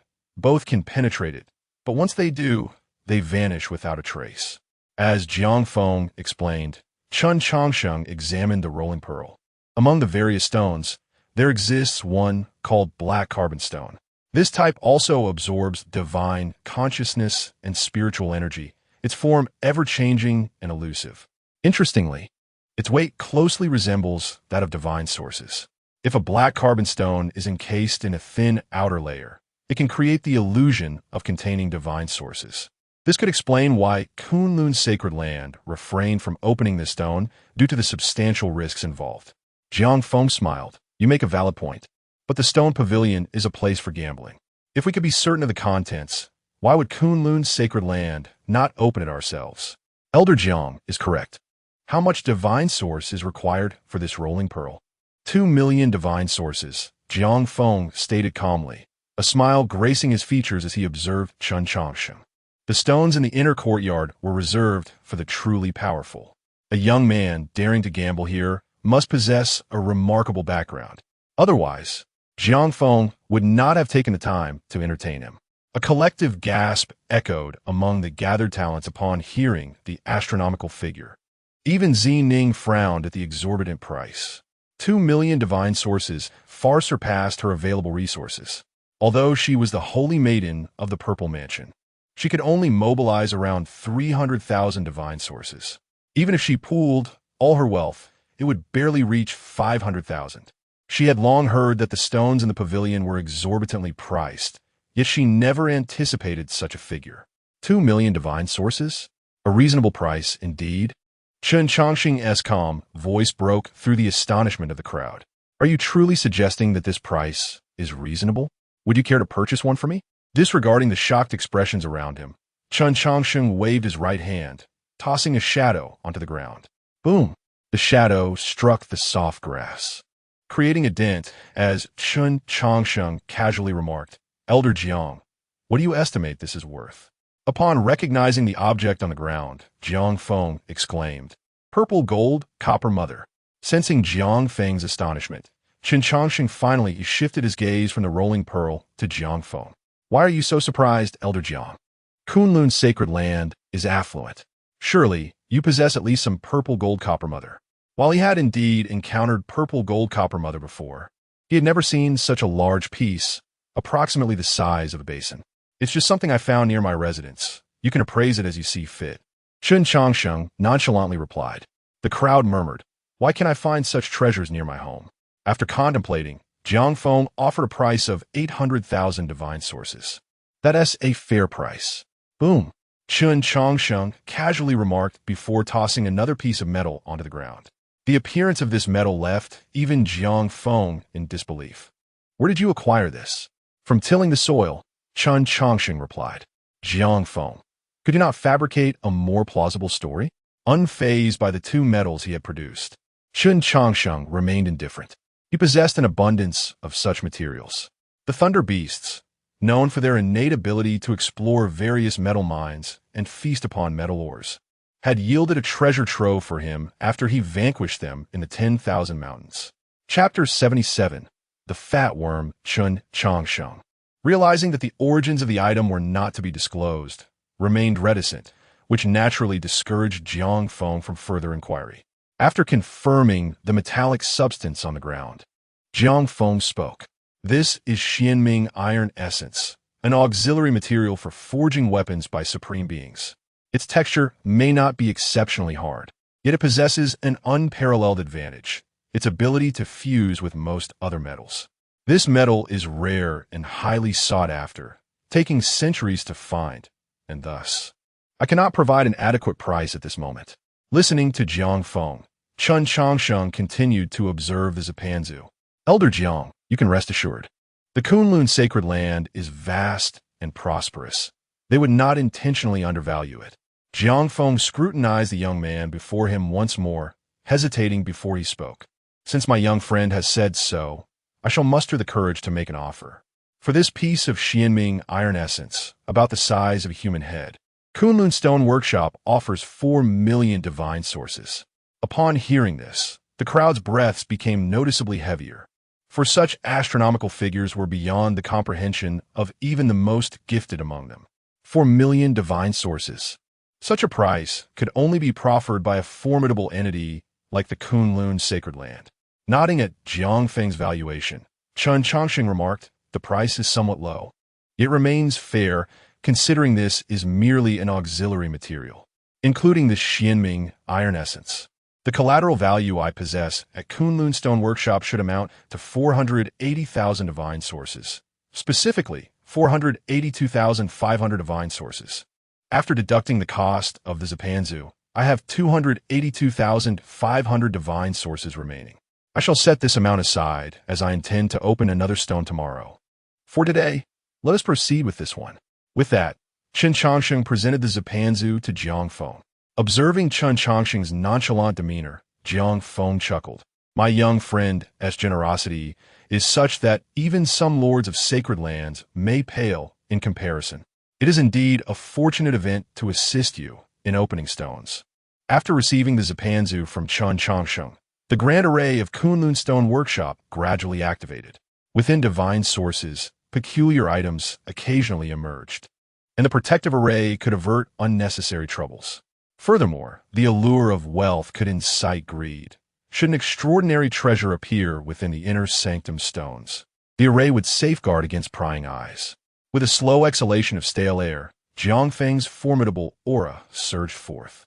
His cultivation at the 6th realm prompted even Chen Changsheng to raise an eyebrow. The previous golden core system had been suppressed by the rules of heaven and earth, leading many geniuses to forge new paths and create novel techniques. 6 centuries prior, the constraints of these rules had intensified. Ali's foundational practice was the 8-9 profound art, a unique method that had not succumbed to such restrictions. This was one of the reasons he had dominated the younger generation of the Central Court 6 centuries ago. Jiang Feng, matching Ali's prowess, had evidently carved his own path. With a swift motion, beams of sword light emanated from Jiang Feng's fingertips, each slicing through the Zipanzu. With every stroke, minute particles of stone were extracted from the Zipanzu. The stone skin was exceedingly thin, thus this method was undoubtedly the most effective for opening it. Any other approach might inadvertently damage the contents within. As the stone skin was continuously worn away, golden light began to emanate from the Zipanzu. Merely judging from the radiance, the onlookers recognized this to be the most exquisite golden divine source. 1 pound of golden divine source equated to 1,000 pounds of ordinary divine source, and such a quality would represent a monumental fortune in anyone's possession. However, the attention of the crowd was not fixated on the golden divine source. The Zipanzu was too diminutive. Even if it yielded golden divine source, it could not recoup the exorbitant 2 million divine sources.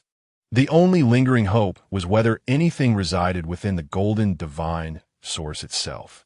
With a final sweep of swordlight, the Zipanzu's stone skin was completely stripped away, revealing the golden divine source inside, untouched. There is something within the divine source, someone in the crowd exclaimed, snapping everyone back from their reverie, captivated by Jiang Feng's remarkable technique. Inside the golden divine source lay a plump, white worm wriggling about. Jiang Feng furrowed his brow at the sight of the creature. Having never encountered such a being, just as Jiang Feng pondered this unfamiliar worm, Chen Changsheng's voice interrupted. Elder Jiang, the stone has been opened. May I now receive my item? Jiang Feng regained his composure. Of course, it is indeed yours. Taking the divine source ball from Jiang Feng, Chen Changsheng shook it playfully, revealing the plump worm inside. I never expected to encounter you here. It seems fate is truly wondrous. Intrigued by Chen Changsheng's words, the previously silent saintess of the Purple Mansion interjected. Do you know what this is? Of course I do, but you certainly do not. Let me put it this way. The Xianming Iron Essence and the Purple Gold Copper Mother combined do not even compare to a mere leg of this creature. Well then, it is getting late. I must return to rest. I shall come back tomorrow to open another stone. With that, Chen Changsheng tucked away the divine source ball and strode confidently towards the exit. Young friend, hold on. Just as Chen Changsheng lifted his foot, Jiang Feng called out to him. Is there something else, Elder Jiang? May I inquire if the item just uncovered is for sale? Of course it is, but the price is one that you, Elder Jiang, cannot afford. Oh, your words carry some weight. While the Kunlun sacred land may not claim to be the foremost in the central court, its strength and resources are evident. I am quite curious to know what price could be beyond the means of even the Kunlun sacred land. Understanding Jiang Feng's prideful tone, Chen Changsheng smiled slightly. Elder Jiang, you seem to misunderstand. I'm not implying that the Kunlun sacred land cannot afford it. Rather, I am saying that you, Elder Jiang, cannot. To obtain what I possess, you would need to offer 1/3 of the Kunlun sacred land in exchange. At this revelation, Jiang Feng's expression darkened instantaneously. Young friend, surely you jest. Yes, you. I am not. Your astonishment stems from your lack of understanding regarding this creature's value. Should you grasp its true worth, you would realize that 1/3 of the Kunlun sacred land is an exceedingly reasonable price. However, it appears you lack the authority to make such a decision, which is why I assert that you cannot afford it. Jiang Feng replied. Even the Lord of the sacred land could not procure it at such a price. The sacred land is not governed by a single individual. To offer 1/3 of the sacred land for a mere worm would be sheer folly. Chapter 78. The Golden Silkworm Gu of the Witch Clan. The embryonic form of immortality, Chapter 79. The perverse defense. Chen Changsheng's concerns, Chapter 80. A scathing rebuke to the third princess of Xuanwu Kingdom and the 3 beauties of the central court. Did I not instruct you to refrain from beating around the bush? Why do you persist in your disobedience? My origins are not for you to inquire about. Should you possess a curiosity, you may consult your master. If she is inclined to divulge the information, it will affirm your right to know. Should she choose to remain silent, you are left to speculate. If your guesses prove correct, it denotes your cleverness. If not, it reveals your folly. Upon hearing Chen Changsheng's words, Yi Hensheng's lips twitched a few times, yet he ultimately refrained from posing further inquiries. After addressing Yi Hensheng, Chen Changsheng turned his gaze towards the eager Su Tian and spoke. You wish to inquire about my origins. What do you desire to ask? I wish to challenge you. Su Tian calmly articulated his intent. In response to this demand, Chen Changsheng nodded, acknowledging the youthful spirit of daring and ambition. However, you currently lack the qualification to challenge me. What is required for such qualification? It is simple. Are you familiar with the 3 beauties of the central court? Indeed, the holy maiden of the Purple Mansion, Zining, the lady of 72 Wolf Smoke, Gongsun Huayu, and the lady of No Regrets Pavilion, Yao Yingying.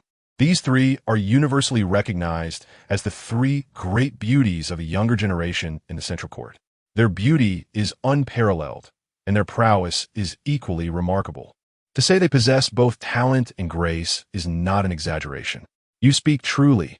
Chen Changsheng nodded in agreement, seemingly impressed by your understanding of the power dynamics in the Central Court. It is only after you have triumphed over all three that you may earn the right to challenge me. Upon hearing this, Su Tian's eyelids flickered. Are you truly that formidable? I cannot ascertain my own strength. I have encountered only one of the three beauties. The circumstances of the other two are merely hearsay. However, I am aware of one thing. If I so wish, I could easily best the holy maiden of the Purple Mansion. Confronted with Chen Changsheng's nonchalant demeanor, Su Tian's resolve solidified. No problem. I shall defeat all three and then seek you out. After dealing with the two relatively inconsequential individuals, Chen Changsheng turned his attention to the visibly displeased Zhuijing. As her turn approached, Zhuijing, without waiting for Chen Changsheng to speak, directly inquired, "Why do you feign weakness and then revel in our misfortune? What qualifications do you possess to speak before me?" Before Zhuijing could finish her retort, she was silenced by Chen Changsheng's scornful gaze. In that moment, Zhuijing's ire evaporated. For reasons unknown, she found herself unable to meet Chen Changsheng's eyes.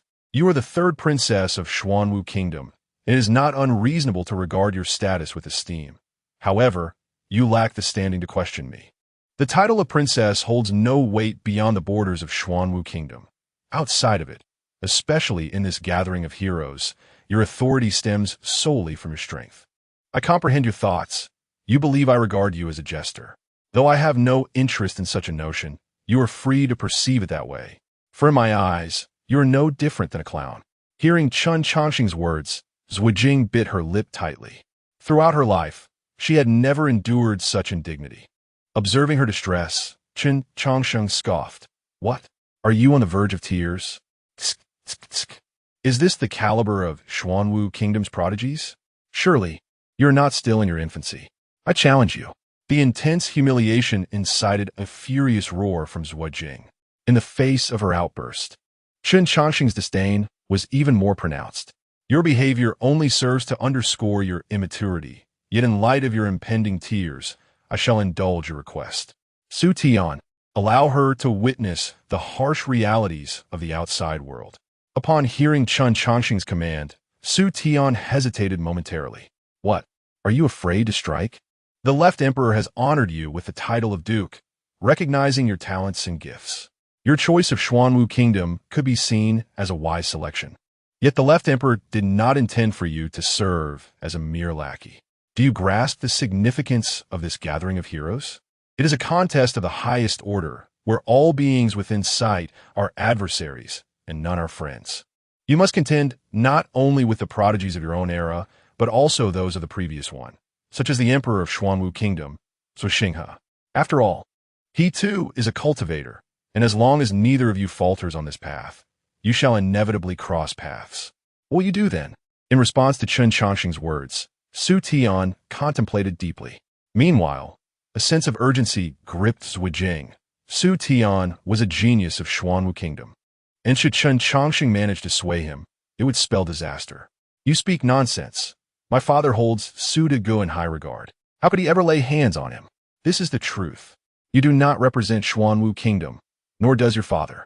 Xuanwu Kingdom can exist without you or your father, but it cannot thrive without a guiding light. For without a guide, the only fate for Xuanwu Kingdom is extinction. Your father and Su Tian both aspire to be that guiding light, each desiring the other to fulfill that role. As for whose ambition will prevail, only fate shall decide. With that, Chen Changsheng resumed his leisure. Su Tian silently positioned himself before Zhuijing. Princess, please proceed. Recognizing that the situation had reached a conclusion, Zhuijing, in a fit of pique, declared, "What nonsense about a guiding light. I shall prove that I am stronger than all of you." With that, she turned and exited the room, preparing to confront Su Tian outside. The stage was set, and Chen Changsheng's interest piqued. He produced a small stool and swiftly positioned himself at the entrance, accompanied by an assortment of snacks and fruits. The commotion inevitably attracted the attention of other members from the Eastern Wilderness Prodigy group. Su, if there is something to discuss, let us sit and deliberate. Indeed, the third princess is prone to minor temperaments. Do not take it to heart. Some prodigies from Xuanwu Kingdom began to counsel the two. Yet this only served to irritate Chen Changsheng, who sought to witness the unfolding drama.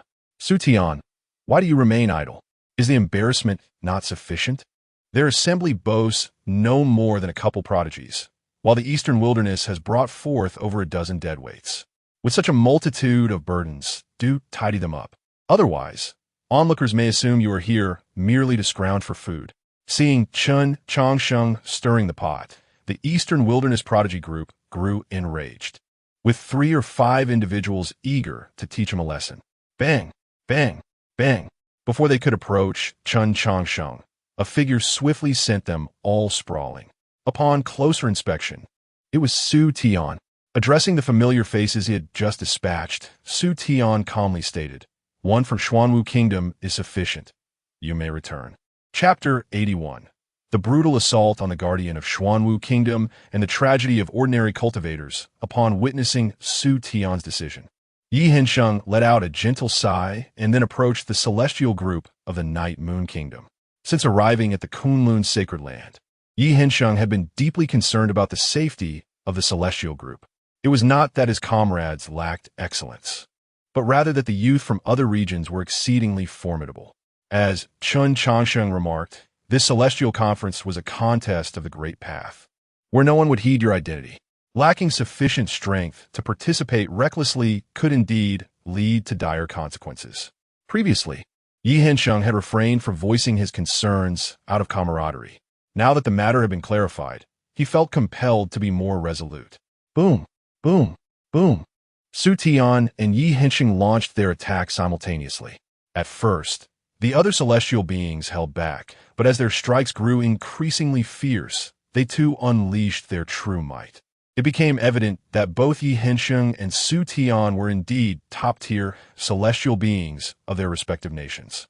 In a 2-against-10 scenario, they not only held their ground, but also forced their opponents into retreat.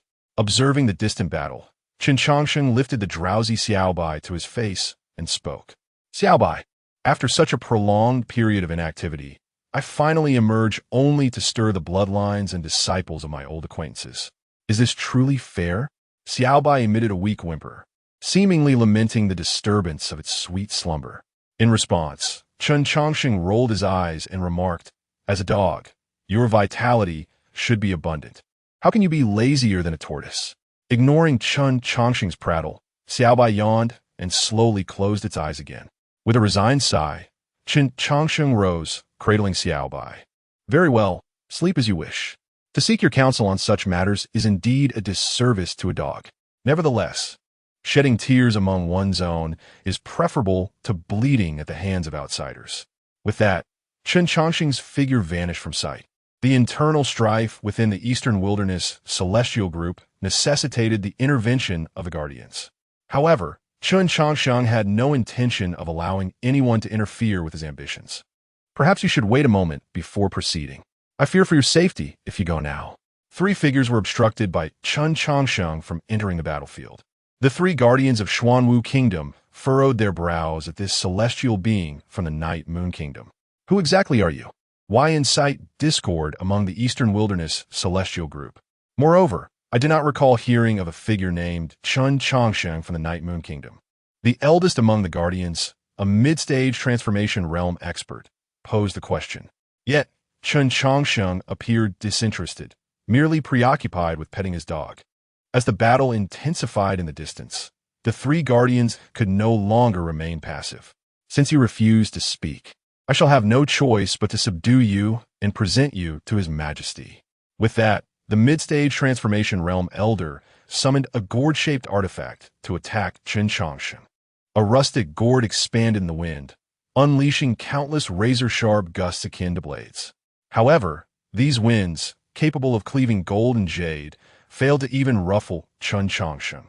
Casting a glance at the 3 guardians, he nonchalantly remarked, "Zuoxing has sent you 3 here." He clearly did not intend to participate earnestly in this celestial conference.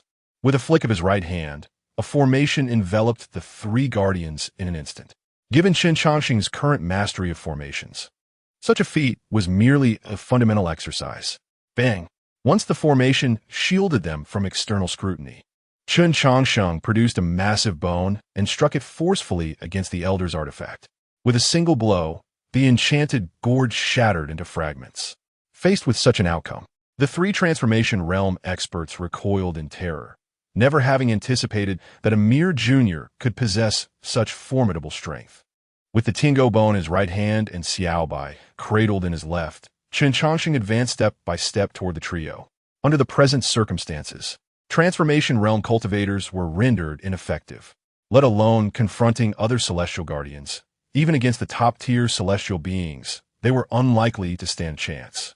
Sticking to their outdated cultivation systems, how could they compete with those prodigies under the constraints of the heavenly Tao? As Chen Changsheng elucidated the situation, he simultaneously delivered blows with the Tiango bone. Among the three transformation realm experts, two practiced external cultivation while one focused on internal cultivation. Typically, their combined strength will be formidable. Yet, they had encountered Chen Changsheng, who excelled in both internal and external cultivation. In terms of artifacts, Chen Changsheng wielded the Tiango bone, and his mastery of formations was unrivaled. When it came to physical prowess, he had mastered over 90% of Xuanwu Kingdom's body-refining techniques through the 8-9 mysteries. Moreover, he possessed an additional 500 points of defensive attributes acquired from the system. Thus, Chen Changsheng dominated them from every conceivable angle. Had it not been for the suppression of the heavenly Tao, they might have had the qualification to exchange a few blows with him. But beneath that oppression, they were merely destined to endure his assaults. After 20 breaths, all three transformation realm experts lay prostrate on the ground, gazing at the youthful Chen Changsheng. Their eyes brimmed with resentment. To be effortlessly defeated by a junior after centuries of arduous cultivation was an unbearable reality for anyone. Do not look at me like that. This is the lament of ordinary cultivators in the realm of cultivation. Your attainment of the transformation realm signifies your past talent. However, the path of cultivation is endless. Once you halt your progress, the successors will swiftly surpass you. The three guardians felt a tinge of bitterness in their eyes as they absorbed Chen Changsheng's words. They were acutely aware of the current suppression of the cultivation system by the heavenly Tao, yet the creation of a new system was no trivial task. Having reached the transformation realm, their lifespans were already dwindling. Should they disperse their powers to rebuild? If they could not regain their current level of strength in a short time, their end would be imminent. Aside from dispersing and rebuilding, the former veteran powerhouses had another path available: to innovate upon the existing cultivation system and forge a new one. However, such an endeavor was even more arduous. The original cultivation framework had been honed through countless trials. How could it be altered so readily? As the sounds from outside the formation gradually ceased, Chen Changsheng tossed an object to them. Do not concern yourselves with the celestial conference. Your task is to care for those injured younglings. I have tampered with the teleportation array on the Xuanwu Kingdom's side. It will likely be unusable for a month. After a month, you will be able to return. With that, Chen Changsheng dismantled the formation and vanished before the three guardians. However, the mid-stage transformation realm elder stared incredulously at the object in his hand. What Chen Changsheng had thrown to him was a token, unique to the National Master of Xuanwu Kingdom. Yet this token had gone missing 800 years ago. P.S. The author has never made any demands, but could esteemed readers kindly consider offering some free gifts?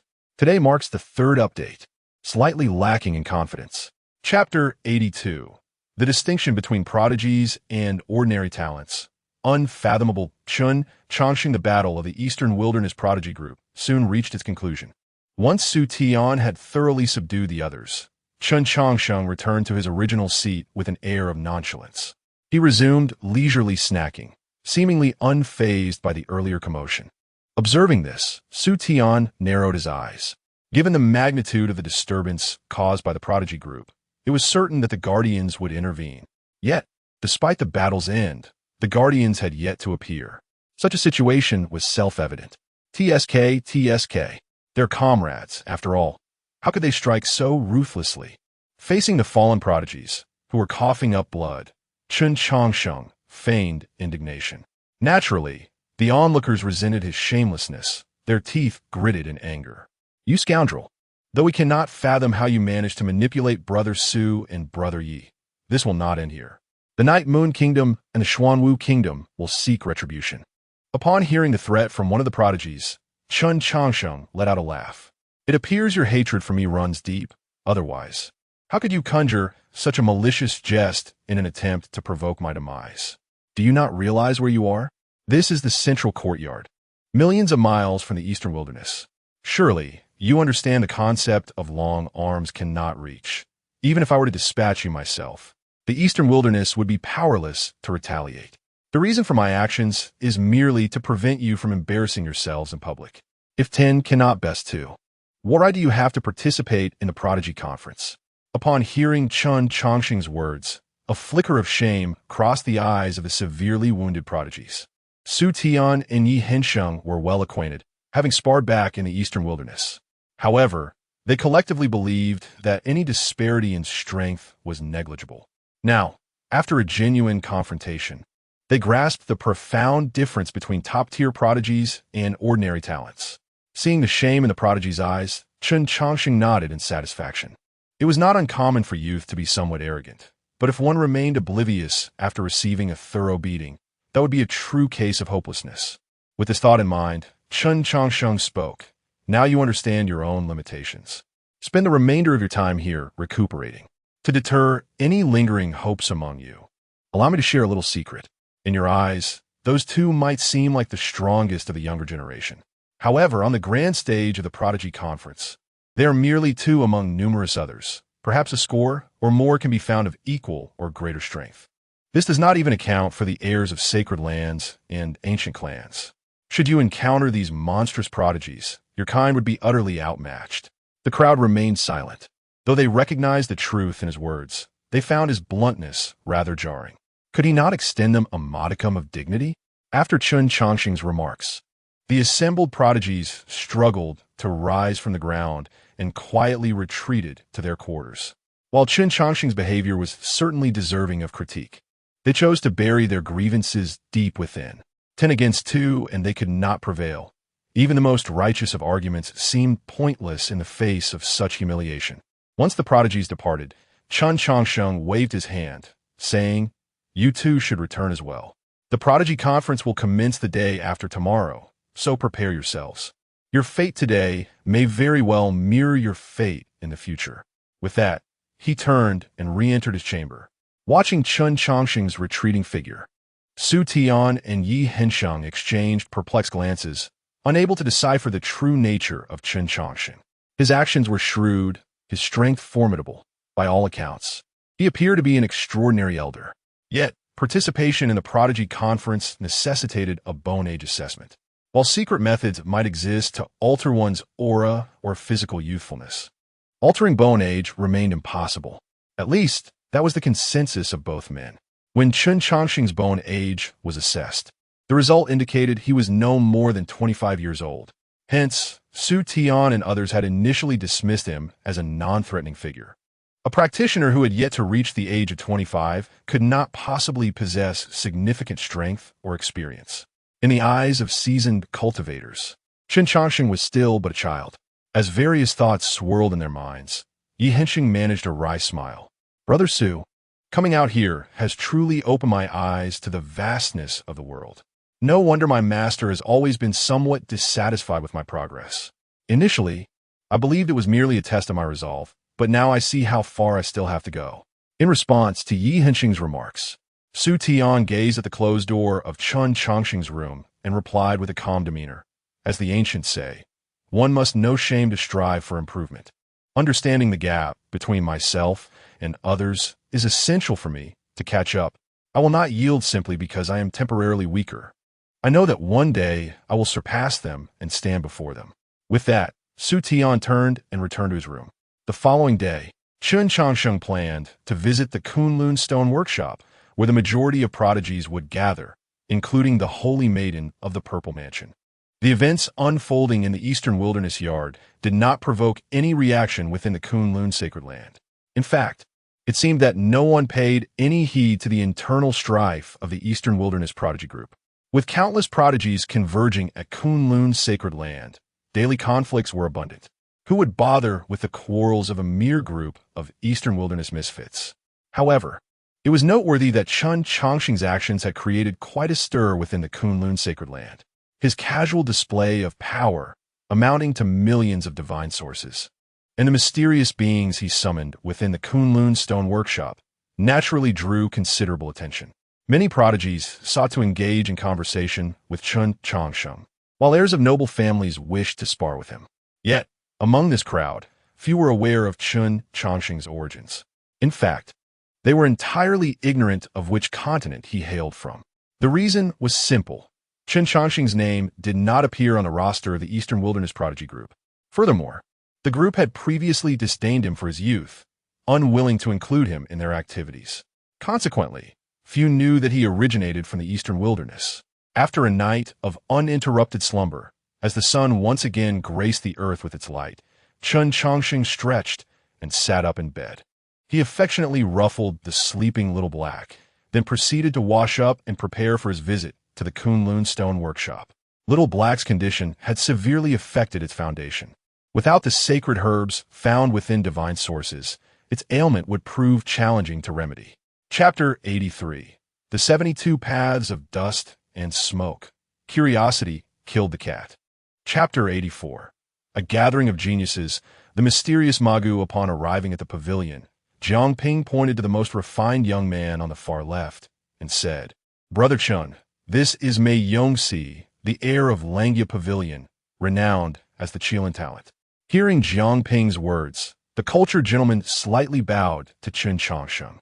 After assessing the Langia Pavilion's air, Chen Changsheng spoke.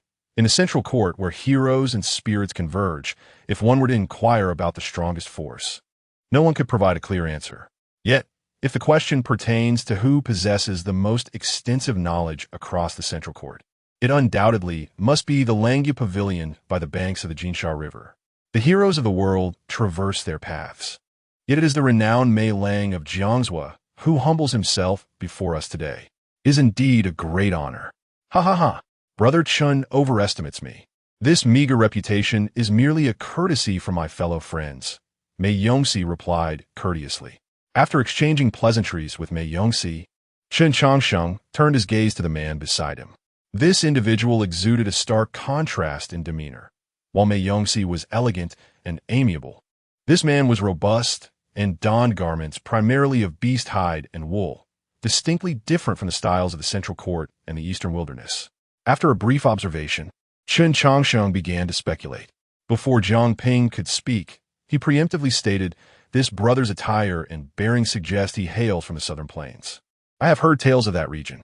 It is said that an extraordinary prodigy emerged from the southern plains, capable of tearing tigers and leopards apart at the tender age of 5, and by 18, he was jointly bestowed the title of first warrior by the 36 tribes of the southern plains." Upon hearing Chen Changsheng's words, the burly man grinned and replied, "I did not expect you to possess such knowledge about the southern plains. The Central Court does not emphasize physical cultivation. During my time here, I have struggled to find a worthy opponent. I have heard of a powerful nation in the Eastern Wilderness that places great importance on physical training. Might you be from the Xuanwu Kingdom?" In response to the burly man's inquiry, Chen Changsheng smiled gently. "Though I hail from the Eastern Wilderness, I am not of the Xuanwu Kingdom. If you wish to witness the prodigies of the Xuanwu Kingdom, you may turn to my companion here." Brother Su is a princely figure, known as the One-Character Shoulder King, and is among the most exceptional talents in the entire Xuanwu Kingdom. Upon hearing this, the burly man turned to Su Tian. "I sense a fierce aura emanating from you. Your fighting spirit soars higher than the eagles in the sky, and your combat intent is more ferocious than the wolves of the grasslands. I wish to spar with you.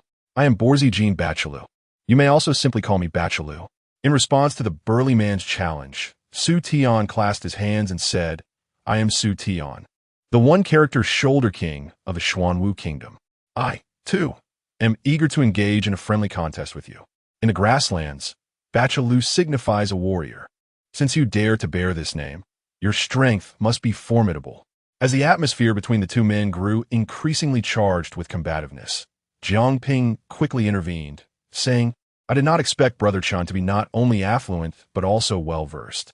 Brother Su and Brother Bachalu have hit it off splendidly. Truly, heroes cherish one another. Since Brother Chen is so knowledgeable, why not take a guess at the identities of the remaining friends? In light of Jiangping's challenge, Chen Changsheng smiled lightly, not overly concerned. Geniuses are often solitary.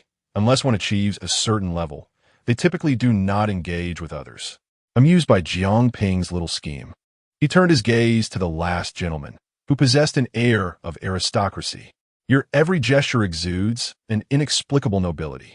In the entire central court, only the son of Yaoguang from the Yaoguang sacred land carries such a demeanor.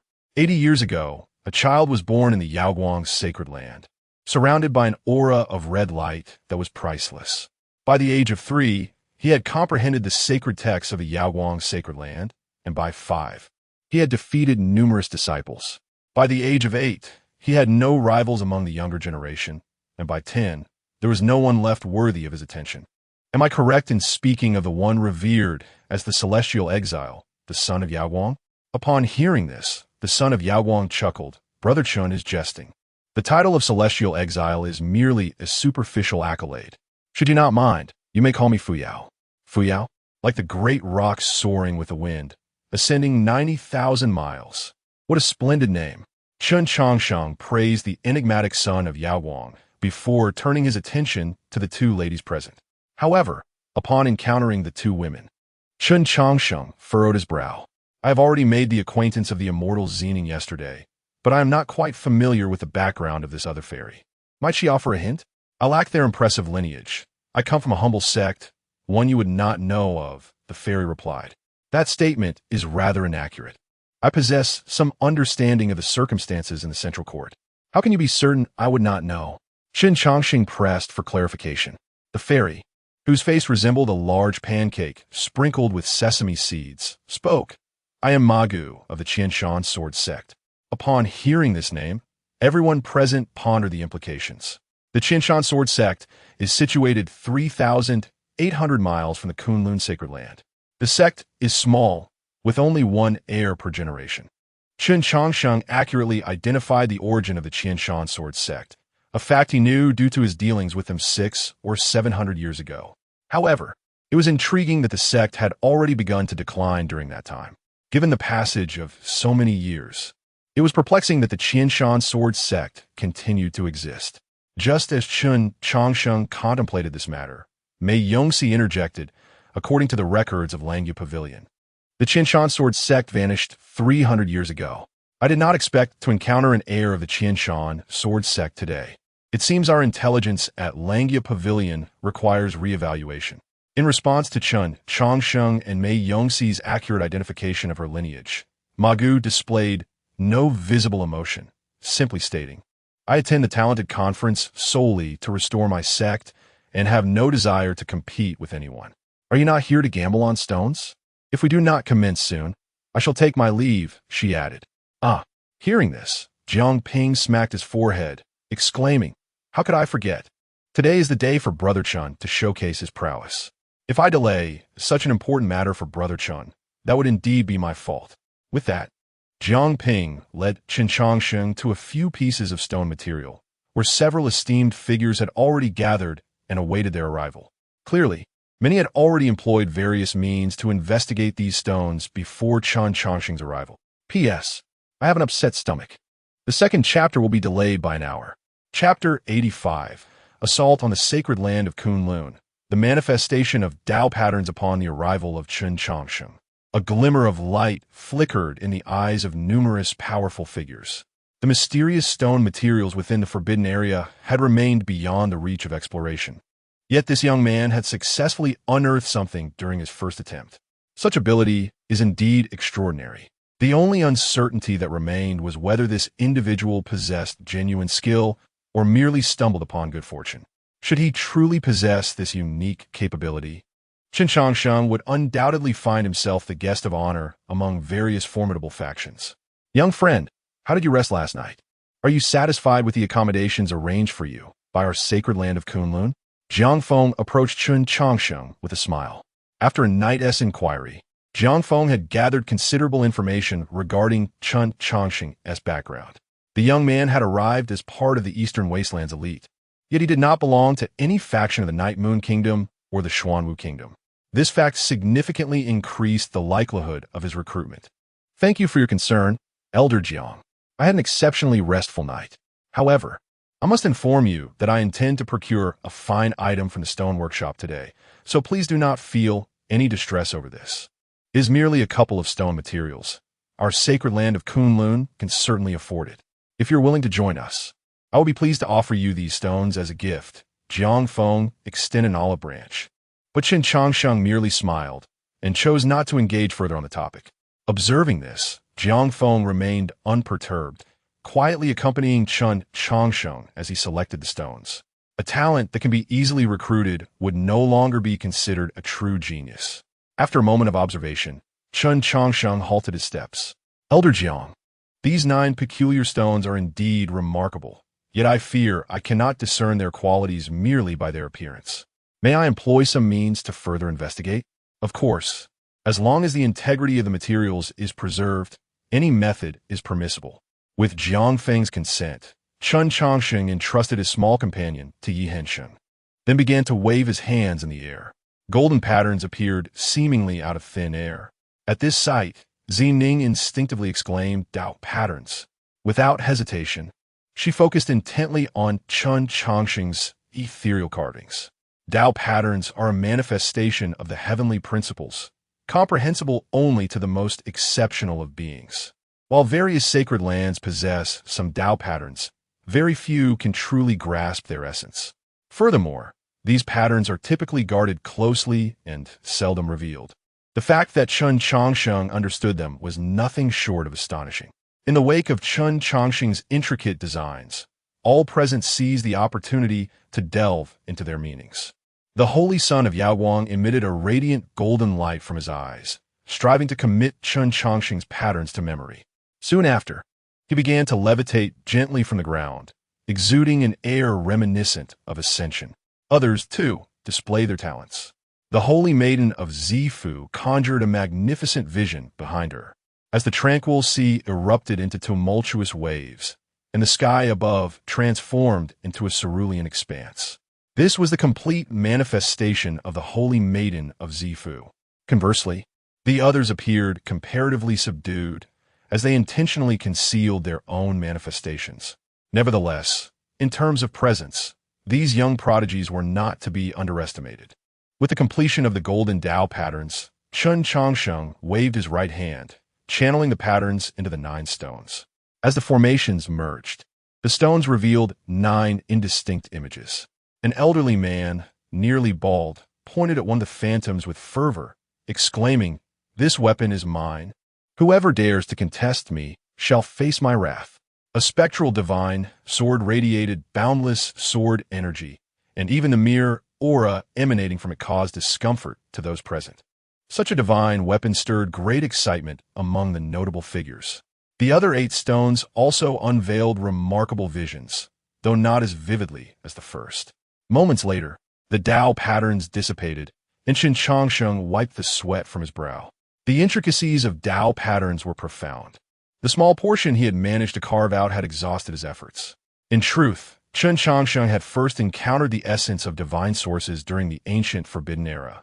However, at that time, he was ensnared in peril, preoccupied with self-preservation, let alone the study of the stones beneath the unparalleled formations of the ancient Forbidden Lands.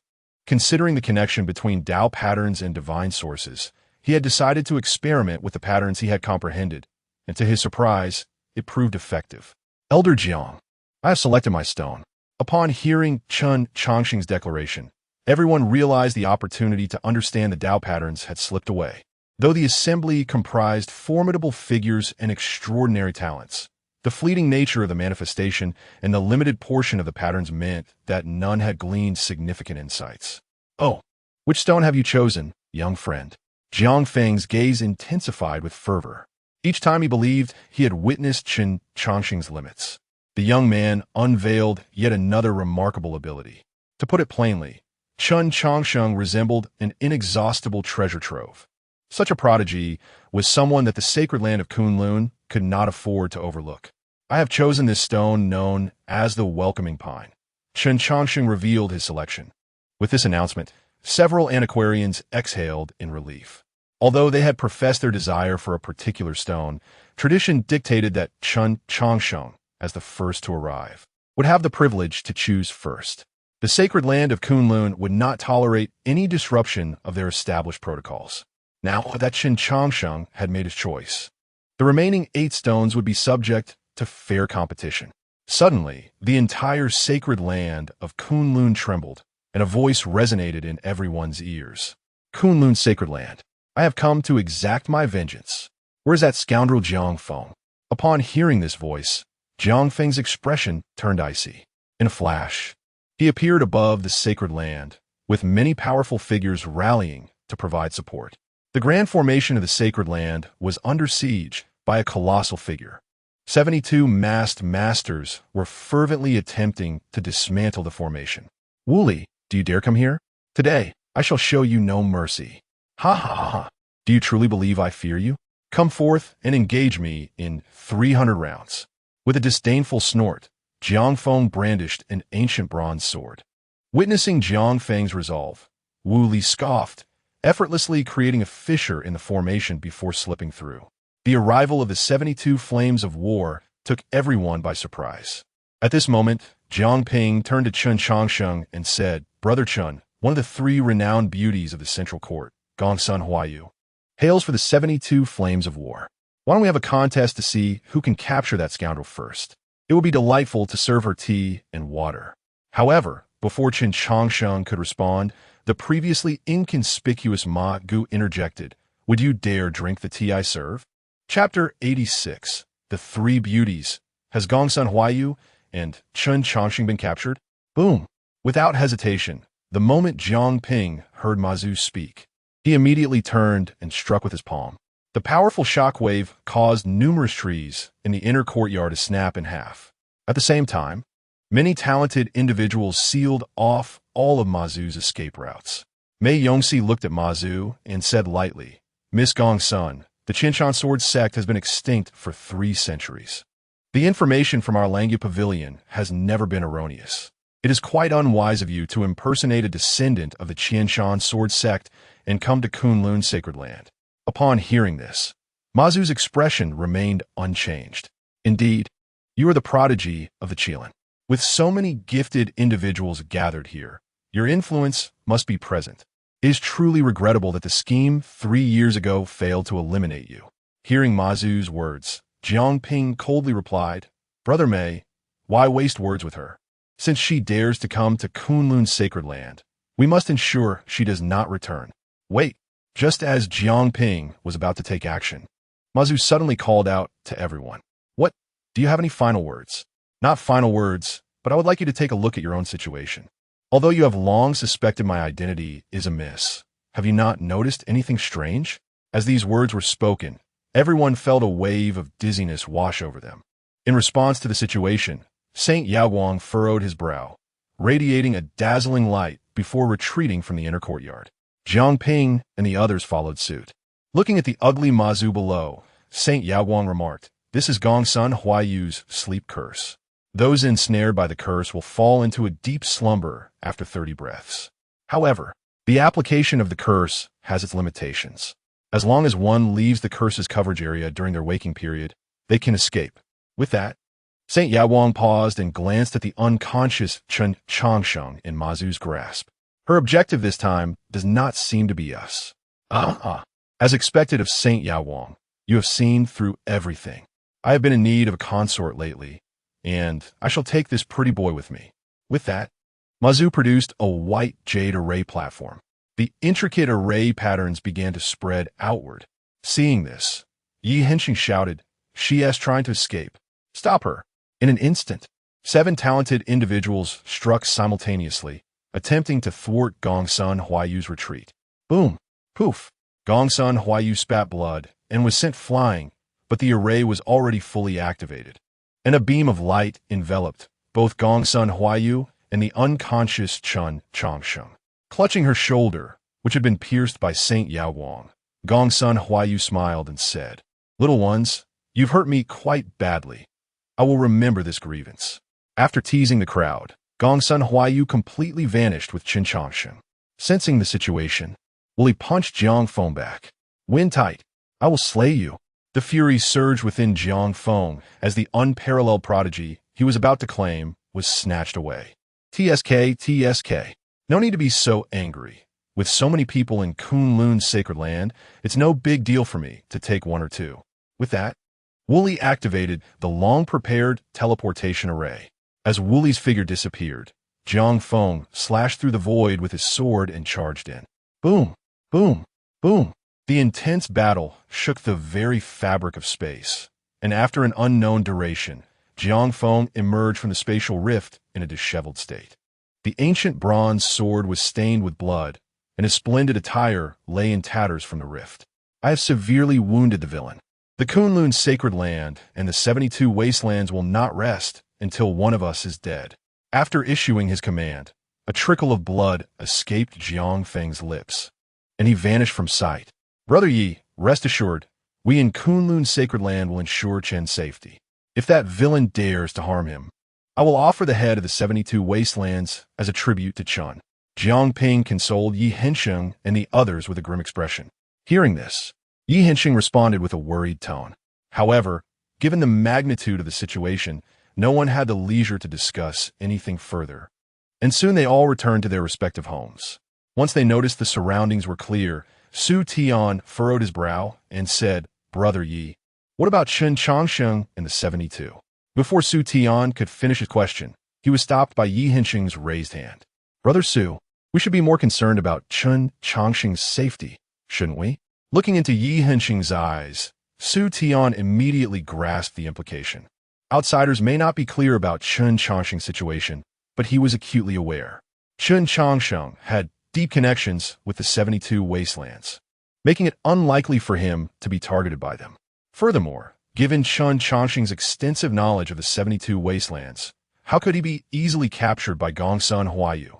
To outsiders, it might appear that Gongsun Huayu had long plotted this, and that Chen Changsheng was simply too careless. However, to those privy to the truth, the entire affair seemed suspicious. Realizing the crux of the matter, Su Tian sighed and said, "This is the true realm of cultivation, isn't it? A single misstep can lead to one's demise. Sometimes, words are unnecessary. Even a mere glance can lead to eternal damnation." With that, Su Tian and Yi Hensheng returned to the eastern wilderness courtyard. In the coming days, they had to feign urgency. If their act was insufficiently convincing and flaws were detected, the consequences would likely be dire. In an unknown cave, swish, thud, the injured Gongsun Huayu fell to the ground. "Ouch, that hurts." After swallowing a healing pill, Gongsun Huayu continued to wail in agony. Surrounded by 7 top-tier prodigies, her survival testified to her extraordinary prowess. Had it been anyone else, they would likely have already been laid to rest. Once her injuries had slightly healed, Gongsun Huayu limped toward the unconscious Chen Changsheng. Slurp. Wiping away the drool that was about to spill, Gongsun Huayu chuckled. "It was worth the effort to get you out. To casually squander 4 million divine sources. You are truly an unprecedented fat sheep. Let me see what treasures you possess." Just as Gongsun Huayu reached for the items in Chen Changsheng's embrace, another large hand firmly grasped her wrist. "Girl, even after sustaining such serious injuries, you still covet treasures. Are you willing to risk your life?" Seeing the unconscious Chen Changsheng suddenly awaken, Gongsun Huayu was startled. In her panic, she attempted to strike Chen Changsheng. However, even at her peak, Gongsun Huayu was no match for Chen Changsheng, let alone in her current weakened state. In less than 3 exchanges, Gongsun Huayu was effortlessly subdued by Chen Changsheng. Chapter 87. Farewell to an old friend, Chen Changsheng. Am I now my son's father? After subduing Gongsun Huayu, Chen Changsheng surveyed the surroundings of the cave. Once he confirmed their safety, he began to remove Gongsun Huayu's garments. Gongsun Huayu, startled by Chen Changsheng's actions, exclaimed, What are you doing? Chen Changsheng replied casually. What do you think I'm doing? With that, he stripped away the obstructive clothing. Having completed the initial preparations, Chen Changsheng extracted several silver needles from Gongsun Huayu's neck. As the needles were removed, the previously unattractive Gongsun Huayu underwent a remarkable transformation. Her dark skin became fair and supple, and her complexion, once marred by blemishes, was now flawless. Her face, once broad and flat, had become a perfect oval. However, the exquisite visage was devoid of color, lending it an eerie beauty. As Chen Changsheng dismantled Gongsun Huayu's disguise, he remarked, "This disguise technique is incomplete. It lacks the ability to express emotions through the face. It might fool some inexperienced youths, but it would easily be exposed before a skilled opponent."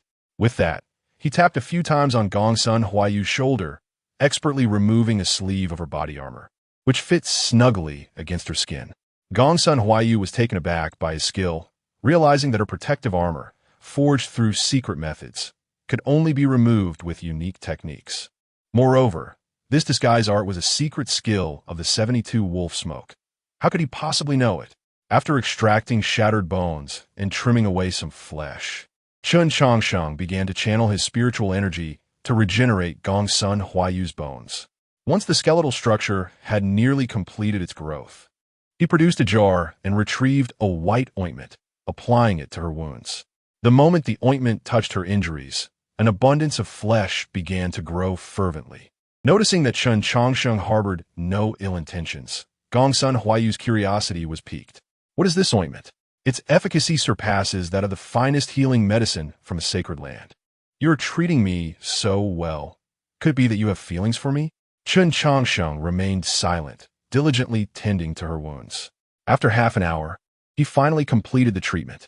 The combined efforts of 5 top talents, Jiang Ping, Bachilu, Fu Yao, Zining, and Mei Yongxi, along with the first-rate Yi Hensheng, had nearly claimed her life.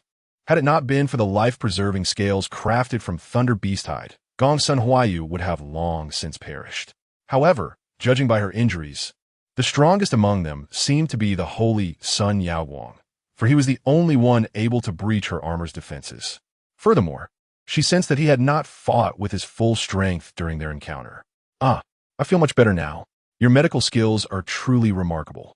Ordinarily, I should express my gratitude, but suddenly, Gongsun Huayu attempted a sneak attack, only to be swiftly overpowered by Chen Changsheng, who sat firmly upon her back, pinning her down. Stop messing around. I am contemplating something. It seems that this scheme has been exposed." Gongsun Huayu, astonished, asked, "Are you truly this strong? Although my injuries have not fully healed, it shouldn't be this easy for you to subdue me." After a moment of self-reflection, she began to make her move again. With a swift motion, a fist appeared before her, opening to release small insects that fell gently to the ground. Cultivating goo worms is no easy task.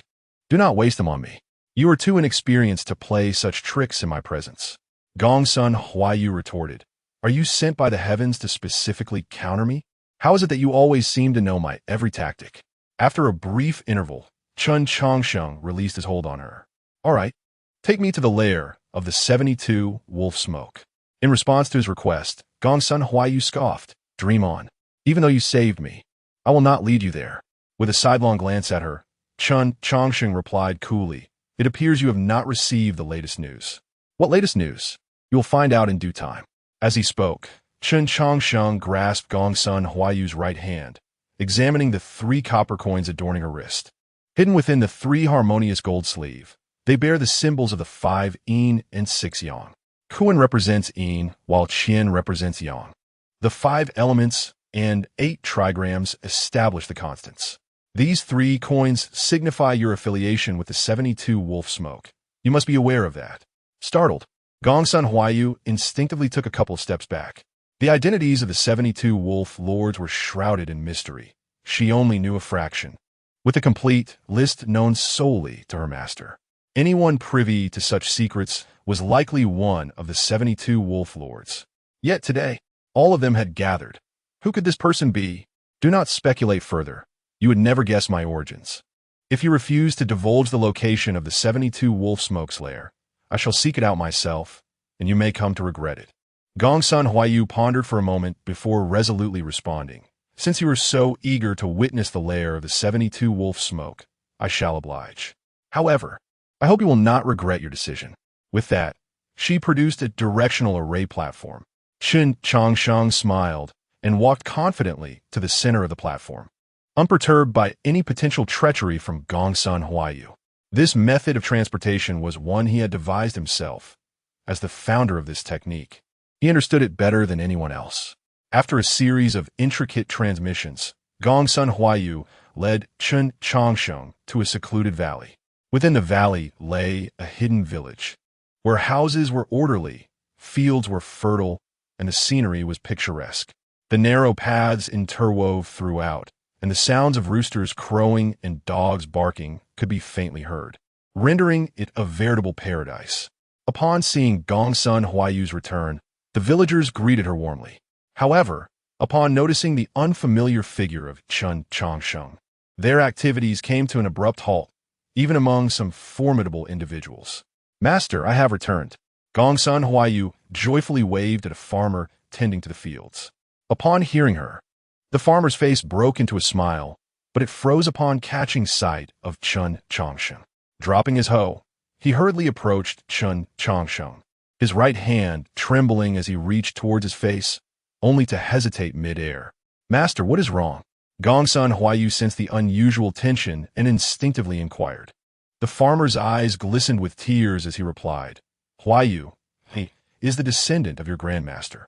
You should refer to him as Shirshu." Chen Changsheng. Could it be that he thinks I am dead? Am I now my own son? Chapter 88. The Difficult and Prolonged Path. Troubles left behind. The words of the peasant left Chen Changsheng utterly bewildered, and even Gongsun Huayu, who stood nearby, wore an expression of confusion.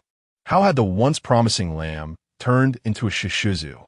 Observing the growing crowd of onlookers, Chen Changsheng calmly suggested, "This is not an appropriate place for conversation. Might we find somewhere more secluded?" He chided himself for having overlooked such a detail. With that, the peasant led Chen Changsheng to a wooden cabin.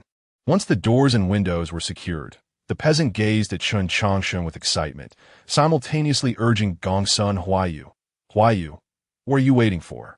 Come and pay your respects to your shishizu." Gongsun Huayu's face was marked by reluctance in response to the peasant's insistence. At this moment, Chen Changsheng waved his hand and said, "Let us postpone these formalities. Come closer. I have something to share with you." Upon hearing this, the peasant wiped away tears of emotion, exclaiming, "Indeed, the master was a sentimental man. He must have left many parting words before his passing.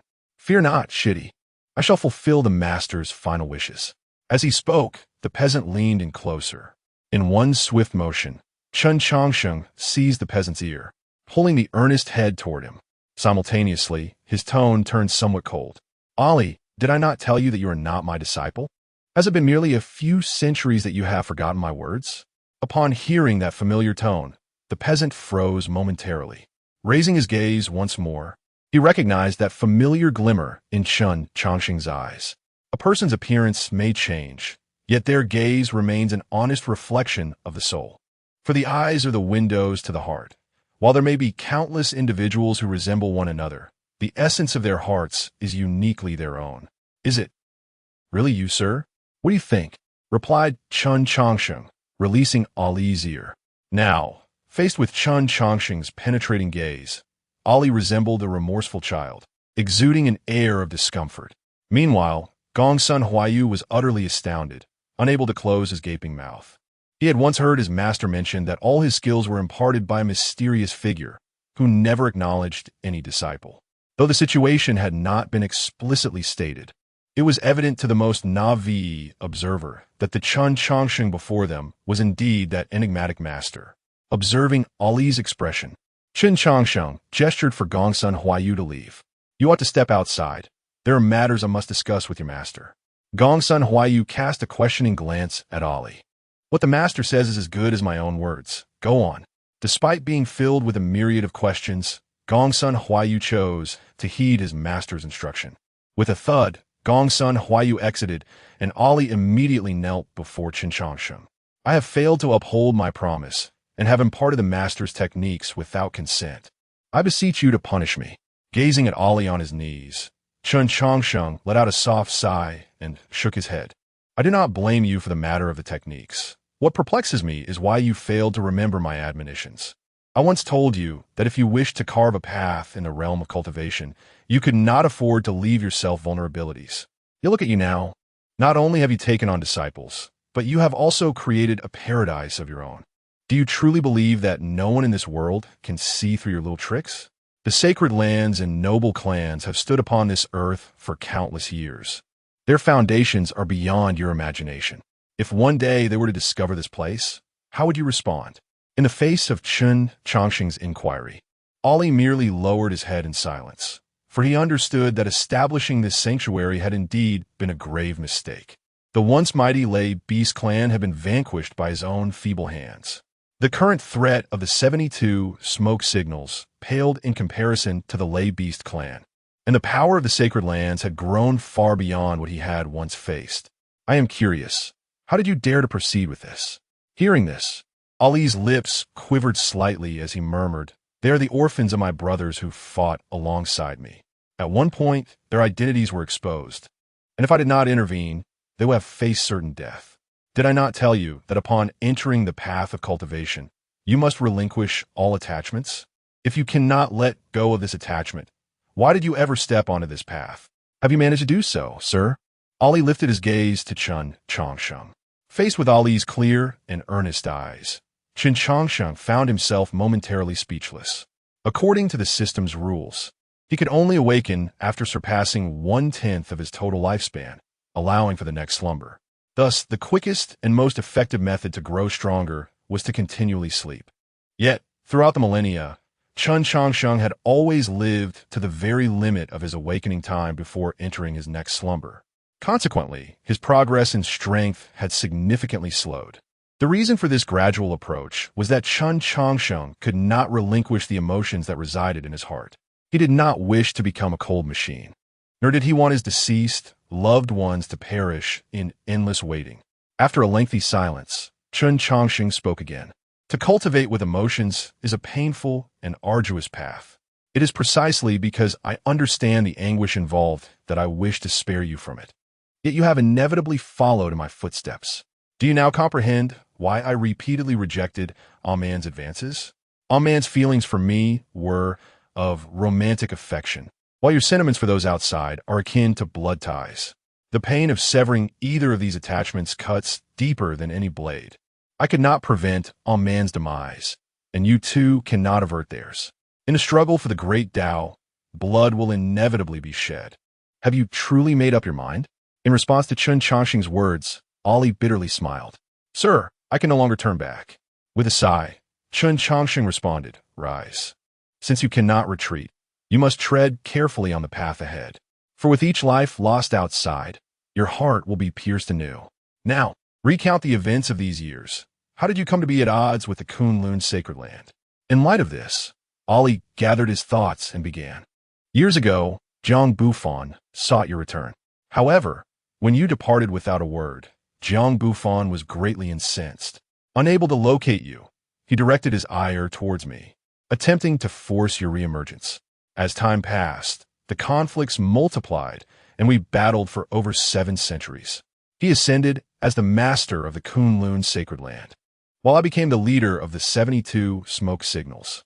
Understanding the origins of the conflict, Chen Changsheng lightly tapped his fingers upon the table. Chapter 89. The transformation of the master uncle into the master ancestor. The most suitable cultivation system from what you've said. It seems I am unlikely to escape this matter. The only person from Kunlun's sacred land who knew me 7 centuries ago is probably this Jiang Bufan. If I were to appear before him again, he would likely discern my secret. Once that secret is revealed, I will become a target for everyone." Regarding this topic, Ali lowered his head and refrained from further discussion. Since his acquaintance with Chen Changsheng, he had always kept his name from circulating. Initially, he believed this was due to Chen Changsheng's indifference to fame and fortune. Now he finally understood the reason behind it. Over 700 years ago, Chen Changsheng had already reached the transformation stage, meaning he had lived for several centuries at that time.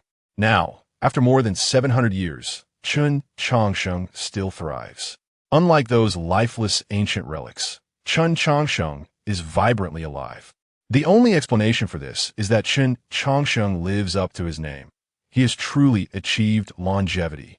Observing Ali's silence, Chen Changsheng smiled slightly and said, "Well, let us not be so serious. The very fact that I am here indicates that I do not mind you knowing this secret. Now, let us discuss our next course of action." Upon hearing Chen Changsheng speak, a smile appeared on Ali's face. Chen Changsheng's previous words affirmed his trust in him. He did not regard him as an outsider. "Sir, what do you intend to do? What else can be done? Naturally, we must eliminate him. Although I am uncertain about my chances against Kunlun Sacred Land, taking down Jiangbu Fan should not pose a significant challenge. He is currently the lord of the Sacred Land, so we cannot confront him directly there. The only viable method is to draw him out through the competition of the Great Tao. To achieve this, you will need to collaborate with me from within and without." Upon hearing Chen Changsheng express the intention to return to Kunlun Sacred Land, Ali hesitated, saying, "Sir, wouldn't that be somewhat dangerous?" "It is indeed somewhat perilous. But since the trouble arose due to me, it must also be resolved by me. You wouldn't think I am the type to merely shift my burdens onto others, would you?" Hey, sir, how could you possibly be that kind of person? Others may not know you, but I certainly do. You act with integrity, seeking only a clear conscience. There is hardly anyone like you in this world. Stop. Chen Changsheng rolled his eyes, interrupting Ali's flattery. Enough with the compliments. I have no taste for such things. Go summon your disciple. I have some words to impart to her, and I would also like her to witness our discourse. This will be beneficial for her future cultivation. What discourse? Ali instinctively inquired, only to be met with Chen Changsheng's piercing gaze. What? Do you believe your current cultivation system is flawless? Or do you think your abilities surpass mine, rendering me unworthy of discussing the Tao with you? How shameless to teach others when you haven't even grasped your own practice. Faced with Chen Changsheng's words, Ali repeatedly apologized and hurriedly left the room. In the room, the once arrogant Gongsun Huayu stood like a well-behaved child. The reason was simple. Chen Changsheng's background was too intimidating. Her master had been taught by him, and now he had come to participate in the Talents Conference. It is crucial to note that there are requirements to partake in the Talents Conference. The foremost being that one's bone age must not exceed 100 years. Chen Changsheng's successful entry into the conference could only imply one of two possibilities. First, he possesses extraordinary means that allow him to alter his bone age. In such a case, Gongsun Huayu would merely be astonished by his astounding prowess. However, what she truly feared was the second possibility, longevity. Such a concept had been a mere hypothesis throughout history, but now it had materialized into reality. Merely contemplating it sent shivers down her spine. Noticing Gongsun Huayu's expression, Chen Changsheng said softly, "Child, if you have guessed certain truths, it reflects your intelligence. However, knowing does not grant you the liberty to speak recklessly. Do you understand?" Upon hearing this, Gongsun Huayu nodded repeatedly. "I understand, sir. I will not speak out of turn." Seeing her flustered demeanor, Chen Changsheng smiled gently, choosing not to further frighten her. She was merely a child under 100 years old, and his playful teasing stemmed from a pleasant mood upon reuniting with an old acquaintance. After teasing Gongsun Huayu, Chen Changsheng continued, "Now that the world has undergone great changes, countless prodigies are forging new cultivation systems. During the Talents Conference at Kunlun Sacred Land, I observed many approaches. Some focus on the acupoints of the body, others on the extraordinary meridians, and some even delve into the realm of intent. The Grand Elder of Kunlun Sacred Land, Jiang Feng, is a master of the realm of intent, with sword intent that is truly unparalleled. Having witnessed so many prodigies, who do you think excels among these paths?" Faced with this question, Gongsun Huayu and Ali were at a loss for words. In this era of emerging talents, nearly every prodigy represented a unique cultivation system. While there were strengths and weaknesses among them, pinpointing which cultivation system was the strongest proved to be a daunting task. After pondering for a moment, Gongsun Huayu tentatively asked, "Sir, I cannot answer this question. Do you have an answer?" "Apologies, I do not know either, nor is it necessary to know. Gongsun Huaiyu was taken aback. You don't know yourself, so why the air of mystery? You must understand, the path to the pinnacle has never been singular. The myriad paths of the world are as numerous as the stars, and each path, when cultivated to its zenith, can lead to the summit.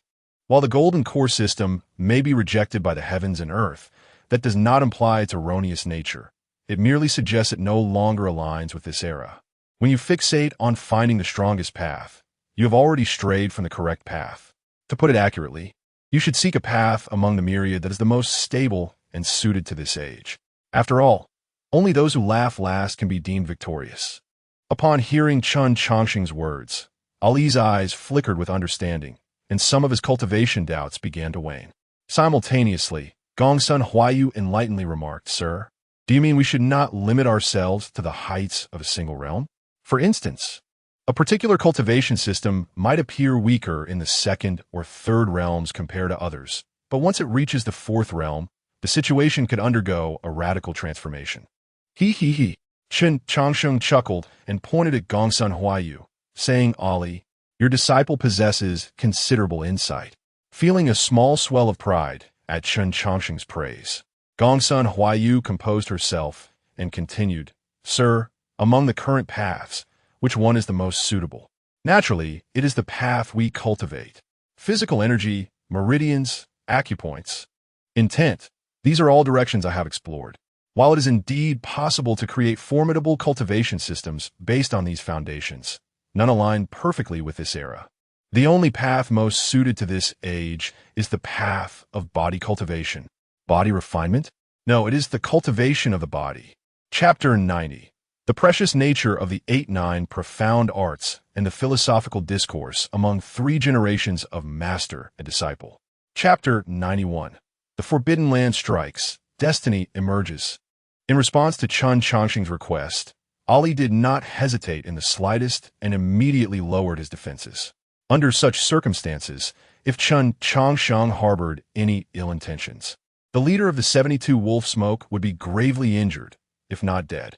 Swiftly, a sword pointed at Ali's abdomen, and a golden needle pierced through his dantian. After completing this action, Chen Changsheng quickly set up a formation around the house. Buzz. As Chen Changsheng withdrew, Ali's flesh began to wither at a visible rate. Witnessing this, Gongsun Huaiyu exclaimed, What have you done? Ignoring Gongsun Huaiyu's inquiry, Chen Changsheng focused intently on Ali's response.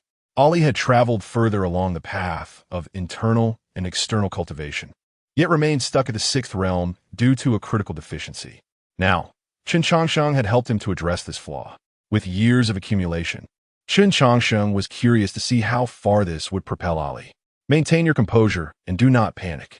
Do not forcefully obstruct or alter the process. Instead, attune yourself to the changes within your body, as it will guide you toward the most suitable method. Upon hearing Chen Changsheng's words, Ali relaxed his control over the surging power within him. As he did so, the energy within his body began to flow in a harmonious manner. Spiritual energy, vitality, and mental strength were all being voraciously consumed by Ali's physique. After being devoured, this energy coalesced once more in his dantian, eventually surging forth through the opening. Blood-red, golden energy erupted, forming a vast ocean within the dantian. When this extraordinary energy returned through the meridians, Ali's body underwent yet another transformation. Boom! A boundless wave of energy knocked Gongsun Huaiyu to the ground, causing even Chen Changsheng's formation to tremble slightly. The withered body rapidly regained its vitality. However, unlike before, the skin now appeared remarkably delicate, yet was exponentially stronger than the original physique. Suddenly, both Chen Changsheng and Gongsun Huaiyu found themselves enveloped by a magnificent phenomenon. Gazing at the endless golden ocean around them, Chen Changsheng could not help but exclaim, My dear girl, this cultivation system is tailor-made for your master. Look over there. Confused, Gongsun Huaiyu instinctively followed Chen Changsheng's gaze. She saw 9 indistinct figures hovering above the golden ocean, each crowned by a resplendent sun. Subsequently, a wide bridge materialized from the ocean's depths.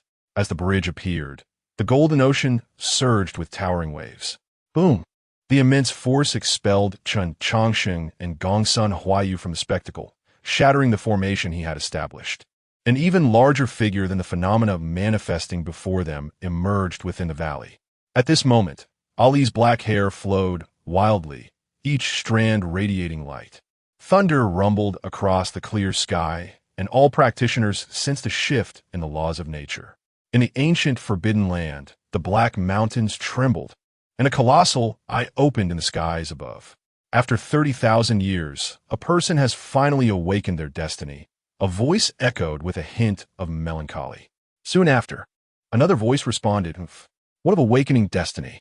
Only the strong can truly bear it. Without a guardian, even the destined shall perish." With that, a coffin soared from the depths of the forbidden land. The lid opened, revealing a handsome young man who inhaled deeply, savoring the fresh air. What a chaotic era. What a destiny. This destiny rightfully belongs to me, he declared, striding toward the central courtyard.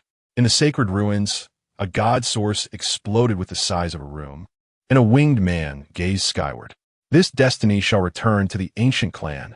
As his words fell, a silver spear and a golden scroll flew forth from the depths of the sacred ruins, for he had waited 5,000 years for this very moment.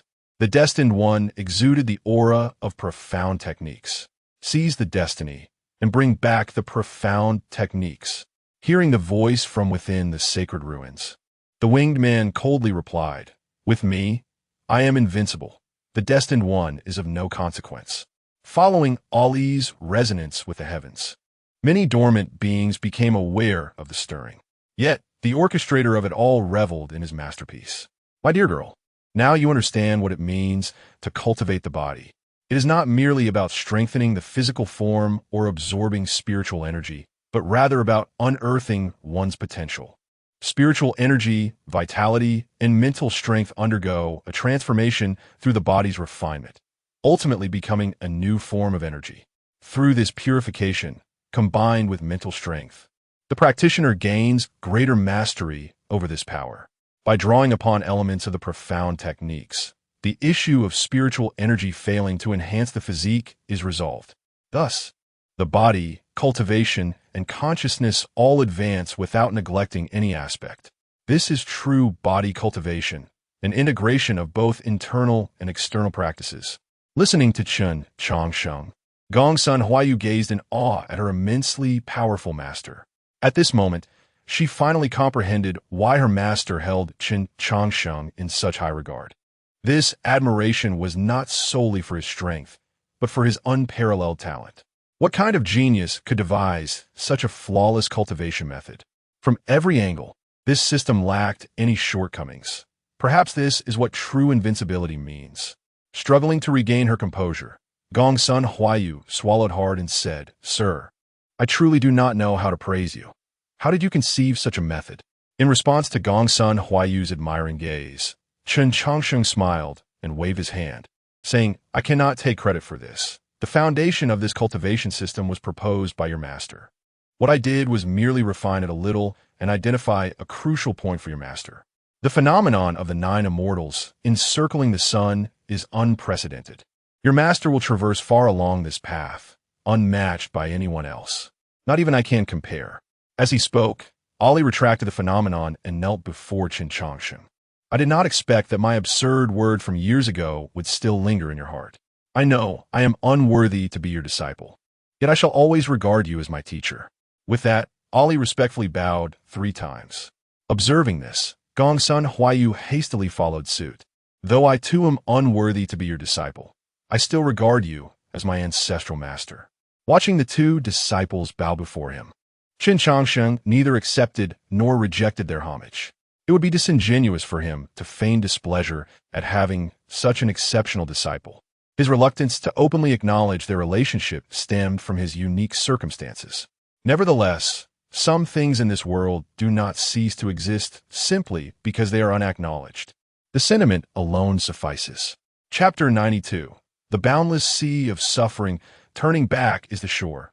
Raising her as a granddaughter after a long while, Chen Changsheng spoke, "Get up. Do you not find it chilly kneeling on the ground?" A new cultivation system had emerged, and as a pioneer on this path, Would you not consider bestowing it a name? Upon hearing this, Ali and Gongsun Huayu rose to their feet. Sir, this cultivation system would not exist without you. We beseech you to grant it a name. In response to Ali's request, Chen Changsheng pondered for a moment and said, based on the current situation, this cultivation system comprises two major realms. Upon achieving the first major realm, one finds a golden ocean within the Dantian. Let's name it the Sea of Suffering. The Sea of Suffering? Ali repeated, savoring the phrase before laughing. The Sea of Suffering is boundless. Turning back is the shore. Entering the realm of cultivation is akin to an endless struggle in the Sea of Suffering. Sir, this name is indeed apartment. If we call the first major realm the Sea of Suffering, I propose naming the three minor realms as Spring, Divine Bridge, and the other shore. My Dantian resembles a vast ocean, and the point you pierced resembles a spring eye, continuously surging forth with power. Naming it Spring Eye is most fitting. Amidst the Sea of Suffering, turning back is the shore. If one refuses to turn back, they must construct a divine bridge to reach the other shore. Once the divine bridge is established, the power of the Sea of Suffering can be summoned at will.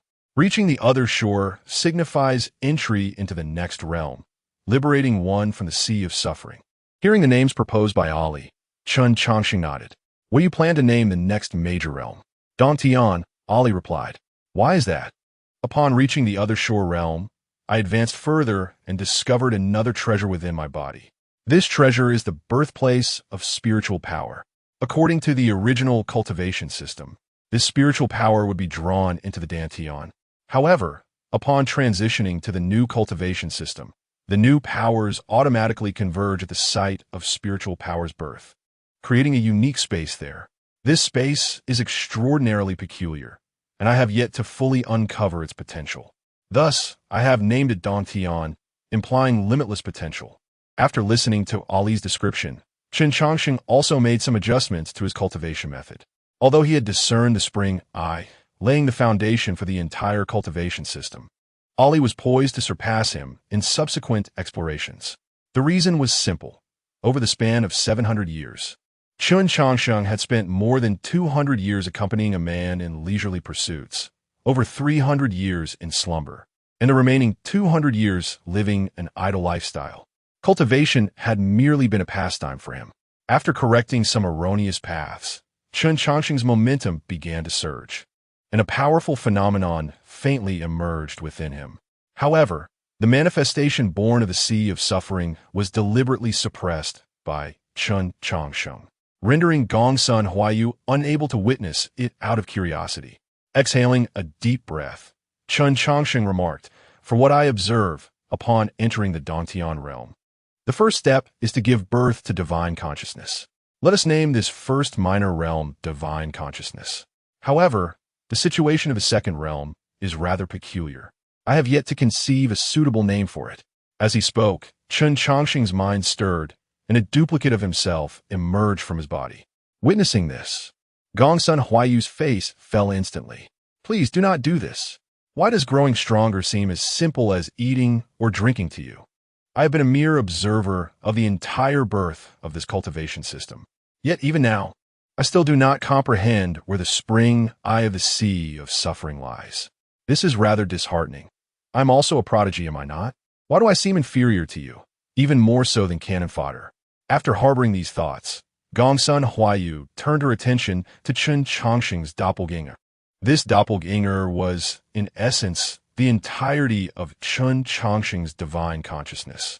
It bore some resemblance to the original cultivation system's nascent soul, yet unlike the nascent soul. This divine consciousness doppelganger was exceptionally solid, not ethereal or fragile. To put it simply, it was an entirely different Chen Changsheng. Realizing this, Gongsun Huayu muttered softly, "What miser! After all this time, you still won't reveal the secret of the Sea of Suffering. Naming is a trivial matter. Why not simply call it true self, since it resembles the original so closely?" However, the speaker's casual remarks caught the listener's attention. Upon hearing this name, Chen Changsheng's eyes brightened. "That is an excellent name.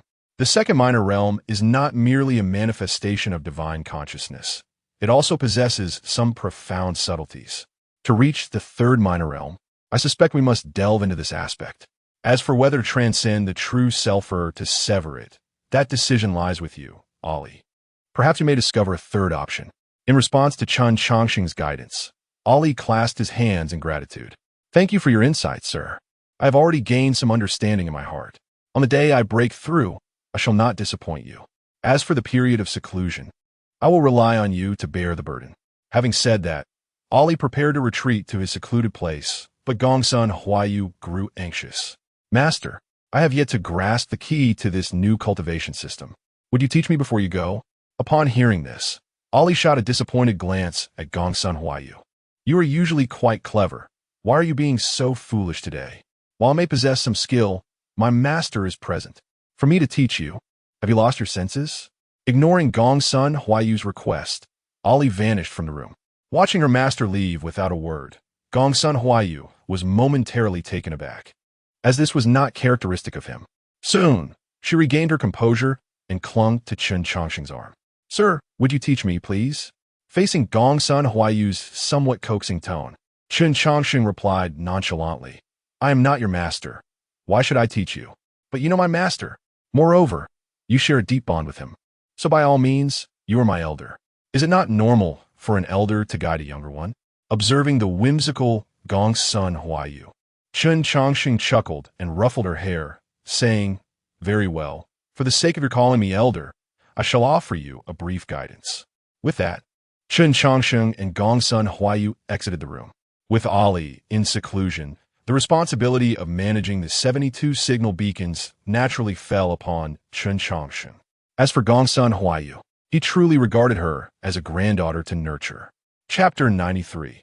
The little secret of Gongsun Huayu. Chen Changsheng returned to the Kunlun sacred land. Gongsun Huayu sat cross-legged, while Chen Changsheng leisurely read a book beside her. Time passed unnoticed until suddenly, a magnificent vision appeared behind Gongsun Huayu. A blue lotus slowly grew from the sea of suffering, ultimately blooming in full splendor, with 3 9-colored lotus seeds radiating a sacred glow. Observing this scene, Chen Changsheng turned slightly, a smile gracing his lips. Innate divine abilities, quite intriguing, he remarked. At that moment, Gongsun Huayu opened her eyes. Master, I have reached the realm of spiritual consciousness. Not bad.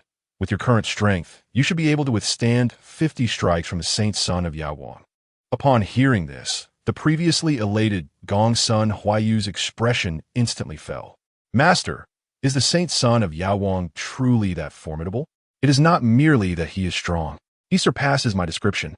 The scales you wear are crafted from the hide of the Thunder Beast clan, known for their exceptional sturdiness. Given the quality of your armor, even at your current level, you would struggle to damage it. Yet, the Saint Son of Yawang pierced it with a single strike. Had he not shown restraint, you would have lost your life. What? Gongsun Huayu's face was etched with confusion. When did he show restraint? I recall his blows being quite ruthless. It would not be an exaggeration to say he was attacking with full force. Whether it was full force is debatable, but it is certain he held back. At that moment, the 7 great prodigies were attacking you together. You managed to fend off the assault from the Kunlun Saint Sun Jiangping and the Purple Mansion Saint Asining. The remaining 5's attacks were solely endured by your robust physique. Su Tian and the others were aware of my relationship with the 72 Wolves of Smoke. Thus they only inflicted injuries without taking your life. However, the other 3, Mei Yongxi, Bachelu, and Fuyao, are all unparalleled prodigies. Being in the same echelon, you should comprehend the lethal methods prodigies possess. Not to mention, it would not be difficult for them to shatter a few of your meridians with hidden strength. Yet, none of them did so. This raises a question. As Chen Changsheng articulated his analysis, Gongsun Huayu began to discern the peculiarities surrounding the situation. The earlier lack of awareness was entirely due to a series of pressing matters. Upon reflection, it indeed seemed strange. Master, what do you think is going on? I do not know. I have only met them once, and am less acquainted with them than you. How could I fathom their intentions? However, there is something I am more concerned about. What were you doing in the Kunlun sacred land? I had already relayed the message to the 72 Wolves of Smoke. Yet upon seeing me, you did not recognize me. If I am not mistaken, You must have gone there secretly. At this, Gongsun Huayu's gaze began to falter. The cultivation resources at home are insufficient. I wanted to catch a fat sheep to fill the gap. Nonsense. The 72 wolves of smoke do not lack for cultivation resources. And I have inquired with your master. He stated you acted without permission, leaving first and then sending word back. So, will you confess? Or shall I summon your master to question you? Feeling the pressure from Chen Changsheng's relentless inquiries, Gongsun Huayu grabbed his arm, shaking it. Master, I will tell you about this later. Please do not press me any further. By the way, didn't you mention today you would be opening stones? Teach me how to identify raw materials. Once I have the strength, I will surely make them weep. Seeing Gongsun Huayu divert the topic, Chen Changsheng smiled slightly and chose not to pursue the matter further. Having lived for over 1,000 years, his insight was astute. Gongsun Huayu's little schemes could not escape his notice. Although she remained silent, he had already inferred a portion of her intentions. Now, he simply needed her to gradually reveal her flaws. Very well, if you choose not to speak, so be it. When it comes to betting on stones, there are no real tricks. The only surefire method is to seize everything and open it yourself. Gongsun Huayu did not believe a word of Chen Changsheng's claim. Master, you are deceiving me. If you open stones from the inner court, there are some methods to explain the results. But how do you explain the signboard of the Kunlun Stone Workshop? How did you discover what so many others overlooked? Quite simply, I am familiar with the fire dragon source. The divine source was once known as the spiritual source. When the Kunlun sacred land unearthed the entire fire dragon source, I was part of it. While everyone else focused on studying that peculiar dragon-shaped spiritual source, I investigated the stones enveloping the spiritual source. I discovered that this type of spiritual source has a unique characteristic. It renders the stones brittle, albeit at a slow pace. The signboard of the Kunlun sacred land was carved from the remnants of the fire dragon source. However, the stones encasing the divine source are exceptionally hard. The workers, being lazy, chose a relatively brittle piece for carving. Thus, I'm certain it contains the divine source. Upon hearing Chen Changsheng's explanation, Gongsun Huayu's mouth fell agape. She had never anticipated that the method of acquiring the spiritual source could be so simple. Is it truly that easy? Otherwise, do you think it is exceedingly difficult? Many things in the world are not as complicated as you imagine. You simply have not discovered a straightforward approach. With that, Chen Changsheng retrieved the welcome pine from the Kunlun Stone Workshop's inner court from his system space. He had placed the stone there the moment Gongsun Huayu made her move. Fights aside, one must not lose what they have purchased. Just as Chen Changsheng prepared to open the stone, he paused for a moment. Do not rush regarding the matter of the saint son of Yaowang. As time progresses, you may not fall short of him. Your blue lotus vision appears extraordinary. Once those 3 lotus seeds mature, you may very well comprehend 3 divine abilities. The cultivation system established with your master merely indicates the direction. The specific path you must tread requires your own exploration. In response to Chen Changsheng's words, Gongsun Huayu nodded repeatedly, yet her gaze remained fixated on the stone before her. Observing this, Chen Changsheng chuckled and shook his head, choosing not to remind her. After all, she was but a child under 100 years old. A playful heart was understandable, and with the passage of time, she would come to understand. Kunlun, sacred land. Chen Changsheng has returned. A voice echoed throughout the Kunlun sacred land, announcing the return of Chen Changsheng after more than 20 days, accompanied by the enchanting Gongsun Huayu from the 72 wolves of smoke. The incident of a beautiful woman being rescued from the hands of thieves seemed rather peculiar. Chapter 94. Gongsun Huayu's shift from darkness to light. A challenge from Su Tian. The entire Kunlun sacred land was in an uproar, as countless formidable experts gathered at its gates. Among them were numerous prodigies who had come to participate in the celestial gathering. Ever since Chen Changsheng was captured, the Kunlun sacred land had indefinitely postponed the event, declaring that until Chen Changsheng was found, alive or dead, the gathering would not commence. The prodigies did not oppose this decision, as they too sought proof of the Kunlun sacred land's capabilities. Their belief in its strength had brought them from afar to this gathering. However, now, one of their own had been seized within the very stronghold of Kunlun, leading many to doubt its ability to protect its champions. At this moment, Jiang Feng stepped forward with a cold demeanor and declared, "Demoness, release Chen Xiaoyu, and I shall spare your life today." Upon hearing this, Gongsun Huayu instinctively shrank behind Chen Changsheng. "Young master, this person is so fierce," she exclaimed. "Fear not. Elder Jiang is merely concerned for my safety. Once I explain the situation, he will understand," Chen Changsheng reassured her, though the onlookers were baffled by the peculiar dynamics between them. Noticing their exchange, Jiang Feng frowned and asked, "Young friend, what does this mean?"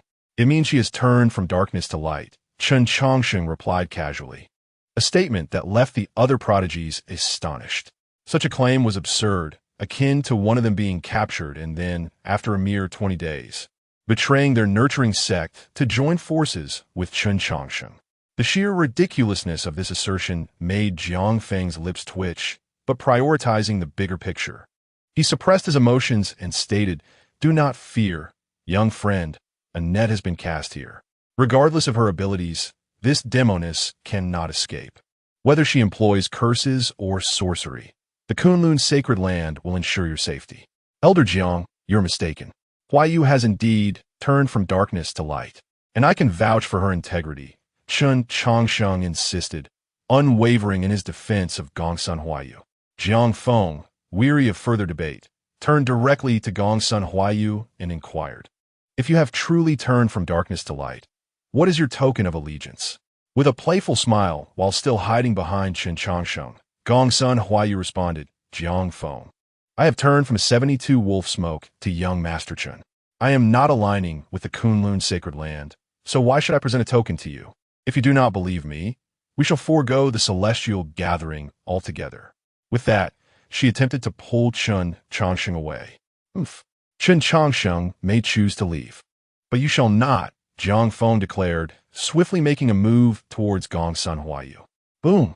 Jiang Feng's attack was intercepted by Chen Changsheng, who, with remarkable physical prowess, forced Jiang Feng back a step. The sight astonished not only the prodigies present, but also Jiang Feng himself. Chen Changsheng's ability to wield Dao patterns had already set high expectations regarding his strength, but now he demonstrated the capacity to confront Jiang Feng head-on. Although Jiang Feng had not exerted his full strength, Chen Changsheng handled the situation with ease. "Elder Jiang, the Kunlun sacred land has previously stated that anyone, regardless of identity or status, may participate in the celestial gathering as long as they meet the age requirement. Why, then, do you seek to prevent Miss Gongsun from joining? Are you suggesting that the vast Kunlun sacred land fears this young lady?" Chen Changsheng challenged, prompting Jiang Feng to scrutinize the two. Recognizing Chen Changsheng's exceptional strength and mysterious background, Jiang Feng concluded that he must have substantial support behind him. The Kunlun sacred land would rather avoid provoking such an unknown force unless absolutely necessary. Gongsun Huayu, being a direct disciple of witchcraft, would not have come here without confidence. Furthermore, Jiang Feng realized that if they continued to pursue this matter, it would seem somewhat petty. Conceding, Jiang Feng replied, "You speak wisely, young friend. The Kunlun sacred land stature is not something that can be easily undermined by mere brigands. Miss Gongsun, renowned as one of the 3 beauties of the Central Court, is indeed qualified to participate in the celestial gathering. However, the 72 wolf smoke is a sworn enemy of the Kunlun sacred land. After the gathering, I would advise you to refrain from involving yourself in this matter." Listening to the veiled threat in Jiang Feng's tone, Chen Changsheng smiled slightly and said, "The enmity between the 72 wolf smoke and the Kunlun sacred land is not something I wish to meddle in. However, it must be clarified that Miss Gongsun has turned from darkness to light. She is no longer affiliated with the 72 wolf smoke. Surely, the Kunlun sacred land would not trouble a young lady." "Huh," Jiang Feng sneered, "of course not. Once I sever the head of the witchcraft, if she remains indifferent, what does her turning from darkness to light matter? The celestial gathering has already been delayed for far too long. Now that you have returned, it shall commence tomorrow. Please, proceed." With that, Jiang Feng stepped aside, allowing Chen Changsheng and Gongsun Huayu to enter confidently. As they walked away, countless prodigies felt a surge of battle intent ignite within them. Chen Changsheng's extraordinary feats, defeating the 72 wolf smoke and engaging with Jiang Feng on equal footing, were testament to his remarkable prowess. Overcoming such a peer was an accomplishment that many prodigies aspired to achieve. In the East Wilderness Courtyard, upon seeing the stunning beauty Chen Changsheng had brought back, Yi Hensheng's mouth twitched. He had envisioned countless scenarios for Chen Changsheng's return to the Kunlun sacred land. Yet he had never imagined such a scene. My room is quite spacious. You may stay in the adjacent one. Chen Changsheng casually arranged Gongsun Huaiyu's accommodations before turning to retreat to his own room. At that moment, Su Tian blocked his path. Brother Chen, you once stated that upon my defeating the 3 beauties of the central court, I could challenge you. May I now challenge Miss Gongsun? Hearing this, Chen Changsheng scratched his head and glanced at Gongsun Huaiyu, who seemed eager for a fight. You wish to spar? Young master, the celestial gathering is all about combat. What else would I come here for? She replied. Chapter 95. The True Prodigy, Xuanwu Kingdom versus 72 Wolf Flames. Your words carry a certain truth. Then let the two of you engage in combat outside the courtyard, where the space is ample. Additionally, allow me a moment to prepare. Do not rush into action just yet. With that, Chen Changsheng eagerly dashed into the room. After Chen Changsheng departed, Gongsun Huaiyu, wearing a beaming smile, turned to Su Tian and remarked, I've heard that you and the young master hail from the same place. I wonder how your strength measures against his. If your prowess is lacking, it would surely bring shame to the young master. In response to Gongsun Huaiyu's taunts, Su Tian calmly replied, True strength is never innate. I can only look up to Brother Chen's capabilities, but one day I shall surpass him. You will be the first stepping stone on my path. Su Tian's words brought forth a fit of laughter from Gongsun Huaiyu, who quipped, Your ambitions seem grand, yet your abilities are modest. For your lofty aspirations, I shall ensure you are left unable to rise. We wouldn't want you to embarrass the young master tomorrow. I shall take my leave to wait for you outside. With that, Gongsun Huaiyu skipped away. Observing her retreating figure, Yi Hensheng scratched his head and said, Are you truly going to fight her? The heir of the 72 wolf flames is no ordinary opponent. If you lose, the reputation of Xuanwu Kingdom will be tarnished. Upon hearing Yi Hensheng's words, Su Tian turned and replied, The reputation of Xuanwu Kingdom has never been built upon subjugating the weak. It is forged through relentless challenges against the strong. When I one day defeat those seemingly insurmountable foes, the world will remember my victories, not my defeats. This world only regards the outcome. With that, Su Tian also turned to head outside. What manner of people are you? Why do you all seem so eager to fight? Yi Hensheng lamented, and he too made his way outdoors, aware that he might soon have to enter the fray himself. Though he was not fond of reckless battles, it did not mean he would concede to anyone.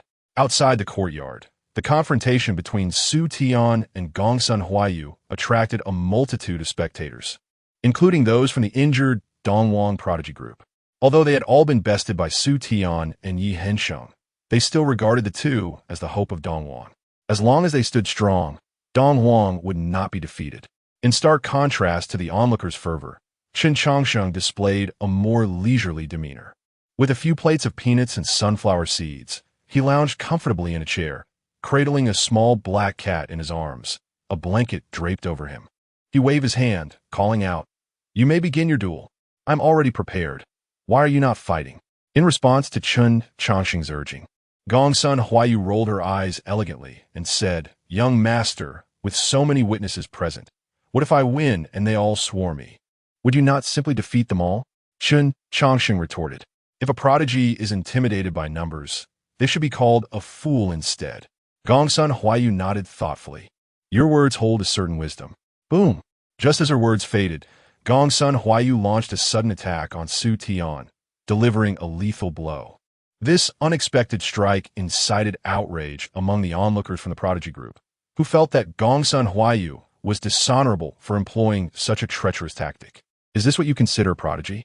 Zhua Jing, her face slightly pale, questioned Chen Changsheng with a frown. To her inquiry, Chen Changsheng, still munching on sunflower seeds, replied nonchalantly, Indeed, this is how I perceive a prodigy. Gongsun Huaiyu is a prodigy, as is Su Tian, but none among you qualify.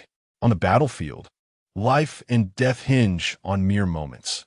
How can one afford to be distracted at such critical times? From an instant, Su Tian issued a challenge. His focus was solely on Gongsun Huayu. His concentration remained unshaken by any external distractions. The reason he found himself at a disadvantage was not due to Gongsun Huayu's ambush, but rather because she was simply stronger. Hearing this, Zhu Jing looked around. Yi Hensheng's expression was grave as he observed the fight, while the other prodigies maintained their positions, intently watching the duel. In their eyes, there was only their opponent and the spirit of combat, paying no heed to Chen Changsheng's seemingly frivolous demeanor. Meanwhile, the Dongwang prodigy group continued their discussions about Gongsun Huayu's recent actions, expressing their discontent towards Chen Changsheng's attitude. Having witnessed it all, a flicker of disappointment crossed Zhu Jing's eyes. You speak the truth. The Dongwang prodigy group is indeed a joke. Among us, only Yi Hensheng and Su Tian possess the qualifications to partake in this prodigy conference. Realizing one's shortcomings is commendable, but the ability to amend them rests solely with oneself. While Chen Changsheng conversed with Zhu Jing, Gongsun Huayu and Su Tian had already exchanged over 30 blows. After a fierce clash, they both retreated to catch their breath. Gongsun Huayu perched on the highest point of the rooftop, while Su Tian stood on the cobweb-laden ground. Observing Su Tian's trembling right hand, Gongsun Huayu playfully pouted, saying, "Dear brother, why must you strike so fiercely? I am but a girl. Can't you show a little compassion?" Though Gongsun Huayu feigned a plea for mercy, Su Tian's heart brimmed with trepidation. She was overwhelmingly strong. Despite being a prodigy of Xuanwu Kingdom, he was no mere fool oblivious to the art of combat. He had faced life-and-death situations and battled formidable foes. Yet, he had never felt such pressure as he did now. Gongsun Huayu's techniques were honed to perfection, leaving no room for error. What astonished Su Tian even more was Gongsun Huayu's physical strength, which surpassed even his own, a practitioner devoted to body cultivation. In every aspect, cultivation, experience, and mindset, Gongsun Huayu exhibited a dominating superiority. In such circumstances, Su Tian found it difficult to conceive any viable path to victory. At that moment, Chen Changsheng, watching from the sidelines, suddenly erupted with indignation. "What are you all doing? Playing house. After all this time, not a drop of blood has been shed? If you don't wish to fight, then go back." Seeing Chen Changsheng's ire, Gongsun Huayu quickly wiped the smile off her face. "Dear brother, the young master is angry.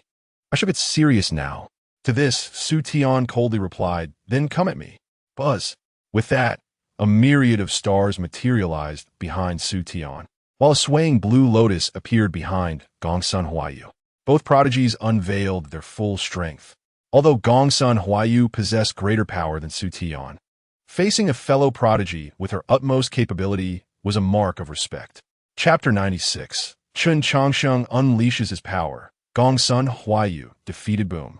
The two prodigies collided in an instant, and the tremendous shockwave flattened all structures within 100 feet. Although Gongsun Huayu was a woman, her style of combat was anything but feminine. Her movements were bold and unrestrained, delivering strikes with immense force. Each punch released a subtle green light from the azure lotus behind her, making her fists seem unstoppable. However, despite Gongsun Huayu's strength, Su Tian was no mere weakling.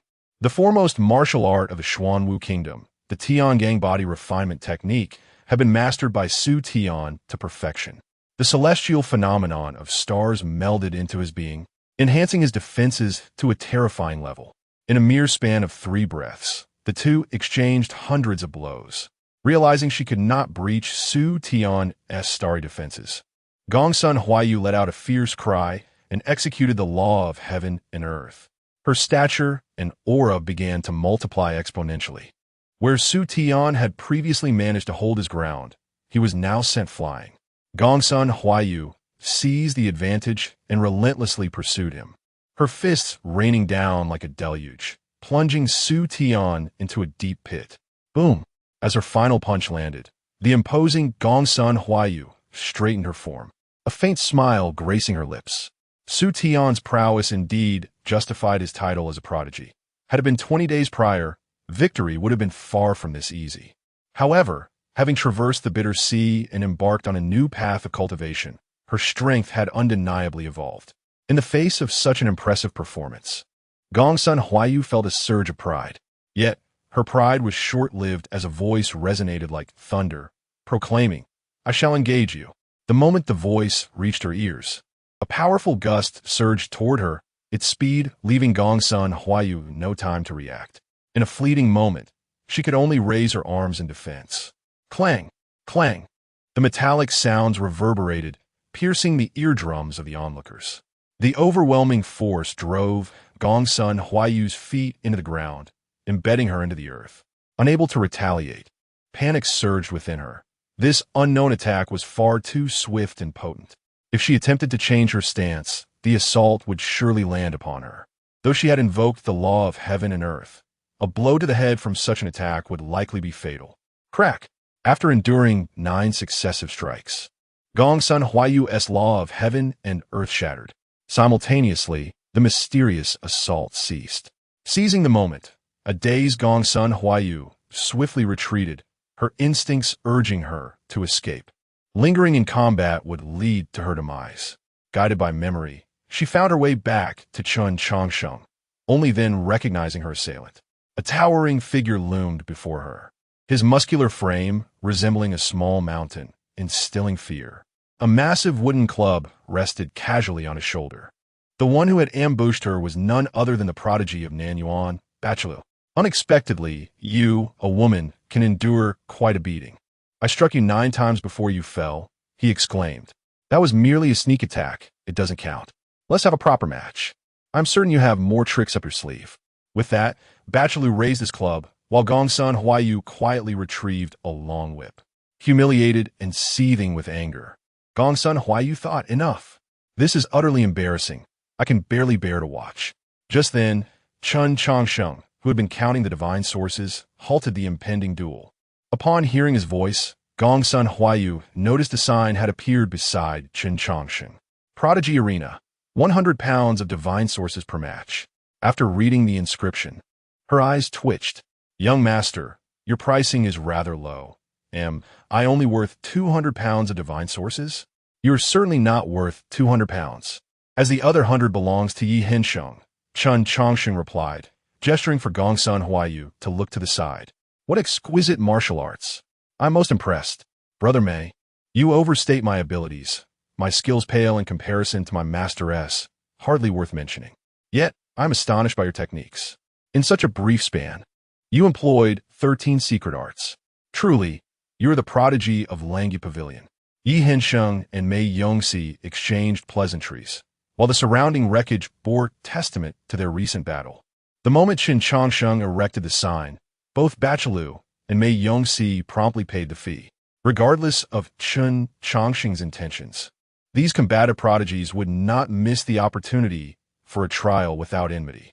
However, unlike Bachelot, Mei Yongxi primarily sought to test his skills, resulting in a draw.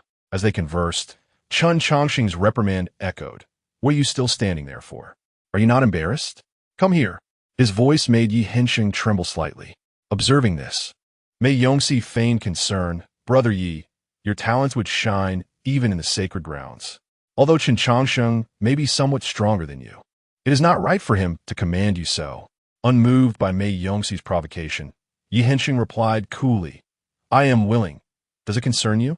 With that, he swiftly approached Chen Changsheng. Yi Hensheng's lack of complaint left Mei Yongxi bewildered. Are the people from the eastern wilderness all masochists? 3 figures stood obediently before Chen Changsheng, with Su Tian appearing particularly disheveled. Not only was he covered in dirt, but his injuries were also significant.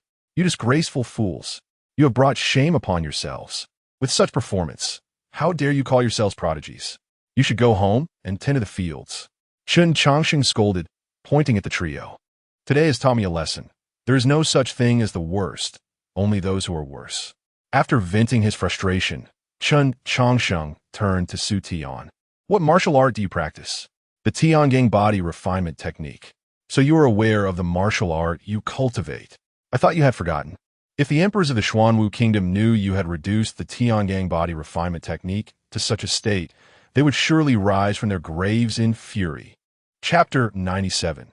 Mei Yongxi's scheming and the world's most foolish sect. The profound intricacies of the Tiangang body refinement technique exceed the limits of one's imagination. Had it merely been a method for cultivating the body, it would not have endured through the ages within the Xuanwu kingdom.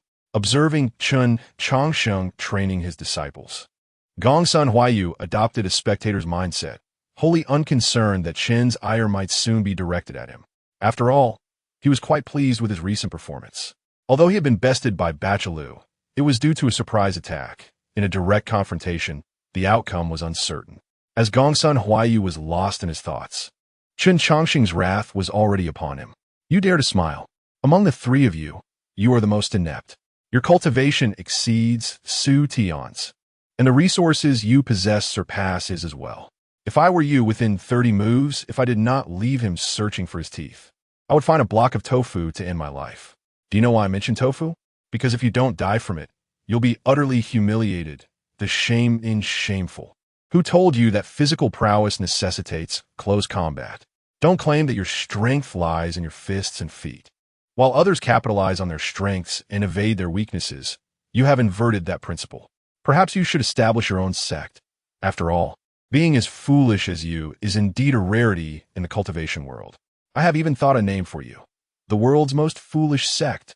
Chen Changsheng's words caused Gongsun Huayu's face to flush crimson. Though he had faced reprimands from his master during his training, he had never encountered such an approach. Chen's words struck at the core of his inadequacies, and his manner of chastisement was refreshingly unique. At that moment, Gongsun Huayu would have preferred to break a few bones rather than endure Chen Changsheng's scolding. With Gongsun Huayu thoroughly chastened, Chen Changsheng let out a sigh of relief and turned his gaze to the third unfortunate recipient of his attention. Faced with Chen's penetrating stare, Immortal felt a surge of anxiety. In his mind, he quickly assessed his recent shortcomings, hoping to preemptively admit fault in order to receive a lighter reprimand. Though your issues are significant, they are somewhat less severe than theirs. Moreover, your shortcomings do not fundamentally lie with you, so we shall set this matter aside for now.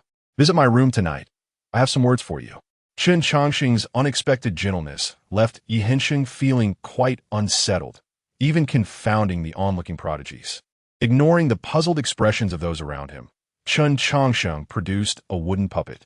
Golden threads flew from his fingertips, connecting to the puppet. After demonstrating a few movements with it, he beckoned to Mei Yongxi in the distance. Since he did not get to unleash your full potential earlier, I consider this service inadequate. To compensate for your loss, how about I personally entertain you? Mei Yongxi's eyes narrowed as he replied with a smile. I had a splendid exchange with Brother Yi just now. Perhaps we should leave it at that. Must I be the one to initiate an attack against you? In response to Mei Yongxi's reluctance, Chen Changsheng calmly stated, if that is your desire. Upon hearing this, the smile on Mei Yongxi's face faded. Since Brother Chen has so earnestly invited me, I shall risk my life to accompany you. It is an opportunity to witness your prowess. With that, Mei Yongxi approached slowly. I too was not fully satisfied. May I join in?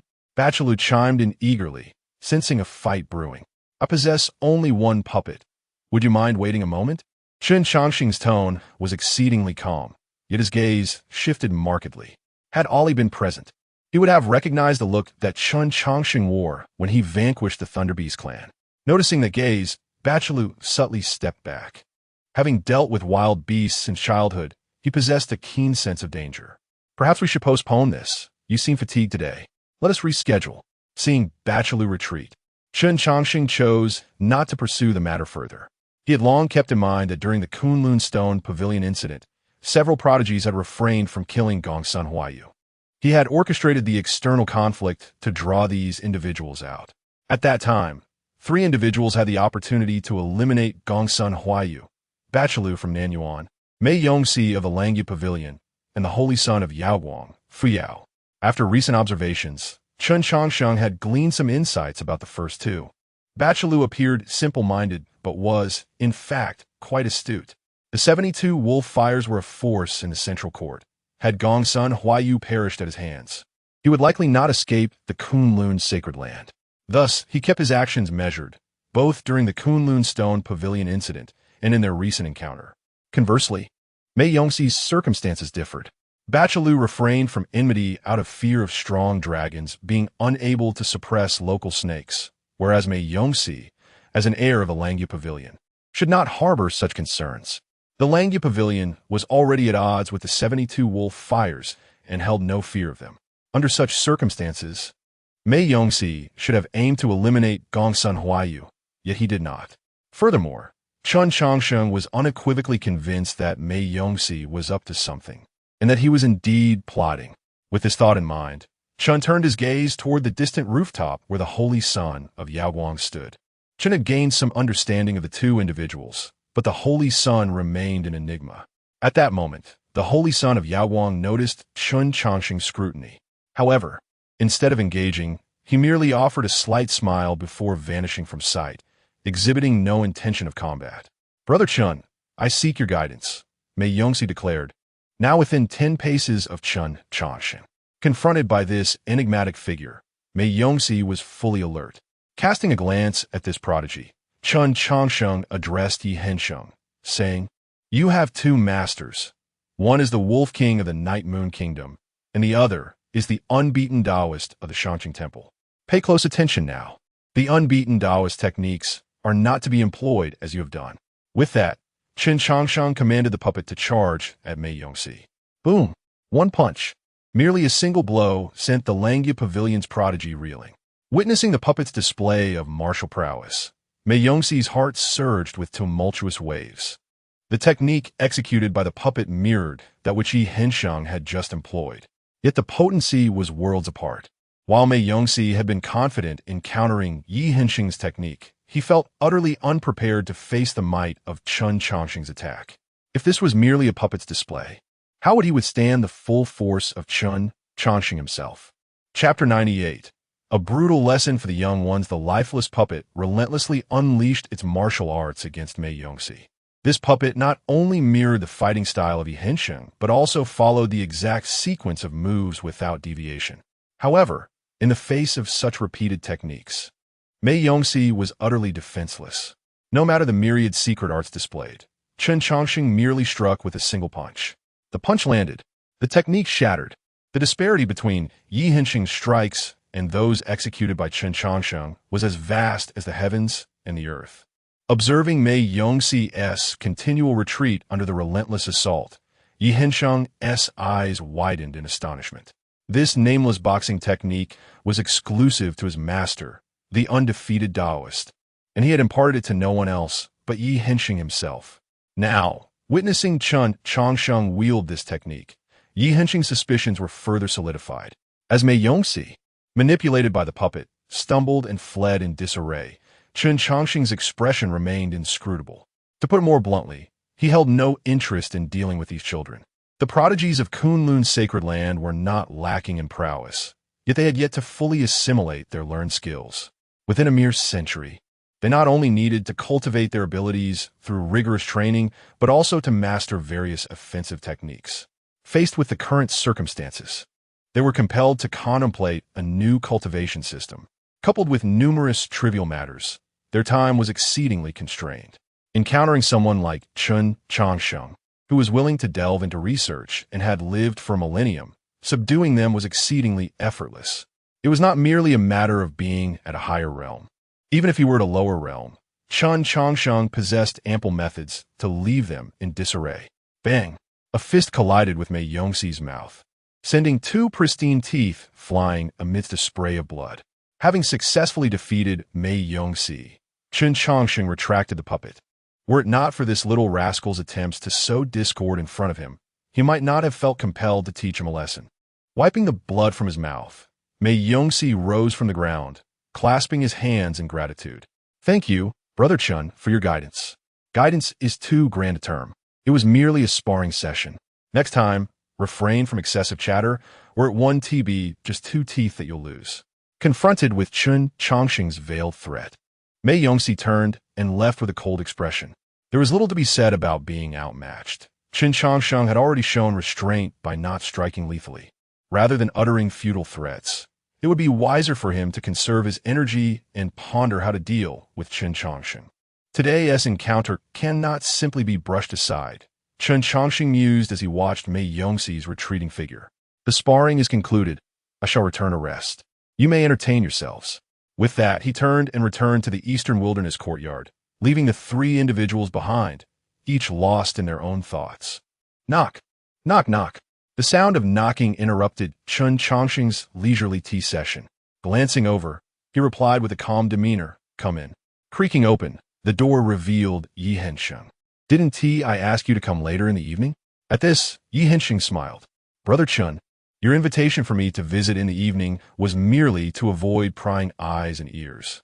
Since Miss Gongsun has gone out and Brother Su is recuperating, this moment is more opportune than later.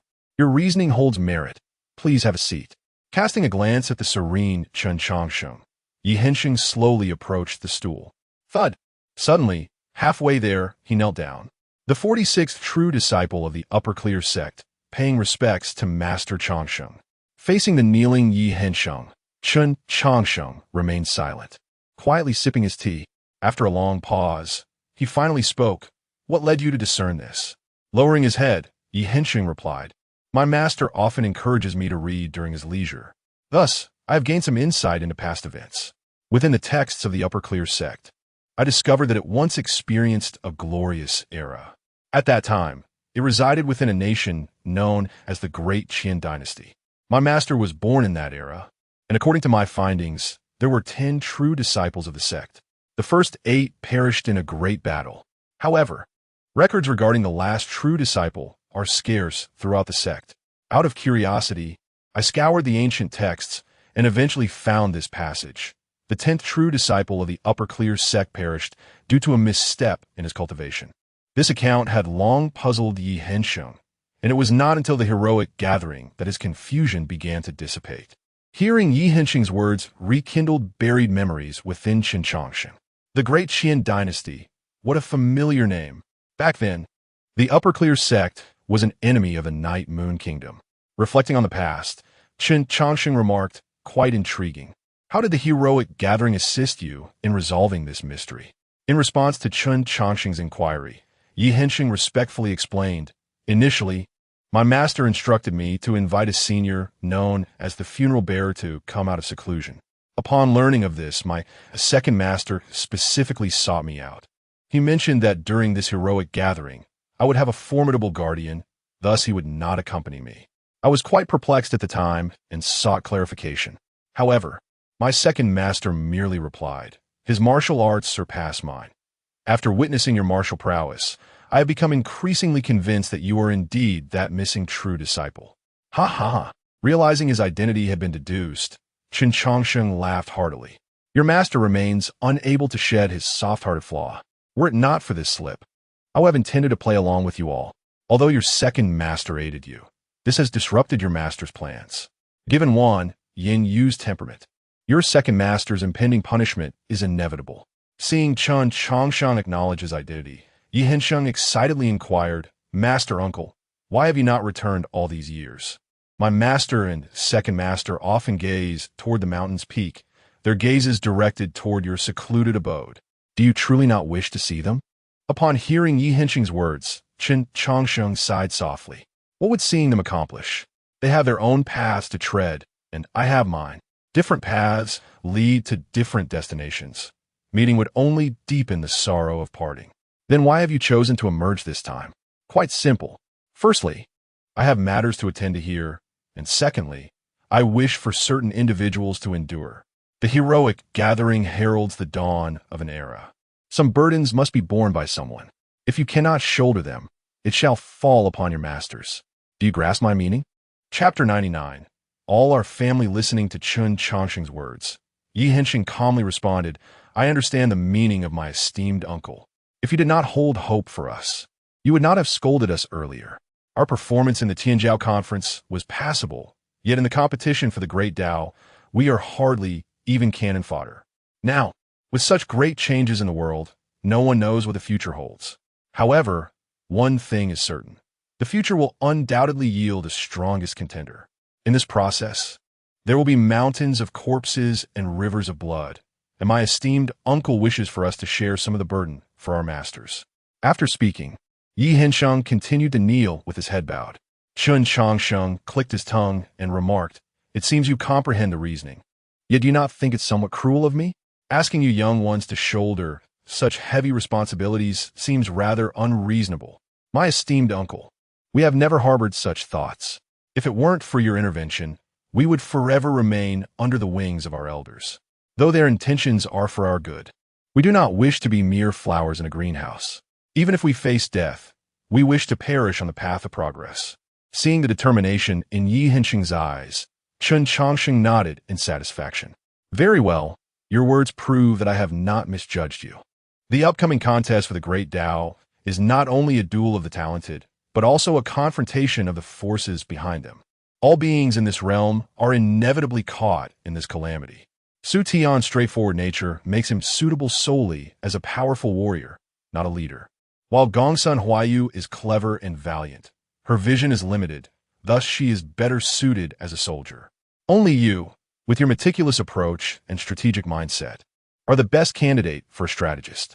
Upon hearing Chen Changsheng's words, Yi Hensheng raised his eyebrows in excitement. "Esteemed uncle, have you already selected someone?" "Indeed, there is one such individual whom you should have heard of. He is the leader of the 72 signal fires, Wu Li." Yi Hensheng. Yi Hensheng's face was filled with questions regarding Chen Changsheng's choice, for it seemed inappropriate for his esteemed uncle to select an outsider based on relationships or emotions. Could it be that there is a deeper connection between the 72 signal fires and my esteemed uncle? Is it possible that my esteemed uncle has taken a liking to Gongsun Huayu? Countless thoughts raced through Yi Hensheng's mind. Noticing his expression, Chen Changsheng chuckled. "Stop speculating. The reason for selecting Wu Li is not due to any connection between us, but rather because he possesses the capability to contend. Compared to Wu Li, neither your two masters nor the left emperor of Xuanwu Kingdom have what it takes. Now that we've reached this point, let me share some little secrets from years ago. Your second master, who I must refer to as senior brother, was still a child when he entered the sect. A portion of his skills was taught by me, and his style of action was also learned from me. As for your master, I am well acquainted with her. When she was still a young she-wolf, I had a conflict with her. I forced her back to her original form and shaved her wolf head, so I have a fairly deep understanding of her." Yi Hensheng. Upon hearing such explosive gossip, Yi Hensheng nearly widened his eyes in disbelief. While the revelation about his second master was surprising, the information regarding his master was simply shocking.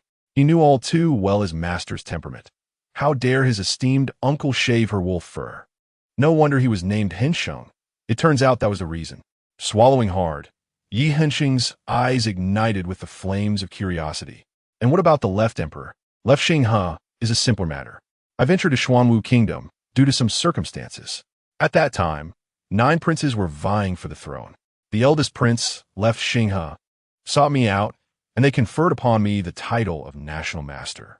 He was just 100 years old then, trailing behind me incessantly, which nearly drove me mad. Do you think I'm qualified to comment on them?" Observing Chen Changsheng's smiling face, Yi Hensheng's mouth twitched. "You are undoubtedly qualified. If you are not, then no one in the world is." After secretly mocking himself, Yi Hensheng inquired, "What, then, is the situation with the 72 signal fires?" "Esteemed uncle, you are not one of the founders, are you?" "Certainly not." With that response, Yi Hensheng breathed a sigh of relief, for the identity of his esteemed uncle seemed rather daunting. "However, Wu Li's abilities were taught by me." Yi Hensheng, the notorious Wu Li, who roamed the central court, is actually your disciple, esteemed uncle. Then Gongsun Huayu must call you Grandmaster. From a theoretical standpoint, yes, but I do not accept disciples. Chen Changsheng's nonchalant attitude left Yi Hensheng utterly speechless. The notorious rogue, Wu Li, was actually the disciple of his esteemed uncle. How many identities does his esteemed uncle possess?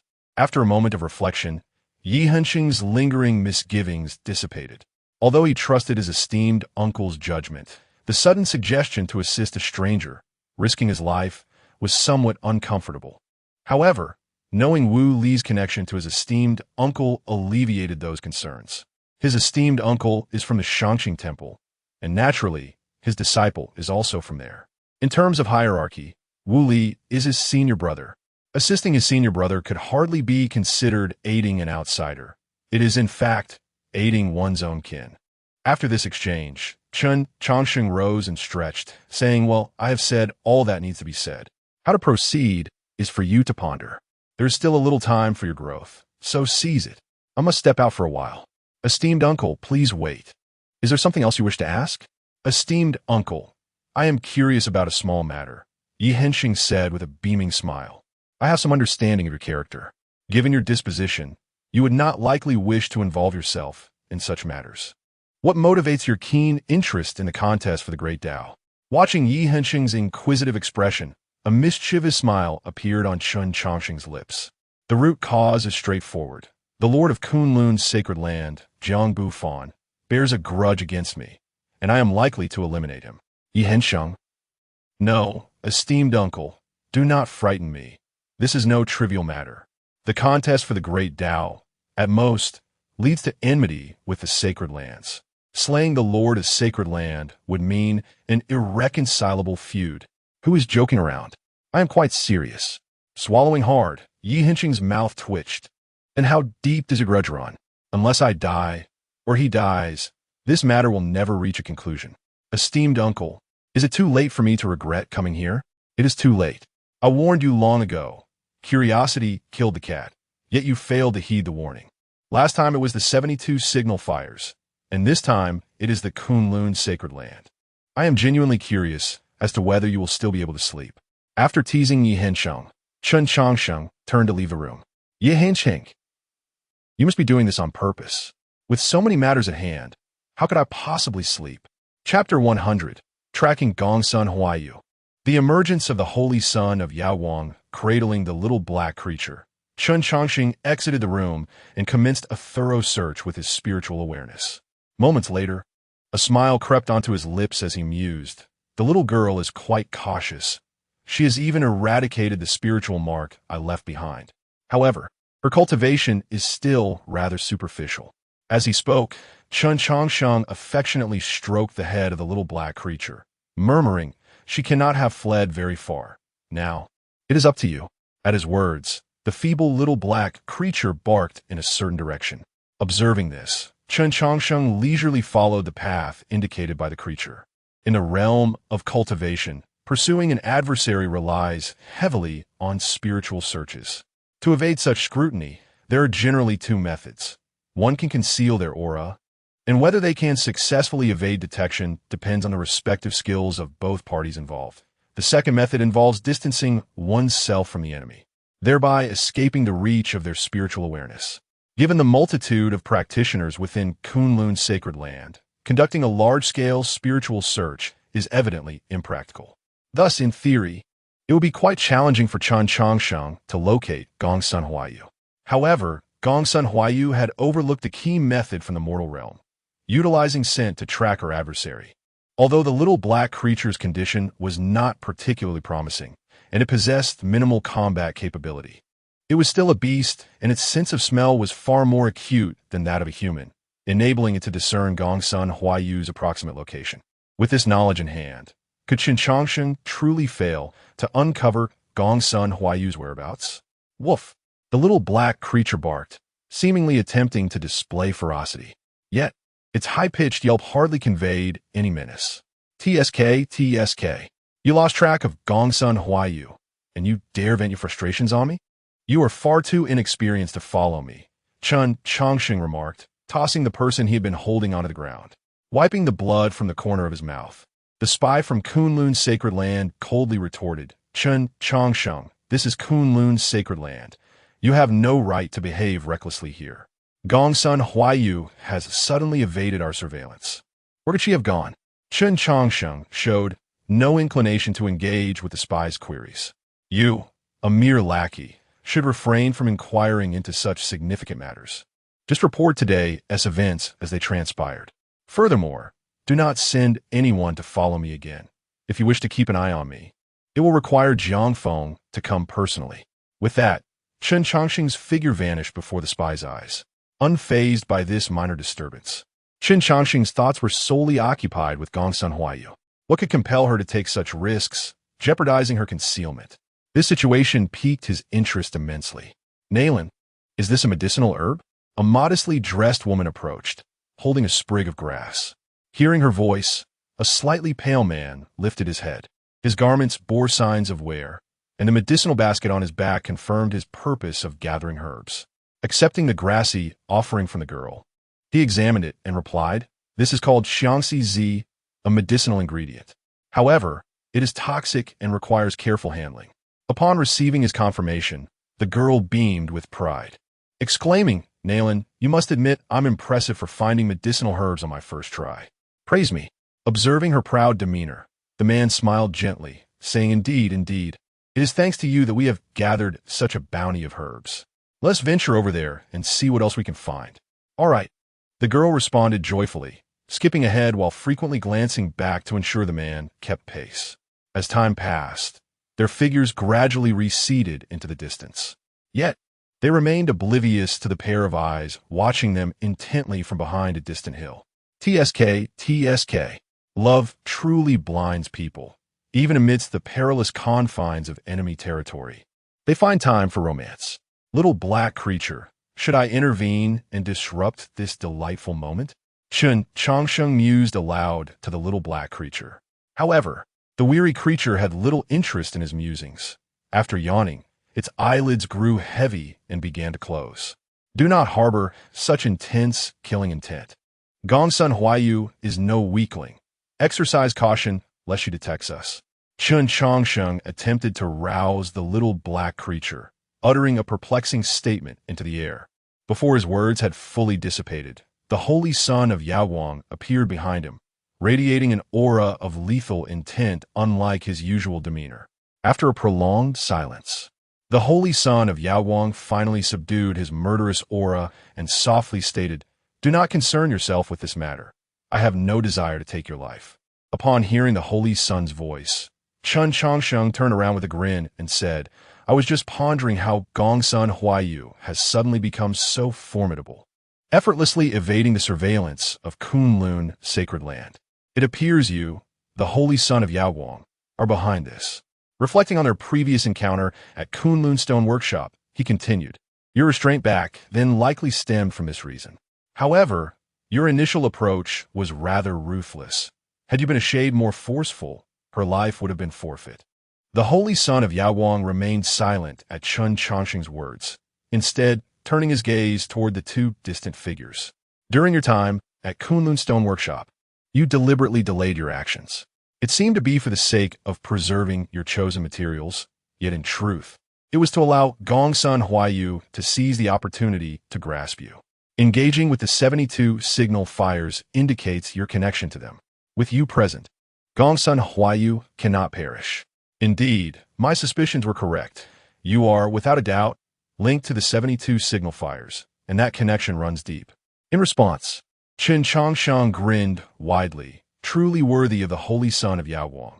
"Your insight is impeccable. Now that we are on this topic, do you not intend to reveal the identity of that short-lived individual?" Hearing this, the holy son of Yaowang cast a meaningful glance at Chen Changsheng. "That short-lived individual is my brother." Cough, cough. Chen Changsheng was taken aback. "I apologize. I did not anticipate your relationship would be of this nature. However, to speak candidly, your brother does not have long to live. Surely, you are not unaware of this fact?" "I am aware. He sustained severe injuries while in the womb. I was the one who brought him into this world," the holy son of Yaowang revealed. "Ah, I see. My apologies for reopening old wounds." Chen Changsheng felt a twinge of embarrassment at the holy son's revelation, as it seemed every word he spoke inadvertently touched upon the holy son's sorrow. "Have you sought vengeance? With your status and prowess, avenging him should not pose a significant challenge, should it?"